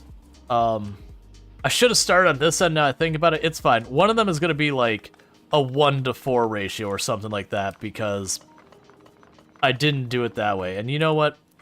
That's fine. It's still going to be better than the ratio I was doing here where I just had half the machine sitting idle the entire time.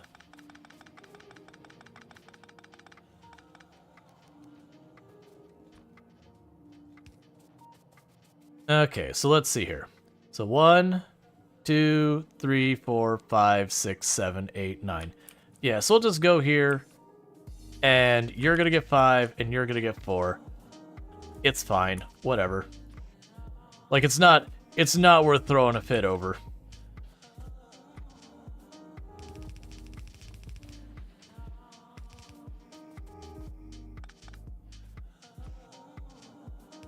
Which does mean every time I walk up here, they'll be like, someone's like, why is your stuff all uneven? And I'll be like, because I feel like it. You don't realize, but it's a pro gamer strat, and you just don't get it. You just don't get it. I'm sorry. I'd explain it, but it's too complicated. No. Yeah, just go full toxic. It's fine. Alright, so with that, that should help. One thing I'm gonna do is we are producing a lot of these on here. I actually don't have enough room to do this in an elegant way. Let's see, 1, 2, 3, 4, 5, 6, 7, 8, 9, 10, 11, 12, 13, 14, 15, 16, 17, 18, 19, 20. You know, it doesn't matter. If they're not saturating the belt, it'll just go over here and fix it. Just get a better viewer. Exactly. It's next level stuff, man. Yeah, if you just don't get it. I'm sorry. Some things are just a little too hard to explain. No, I'm teasing. Man, you know what? There's probably people out there. Okay, so we've just massively increased the output of our red circuit board. So I'm hoping that'll be good enough. Because we did go, I didn't actually see where the cutoff was where we did the flip. But, we did go through here, and now I've got 6 of these. I think we probably added something like 12, I would guess. I would guess we're ballparkish probably added 12. Oh, I just realized I also have some... I have a rare one, and... train, please don't.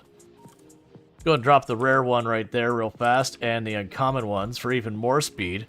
Because to give you an idea, the regular one is running at 1 crafting speed with those production modules. The rare one is running at 1.6. So this rare one is like running 1.5 of the equivalent. And the uncommon one is about 1 1/3.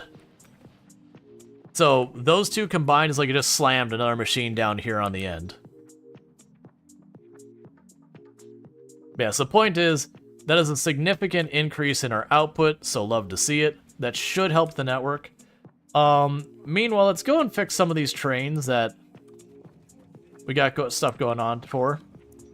Alright, so green circuit boards. Thank you for the follow. Welcome to the stream.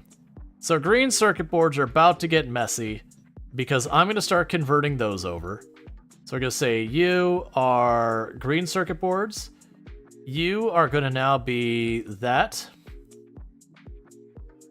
And drop. Cool. So that's been disconnected from the grid effectively. And we need to go to all 6 of the locations that we have green circuit boards going into. There's another one. So rename you to the green circuit board icon drop. Cool. I'm going to set you to green circuit boards anyways because now I'm paranoid about not working. So that's you sorted out. Yeah, green circuit board drop. Same deal.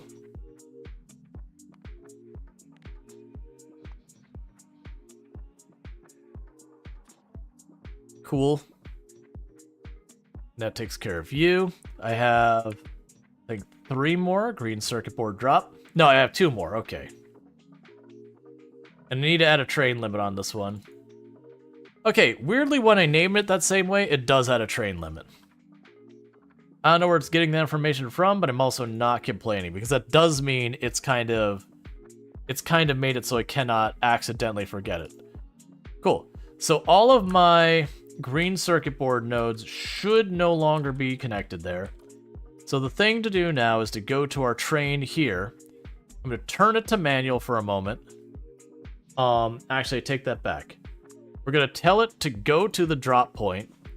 And all I need to do is go to any one of these green circuit drops and just kind of go, hey man, you know what?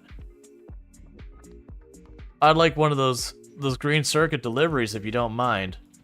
And then we can go here and add a train limit there and change your name to item pickup.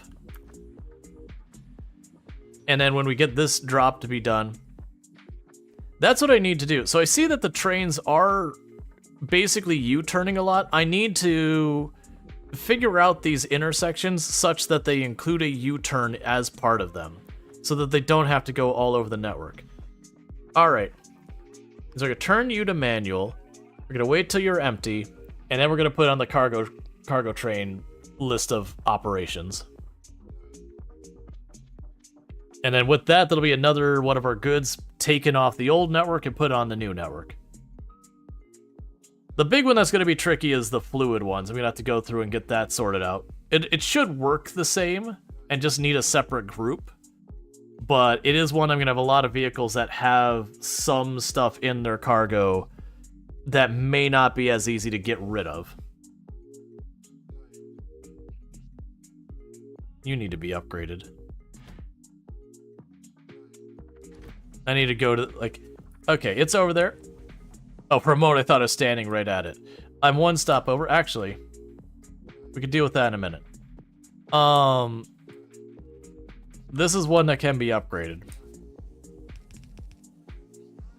Wait, that's not right.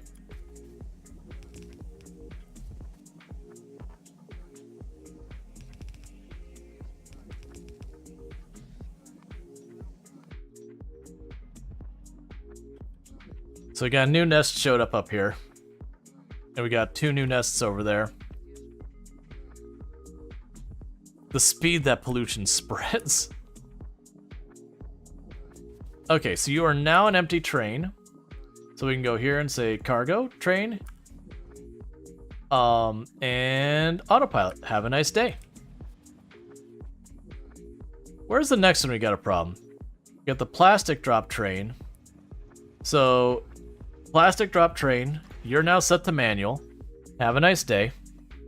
We can go to you. I've got 2 plastic drop locations. So plastic space drop. Okay. Enable limit. Only 1 train may stop here. That's fine. We need to go to our other plastic drop, which is that the robots down here? Where was the other plastic drop? You can see we're actually getting pretty low on the number of stuff that is. There we go. Plastic drop over here. We're getting pretty low on the number of stops that are still on our old system. Cool. That sorts you out. And then go to our plastic pickup. And you have a limit now, and you are now named item pickup.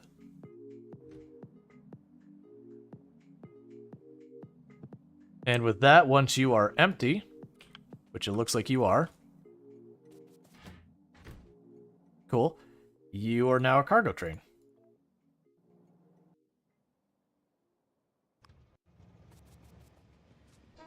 Alright, so we officially converted over half of our trains to the new system.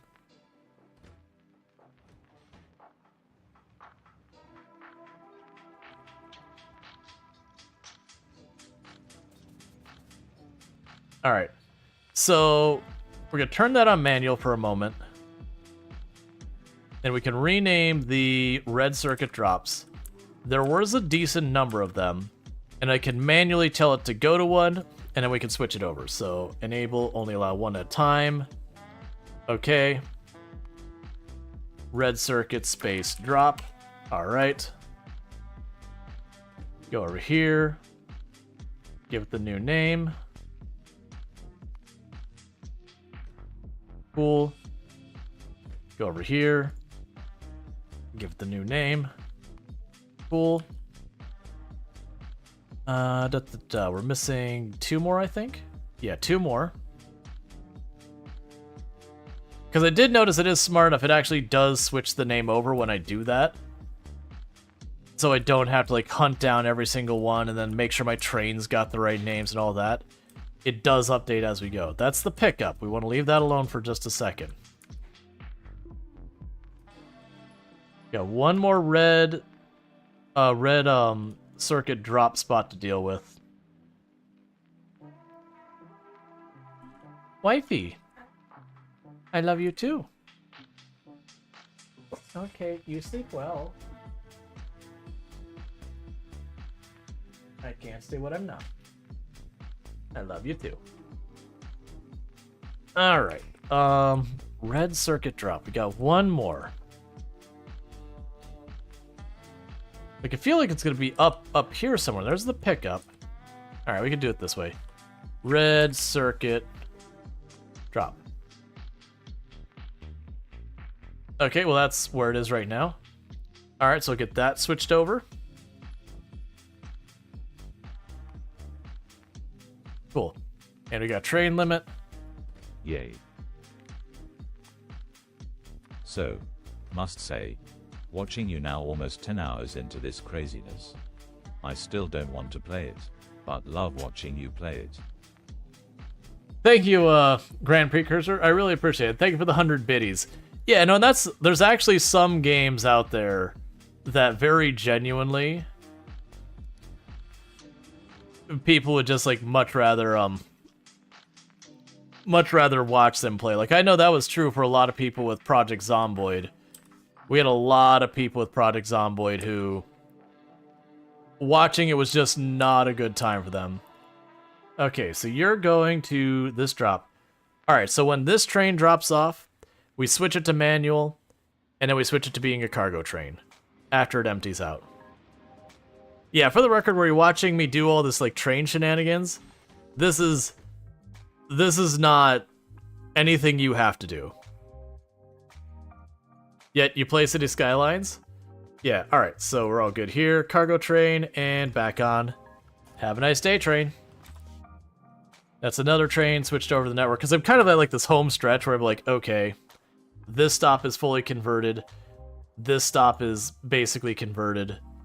And we're just working through them one by one. Yep. Yeah, so I still have like we have a couple of different types of fluids that aren't on the network. We have iron plate, brick, and coal aren't switched over yet. Sulfur's not switched over yet. Productivity module's not switched over yet. But still, I think we've done enough messing with the menu for a minute. So hopefully, where we did increase our motor production... Well, actually, let's go increase our motor production anyway. We did get that delivery. We should be getting blue science now. But let's go ahead and run over here and double check our motor production. Just increase that, because we recognize at a place that we're dealing with that.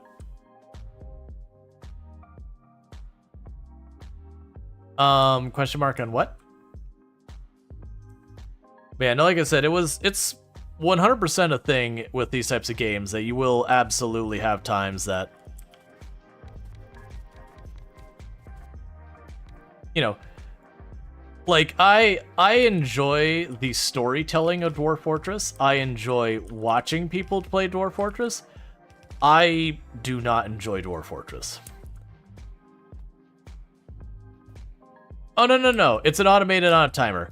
Yeah, not just this particular category has a reputation for backseating. Which, to be fair, and I've said this a number of times, I've been happy that while it has a reputation for it, and I've experienced it in the past when I've played,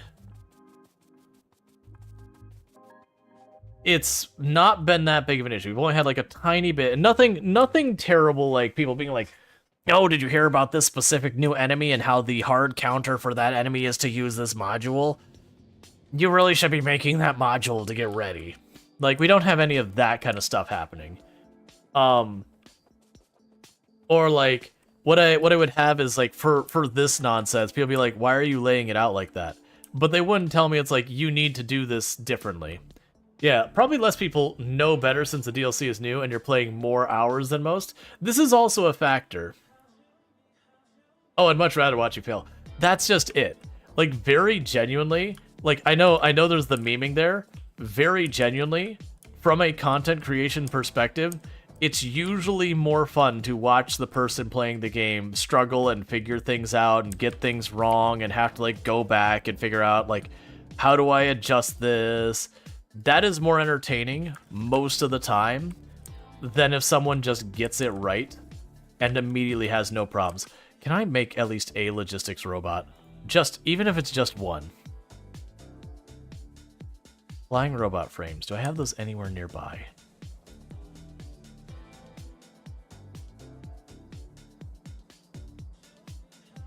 So I know I have the flying robot. Well, we'll just go down there. I'll grab a stack of flying robot frames, and I'm going to make myself some logic robots, so that way I can go to base and just have them huck crap out of my inventory. It probably helps that a lot of people just straight don't understand City Block enough to try and backseat. Oh yeah, like the when you're saying city block, you're talking about like all these train shenanigans I'm doing. Yes, make 23 of those. And then put those back. Yeah, your base layout is opposed to main bus. Yeah. You do a good job of talking it out to us as you do it. Much appreciated. Well, that's kind of my entire approach to content creation, is very genuinely, like, if I already know how something works, I will try and talk through it with people to, you know, explain what my thought process and all that going into it. And if I don't know what I'm doing, I will talk through going, hey, I think it works like this. And then I'm usually wrong, and everything doesn't work correctly, and then I go, oh crap. But then, you know, usually after like the 8th or 9th attempt, we figure it out. City block builds feels so boring to you? Just looks like someone planning out a PCB?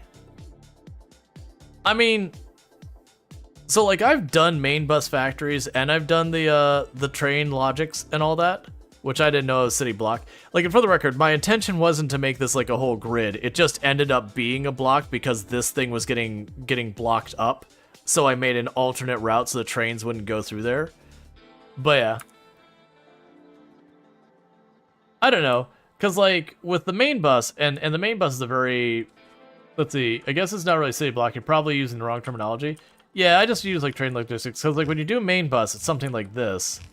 Usually you'll have like 4, and then usually you'll like skip 1 or 2 so you can put underbelts there, and you do that.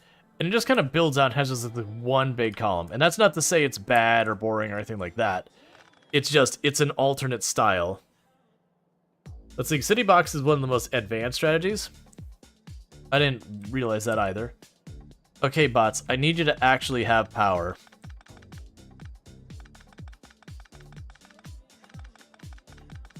But the same pattern over and over? Well, yeah, but I'm not doing where I've like gridded it out. Like I get it's the same pattern where you go, here's train in, here's train out, whatever. But that's also true of main bus. We take main bus like this. You'll have your different layouts, but you'll do something like this. I'll have like, okay, I've got my assembler here, you know, however many up here. And then I'll have, you know, the splitter for this resource that goes off this way. It'll go up. You know, this one comes back down. Probably goes for an underground over to here. Then that pops in and comes into this one. And then it goes this way. These cross through there. And then you go to the next thing and do the exact same thing. So it's just like and I get that you're not saying I'm boring. It's just for me, it's like I feel like that's a preference thing, that you could make the exact same argument between either layout, that like your main bus just ends up being this big column that goes to the middle of your factory, and then you break it off and bring it down, break it off and bring it down, break it off and bring it down. That's what you always describe the city blocks is when you take the grid of aligned rail, a blueprints concept, and apply it to the entire production blocks. Yeah. Oh, no, you're good. You're good. Yeah, no, you're good, pretty big goof. It was just the whole thing with, like, comparing the one layout to the other. Like, to me, it's a preference. Not that either layout is inherently more fun or less fun, or where I feel like the one that, and you can't really do it nowadays, the one that to me gets to be a lot of not fun is this one. So pretend that this is a requester, and that's a provider chest, and you just do that, and you just go like this, just say, that building, put another one next to it, and another one next to it, and another one next to it, and another one next to it, and then you have the drone port. Like, that's the only one that gets me, because it's such an easy way to be like, I just don't feel like dealing with any of these mechanics, and it is fun for, like, visual noise, but it's also one of those ones that after a while you're like, oh my god, there's so many robots. Let's see, you do that for components, don't really need trains for full belt refineries. Yeah, no, there's a place for doing that kind of logistics. Like, your mall is a good place to do it. I'll probably do that in my mall. But it's when you see, like, the entire factory ends up built that way in the late game, and you're just like,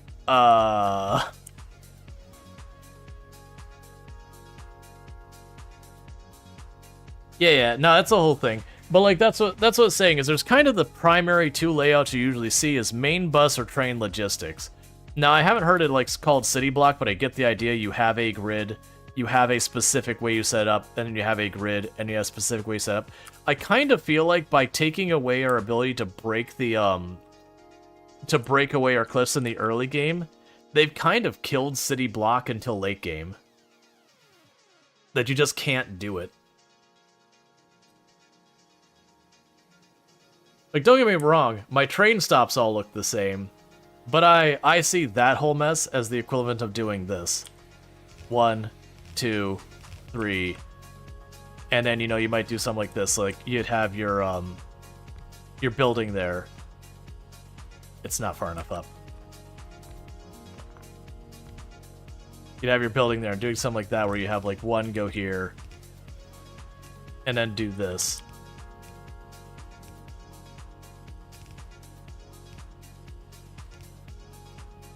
None of this is lined up the way it should be. It's fine. Just pretend it's not hideous. But, like, you get the idea. You're just basically shoving 3 belts into the same space.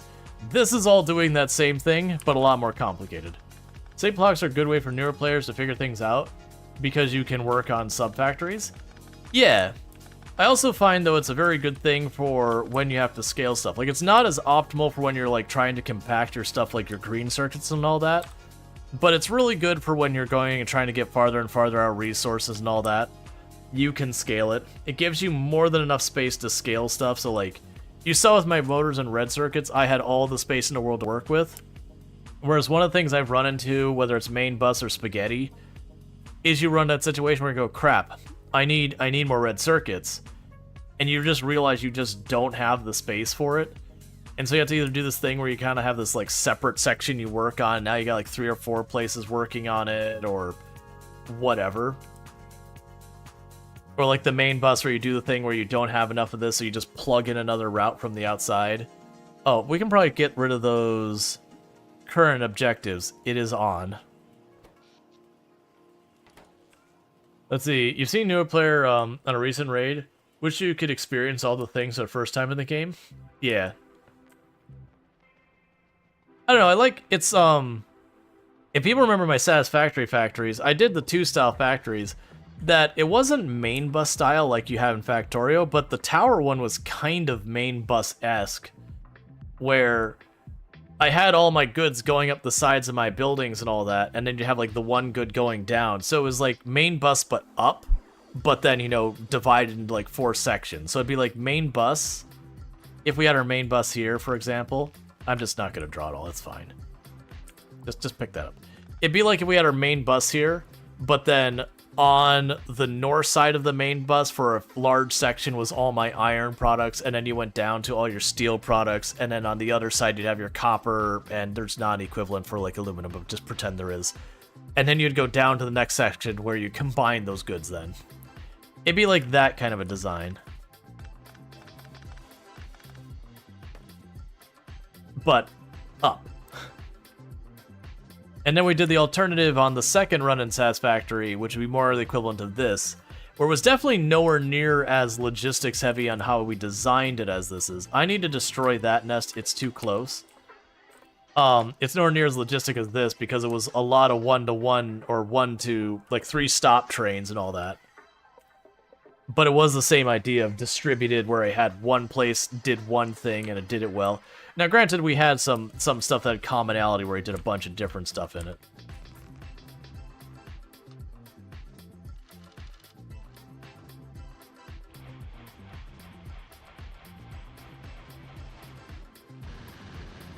And after we kill this nest here, let's take a quick peek at what's going on with our blue science, because we should have unstuck our red circuits and our motors. Sure, it needs a little bit of catch-up time, which, you know, fair enough. But I feel like I should be seeing that catch-up time come to a conclusion pretty soon now. Let's see, you want to see Rual figure out the Arcospheres? Not spoiler. It's from the mod, not the DLC. Oh, okay. I was like, how could it be a thing I don't know of and not a spoiler if it's the DLC? I got you, it's a mod. Now, like I said, once upon a time, I did C block with, it was like Bob's whatever, where you sit there on like a tiny little spot of land and like a handful of materials, just enough to build your first building, and you'd like suck slag off the bottom of the water. All right. What was it I need for the artillery? Yeah, so it's the other planet I need. Yeah, okay. So that's clearly another planet's material. So we're honestly getting to the last couple of things I can... Oh, here we go. Ah, so... Once we get the space thrusters, which is, I think, on our to-do list, then we can do the other planets. Because it's trying to set up the logistics chest, then the other stuff. Then I had those just because we were waiting on things. But honestly, at this point, any of this in here... Actually, do I even have yellow sign? Like, I have the ability to make it. Have we actually produced any? We have not. So, what on earth is going on with our yellow signs? That's up here. Oh, yeah, no, it's waiting on the frames there. The good news is because I'm just kind of sleeping on our stuff for the rocketry... We should be on a backlog of those soon. Surprisingly not. Those are configured right.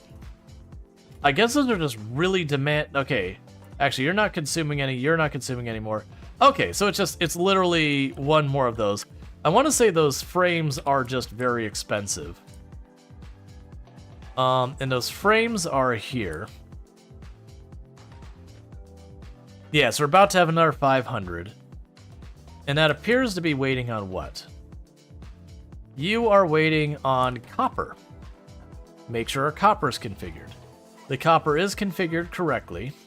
It has the same name as all the others. Let's go check on our copper plate production to make sure it's fine. The copper plate production should be up here. And we do have a train actively picking up the copper. And it looks like that belt is basically saturated. Okay, so we're looking like the copper plate production is at the point where it needs a second belt. Let's go fix that. We've improved a lot of the other stuff. I could probably add a full second belt onto production. And meanwhile, let's spin by over here, where I've got my spelters making quality ones when able. Then we can get that sorted. Is that also what's going on with our blue science? Blue science is waiting on... So it's got the red circuit boards. It's waiting on the motors to be dropped. And that's up here. And that's just slow production. It is producing right now. We did increase its production just a minute ago. It probably could use even more production, though. Let's see. You built a rare tank just 5 hours. Yeah, that's another thing, like, if we end up getting stuck that I can work on is building rare. So, boom. 58 better quality refiner, or smelters. It also just reminded me I intended adding the storage tanks and the extra steam turbines to take better advantage of that nuclear at night.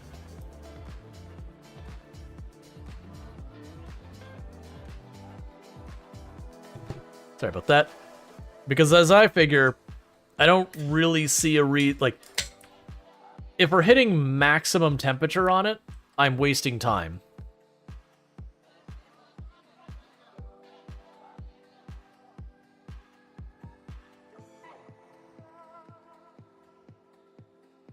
But yeah, I've got a bunch of my base components set up to give them to me at different rarities. If I added plastic on there, then literally with plastic, I should be able to make almost everything that I care about with rare quality, including the tank and all that. So what we wanted to do is go up to our steam production up here. And I wanted to do a couple of things. First of all, you're doing fine on your temperature, but I added a space here. So let's go over here and just add a really big reserve for steam. So if I produce more steam during the day, then this can slowly fill up, and that'll be good. And that should be fine. And then the other thing I want to do is go to here.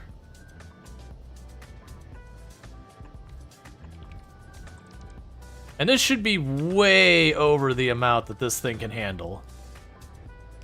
Like, unless I just misunderstood the numbers, that should be way, way more than our steam can handle before we start absolutely murdering the temperature. Yeah, because right now, that thing's maxed out temperature-wise. And what we should see is as we hit the daytime and the solar comes online, our steam should start shutting down. And with our steam shutting down, this should start building up its reserve, because these all turn off after a point.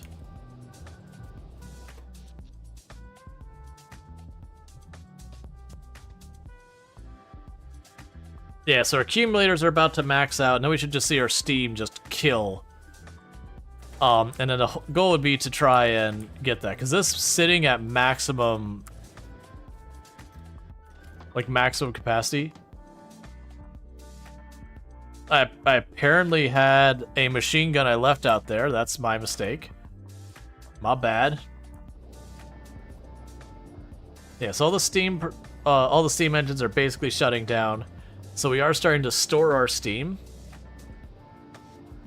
Here, let's just make mistakes.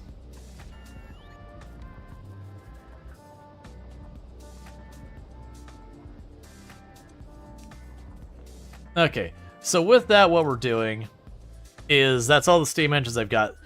I had estimated I'd be able to run something like 6 to 8 of these off of what I'm getting out of that reactor, and I'm just wrong.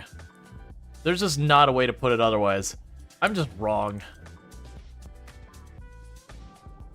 Because this should be pulling out so much heat that it just drains all of this.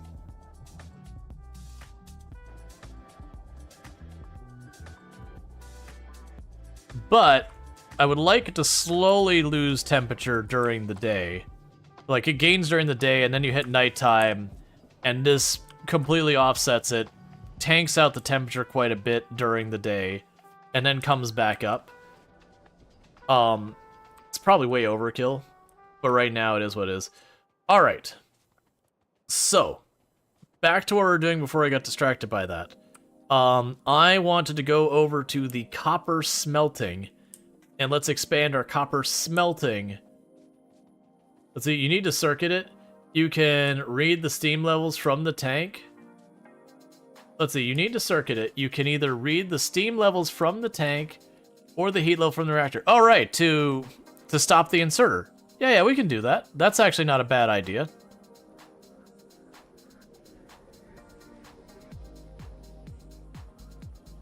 Probably the steam levels from the tank, I'd assume. Wait till the steam levels to the tank get below a certain amount, that it turns back on and starts ramping up.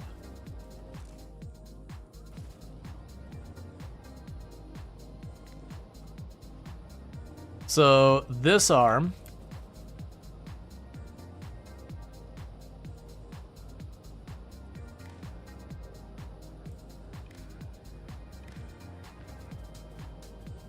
So logic circuit, enable, disable, if steam is less than, honestly, we'll say like 4,000, because I have a completely obnoxious amount of supply in here.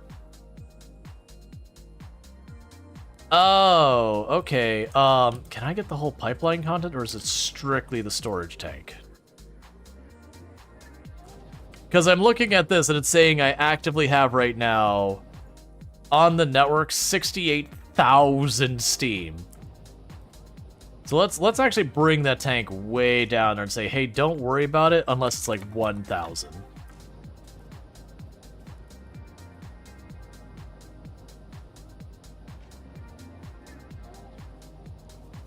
Because the other thing is, once this gets ramped up to the point it starts providing that steam, it will go, like, say it's 1,000, it will run for a while after that before this stops doing its thing.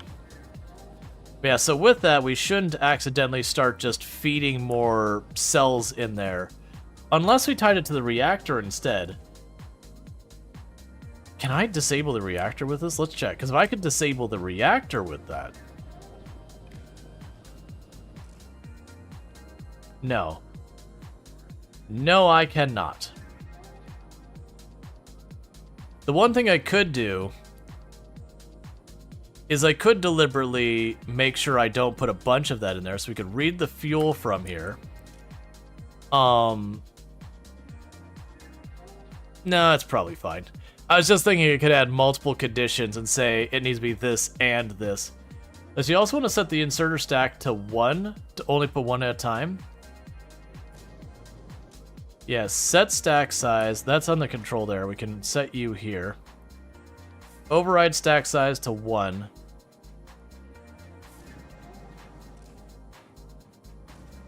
That's fine. Yeah, so we'll end up grabbing probably a full stack or a good chunk of a stack. That's fine. That'll still at least keep it from continuing to burn those all day. Okay, so we should start seeing this drain the temperature. Yeah, no, I agree that this is just going to be playing better, because it does mean at some point... At some point, we should be good. That this won't be accepting any more fuel for a while. Okay, so that actually is draining steam extremely fast off the network. Because like I said, I put these to be too much for that to handle.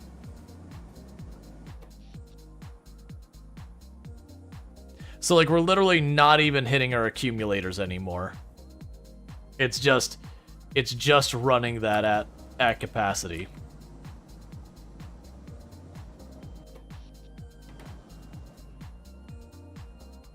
So it's draining that.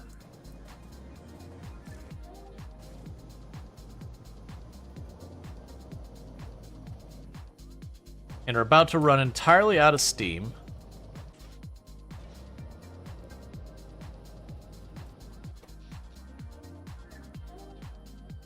At the same time, the solar panels are coming back up. So that's actually going to work out, because we're down to almost no more steam on the entire grid. And it shuts off right around the time the day starts. So the solar has ramped up. At the same time, our solar or our steam has bottomed out.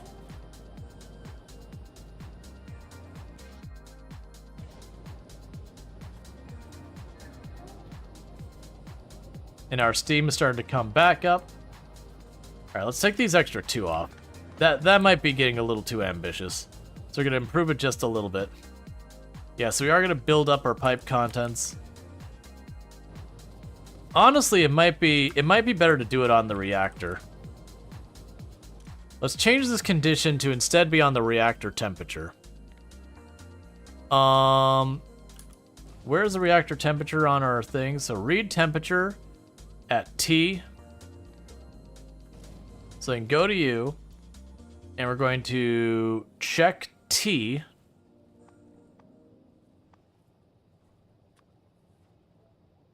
And I don't know where we want to have this at, because we don't want to have it right at that. Let's try saying, shut it off at 800.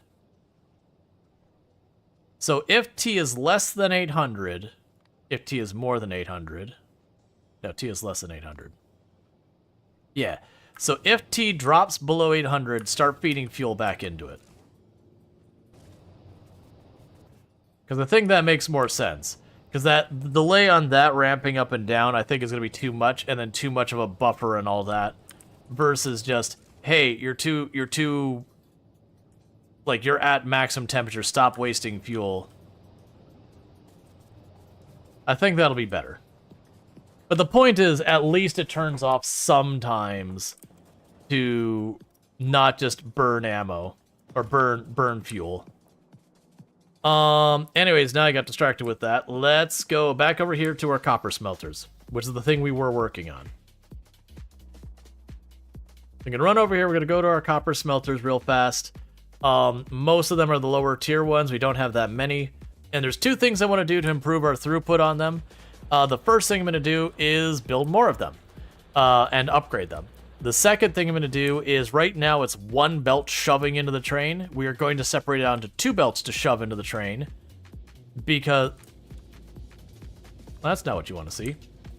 Oh, I need more power towers. Okay, well I could do the two belts to the train while I wait. Because as you can see, those are getting stuck. And if they're getting stuck, that means I got more room I can shove more of this through.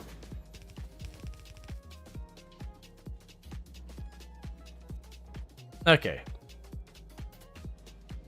So what should happen is these should be solid belts now. It should alleviate a lot of this. We're going to go ahead. I'm going to actually run over there and just drop these in the box. So basically we're just trying to improve the throughput of the refinery onto this train, which should get our trains through here faster.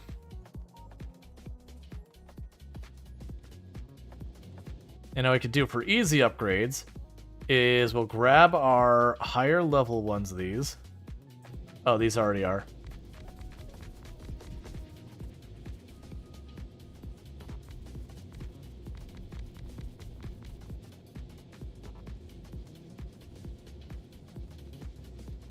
Apparently most of these are already higher level ones.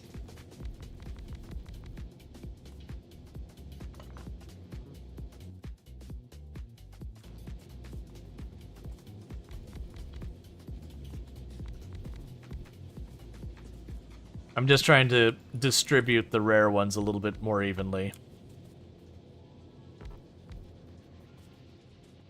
Okay, so we've got those feeding, but we can improve this. First, let me go grab more power towers because I'm going to need them. And I'm just going to literally grab the entire grid, and I'm just going to copy paste it next to it. Well, actually, I can't copy paste it next to it. I am going to grab the entire grid.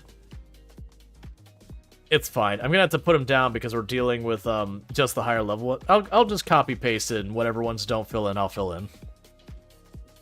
But for that, I'm going to need more of the claws.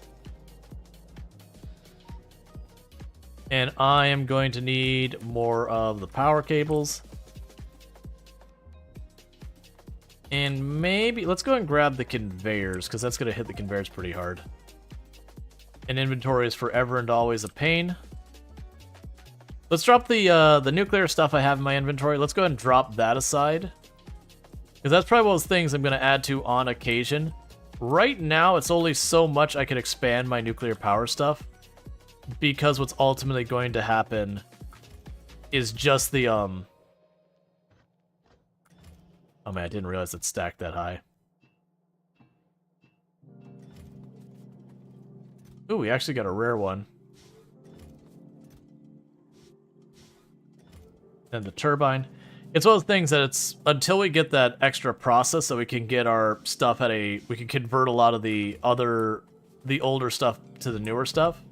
Or not the, like, the not as good uranium to the better uranium. Until we get that available, it's going to severely limit what I can do. Oh, we have trash. Let's go over to our storage boxes. Because what should happen is drones. Drop them. No? What? Why drones no drop? Why drones no drop junk? I got 23 junks. I have all this. Trash unrequested. No, don't do that. So all this should be thrown into a trash spot. I don't think you mark these boxes trash. Oh, no, it's not power. You have no storage chests? These are storage chests that have space right next to me. That's why I walked over here, is I've got storage chests right here. Because my logic drone should toss them in there. Unless I'm missing an important step. You are in a bot network with Logibots? So, I have the Logibots on there. Oh, okay. So I need to put the Logibots on the network. That's the problem.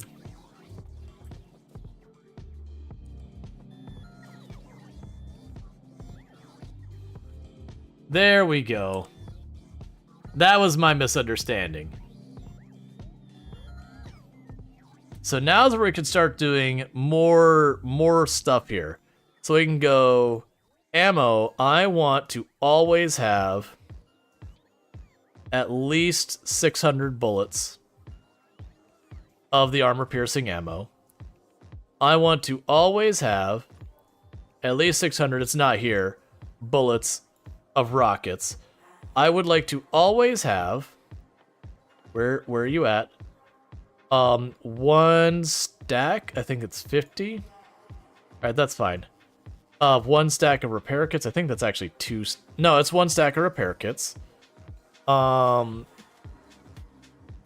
would like to always have one stack of the power towers. Say 100 actually.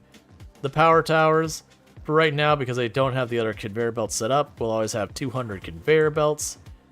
You get the idea of what I'm doing here. I'm telling it, hey man, always make sure I'm set. Actually, I only need 50 of those.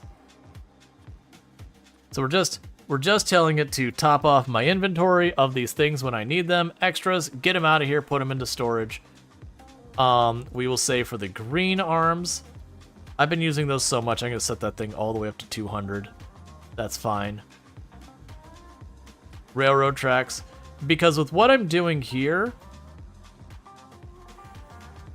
what that will do is it will... Actually, you know what? Go to that one back. You're allowed to have extra. With all these things I'm putting on here, when I get back to base, instead of having to go in here and be like, alright, let me go to this box, that box, and this box, it will top me off. Now, not all of these are on my logic network. They don't have the passive provider chests. But when we do have the passive provider chests, then that'll be a thing we can just deal with. But yeah, so I am going in here and just saying, hey, get this crap out of my inventory if I'm not actively using it. So right now, they are just chucking it into the box, which isn't a great solution long term. But, you know, short term we can fix it. The fish I don't want, so get those out of my inventory. What else do I not want in my inventory right now? The regular yellow inserters.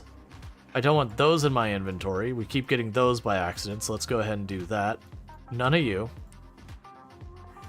Oh, let's not put that in this row. I don't know. It's fine. It can live in that row. I don't know how to get rid of it out of that row versus put the other one in. It's not this way? There we go. Right click. There we go. And the blue inserters, same deal. Don't give them to me. Anything else we see here? The crappy power towers, don't give them to me. We will want the train signals. I want one stack of those.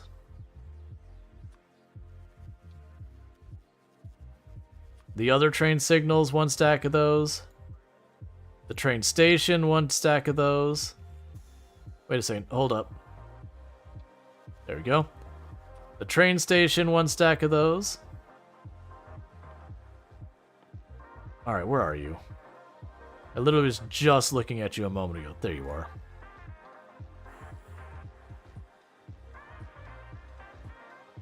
The chemical plants... You know, chemical plants of that I'm just going to leave off because I don't want it to restock me on this. I'm not going to need the boilers, so I'll put those in the trash slots for now.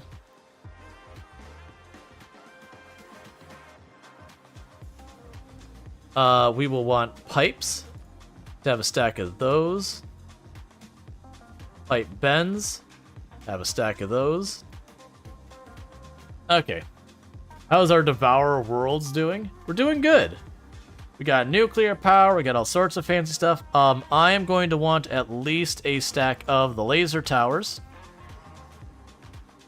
I'll let you carry extra if you got them.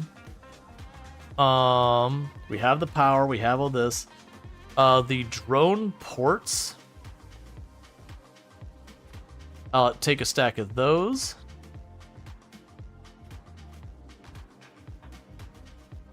And I think we'll stop with that because I've already got it.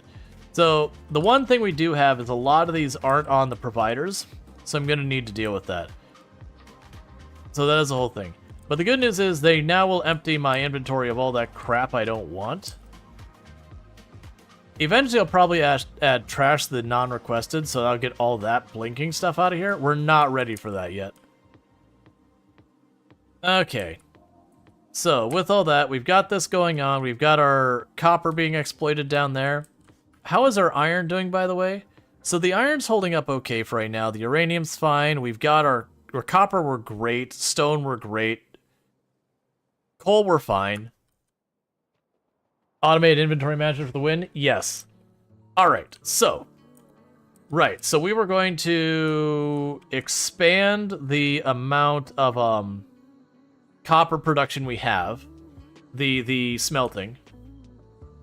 Because I got all this set up. And what I'm gonna do, I'm just gonna grab it just like this. Exactly how it is.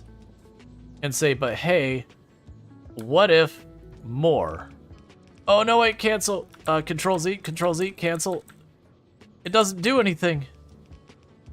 There we go. Wrong Control Z. I had a blueprint on the ground? What? Oh, it's... Make sure that didn't, like, take it out of my book or something.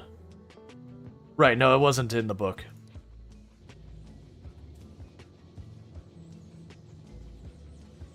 Does you have the backward arrow on your toolbar? What are you gonna do? Yeah. Now I just hit the wrong shortcut. So let's try that again. Because I had it mislined up. And it was gonna break everything. There. That's where it needs to be. The whole thing, it was one tile to the right of where it needed to be. Meanwhile, we can go down this way.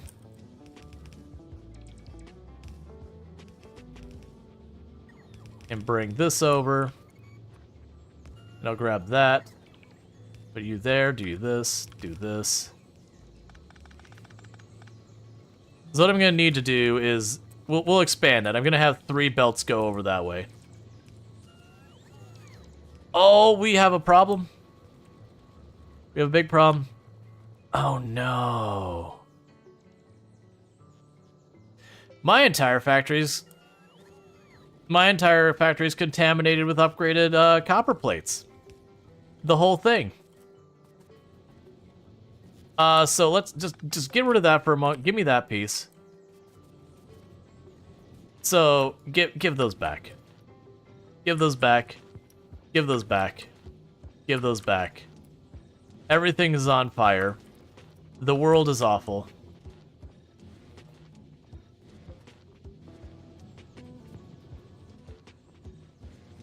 Is there an easier way to remove these?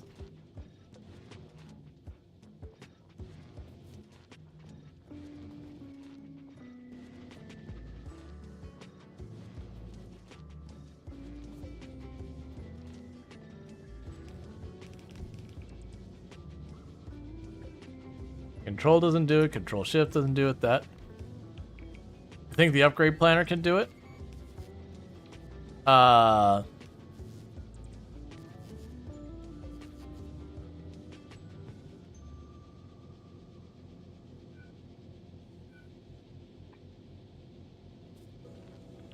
You can copy, overwrite. Oh, so you're saying I can copy... What?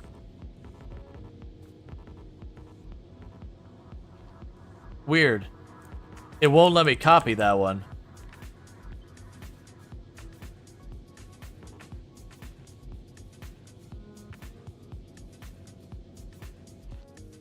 It's fine. We'll just be fast. It's only a couple more rows of these. Oh no, I have all...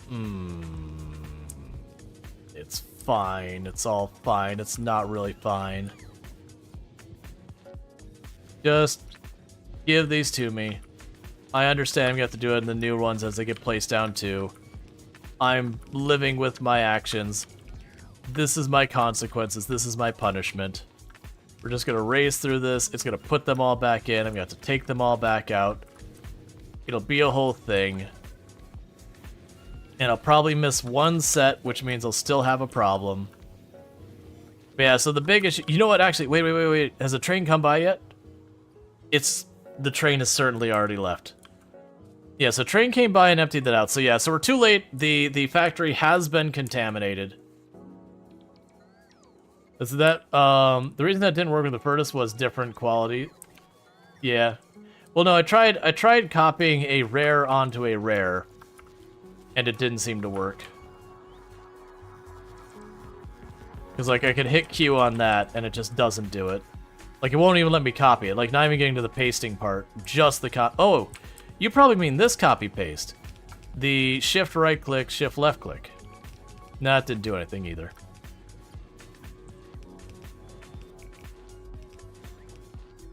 It's fine.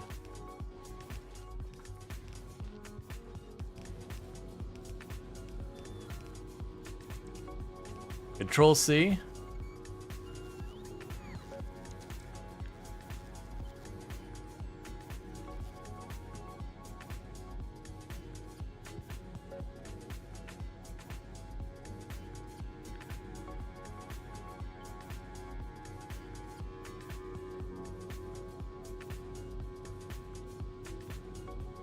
Yeah, it still doesn't want to seem to do it.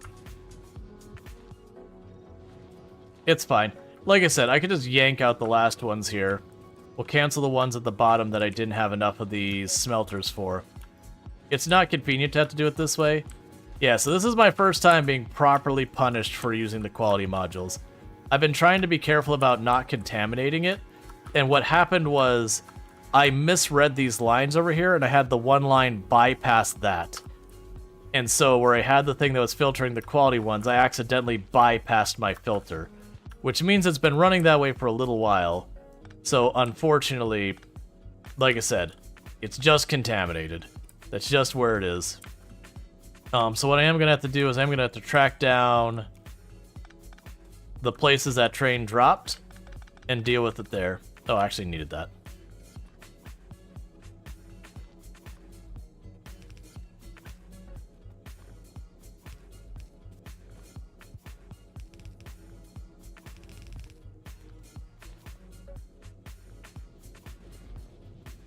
Okay, so making sure... Oh, we got some upgrade modules here. Any more upgrade modules that we see. Double checking that before we decontaminate the lines we have. And go from there. Alright. So, as you can see, I do have upgraded stuff on here. And I'm gonna go until I don't see any more.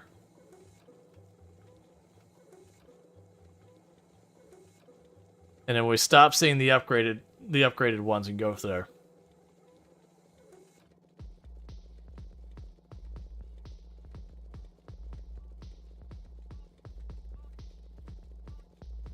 Okay, so I think we're all clear.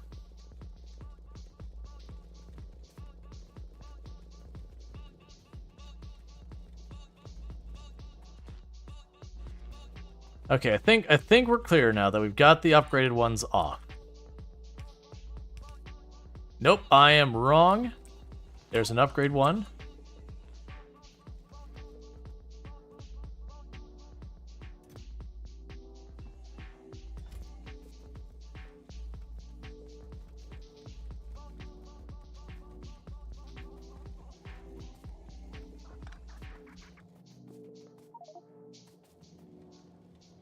Is there one of these still has upgrade modules?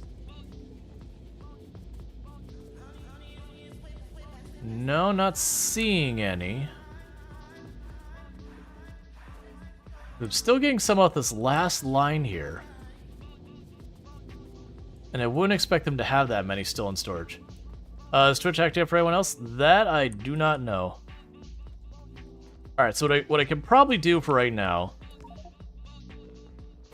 is, hey, output priority, if your quality is greater than normal, just hang on. Don't do that.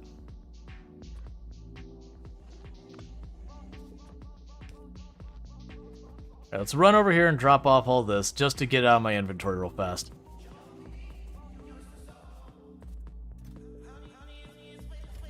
Okay, and I'm not seeing any indicators of multiple qualities over here, so we're alright on this end. I did prevent the contamination from getting through.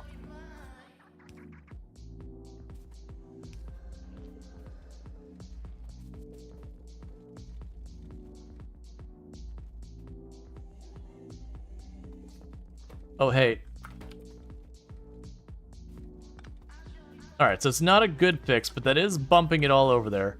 What I am going to try to do is what I could probably do is this. I have this one on this side. We are going to say output priority to the right. Filter if it's greater than normal. That's the right. So I can go ahead and all the greater than normal on that belt should get shuffled off there. Now, this one I'm going to need to remove the output priority, but we're going to leave it on there for just a moment. Output priority to the left if it is greater than normal, okay. And now I can get rid of your output priority. No, it just literally said to do that. Okay, do we have any get by? None got by. Alright. So, with that, I can go ahead and put these here.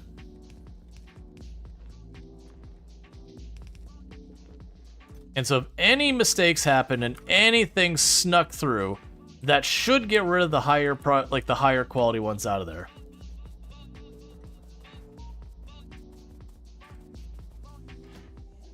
Now it's going to be a matter of going to all the places in the entire factory that use the copper output and see which ones got contaminated.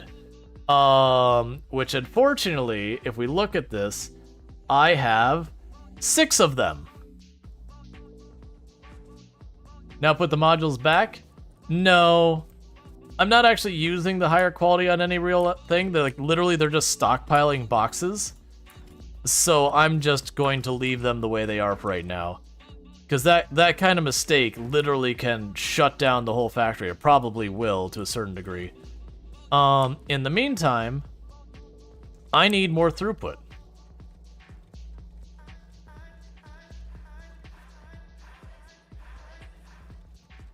Which creates a problem because I need everything to go through those in case they have more higher quality ones. So the thing I'm seeing here is I'm not seeing any of the ones there that show as higher quality, but I'm scared to disconnect in case like one of these ones really far down the line has higher quality. But I do need more throughput on our belts.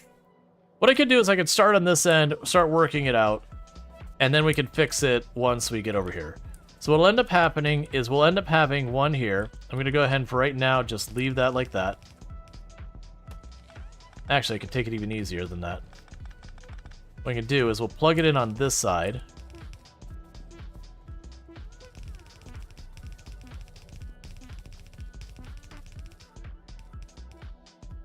Okay, so that one's all wired up so that when we're ready, I can just connect it on this one. Alright, thank you, Night Dweller. You have a good one.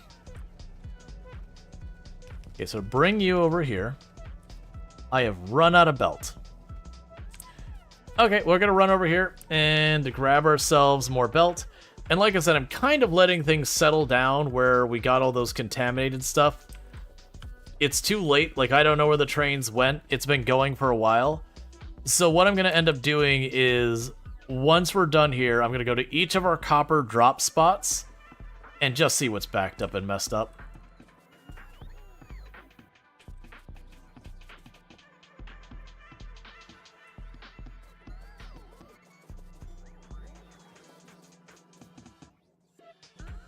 I'll just run over here and grab the belts real fast.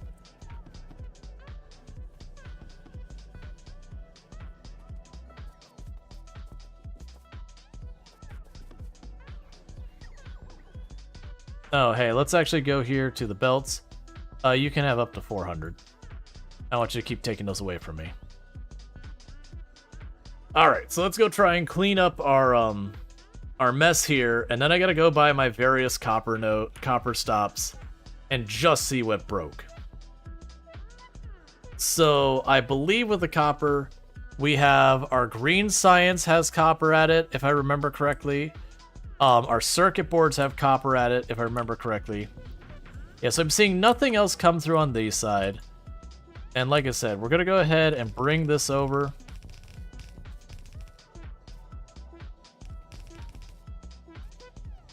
Okay.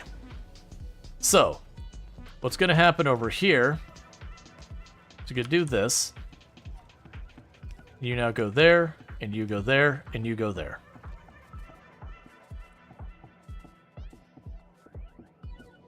And I could probably put a full-on belt balancer over there.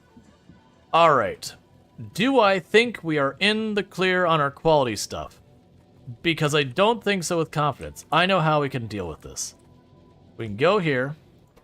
We can say output to the right if your quality is greater than this. Switch its sides. Pick up this. Drop you like this. Like this. And plug it in right here.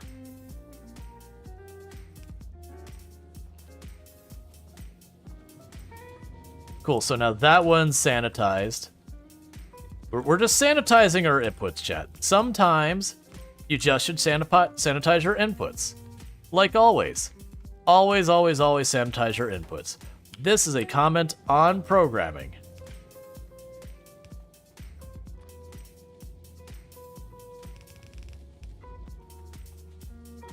So there was one there. There was one right there. So we, like, it's good. It's good that we actually did this. Because it looks like there is still some buried back in there somewhere.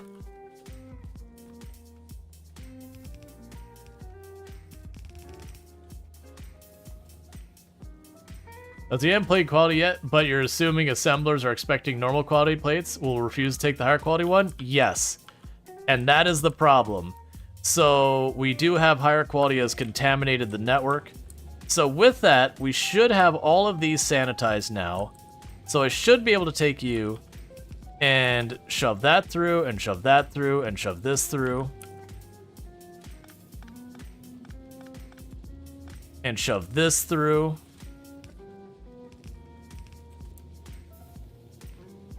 And so now this splitter can just go away and grab all of you. I needed to move that one up. I'll deal with that in a moment. So you go there.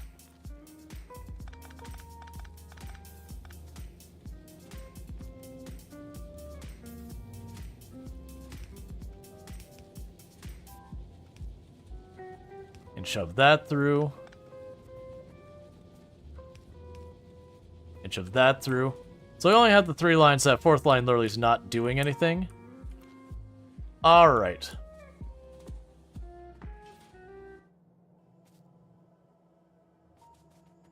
Yeah, so right now I've got this Band-Aid fix here. Let's go actually set up a proper belt balancer. So I'm just going to go here and say, hey, I want you to pick up that big chunk right there. And then what I'm going to go ahead and do is grab our belt balancers here. And say, hey, put that down.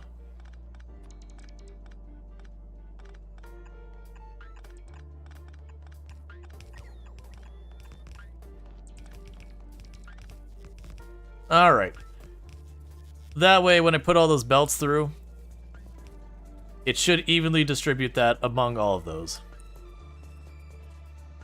And then I can go over here, and you serve no purpose anymore. Alright.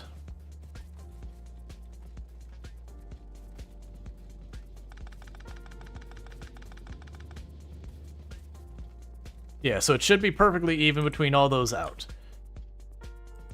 Okay, well that's been an absolute colossal crisis.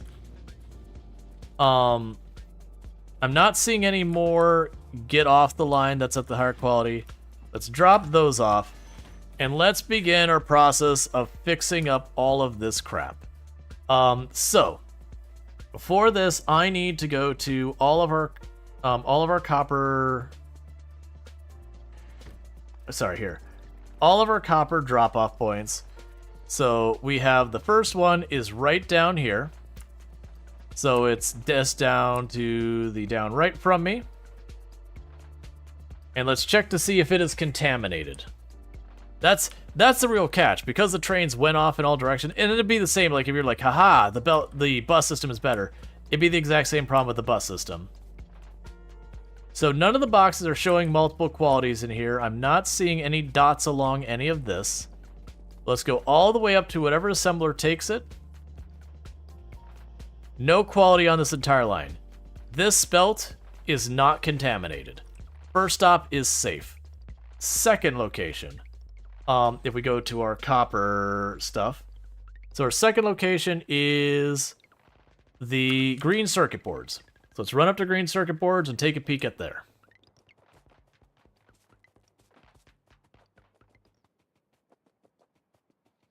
Because there's a 0 chance we didn't contaminate part of our factory.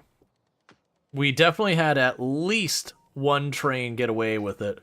More than likely it was more than one. I'm also realizing we'll need to go back down. I'll just do it now. The ore going through here is not balanced well enough. It's not distributed well enough, I should say. Like, whatever you want to use for it. I mean...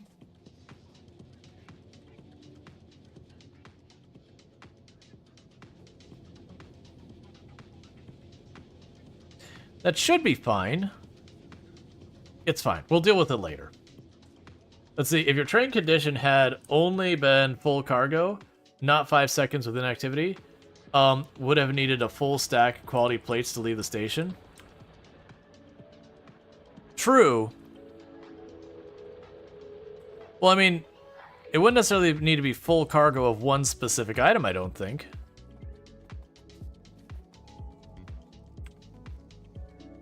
Okay, I do not see multiple qualities here. This one is contaminated. It didn't look like it's too badly contaminated, like, because the good news is it's only like one every couple thousand. But yeah, so the good news is also we're not seeing multiple types there. So I did get one of those things. Let's say one leave with just one quality plate, it need a full stack. Right. Oh, I see what you're saying. So, like, it would get, like, one rare one on there, and it would have to wait for the other, like, 99 rare ones to complete that individual stack. Alright, yeah. Alright, so that's 2 stations down, 4 to go. The third station is just one to the right of me. It's the red circuit boards. Which will literally just back up the whole line, because it couldn't get the stack. Yeah. So we are out of... oh, here we go. You are contaminated. So let's grab the ones we see right here.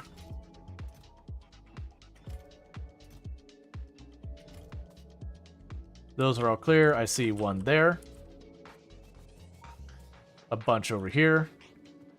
Yeah, so you see they got to the inserters, and then once they were on the inserters... there's one there. Okay, we should be good now.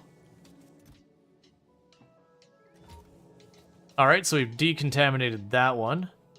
Just double checking here, so we don't see any on the stacks. And I don't see any on the line. So we're probably fine here. Alright, next station. Station 4 is the next station to my right. Yeah, because we unfortunately had that wrong for a little while. Not a huge length of time, but enough that we probably had a good 3-4 trains to get through. It's just the possibility that 3-4 trains went to the same places, which would make sense that, like, green circuit boards goes through a lot of copper. Yeah, this one's contaminated. Can already see it from here.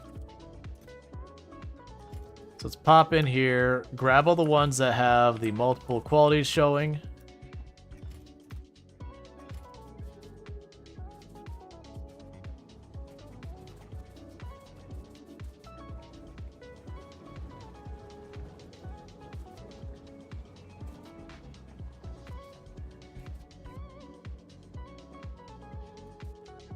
Just precaution, I'm just gonna grab all of that.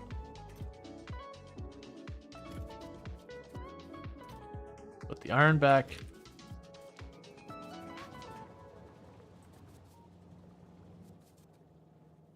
Not seeing any more quality ones on here.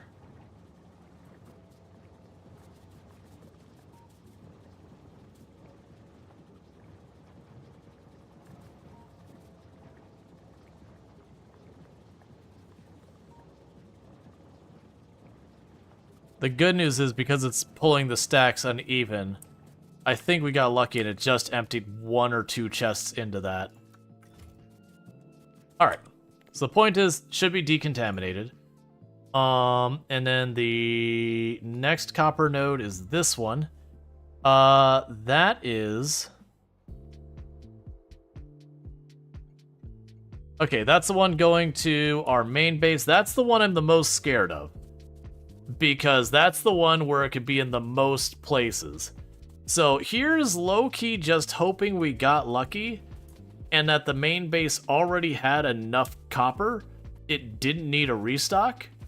Because this is the one where it could potentially have copper plates contaminated, like, absolutely everywhere.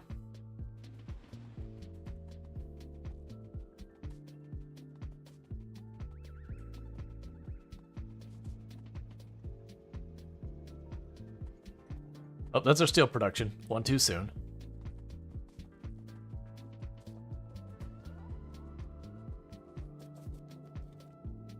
Okay, no sign of contamination here. Oh, that's also... Okay, so no sign of contamination this direction all the way up to... there. So I think we're good on the science side.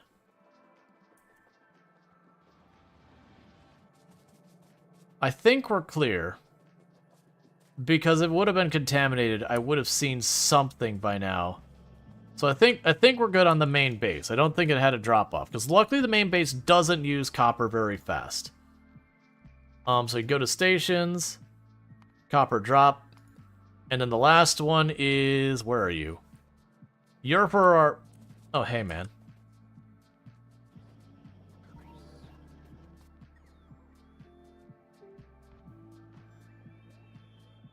That's fine, just take them. I'm not gonna fight you.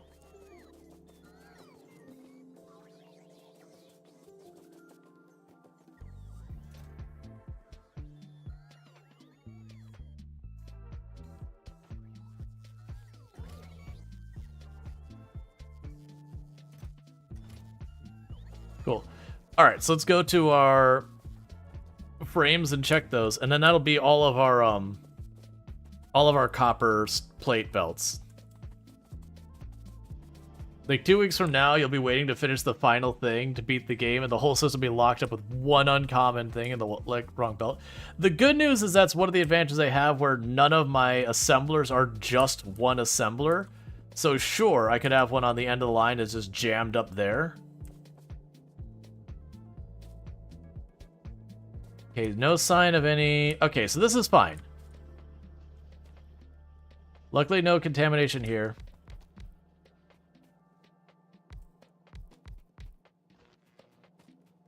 You know, actually, let's just do it this way.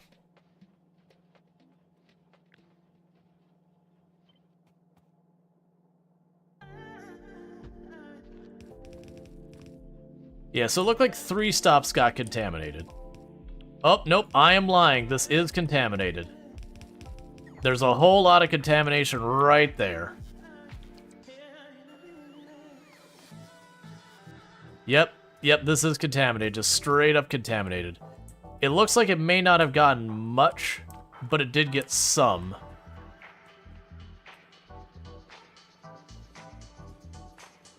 Let's just play it safe, and I'm just gonna run right along here and pick it all up.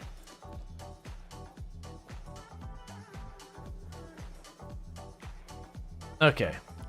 So we should be decontaminated now. Yeah, so we actually got about 2.5 stacks of uncommon and about 1/4 of a stack of rare that got through the whole system. Yeah, so none here. Okay. So that's all good news, and we did just double up our our frame production. You know what? Let's just go for it.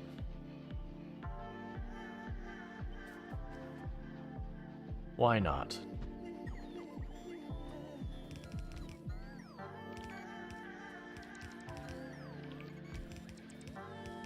Let's see, back when in 1.0, if you had contamination so bad, it just launched a nuke and let the bots rebuild. Yeah. Well, the good news is, because it was one resource, it wasn't that bad. If we had gotten to the point where it's trying to do the, where you get to, like, trying to do, like, a rocket a minute kind of level, you got to that stage, where you're gonna have, like, 8 or 9 different places all working on stuff, that, like, the same kind of stuff, that's the one where it gets real bad. Okay. Blue Science is actually in production. Do you know how long it's been since I've seen Blue Science do anything? Oh, you're not balanced.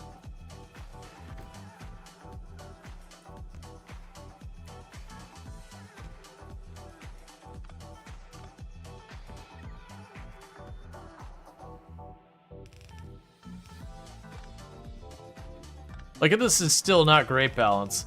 If I wanted to make this balance better, what I'd probably want to do is something like this. Go here, have this feed into that, and then have that split the row. Or something like that to try and more evenly distribute it to the claws so that the boxes are mostly the same. I just don't really care. Because this is good enough, it won't be a problem.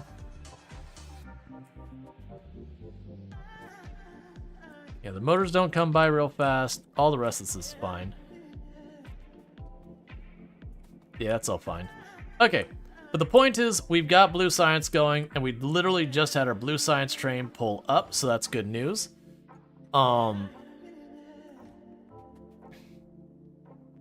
It's not gonna have too much on it. Well, it's not even the Blue Science. Actually, that is the Blue Science. No, that's the Blue Science is just the normal train now. Yeah, so it's not going to have much. It's going to have, like, maybe 100 or so before it times out. But the point is, it should work now. Honestly, what is our research cost in these now? Like 500? Yeah, so what we're going to go ahead and do is for this stop.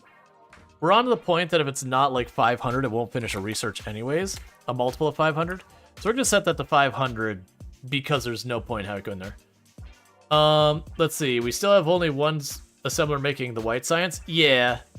I probably do need to go up there, but we're not even doing the white science on a real level.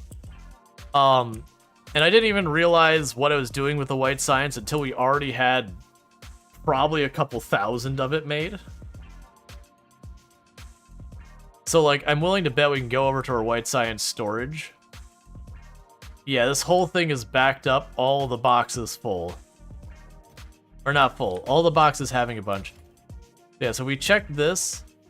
It's actually just stopped delivering because it's got over 2,000 white science there. And if we go over here to where, that's not the right place, over here to where it's being produced. We got a couple thousand more. Yeah, so actually it's only got a couple thousand. So it's not really that much, it's just a couple thousand. We'll definitely want to escalate that. Oh, hey, here, have a blue science. So we'll definitely want to escalate that. I totally have forgotten what the heck we were even working on before that whole thing caught fire. Do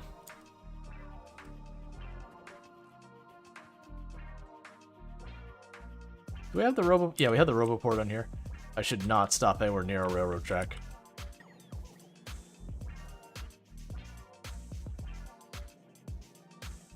Yeah, because we've got enough to get my logistics up, which I cannot wait. I cannot wait. Because for the mall, I don't mind going logistics heavy. So instead of the spaghetti here, just having, like, assembler 1, 2, 3, 4, shove them in. Because then I can get rid of all of this just for the mall, where it's all in one nice compressed area. That's fine. Because I don't care if it's efficient or not there. For the rest of our network, it needs to be better than that. Okay. So, with that said, let's peek to see what I can do to potentially improve the throughput of our space station, because it looks like the white signs are going to pick up. So needless to say, the problem I have right now is these 3 goods, we're backed up. There's plenty of it. So what I really need to do is get more pad down here and get ourselves probably like 5 or 6 assemblers going here, and that should improve it. I do have the assemblers. We should have the conveyors up there. Let's go over here and grab more of this.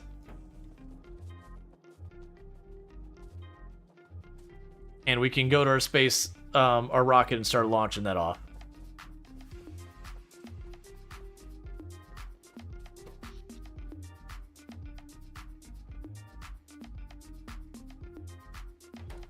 Yeah, so it looks like our nuclear reactor is going real well.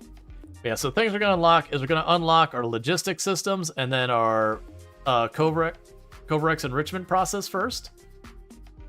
And then honestly, after that, do we have the yellow? Let's check on our yellow stuff. What is going on with our yellow stuff? You are okay. You're still waiting on that. We have yet to produce any yellow science whatsoever, and it's because of those frames. And the frames are producing down here, and that's been just a throughput issue.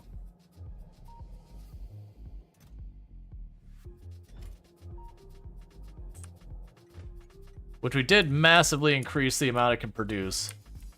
To a point, it's actually running out of copper to be able to do it. That's fine, we'll just deal.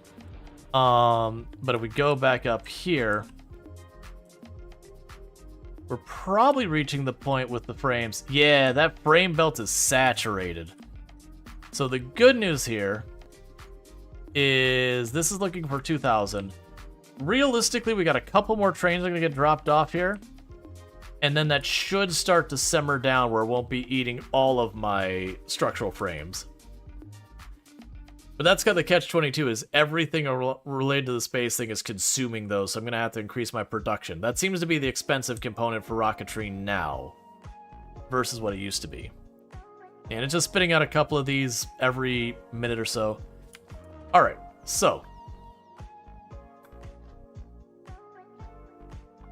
we'll start with 6 of those and a bunch of that. Deliver that cargo up to space. Put you here.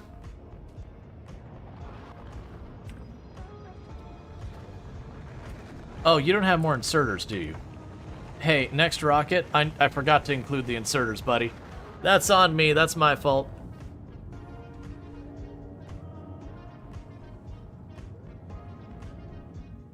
Okay, so it seems like this takes, what is that, 100 of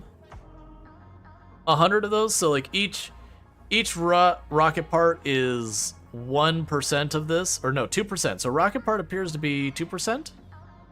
Yeah, so it's 50 rocket parts, and each rocket part seems to be 1 low density frame.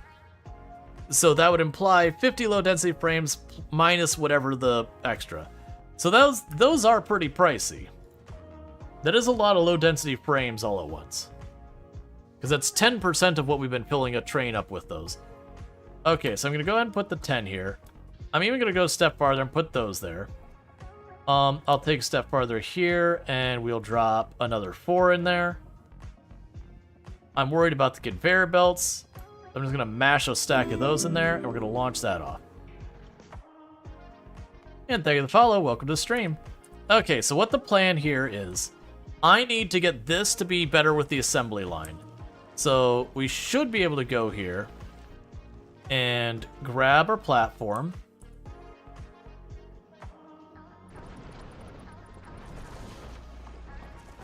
And give ourselves a little bit more room to work down here.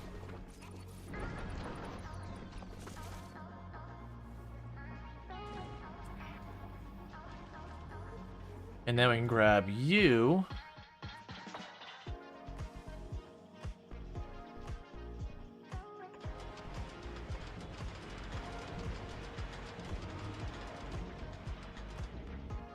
So what needs to happen here is I need to bring these over this way and around. That's going to have to be probably one more tile farther away.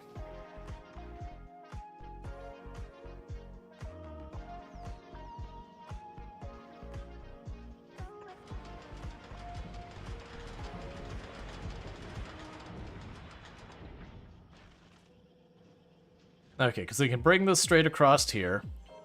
Bring these over and straight across. I'm going to need long arms. So I'm going to need to send up another rocket.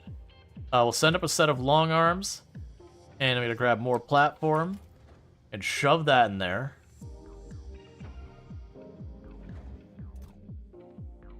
Put these back.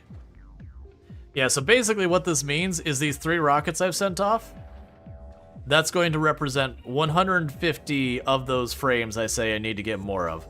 That's the thing that's so painful about the whole rocket thing, is that is a very expensive material.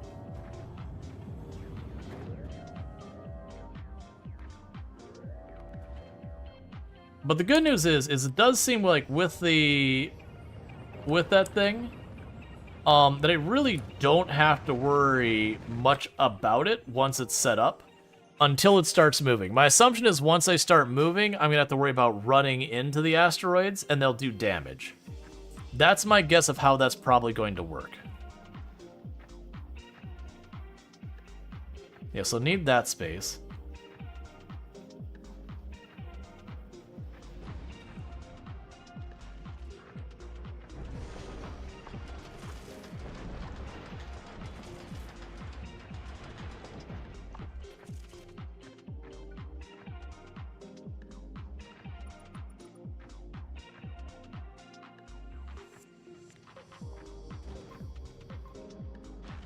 Can I shave off some here?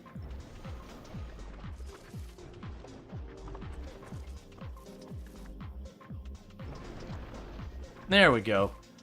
Cool. So what I'll need to do is we'll have this belt going across to there. We'll have a second belt going across. That'll deal with all that. So this is gonna be a little tricky to set up. So first of all, we gotta take all this apart.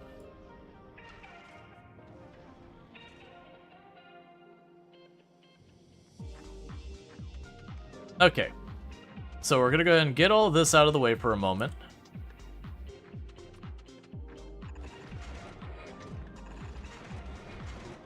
So you're gonna be over here. You probably won't be able to fit there. And that's all fine. Okay, so you're gonna be put on the long side, so we can actually make this work. So I can have you have this one go down. It'll turn up this way.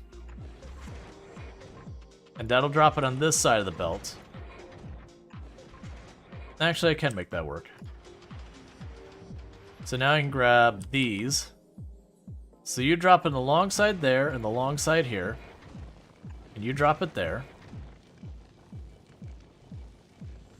And we've got what we need on those belts to work. So that's good news.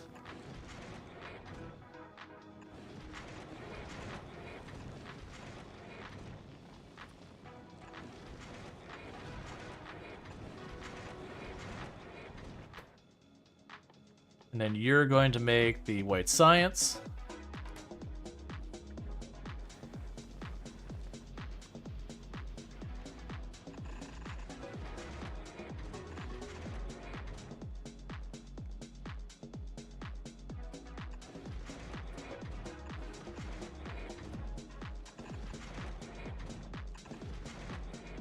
I do not have enough power to run it all.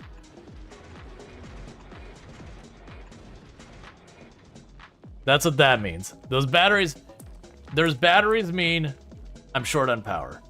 And I have power, like I have more solar panels I can shove on this thing if I can find space.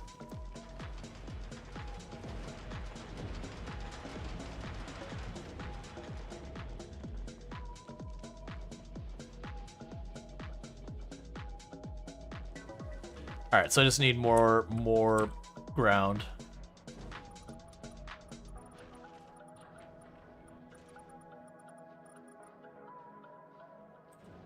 Actually approach it like this.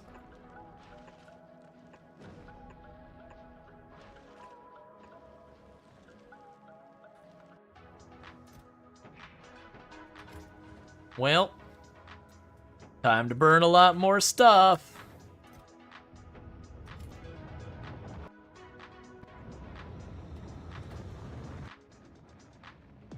And is so close to being able to make more yellow science. Because then I know when I've hit my power grid, this is an actually unexpected side effect of that. I know when I have enough power when these accumulators kick on. That's not why I put them there. Those were actually designed to be a buffer thing. But that is a whole thing. I actually don't see a good way to check my power on this side. Unless I just shove a power pole on here. Okay, well at least I can see that.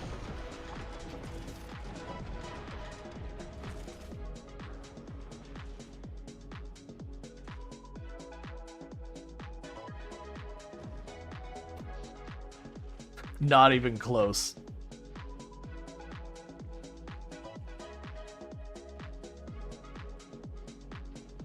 There's a little lightning bolt next to the little lightning bolt. Next to the close in the hub GUI.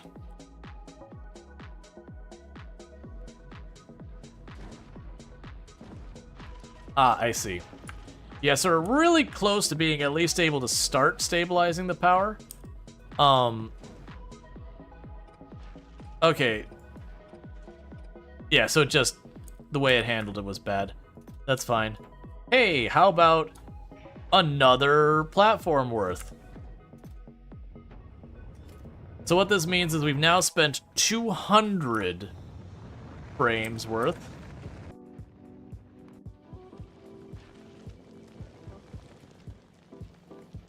How many more solar panels do you have? You have one rare solar panel.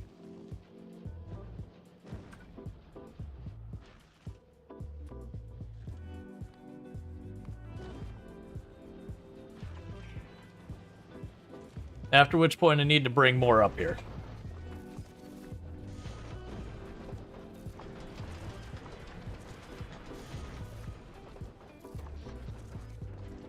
It's so close. So close to being able to like just barely kick in the accumulators. All right.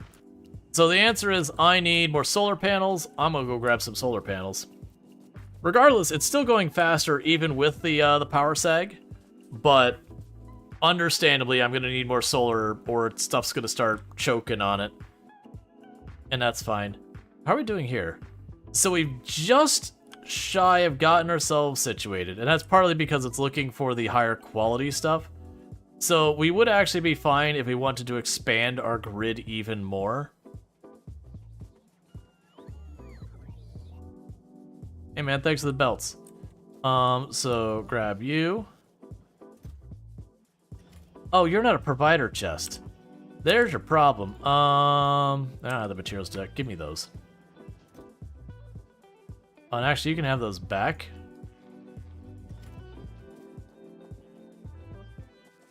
We should send some model. Efficiency to stretch power. I'm not making the efficiency modules. I could add up the productivity modules, which will increase... Actually, I take that back. I do have efficiency modules.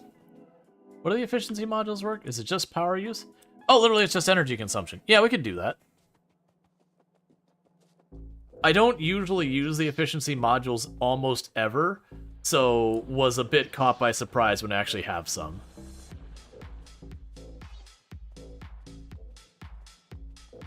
And let me do this real fast. Because we'll go long. I was gonna say, it's like, I won't go long today. I'm like, you know what? I already know I'm just gonna want to play more after I end stream, so we'll just keep going. It's fine. So let's go here. So, we want to send up solar panels. Those fortunately we can send up a ton. That'll do. And I know I'm overkilling some of this. I'm probably not doing a good ratio. I'm probably wasting time and space and yada yada yada. But, you know.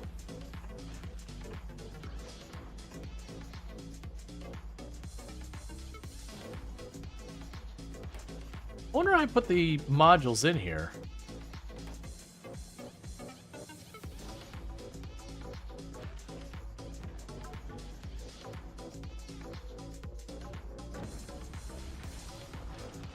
Oh, so when I pick up things that are there, they go here.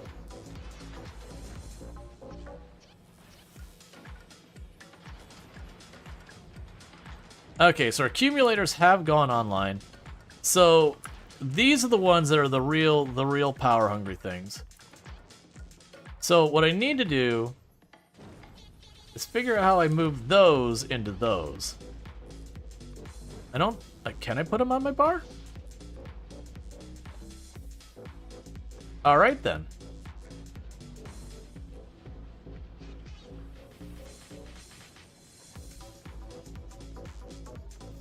Cool. All right, so with that now we're barely touching our power. So there's good news. Yeah, so I don't need more of the claw things grabbing materials yet. We now have 6 of those going instead of just 1. And interestingly enough, it doesn't look like we're running into any throughput issues with that. I was kind of half expecting that once I turned all those on, I was gonna watch this plummet. So yeah, so we've literally quintupled. No.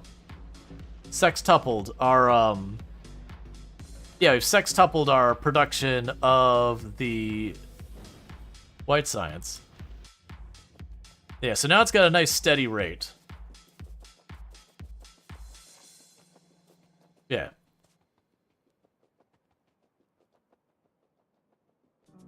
All right. So the next thing I'm going to do is, since our power grid's all thing.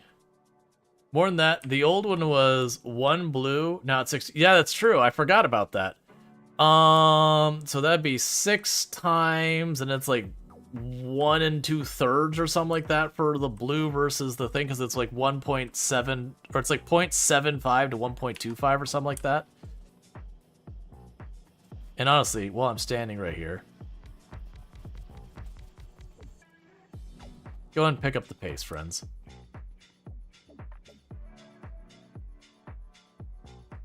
What? Why are you not getting any progress? What's going on with you? Oh, do you require yellow? No, you don't require yellow.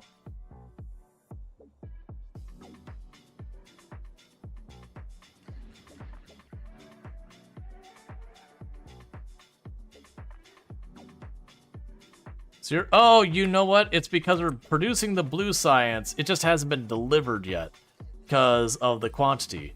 And so what I figured I was going to do is, since we have the power, I'm going to go ahead and roll around here. Quality copper in the science?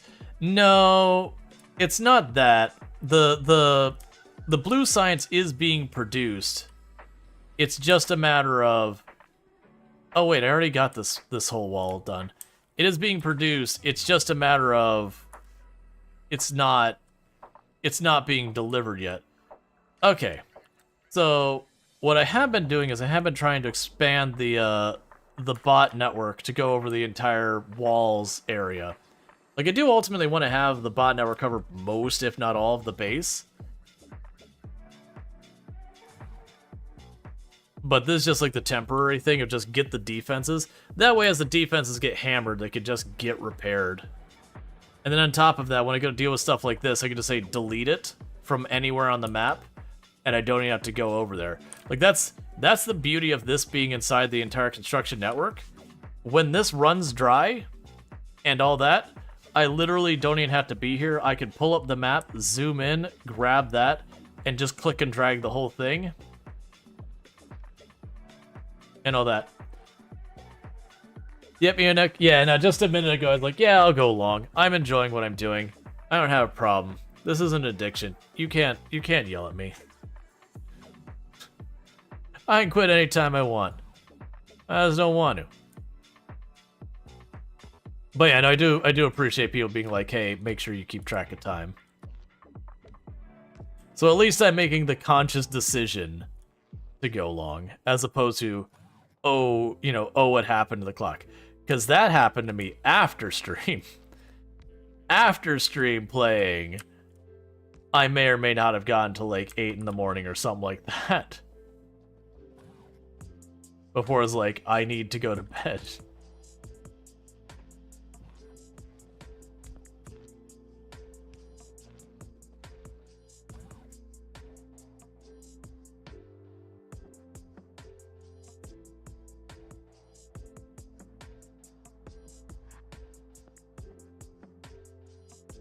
Okay.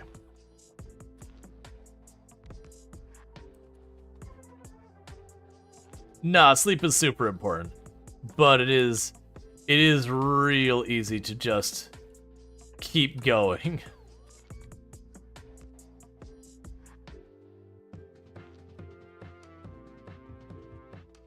All right. But yeah, so as you can see, I'm just trying to get the bot network set up here, just so that when it comes time to for stuff getting damaged, it can sort out. The only downside of connecting the bot network at all, yeah, here's making sure you're gonna call it because chat keeps disconnecting for you. That's no fun. Yeah, I noticed people have been having a problem with that lately.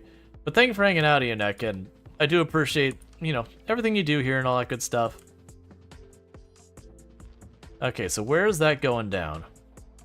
Yep, so literally they threw themselves at the wall, and then our bots just roll in, and it's like nothing ever happened.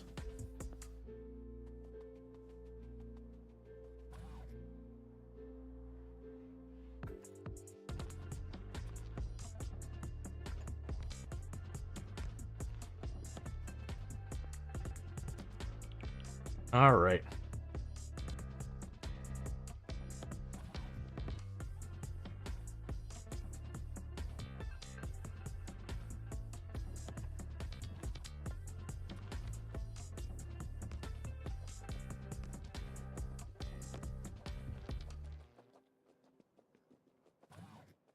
And the last one for this set.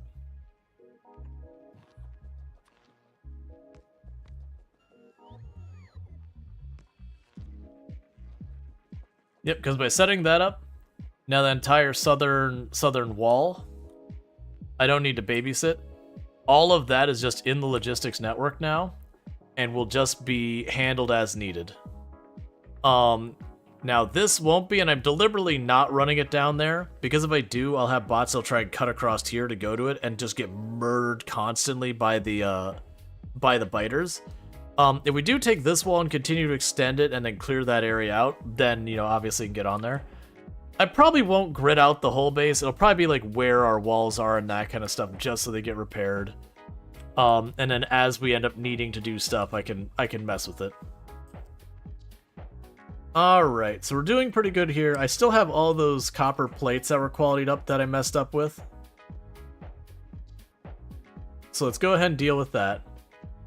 So right now, our power is good. None of our ores or anything like that are particularly in bad shape. We have our station platform is now producing even more science. Our blue science is being produced. This is honestly getting down to its last couple bits of ore, and then it's done. The yellow science is waiting on our light frames, and we keep absolutely obliterating our light frames. Let's just double check that. We keep just using it, because like we were making good progress on it, and then it was like, oh, I got space station things to do. And we went from our light frames being in great shape, yeah, to completely out of them. The good news is we have massively increased the production speed of it.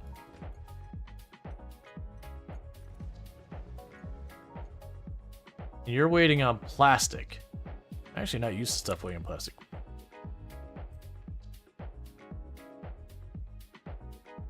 That's fine. Oh, that's kind of fascinating. So it was here, but because of our new route, it didn't have to go back to pickup. It's just like, okay, I'm done here, and then went to a different pickup that was nearby. I never thought about that side of this. So that's just another added bonus to efficiency with our change in design. And then meanwhile, this one's already gone to grab more plastic.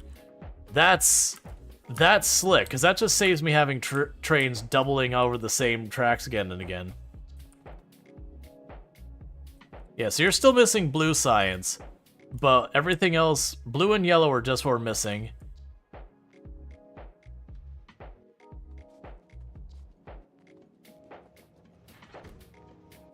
Didn't I tell you to... Oh, you're the wrong way. That military train has been doing that forever. So now it'll just sit at the place where we're making military science, and it'll probably never leave again, because I have 132,000 military science sitting in there. Which, don't get me wrong, I'm going to use a lot of science over time. But there's 132,000 military science in there. Which I have no business having that much. Oh, there we go, heckin' blue science. Wait. Huh? What? Chat.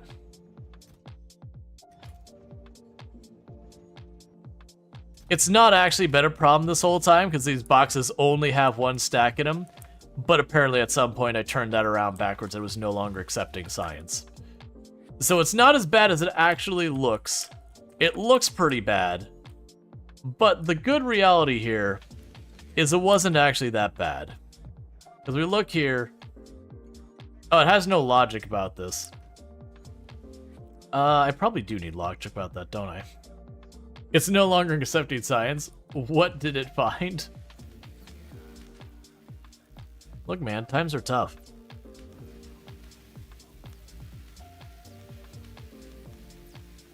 That's gonna be a throughput issue here. Well, no, I've got 3 of those going. And just like that, suddenly this thing starts blasting.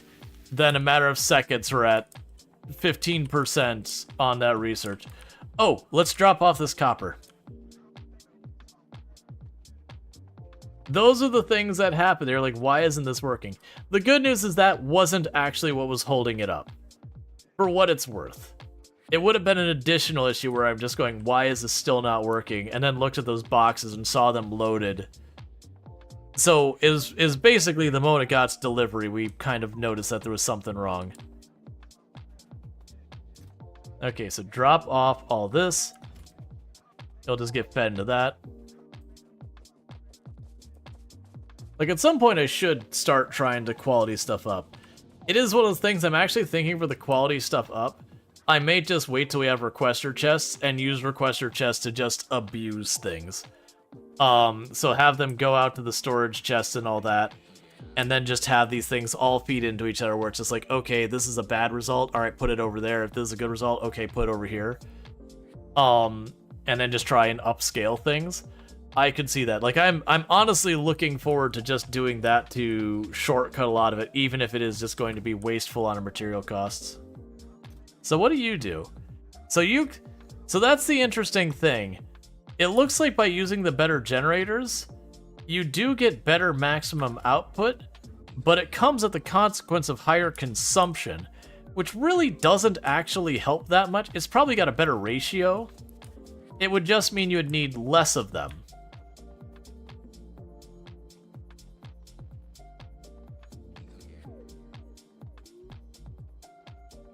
Let's see, you made 200 labs to upgrade your science layout to rares. You made 200 labs to upgrade your science layout to rares. Nice. Alright. And the platform is doing fine.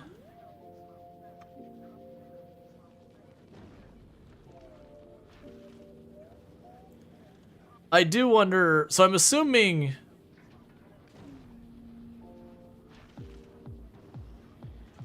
Yeah, the speed at which it's just sending down cargo pod after cargo pod.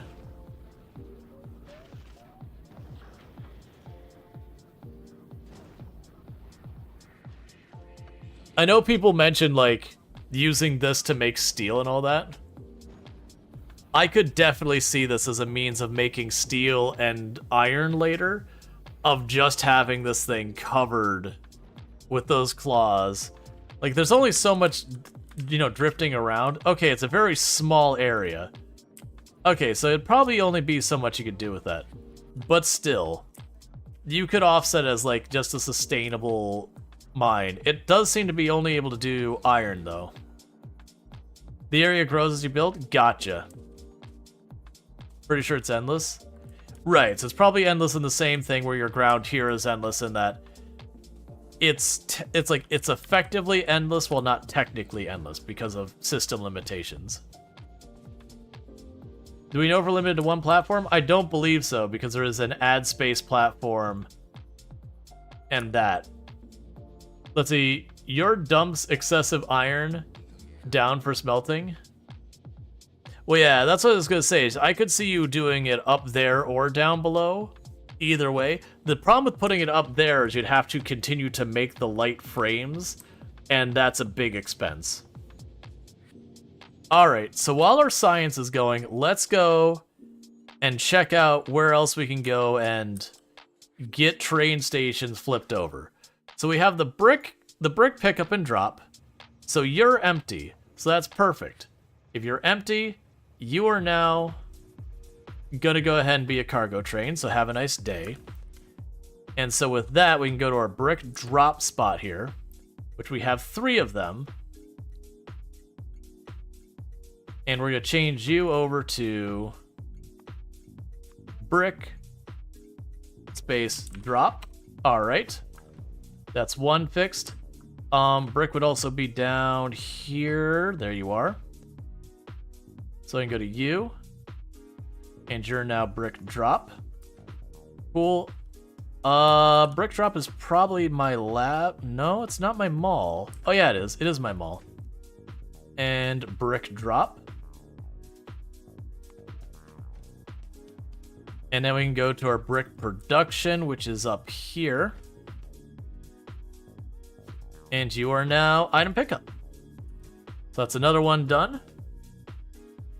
The coal drop and all that is going to be a thing. Let's go to the electric smelter. That only has 2 places it does, I think. So you're full. And this is where we run into issues. So with you being full, go to the electric smelter drop. Get out of here. Oh, is this the electric smelter drop? That's a pickup. Research and technology using space science packs. With that, we have the network. All right. So let's grab whatever the next thing in order here that does not require yellow. So we can have our higher production units and all that.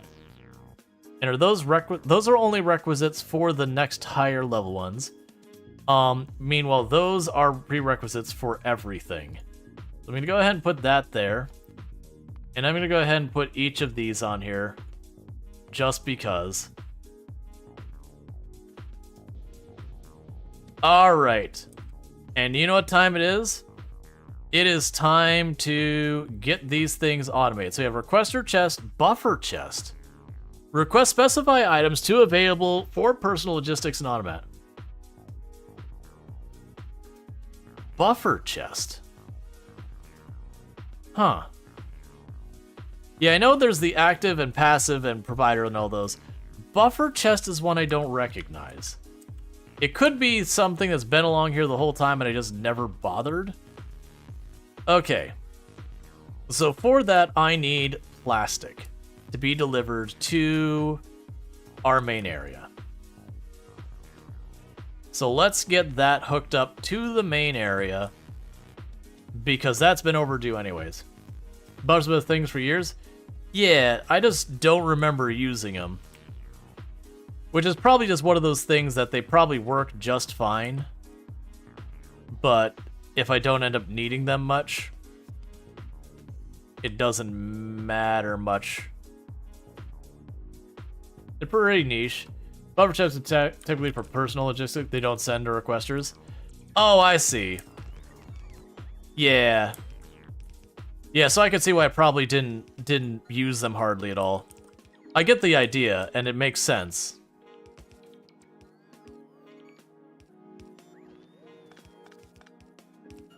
But I also could see not hardly using them ever.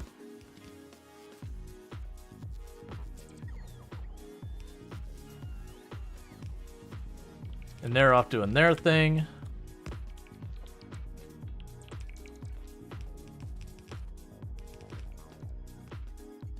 Okay, and you're going to be plastic drop, and it's already configured, and we just go right here.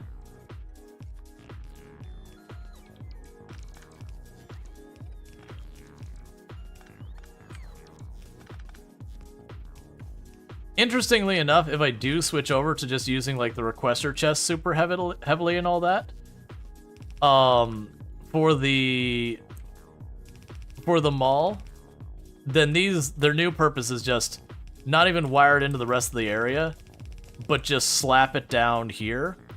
And the only reason I'd slap it down here kind of thing is just for the purpose of not having to drag it as far.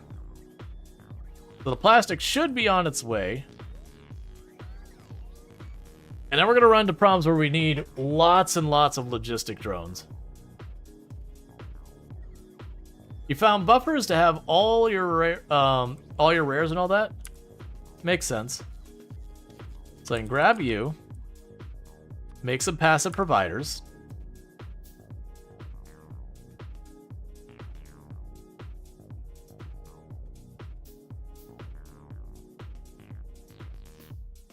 Alright, so let's go on here for a moment. I'm going to want the passive provider. I'm going to want the requester. And I'll probably end up needing the storage chest as well. But for right now, it's going to be these. So we now have the passive provider chest on there. So now plastic is in the area. And I'm just going to let that sucker max out. And I'm probably going to do the same with the iron, and I'm going to do the same with a bunch of stuff. So let's get this really terrible idea of a party started. Which is we're going to be redoing a lot of this and just abusing requester chests. So, I'm going to need some more circuit boards. I'm going to run down to our red circuit boards down here. Give me a nice little stack of those. Because the first thing I'm going to try and do is get ourselves this stuff going on here. Thank you for the follow. Welcome to the stream. So we're going to go right here, and you, my little friend, are going to be making requester chests. So that's these three. Simple enough. We go here and say, hey. I can't remember if I can limit the amount. Oh yeah, you can. So we'll say, hey, I want just one stack of those, and I want just one stack of these, and I want just one stack of those. And then you're going to make only one stack for the requester chest, and arm in, arm out. Okay. So that does mean what I need to do is I need to get those provided. So there's the steel boxes on the requester chest. I need to grab, is that green circuit boards I'm out of?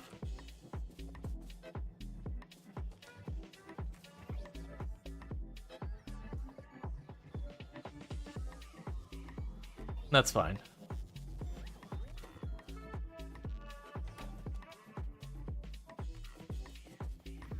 And a passive provider. Okay, so you need the green and red circuit boards. That's fine. So what we're going to go ahead and do here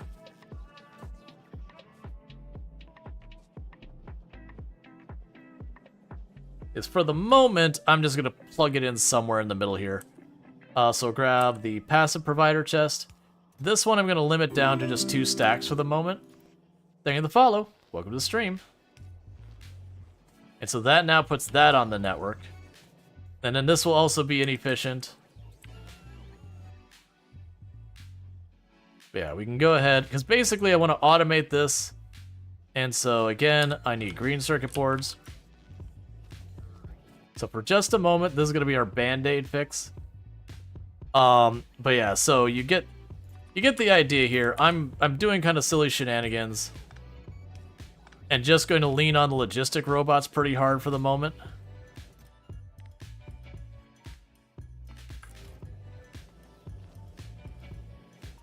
You know what? Honestly, just have fun. There, that'll be fine.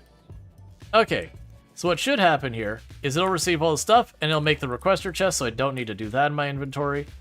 And we can go here, and I can grab that.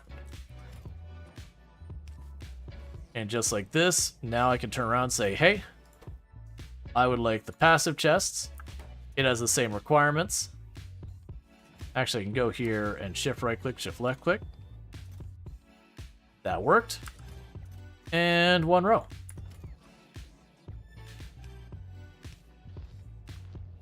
So needless to say, this is not an efficient way of doing your place. There's going to be lots of logistic robots going around. But with a lot of this, for these random things that I'm not going to need a ton of, we can just let the logic robots do that. Ultimate will probably want to bring other stuff around here. But my other hope of what I can do with this is for stuff like the gears and all that, I could potentially see using that as a way to quality them up, keep them contained in one box, and then take those higher quality to the next thing that I'm trying to get higher. So stuff like the wire, the gears, the circuit boards, the plates, all that. And then where I have like 4 or 5 boxes making the same thing, we can bring this over. But as you can see, we are going to run into a problem with our logic bots just running around everywhere. It can be kind of a fun type of chaos, but it's still chaos. So, some of the stuff I won't be able to do that stuff for is like where we go to upgrade our conveyor belts from the yellow to, or the red to the blue. That requires lubricant. That will just have to be plugged in, but that's fine. The point is all this crap that I don't need much of, we can just logic it up. Okay.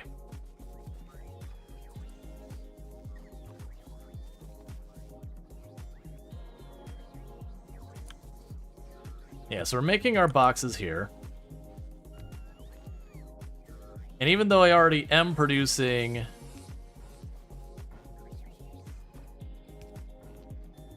Are we under tech? Alright, that'll need to be dealt with eventually. We can just go here. You just need steel in 1 stack. And you'll be our steel boxes.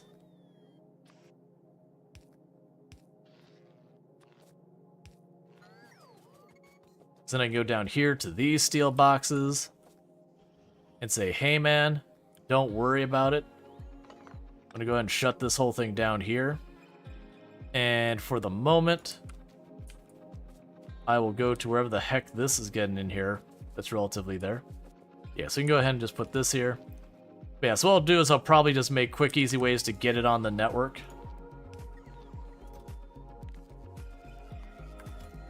Yeah, I'll make these kind of things 1 row. Alright, and that means I got all this stuff up here working.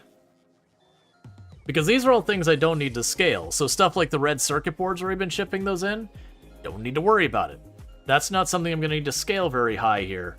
So we can just leave it as whatever rate it gets here. The green circuit boards are a little bit of pain, but that's also because I'm just grabbing everything from here. I'm not going to need the steam engines at all anymore. This is a product that just serves no purpose for me anymore, so we can go ahead and shut that down.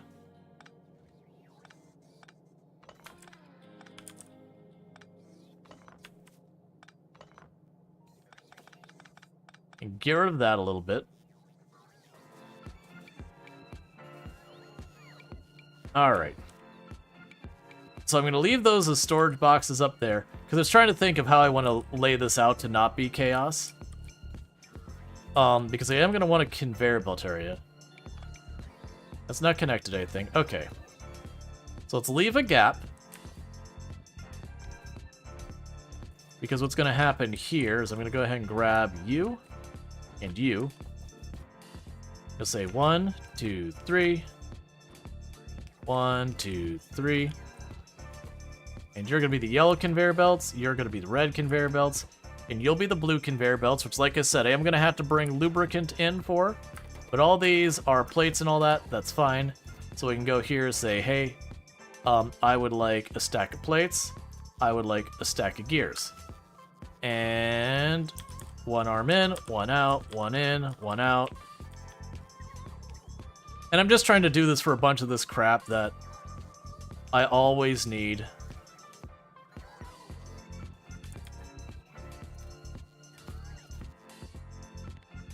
You only worry about having 2 stacks because I'm not going to keep you here. You need those belts there. Yep, and more gears.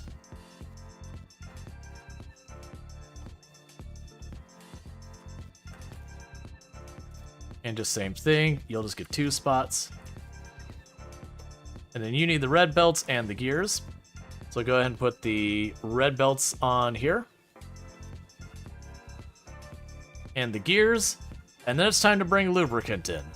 So we could finally get ourselves up to the blue belts. And so for those, I'm going to go for 4 stacks because I'm actually going to use those. Alright, so let's go ahead and pop over here and get ourselves another train stop added to the list. That is now going to be for lubricant. We already have lubricant on the network, and it's literally doing nothing because it's just full. So I just don't even need to worry about it. Go ahead and tear all that up. Alright. So with this one, I'll do the same thing we have for the last couple. That connected? Cool. As long as it's connected, we're fine.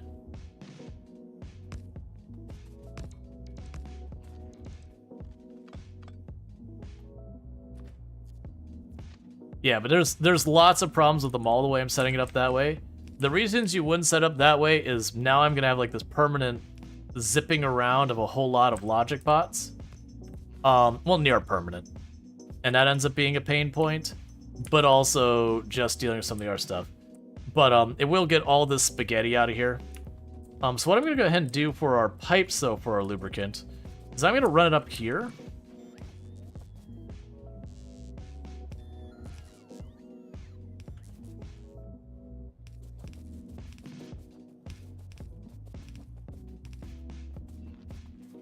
That'll be fine. Now figure out where I'm going to put the storage and all that. That way, when we have our 3 different types, because it'll be nice just to get those better conveyor belts going. I will need a couple of pumps.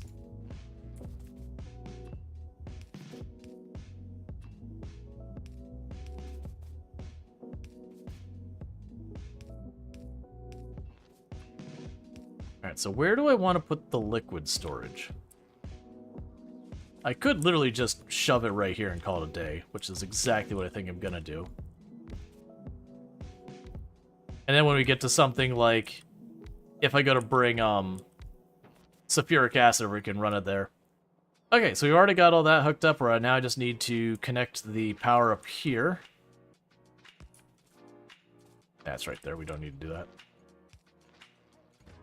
And so we could name you, so we still, the liquid, the lubricant drop off, that's still on the old system. I haven't set up any of the liquid tank ones, but that should be fine for right now. So that'll drop that off, and that'll get us blue conveyor belts going. None of these conveyor belts benefit from quality, so I'm just not worried about it. So none of those are getting produced either. If you're wondering what that's all about, it is because I need gears on the network. So the beauty is, I want to go ahead and get rid of this as a thing. We're going to go ahead and pull that off, and I'm just going to do a quick and dirty slap this on. Because stuff like the gears and wires and all that, I don't want to have on the network. That's going to be a huge... Or not, sorry, not on the network. I don't want them being to like pull the iron ingots to use to produce those. It'll just be too much throughput, all that. So I've got all that going on. And so the good news here as well is it does mean with stuff like this, as we get those on the network, I can go here and say, hey, I don't want yellow conveyor belts on me ever. So if you could just take those away, it'll put it on the network and ultimately feed it into this process, and it'll slowly craft us up to the better ones. I don't know if there's a higher tier of those. I don't remember there being one. So that'll be the regular, the claw, the regular, the fast, the stacked, the long. For our claws. Or our inserters.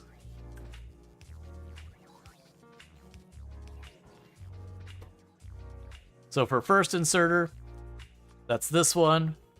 It's going to be plate, gear, and circuit boards. So, plate, gear, and circuit boards.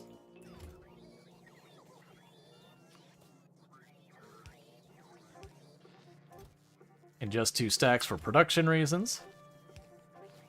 Alright, and with that, we need... Do we have the circuit board? We do not have regular circuit boards on the network yet. We still don't think we do? Do we? No, we do not. So right now, we're going to, again, just do the lazy thing of this. I'm going to move these around eventually. I'm just trying to get the very basic setup real quick. We already have the gear, and we do not have plates. So I'm going to just do this right over here.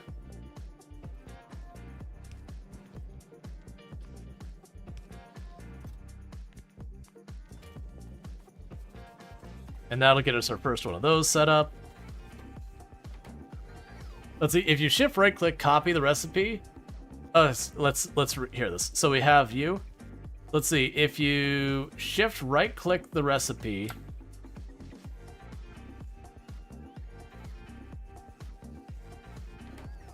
And shift left click.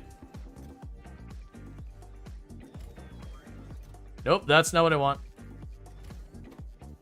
Okay, if you shift right click the copy to the recipe.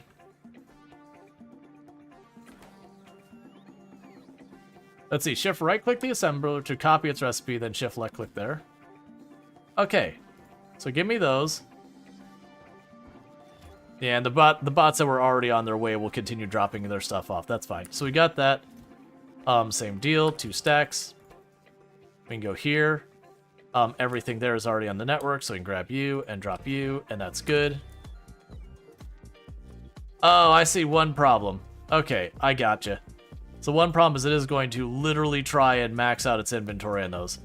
That's one thing to note. I want just 1 stack of each, because otherwise it's just all going to sit in there and, you know, fill up inventory. That's fine.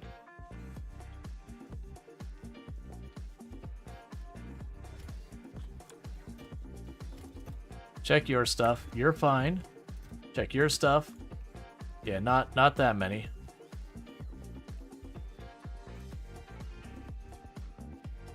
Okay, so that's something to know, is I just got to go through and clean up the inventory amounts.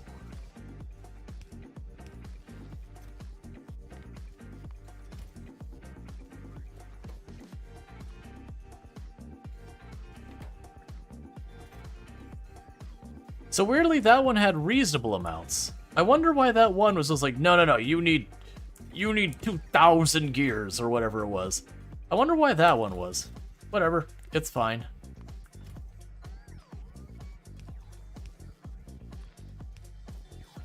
Yeah, so with that, what we're going to end up doing here is we will go to the mall that we have, or we'll go to these things that we have down here. We're going to start gutting them out of the area.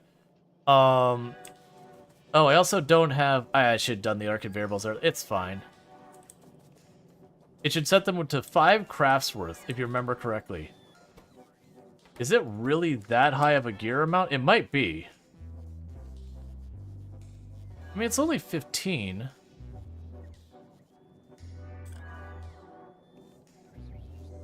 He just really likes gears. That's fine. Alright.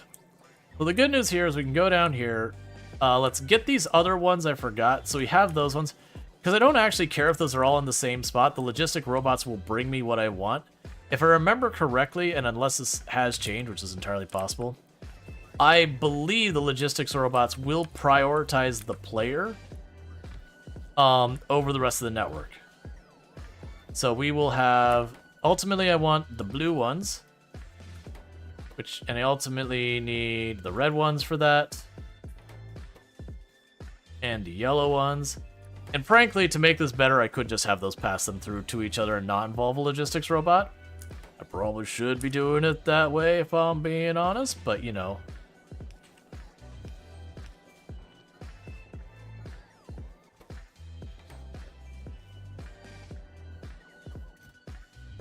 Okay, that's fine. That's fine. Yeah, why is it so many gears? Alright, let's look at the Express. Express Underground is 80 gears, and it wants 1.5 thousand gears. Come on, man. Let's be reasonable here. Like, the other ones I'm fine with. But 1.5 thousand gears is a lot of gears.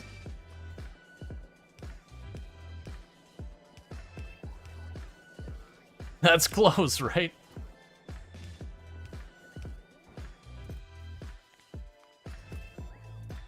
Yes, it's not super clear why it's doing it that way, but whatever. Alright, so you need lubricant.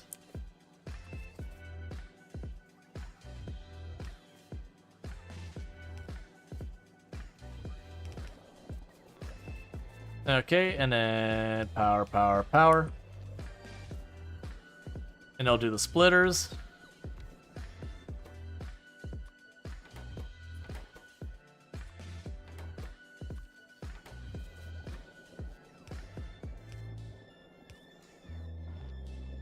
Because, yeah, so we're setting this up, but the idea is I'm going to get to tear down half of the mall. And this will just be logic bots running around. I'll probably have stuff that I'll get annoyed with how inefficient it is. And, you know, I'll redo it. That's reasonable. That's reasonable. Honestly, that's all reasonable this time.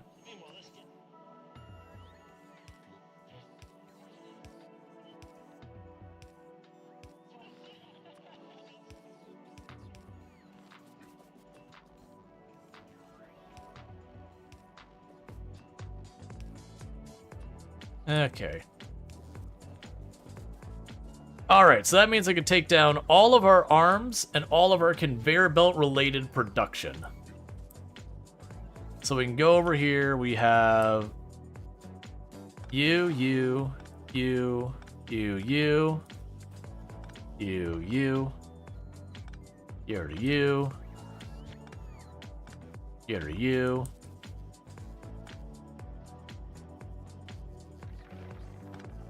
Here to you.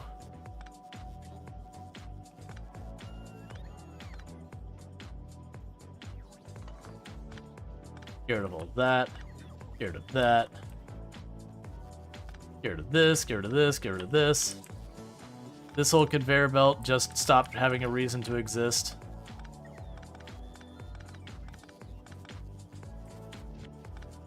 Here to this. Here to you. Here to that.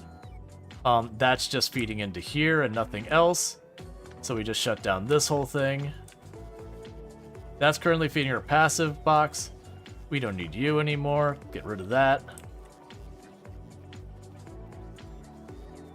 Did you pick up a flying logic bot? Almost certainly. I will probably pick up a lot of them by the time we're done. There we go. Logic bots. So let's go and drop you down here. But yeah, so all this junk is going into my inventory, and that's great because it's just dumping into these boxes anymore. So anytime I come back, the logic box will just Congo line up, grab all my stuff, and then dump it out wherever it needs to go. And we are already getting our blue conveyor belts, so we're going to go here and say, hey, I would like the blue conveyor belts, the blue undergrounds, and the blue splitters. I will need to also go to our requests now, and you're gone, and you're now on this one to 0, and instead you're here to 400, and you're gone, and you're up here to 0. Honestly, what we'll probably end up doing, and I'm gonna regret this a lot, is we're gonna get rid of that, and we're gonna say trash unrequested. So what's going to end up happening is my inventory is gonna get cleared of everything, and I am going to want to go through and be like, okay, give this back, okay, give this back, okay, give this back. So let's work on that. So let's get this. I'll probably only need 50. Get this. I'll probably only need 50. The stack inserts are fine, rails are fine, this is fine. Get those boxes are fine. Go ahead and give me the requester and these boxes. I should actually check to see what it's giving me by default. It's basically telling me it won't take them back. Honestly, that's probably fine for what we're doing. We have the railroad stops. We have all that. I have my inserter arms. I will need the long arms. We have our rockets up there. I will want the quality and the passive things. The others we can get out of our inventory. For right now, yeah, we'll go ahead and put the refinery, the chemical plant. I'll want to come back for the centrifuges. Let's grab the electric drills, the smelters, the oil things. We finished more research. We already have the pipes and all that on there. I believe I already have the power poles on there. Do we have this power pole on here? Yeah, we already had that power pole on there. And for the moment, I'm going to leave it at that. And everything else, it should gradually kick out of my box. Do I have the assemblers? I do not have the assemblers on here. Okay, so what the heck did we just research? We researched something I cared about. Ooh. We can now discover the other planets. They all cost 1,000 to learn to planet. So yeah, so we're gonna go ahead and say yes. Yes. Yes. And all of those have things that we unlock by discovery. Honestly, get rid of those modules right now. We'll be back for you. Changing our priorities. You're missing one of those inserters? Let's see. We have the long and the stack. We got stack and long.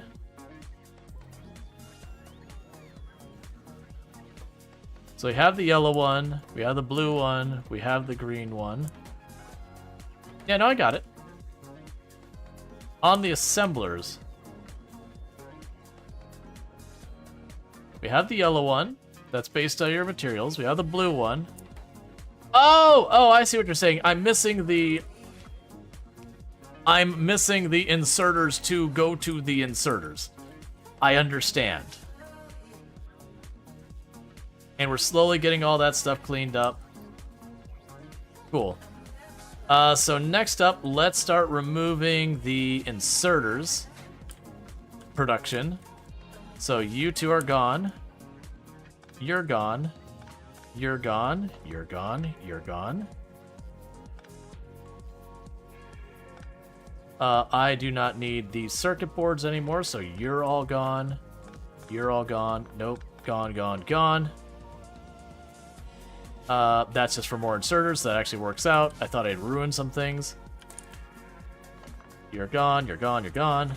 Yep, goodbye. See ya later. Do this. Get out of here. Gone. Gone, gone. Okay, that gear needs to stay because that's setting up the centrifuge right now. You're gone, you're gone, you're gone, you're gone, you're gone, you're gone. We can get rid of that section of red stuff. And that. So you see how much I'm just clearing out all of this stuff and not having to deal with it. Now what should happen is as the Logibots get a chance, they're going to clear the crap out of my inventory.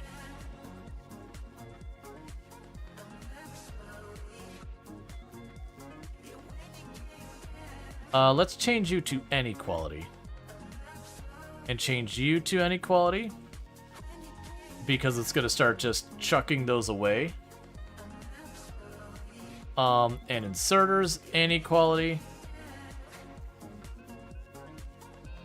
Okay, the rest I don't care about it. Alright. And we can go over here and get the lights. I don't have any lights. That's fine. We can go here. Oh, right, because I didn't put lights on the bar. So they're cleaning them out of my inventory.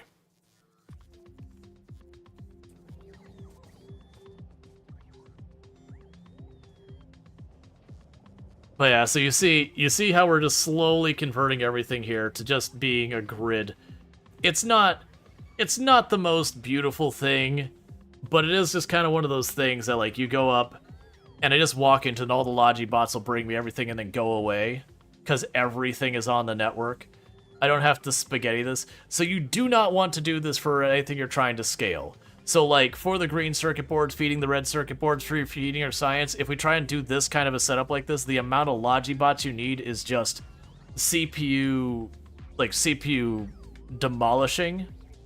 But for just this main thing in the mall, making one stack of each type of material, it's fine. I accidentally turned it around. But yeah, so it's also clearing crap out of my inventory. Okay, so I actually want that as well. That's another thing I should keep on me. So I want to keep this on me. We'll actually set up to have a little bit more. Did my stream go down? No. I guess Firebot just died. Because Firebot's like, you have no viewers. Let's see, people have bases powered by bots nowadays. Optimism come a long way? Gotcha. Well, that's a weird one. Let me just check one thing.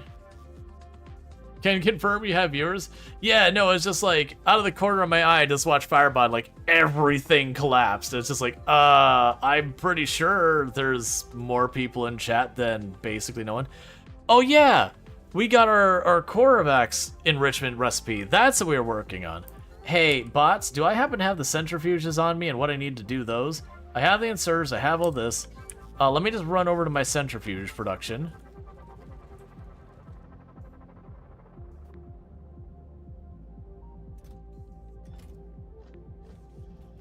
Oh, those come in stacks of 50. Hang on, let's maybe not have that many. Let's talk like 9. Hey bots, you still doing stuff? Alright, I'll be back, bots. You just keep doing your thing. Let's see, you're here and you don't count as a viewer.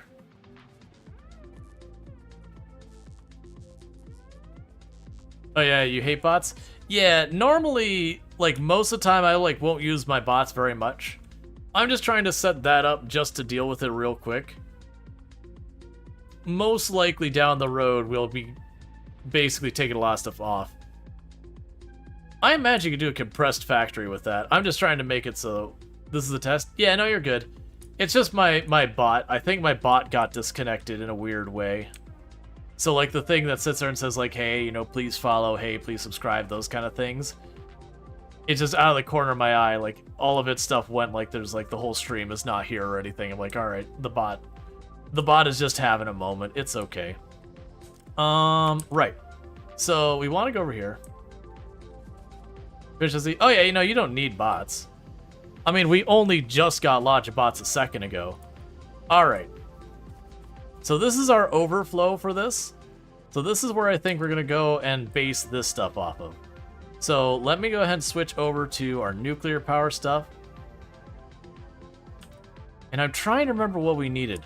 Oh, wasn't the reaction, it required a tiny bit of the active and the inactive to make slightly more active, and then you repeated the process a whole bunch of times? I believe that's what it is. Yeah, so the Caravax. Yeah, so you need both, but you get a better ratio of them. So what I need to be doing is probably here.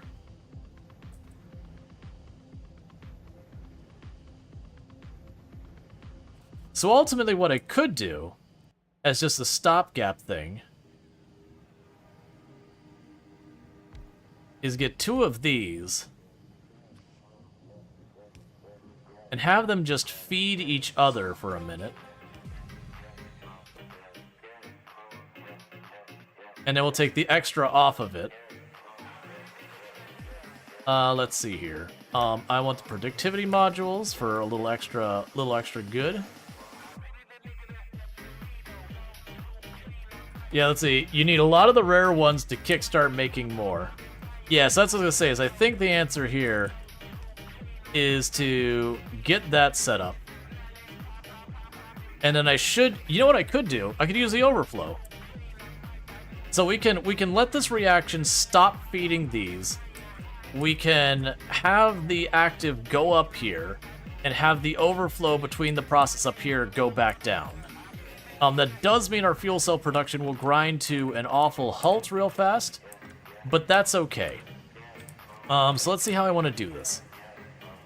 So first of all, I think we're going to go bring that whole system up here. I'll do that in just a moment. Let's go up here.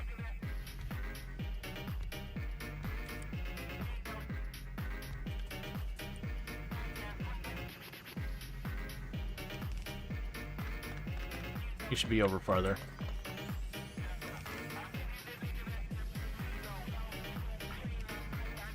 Needless to say, I'm going to have problems with the amounts of stuff soon. So I can grab you, do that.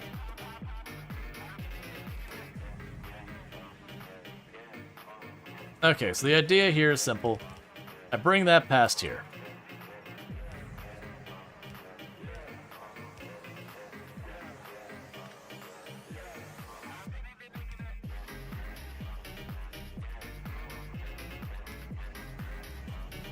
And what I can do is where I'm doing this over here, let's change that splitter.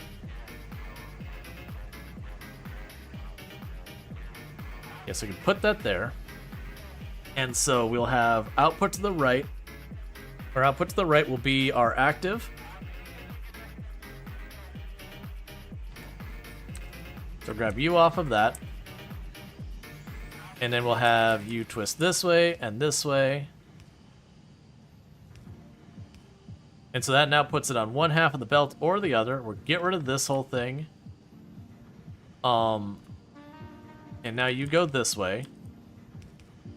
So that should put the not as good stuff on the left and the more active on the right.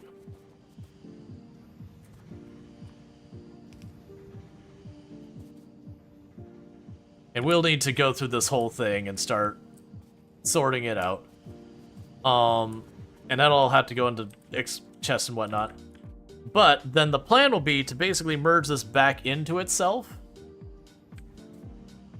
And then have an overflow one that, like, hey, if you're backed up here, start dumping it out the side.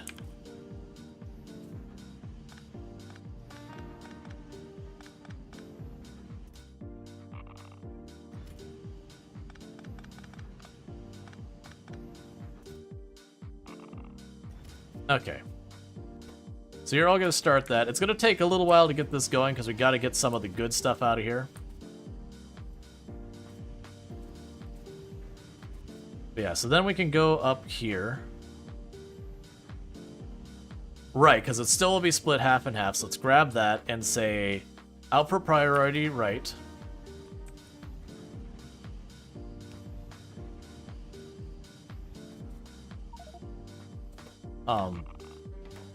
Okay, hang on.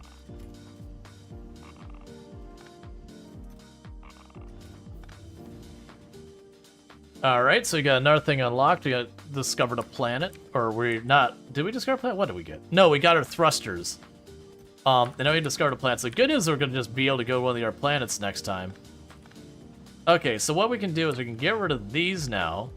Get rid of all of that. And then this belt is going to come around this way.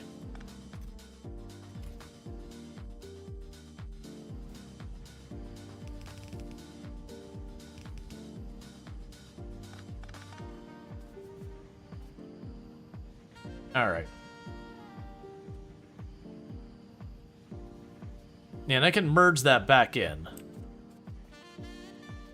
We'll just have to do the same thing where I'm going to split the belt between the two different halves depending on what the material is. And that should be fine.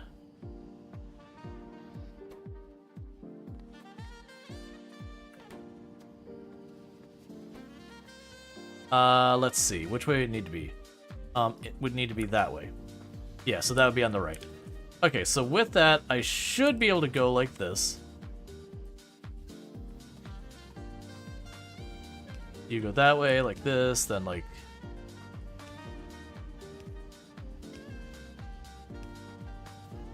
take this, we can dip that under there. And I know I am like blending these with every imaginable mix of belts.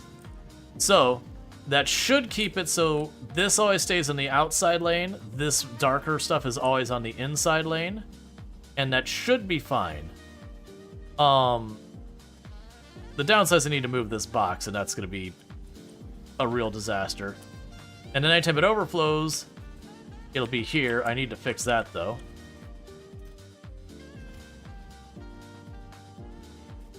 Okay, and so with that, we can go...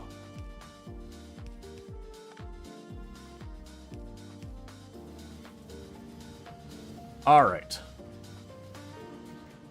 Now the thing I need to do is get our surplus storage over here. Oh, we can do this nonsense. Oh no, I thought it caused problems. I would need to go the other side. Because I already have way too much in storage right now. I've got to get rid of it. So I'm just going to do this to like daisy chain a whole lot of storage temporarily. Until we start getting through.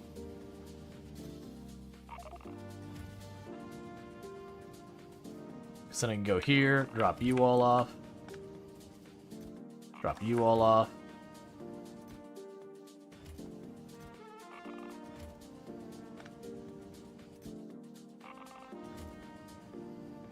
Alright.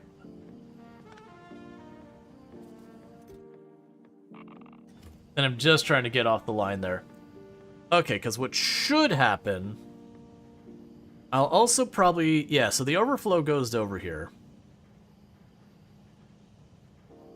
I'm going to need a way to deal with this backing up and blocking... Well, no, because that'll be...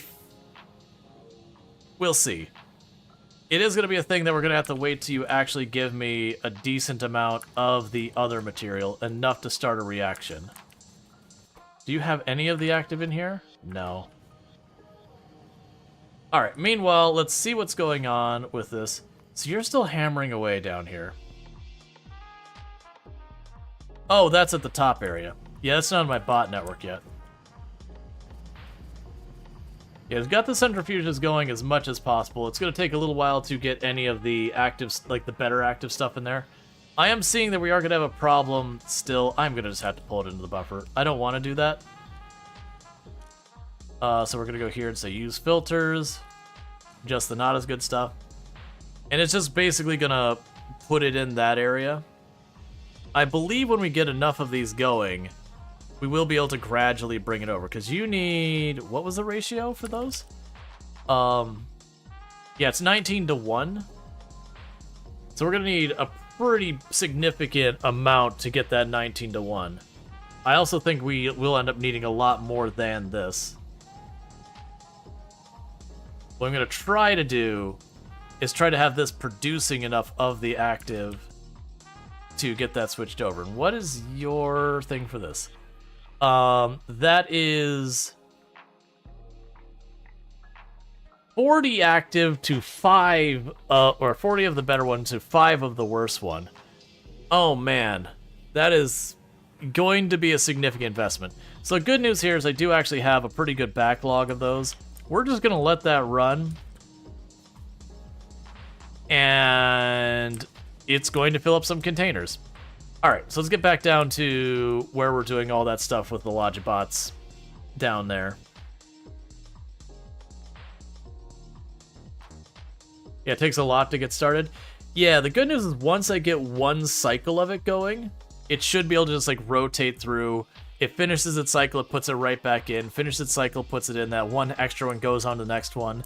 And it'll keep doing that till the second one's going, until the third one's going, till the fourth one's going. And you get the idea. Eventually we'll have the point where we have a little bit of surplus. And that little bit of surplus will start bleeding over for the fuel cells. Might want to put it on your to-do list. What about it? I think it's set up. Like, I think it's already set up to where it will work. That'll keep cycling through itself again and again, and then when it hits the overflow, it'll divert the overflow into the fuel cell production. Like, that's already how I have it configured. Alright.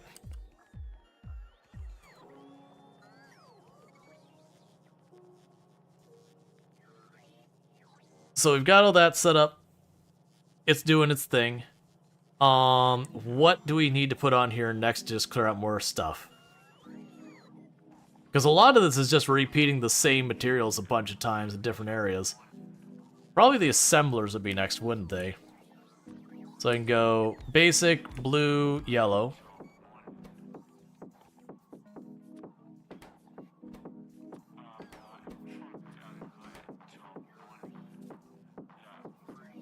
Now we can go requesters, passive providers.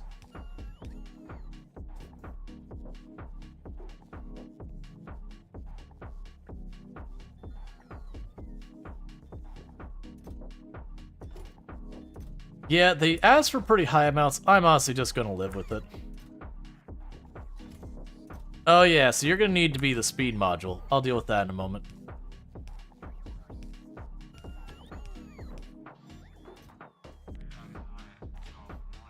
Honestly, you probably just need one stack. You probably need one stack. And honestly, even you one stack. Okay. Yeah, and I'm not sure what I'm missing with that. Like, and honestly, I'll probably start trying to get this up to quality later. And so, like, where this one has, like, no quality, I'll have that one where it has, like, the regular and rare and that. Right now, I just want to get this all converted over. And you're already repairing all that. So we will need the modules next. So 1, 2, 3, 4. We have the speed, the efficiency, this, that.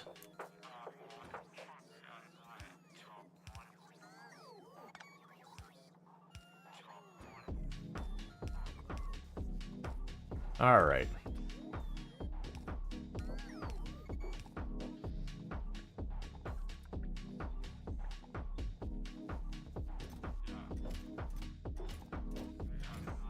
Cool. Relatively inexpensive.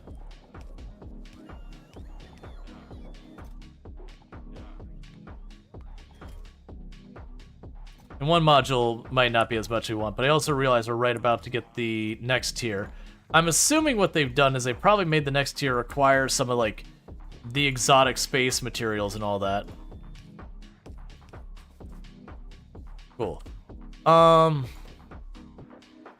That's fine. So I've got all that. All right, so let's start tearing stuff up. So we have the yellow ones. Let's go ahead and get this all torn down.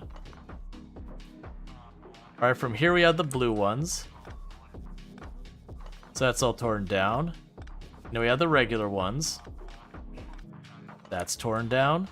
The circuit boards are being used in multiple places, so that's going to stay for right now.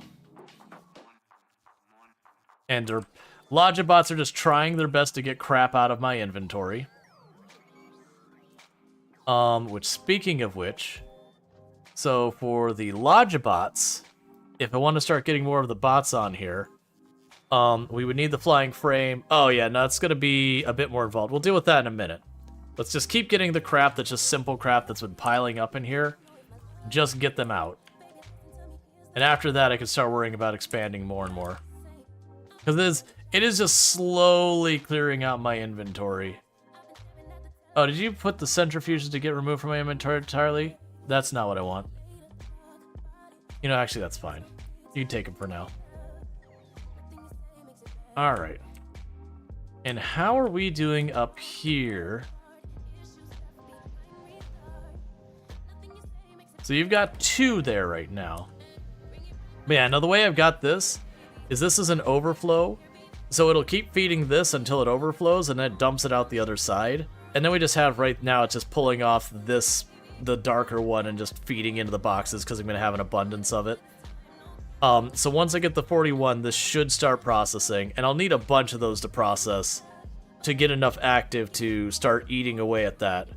But what should happen is both of those pop out the other side. This splits the overflow of that to the outside here. It loops around, checks to see if it's overflowed. If there's room, it goes there. If not, it comes back, like it goes out that way. So it should go until all of these are running and that's backed up, and then all the active will go that way. And then the idea is if I need more, I build more centrifuges, which hold more in it as a buffer, and it feeds into that process. Because like literally if I wanted to expand this, I just put 4 more here and connect the belt on that side. Yeah, so they're just hammering away on that area. That's fine. And they're still emptying my inventory desperately. That's absolutely a-okay. I will need to automate the Logibots. I was going to put it off, but I'm realizing it's just going to be more and more of a pain. So, with this, let's just skip and go say Logibots. Okay. So we can go ahead and drop requester, drop provider, put down the power, drop your recipe. Just the red wires in the frame, or the red circuits in the frames. We do have red circuits being made, so that's fine. Make only 1 stack, and I can provide those to the system myself right now. Ultimately, I will want to feed those directly in, but I kind of want to be in the middle for the moment just as a mitigation. So that means I need a flying robot frame. And so with the flying robot frame here, oh, I need to put down the requester. And that. Same deal, only 1. Give it power. So we can go like this and drop there. Okay, so honestly low amounts. The battery and the electric motor are not yet on the system. So the batteries actually have right over here. So I'm just going to add a provider chest right there. Limit it to 2 stacks. And batteries are in. Alright, but we're not done yet because I still need the electric motor, which is there. Actually, you know what? I'm bringing electric motors in here. No, I'm not.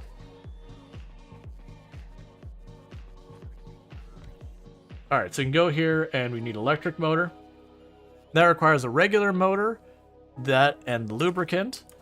So let's go ahead and plug in the lubricant first.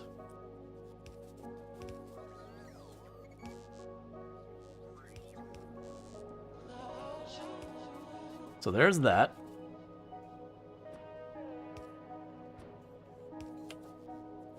Then we can get the bots doing their thing. And I'm just doing this for the mall so I don't have to figure out everything in its patterns anymore. Okay, so we're going to have that. The engine unit is not yet on the network. So we'll need to get that. So we pop over here and get engine unit. And the engine unit is pipe, gear, and steel. I believe I have everything but the pipe on the network already.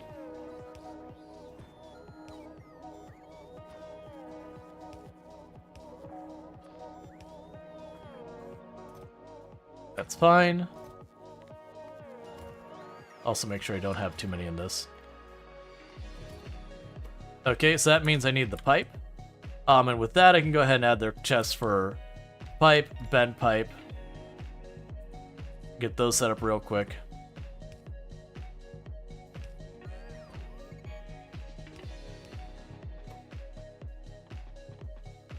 So pipe, bend pipe.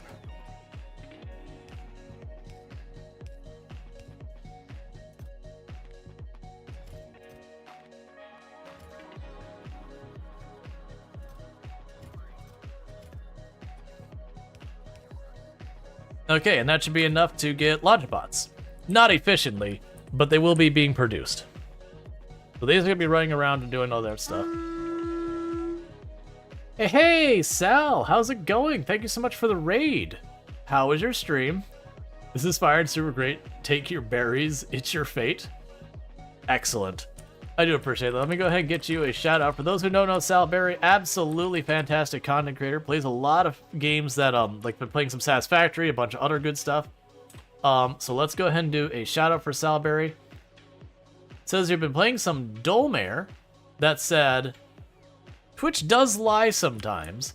So what is Dolmare? I'm not there. And if you're playing something else, just let me know you're playing something else. Oh, wait, snooze. Don't you dare try and play ads right now, Twitch. It was right about to try and sneak that in on us. I got ahead of it, though. Dolmere captured, then Satisfactory. Gotcha. Well, I hope you had a good time with Satisfactory. We finally did finish our... We did a run based around trains of Satisfactory very recently, and we did finish that just in time for the Factorio DLC, which we've been going hard at. But yeah, I'm actually not familiar with Dolmere, but again, good times over with Salberry. You should definitely check out Salberry. It's very late here. I've been going for 10 hours, and I'm still going because I'm definitely not addicted to this game. You just put it on a server, it's collecting things while you chill. Gotcha. Now for, new, good game, good little game. Gotcha. Nice. But yeah, so if we look at what we got here, for those not familiar with Factorio, if you've seen Satisfactory, basically similar idea. They're both factory automation games where you start up. I don't have any ore nearby to bang on, but you know, you go up to the ore, you bang on the ore and go, oh, that's not very fun.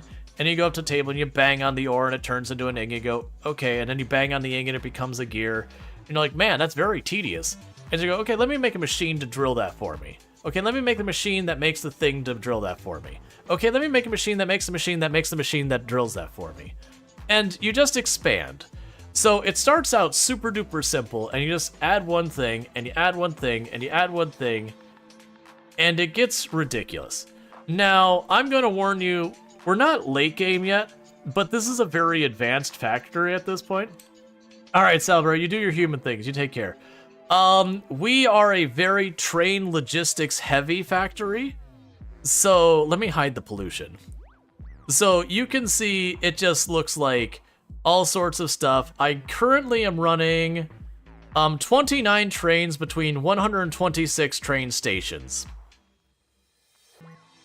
So, you know, don't worry about it. It's fine. We are still dealing with biters. They are on, but if we look at the edge of our perimeter, we do have a solid row of guns protecting us from all sides, and we are starting to get more and more bots running around repairing our walls for us. We did just finally unlock the Logibots. So this has been what I refer to as my mall. It basically is a place that will make my drills for me, make my stuff, so I can just grab some equipment, run out, and throw it down. So it's not the place that's like scaling up any of our operations like our science or anything. For the Satisfactory equivalent, science would be the equivalent of your milestone stuff. That's all happening elsewhere. So if I go over here, for example, like you can see the little bits of blue science bottles going along here and all that. I have a big gap in my radar. I have a weird little gap in my radar right there. Not a bug, it's just where my radar is positioned and around it. I got a little spot in the middle. They've been trying to get a generic train interrupt schedules to work. It's a bit more tricky to get right than you hoped it was. Yeah, no, so there was something I kept trying to explain that I used to do, and then it wasn't the way that I was shown, but one of my community members was kind of like looking at that. So if people want, I'm gonna spoil how I do it. And it's like, you know, if you want, just like turn your ears off for a second or whatever. But the way we're dealing with it is I have this thing called Cargo Train. That's a train group. So the stuff we have is I've got all my train stations named Item Pickup. And I just basically say, hey, when your cargo is full, you get out of there. If you're inactive for more than 5 seconds, get out of there. If you're sitting there for a solid minute, get out of there. The point is, that's when you finish with this station. Now you'll see where it says temporary drop down there. This is where the magic happens, is the go-to stop. If you look at this, it checks to see if we have full cargo or have cargo. And if so, what we're going to do is we're going to look for a stop that has the name here, where it's the item in the cargo wildcard. So it checks the first item in its cargo, says, what's the name of that? And then adds the word drop on the end of it. And then it just has like a regular, like empty your cargo or whatever. So now if I look at my train stations, here's an example of one that it is the copper icon space drop. And so what happens with that is the train will fill in that wild card that we have here. It'll fill in that wild card. And if you want to know where that wild card is, we can just go to the train station. And that wild card is right. It's under unsorted. It's right there. Item parameter. which grabs the very first item in your inventory and uses it as a parameter, so you get the idea. And so with those two things, it will go, okay, oh, there's a station called item pickup that is available. Because then I have my train stations where they all say like, hey, don't turn on unless there's enough material. It drives to that, loads up the cargo, and says, okay, what's in my cargo? Okay, let me go over there. So that's a similar settlement to yours. Only difference is your item pickup is also done via interrupt. You keep running into issues where the trains go to item pickup, where all the drop stations that need the item are full/deactivated.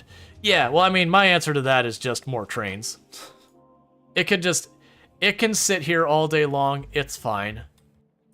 When it's ready, it's ready. It'll have a completely full load. It won't have to go to grab it. It'll already be queued up. I could see that if you had way too many trains, that could become a problem, but that's it. But what we're currently working on is we do have our space platform. It's doing space things. Mostly just producing science. Ooh. You have no ice chunks?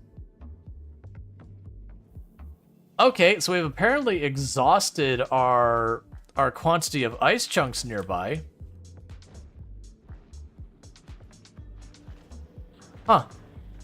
Basically, I just ramped it up a lot, so I think it's just consumed all the ice chunks in the immediate area that I gotta wait for more ice chunks to get nearby.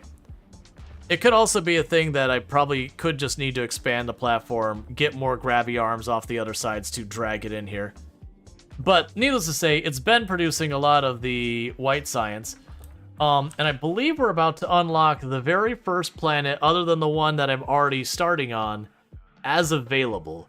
I haven't built the thrusters or anything else, but this does mean we have a second planet to be available. So the things I don't know yet is how easy it is to move to the other planets, and don't spoil that, because my assumption of how it works is I will have to go to the platform, have the platform fly from planet 1 to 2, then let me off to work on the planet's surface. And then if I want to go back, I gotta go back up to the platform, fly back, and then drop down. Before I do that, I want to make sure my home base is situated, where at least I should be good for ore for a long time and all that. Because what I don't need is the biters tearing my doors down while I'm on the other planet. Now granted, with the bot network slowly coming together, I should be able to get that all sorted. Speaking of which, what I could do while we wait here real fast is let's go grab some more drone ports. Do I already have 10 drone ports on me? Yes, I do. Let's see. The sense of exploration, discovery, and space age is truly next level. You chose your first planet without reading too much into it and having a great time. Yep, no, that's the whole thing, is I've deliberately kept myself in the dark.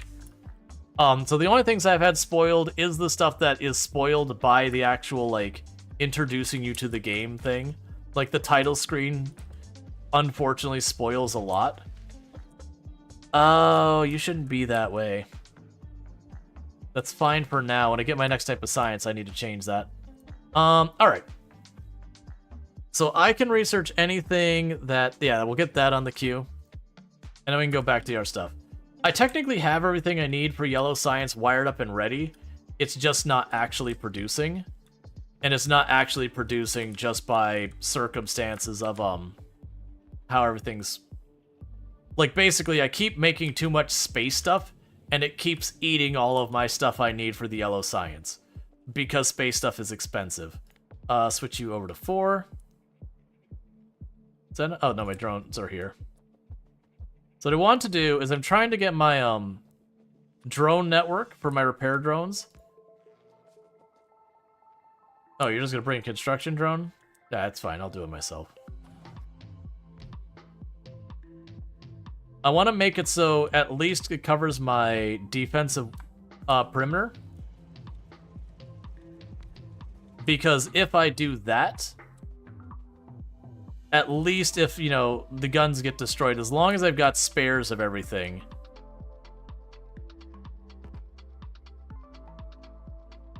As long as I got spares of everything, it should just go and repair and replace.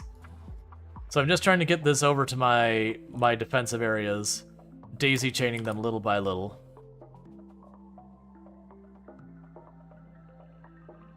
It's actually inconvenient that it keeps doing that. I get it, it's because I'm adding it in range and then using the whole thing, so it's just going, oh hey, I can take care of that for you.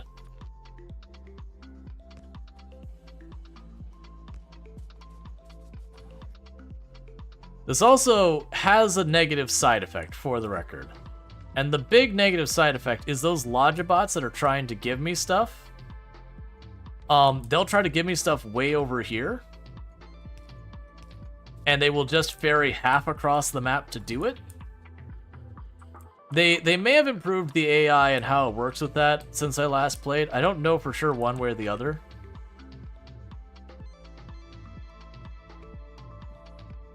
But that used to always be a big issue with them. Is when you set up your network to be full encompassing your base. The Logibots started to get real dumb.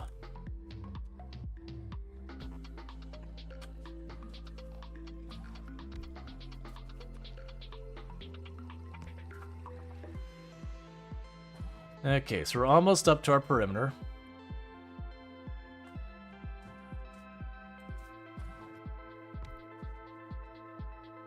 Okay, that is close enough that it will repair my outer defense.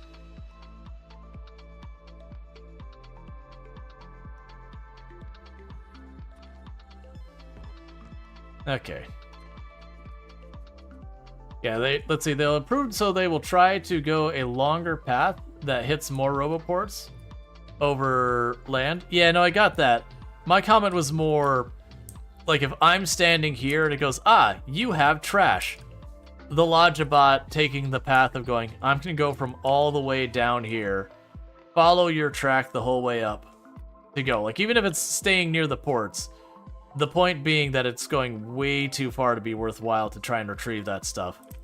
Which is fine. Like, they're doing what they're doing. That is an inefficiency. That is a negative.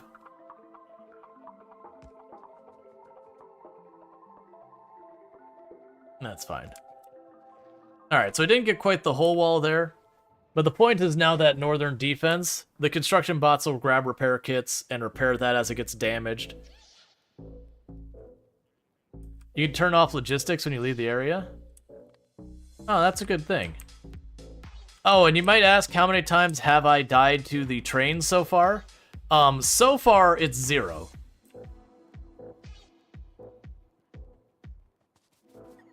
Yeah, so those are on their way to go repair those defenses that were damaged. I have yet to die to the train on this run. I have absolutely died to trains many times in my past. Well, they literally just destroyed a wall right under the cover of where my thing is. So, okay. At least we know it's already being taken care of. Alright. And we are gonna get caught with ads here in about 5 minutes. I can't delay them more. When the raid popped in, I already kicked it down the road the 15 minutes it lets me. So, that is what it is. But I do appreciate everyone who's been hanging out and staying, especially, you know, when you switch categories and all that, I understand a lot of people are like, ah, this isn't what I'm looking for. So it does mean a lot when people hang out. Alright, so do you have any Logibots made? What are you waiting on? The flying frames. What are you waiting on? Electric motors. What are you waiting on?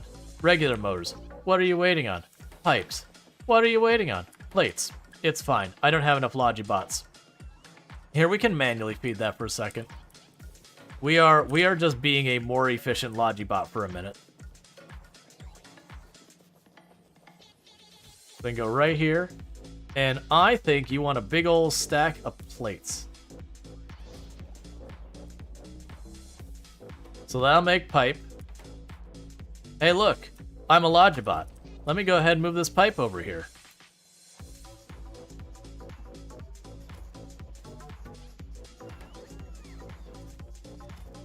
And how many of those do you need to matter? I don't know. Hey, look. I'm a Logibot.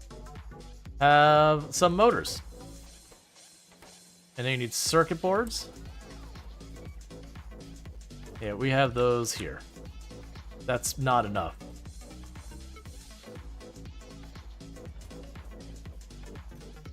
I'm actually also trying to get crap out of my inventory.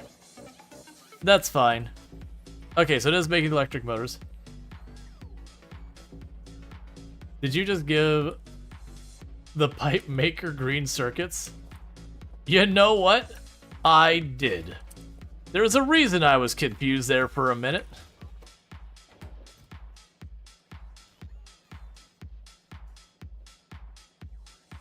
I don't know where that blueprint came from.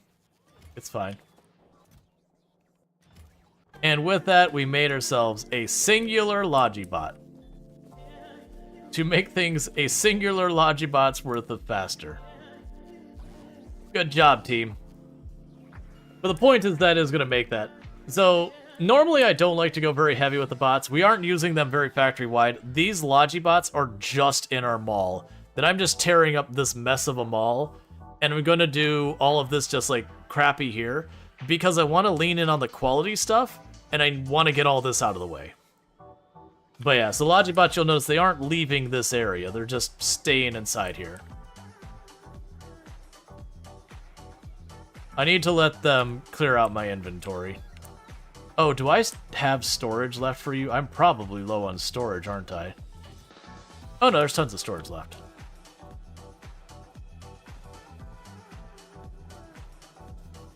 Oh, also, we can get rid of you. Then get rid of that, and you, and you, and you, and you, and those, and you, those.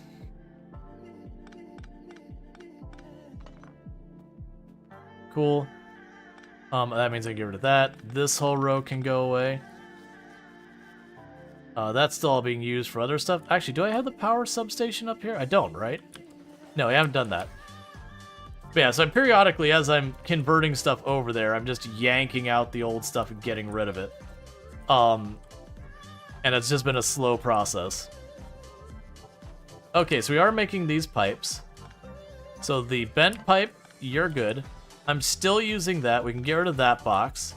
They're still using that stuff there. Then we got all our nuclear reactor stuff down there and whatnot.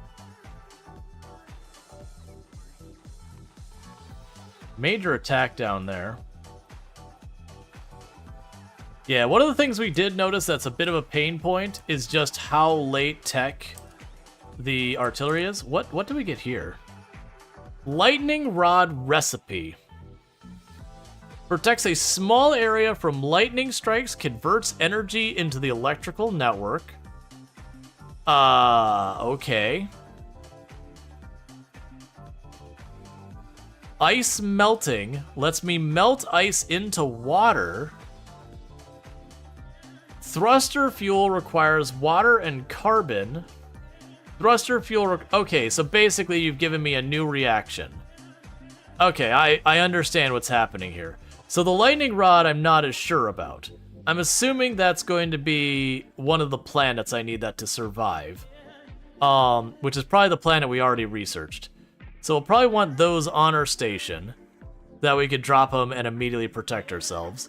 So the thruster fuel and the thruster oxidizer. So it looks like we're going to take the carbon, which is one of the byproducts of one of the rocks, and combine that with water. And the thruster oxidizer, my assumption is I need to put both of those into my thrusters for them to work. And both of them require water and the byproduct of these things. So you see iron I get from that one, that goes to the thruster oxidizer. This gives me carbon, that goes to the thruster fuel. And then this is going to give me the water, which we melt wherever the other process was. And that will, do that. So that's interesting. And what do I need to make the thruster, by the way? Okay, so the thruster is literally the exact same things we already have over here. So let's just run over here and hook up the production of thrusters to send those up to our platform. That way we have the ability to move the platform around and do all that. But it does seem like I'm going to need to make the lightning strike whatever things. That's going to be required to safely land on one of the other planets. And all that. It is interesting that it seems like you unlock all 3 planets about the same time. Which... Because I was kind of expecting it to be like you'd go to the next planet, which would be an escalation, which would then go to the next planet, would be an escalation. But it is just like, nah. Unlock the planets. Choose your poison. Get yourself in trouble. Maybe literal. Okay, so we've got over here all of the materials that I need for the thruster. You just pop over here a little bit farther. So we can go thruster. So that's the motors, the blue, and that. So I could do here. I still don't have very many of these. So the motors are up there. And these are things I haven't needed on large quantities, so I just have not been worrying about trying to make them large quantities.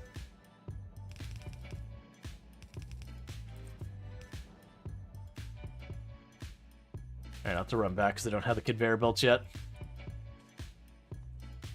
We can just grab some of the stacks of red belts out of there and run back over.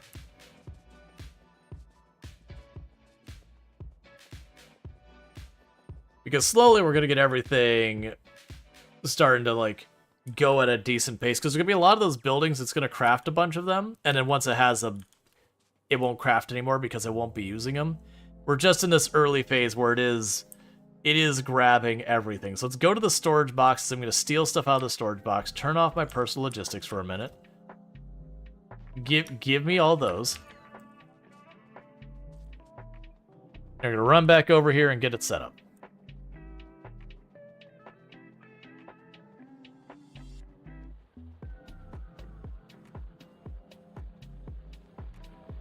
Now, the curiosity is if the planet, the idea is whether it's either constantly getting hit with lightning strikes or it's like there's the effective of weather like storm and we get lightning strikes. I am curious if it's one of those things that I'm going to want to try and cover as like much of an area, or it is just a thing where we just need it periodically and that's good enough. We'll figure it out when we get there, and don't spoil it if you know. Because making those mistakes and learning those disasters is where a lot of the fun comes from. Let's make sure I have this right. It's blue circuits, that and that. All right, and then we just got to get the steel across. That's no problem. So splitter there. And I can put a splitter here. And underground there. I lose all value of using the better belts by immediately dropping to a not as good belt.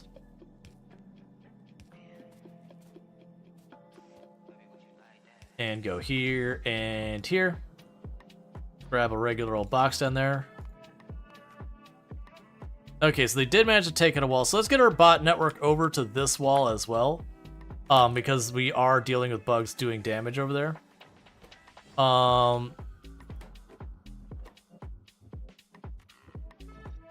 We can drop those in and hope for better thrusters.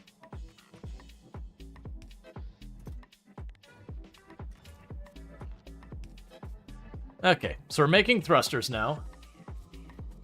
Oh, here, and let's check on those lightning things. So lightning things. Okay, it doesn't need the stuff over here. It looks like the lightning things are a thing I'll probably just make in the mall, and I'll grab a stack of them and bring them back.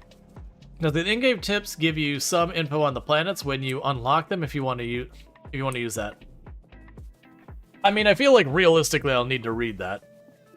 It doesn't do me any good if I land on the planet and instantly fall over dead because, like, yo, that planet's radioactive. Put on a mask. It won't do me much good. Turn on the personal logistics again. Yeah, because we could drop that off. Oh, I already have more drone ports.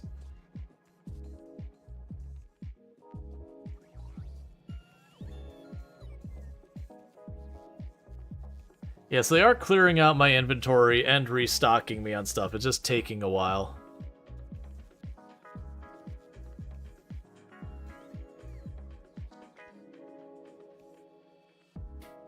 Alright.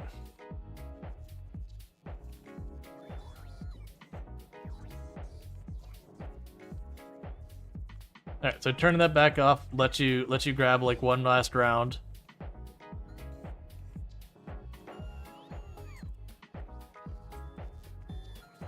That's gonna have to do, friends. I am on my way to go set up to the far right area. Another thing got destroyed? Okay, so they're also hitting that area. That area I can't risk taking the logistics over there. So I got a drone port down here. Honestly, it might even not be bad to go up and over. That'll be very inconvenient for the construction drones route. But I think that'll get me there in the fewest number of hops from what I already have. Alright, so let's go ahead and try and get all that hooked up and make that happen. And we're unlocking the next planet. We already have that one going. These all require, that requires resources on that planet. So do all the other things down here. And we're getting to the point where we're going to need the yellow science. Yeah, no, we're going to be on to the yellow science. We can continue to upgrade some of these other things. No, actually. Yeah, no, we're to the point I just need yellow science. Which I already have that wired up. We're like literally just waiting on the frames. It's over here. Oh, did you actually make some?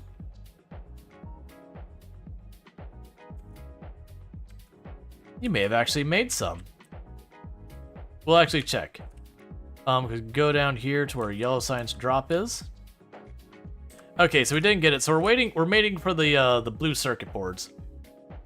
Which is fine. That's gonna take time. Alright, so I've got this drone port here. So if I cut that straight across, that's that way. Otherwise I can go across and then down. I'm probably gonna go up across and down because that'll let me go ahead and get that top wall also under the network. Again, the construction bots are gonna have to like zigzag up, which is just gonna be a long way to fly.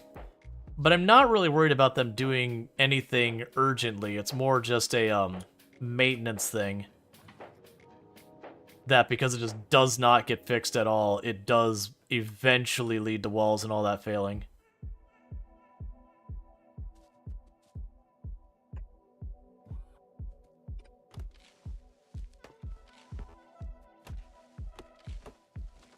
I've also gotten to the point where it seems like they'll still try and send the drones the whole way.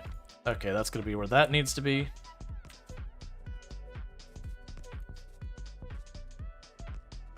And that'll also occasionally bridge it so...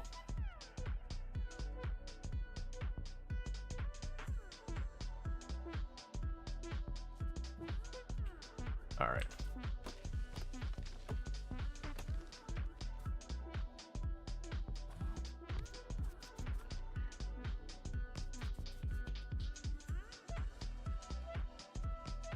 Alright, so we're almost over here. Now we'll start dropping down.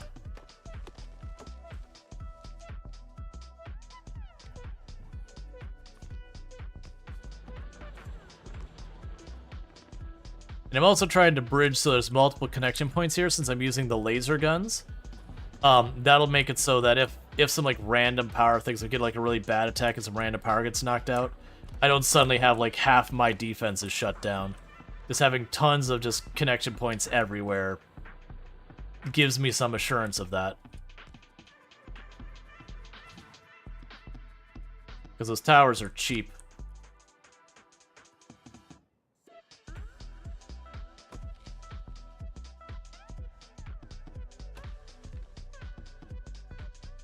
Oh, I'm in the way.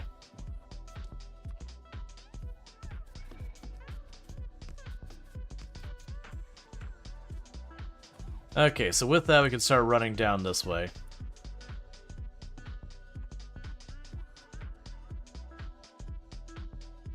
Don't I have my own? Oh no! I see why it's causing problems. It's because my construction bots got grabbed by the logistic bots and put away. That's why I've been having such issues with, like, why is it using the construction bots in the network? It all makes sense now. I was just like, where did my construction bots go? Why is this not happening? Why am I having to, like, deal with this all myself?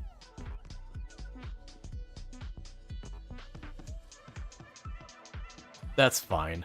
I'll just have to go back and add 10 construction bots onto my logistics. The worst thing is that means they're literally just sitting in a storage crate. So it's not like they got put on the network again. They just got boxed and packaged and put away.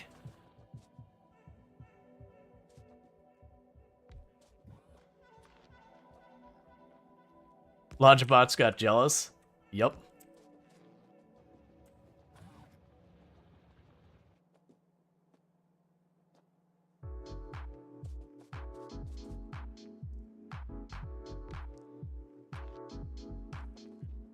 Alright, so we're almost there.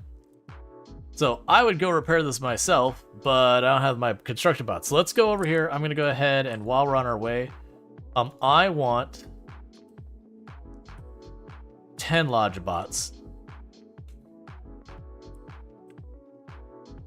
on my person from now on. Okay. So we were only about 2 roboports away from reaching that deep place to get the bots up to throw the defense on. So we're doing well. How is our coal, by the way? Oh, I still got the one with 2.2 million, so we're good. But yeah, so with that, we will have the entirety, except for that far extremity, on the repairable area on the bottom here. We'll have the entire top on the repair area. We'll get this on the repair area.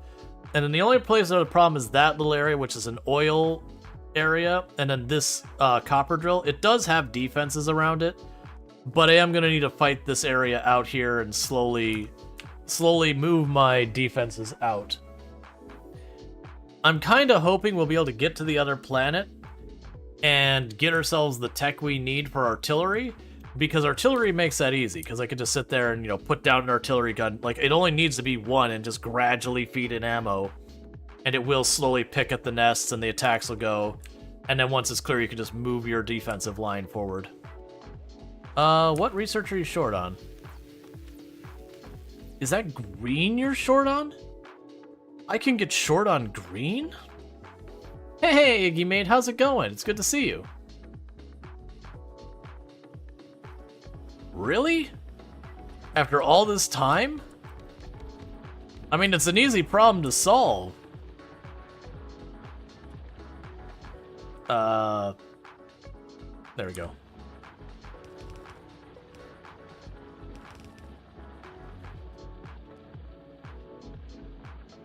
Good, you played the DLC? Yes, we are.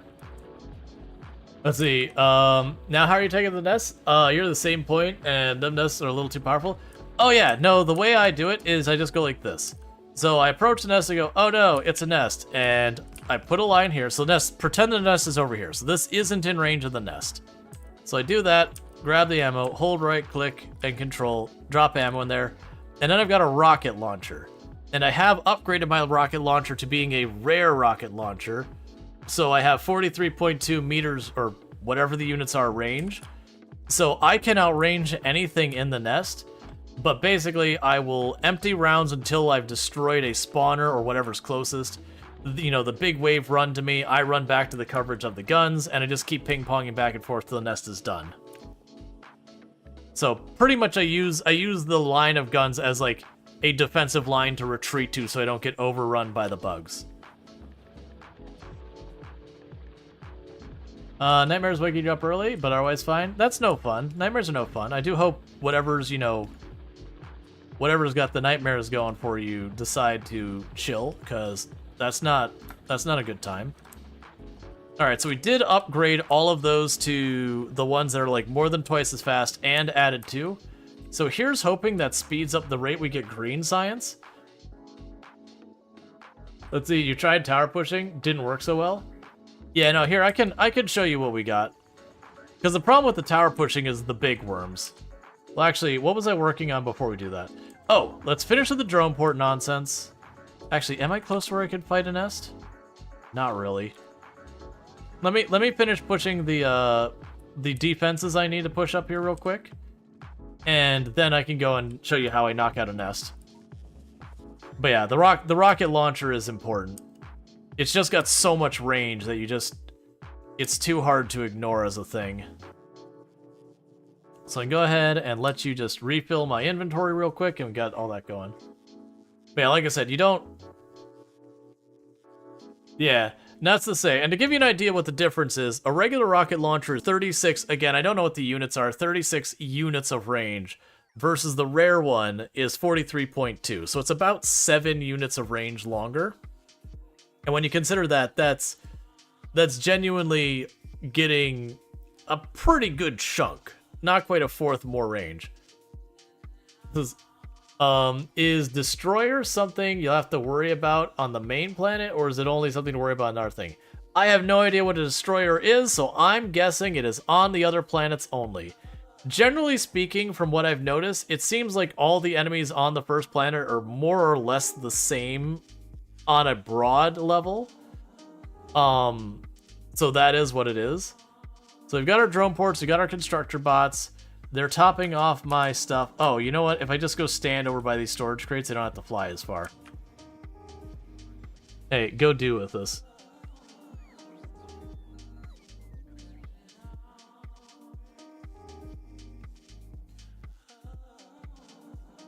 Yeah, the Logic bots are just trying to do their job.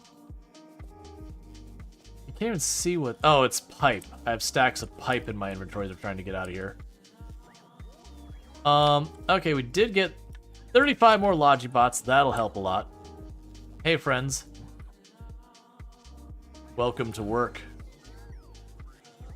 As they all scatter in all directions to grab large amounts of stuff.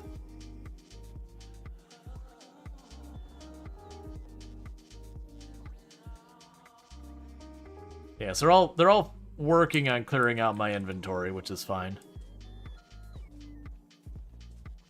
No worries, listening more than watching? Yeah, that's no problem. I mean, I do the same thing myself. Alright, so personal logistics, that's going off. So just go ahead and get this out of my inventory real fast for a minute. If you're queued up already, keep doing your queue, and then I'm going to go about my way. Alright, we have just discovered another planet. Love to see it. In the meantime, we can improve those. I will queue up the mining drill and then the steel, just in the off chance I don't get the other sciences sorted out.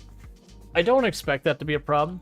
So what did it give? Actually, there's a lot being destroyed somewhere. Okay, so they are doing some actual damage over here. So that is a problem I'm going to have to deal with. So it does work out that where people wanted to see me take it out, I am going to actually have to go down and deal with a nest here in a moment that's being a bit of a problem. But first, let me drop these drone ports off real quickly. You're probably done. No, you're about to be done. Yeah, that's just another spot that's being hammered. Because that one down by the copper mine, I can't bring the drone ports out there. And if you're wondering why that is, my copper mine is down here. If I put drone ports here, you'll have the thing where the drones will come down here, they'll go there, and then they'll cut across. And they'll cut right across the biters. And they'll just get murdered. It's a bit of... how do you get the image of a product into assembler's boxes? Look at this saying, you couldn't see it. Is that a mod? I'm not running any mods at all. Simple question, but how do you get the image of a product on assemblers and the boxes? Oh, that's left alt. If you hit alt, it'll show the things that are inside the boxes where the arrows line up and all that. Yeah. Sorry, took me a moment to realize what you're saying. That's on me. Yeah, you'll have all those things over here, so you can click on that as well. Like right there, there's a little alt button on the bottom left there.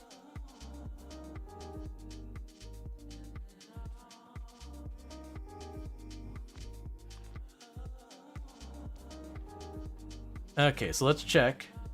You are in range of all of that, so now we just need to drop down here.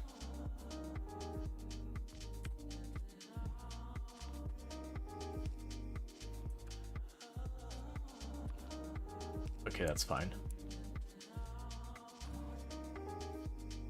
And that's all in range over there, so we just need to drop down here.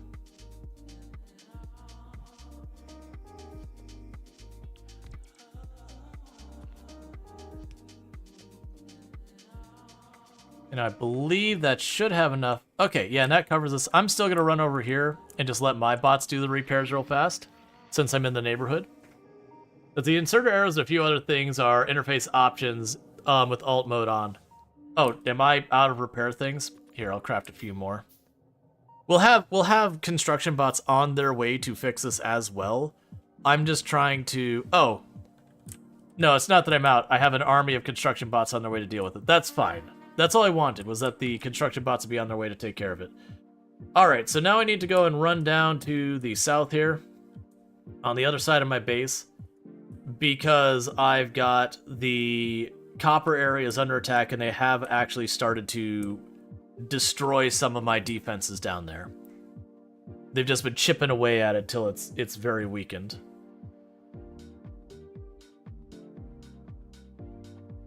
So I'm gonna deal with that. Yeah, so there's the bots going up there to repair. So interestingly enough, it does seem they are doing the thing where they try and cut across the whole area and can't quite make it. Which I was told improved. That's always been a behavior they've had. I'm not super worried about it. They'll work their way around. No tank. I do have a tank. It's not conveniently parked. And honestly, with my two exoleg things, I'm going pretty close to the same speed as the tank. But the other issue with the tank is going across all the railroad tracks, and I have power poles and everything. What I usually do in my big factories in the past is I'll pave like a road, and it's just, I have the road as a way of saying I can drive along this, there'll be no power poles, pipes, anything else I have to worry about hitting. I just have not done that at all. A lot of times when I'm playing off stream, I'm doing a lot of stuff a lot slower than this. Like, other than when I'm doing, like, the speedrun thing, where I'm being very, like, not meticulous, I don't want to go quite that far, but I'll take the time to, like, really build out an area and do that. Because I usually do stuff like, either I'll have no biters so I don't have a pressure to deal with them, or I'll do a death world, which are extreme opposites. You just drive a car everywhere much faster. The problem with a car is you bump into a tree and it stops moving. Alright. So yeah, so I need to repair this, and we got an attack building right here. Logistic, yeah, no, I need to configure it, where usually I'd set up a gate that slams closed. Do I not have walls on me? Alright, let's get this sorted out real fast.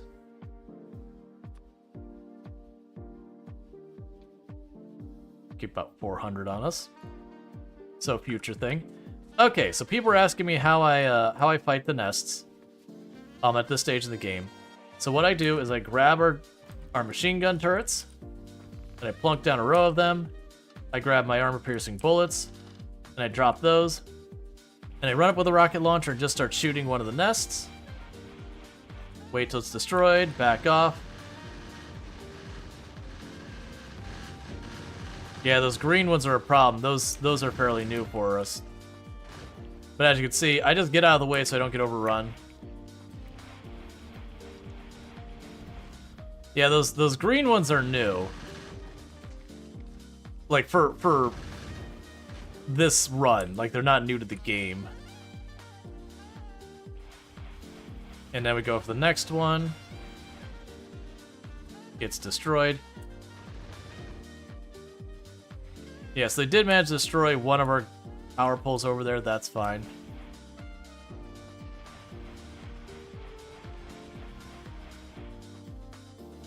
Nah, it's one short of killing it. What's the evolution percent on the nests? Evolution percent. I'm trying to see real fast.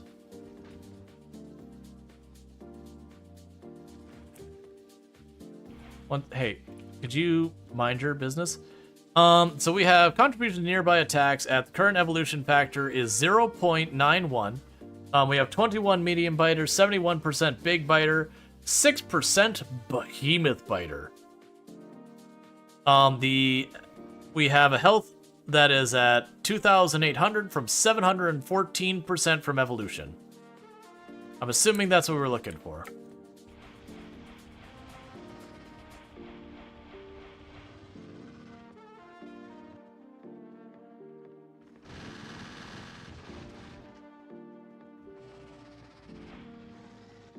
Cool.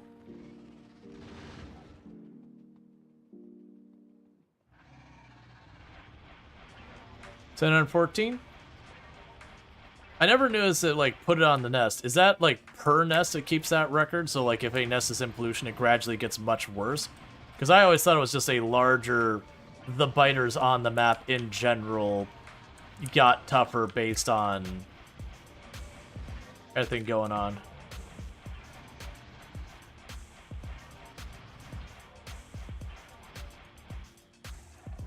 Okay, so we just cleared out that nest.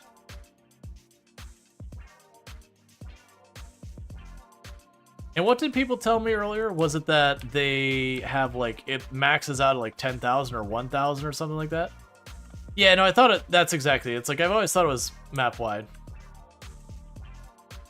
Yeah, evolution is from pollution and you killing them. There's also, my understanding, a time variable, but the time variable is one of the most, like, the least contributing of them. The least significant, I should say. You know what? I bet you I can probably get away with bringing the drones across there. No, they weren't cutting the corner. I'd have to extend that wall, which I just don't have wall units on because I actually lodging them away.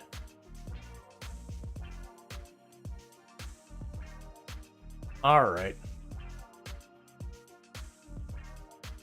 Yeah, because I believe we're either at the largest tier so far as like Behemoth being the biggest one. I don't think there was a tier above Behemoth that I remember. Not unless there's a new one with DLC. What would happen now is we just get a higher rate of Behemoth versus other stuff. Oh, you got attacked again from down there.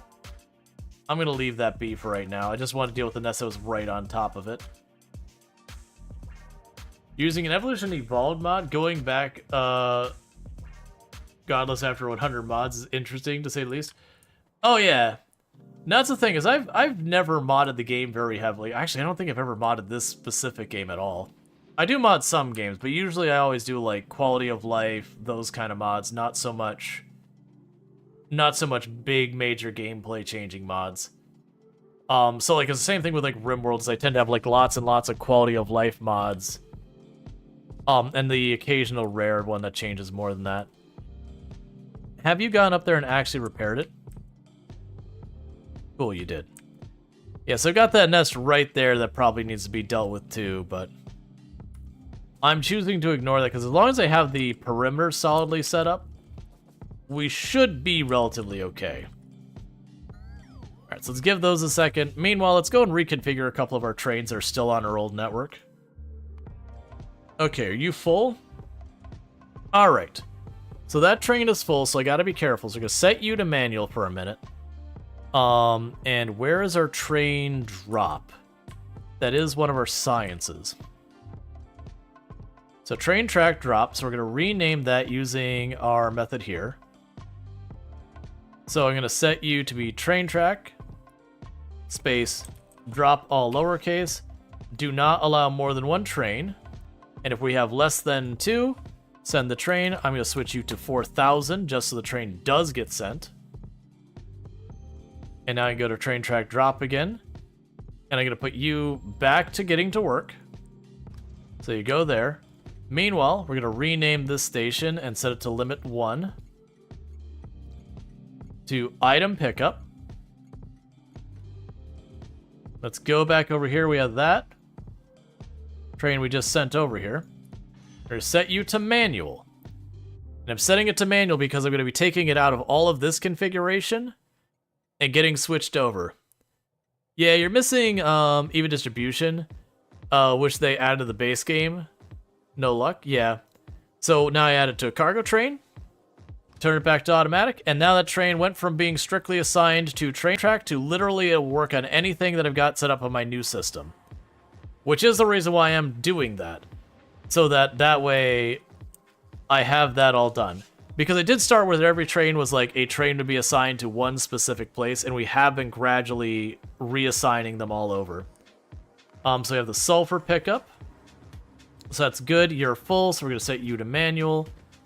We're going to leave that name. We're going to set that there.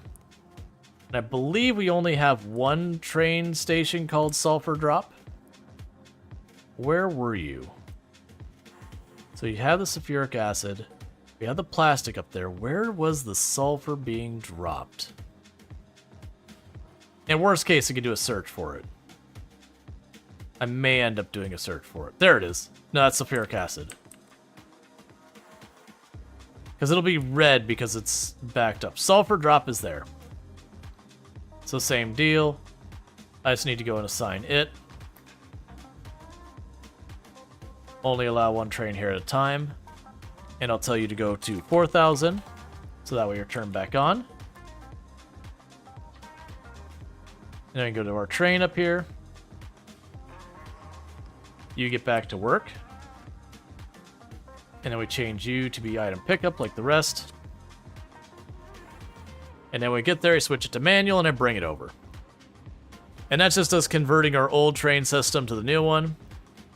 Because once I get them all there, basically I won't have an iron train, I won't have a sulfur train, I won't have a this train, I will have cargo trains for the entire network. And the only differentiating I'm going to have is cargo train and fluid train. And that's just because I'll have different wagons on them. Yep, so it pulls in. Manual. And then when it's done emptying, we go and we send it on its way. We can go ahead and add it to the cargo train group. Okay, so note to self, this stop needs its inserters upgraded. Actually, I can do that here now. If that's in range of the network, it'll just fix it for me.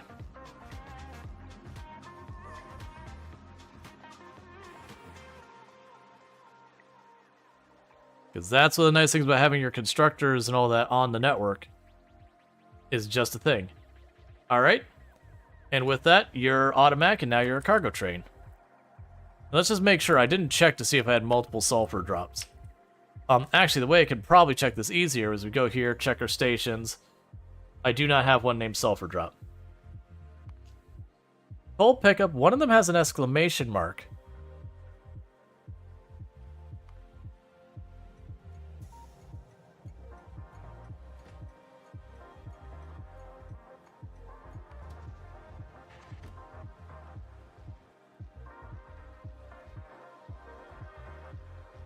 So I wonder why the other one had an exclamation mark.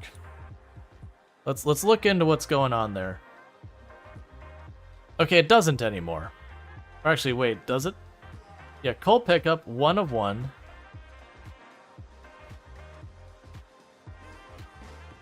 So I have two well, yeah, so we've got this one here, and we also got, so we got this one here. That's fine. That's so weird. Okay, and you actually cleaned out my inventory finally. Thank you. So we can just run up here. And it'll just keep doing their thing. Let's go ahead and grab in our stack of the Logibots, whatever's in there. Drop them off in the network, because until we end up not having Logibots zipping around everywhere. Oh, you took the Logibots from me. Okay, hear me out. Let's just go right here and say requester chest. That's too close. Ask for a stack of Logibots. And then we'll put the inserter here. And we're going to wire that inserter to this. And we're going to say available Logibots will be X. They're going to say, hey, if... Where are you at? If X is less than 50. Actually, let's say if X is less than 10. Add more Logibots to the network. So that should mean they will gradually add more bots as they need them. They're attacking there and they got defeated. They're about to attack here.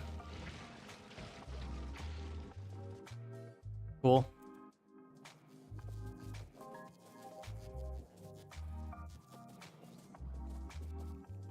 Yeah, so they're getting their stuff sorted out little by little.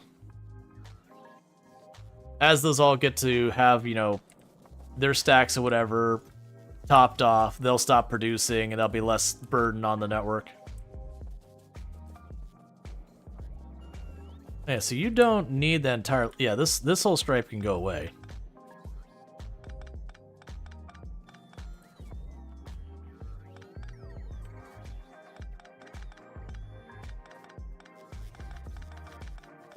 Cool.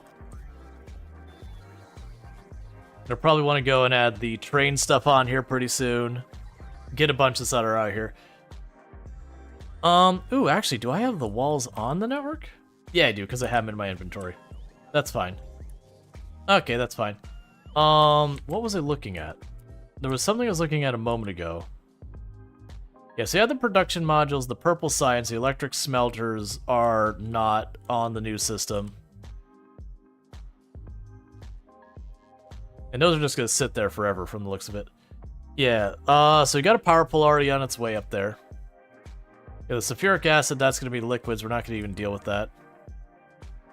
I have 2 guns up there. We can go ahead and...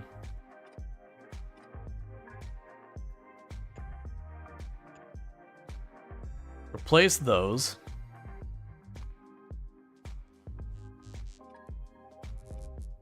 Because trying to put ones that are higher quality and I don't have those handy. We can do this remotely. So it stops complaining about them for all eternity.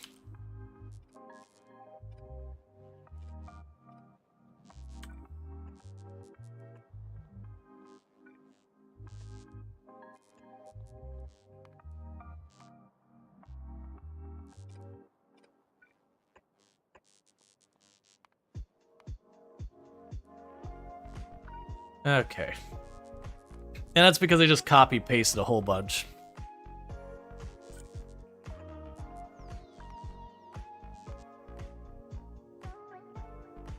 And that just needs to get there. That we've got. That's fine. It's just got a long ways to go. Okay. Actually, you know what? I don't know if that's on the network. That might be the problem. Yes, that's not a passive provider chest. That's fine. We can go ahead and fix that. Alright, so we'll go here. Because I mentioned I need to do these. So I can go ahead and do that. I'm already regret doing this because this is going to add a bunch of steps onto our process, but that's fine.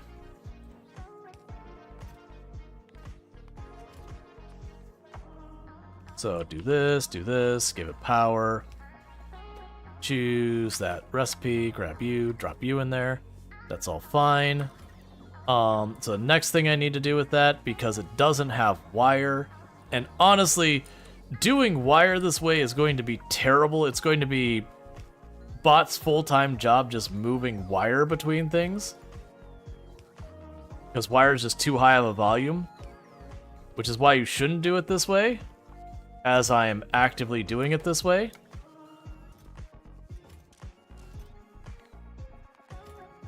Okay. And meanwhile, if we're going to get that far... so I've got the wire. Let's make sure I had everything else for that. So you're going to need iron sticks. So we need to get that on there.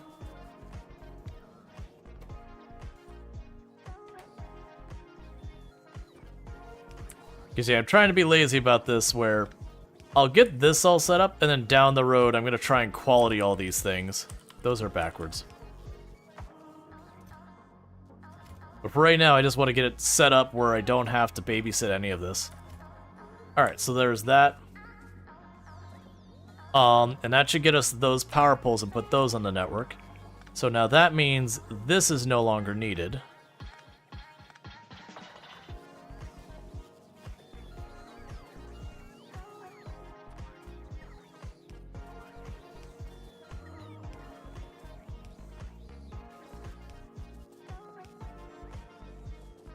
Okay. Alright, so we got all this going along pretty well. And just the endless attacks, one after the other after the other. We will need to deal with that.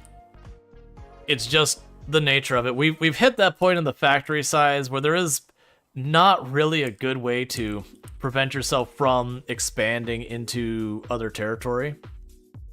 you're just gonna constantly encroach, and that's just how it's gonna be. We do need to get to starting to go to our planets. All right. Let's see. Oh, and we got a stretch? Yeah, I can go ahead and get that. But what is going to happen here, chat, in just a minute, I'm going to probably go till this this planet research is here. And that's most likely we're going to start wrapping. So that's going to be very soon. Unless I somehow run out of science that I'm forgetting. But with all that said, I do really appreciate everyone hanging out. I know we've had a bunch of good, generous raids, like Salberry and everyone popping in here, so that means a whole heck of a lot and all that kind of stuff. You did learn that if you expand past your pollution area, they don't attack as often. Yes, so actually, if you take the time and you clear out all of the enemies so that the pollution doesn't reach, they basically don't really attack. What they do instead is they are trying to expand and they happen to run into you. So it's like a very, very small amount of stuff coming at you. But with all that said, we are about 2% from unlocking the planet. That does mean, and I think this will be a great spot for us to stop for this. It's a good milestone because that what means is the next stream we do, which will be tomorrow at 7 p.m. EST, we're going to jump right in. We're going to choose one of those 3 planets and we're going to go say hi and all that good stuff. But thank you again so much for tuning in and all that good stuff. I really do appreciate it. If you have enjoyed tonight's content and you're not already following the channel, don't forget to drop a follow on the channel. If you are watching on YouTube, the stream will be abruptly ending because there's no rating over there. If you're over here on Twitch, hang around. We're going to move this raid train forward and go meet our people. So I am going to go ahead and hit that save since we did unlock that technology. So we are ready to hit any of the planets we want to next time. All right, so there goes YouTube now that they're out of there. And I'm going to go ahead and go to my ending stream screen. It is kind of funny with Factorio. It's been a while since I've been in like this kind of situation.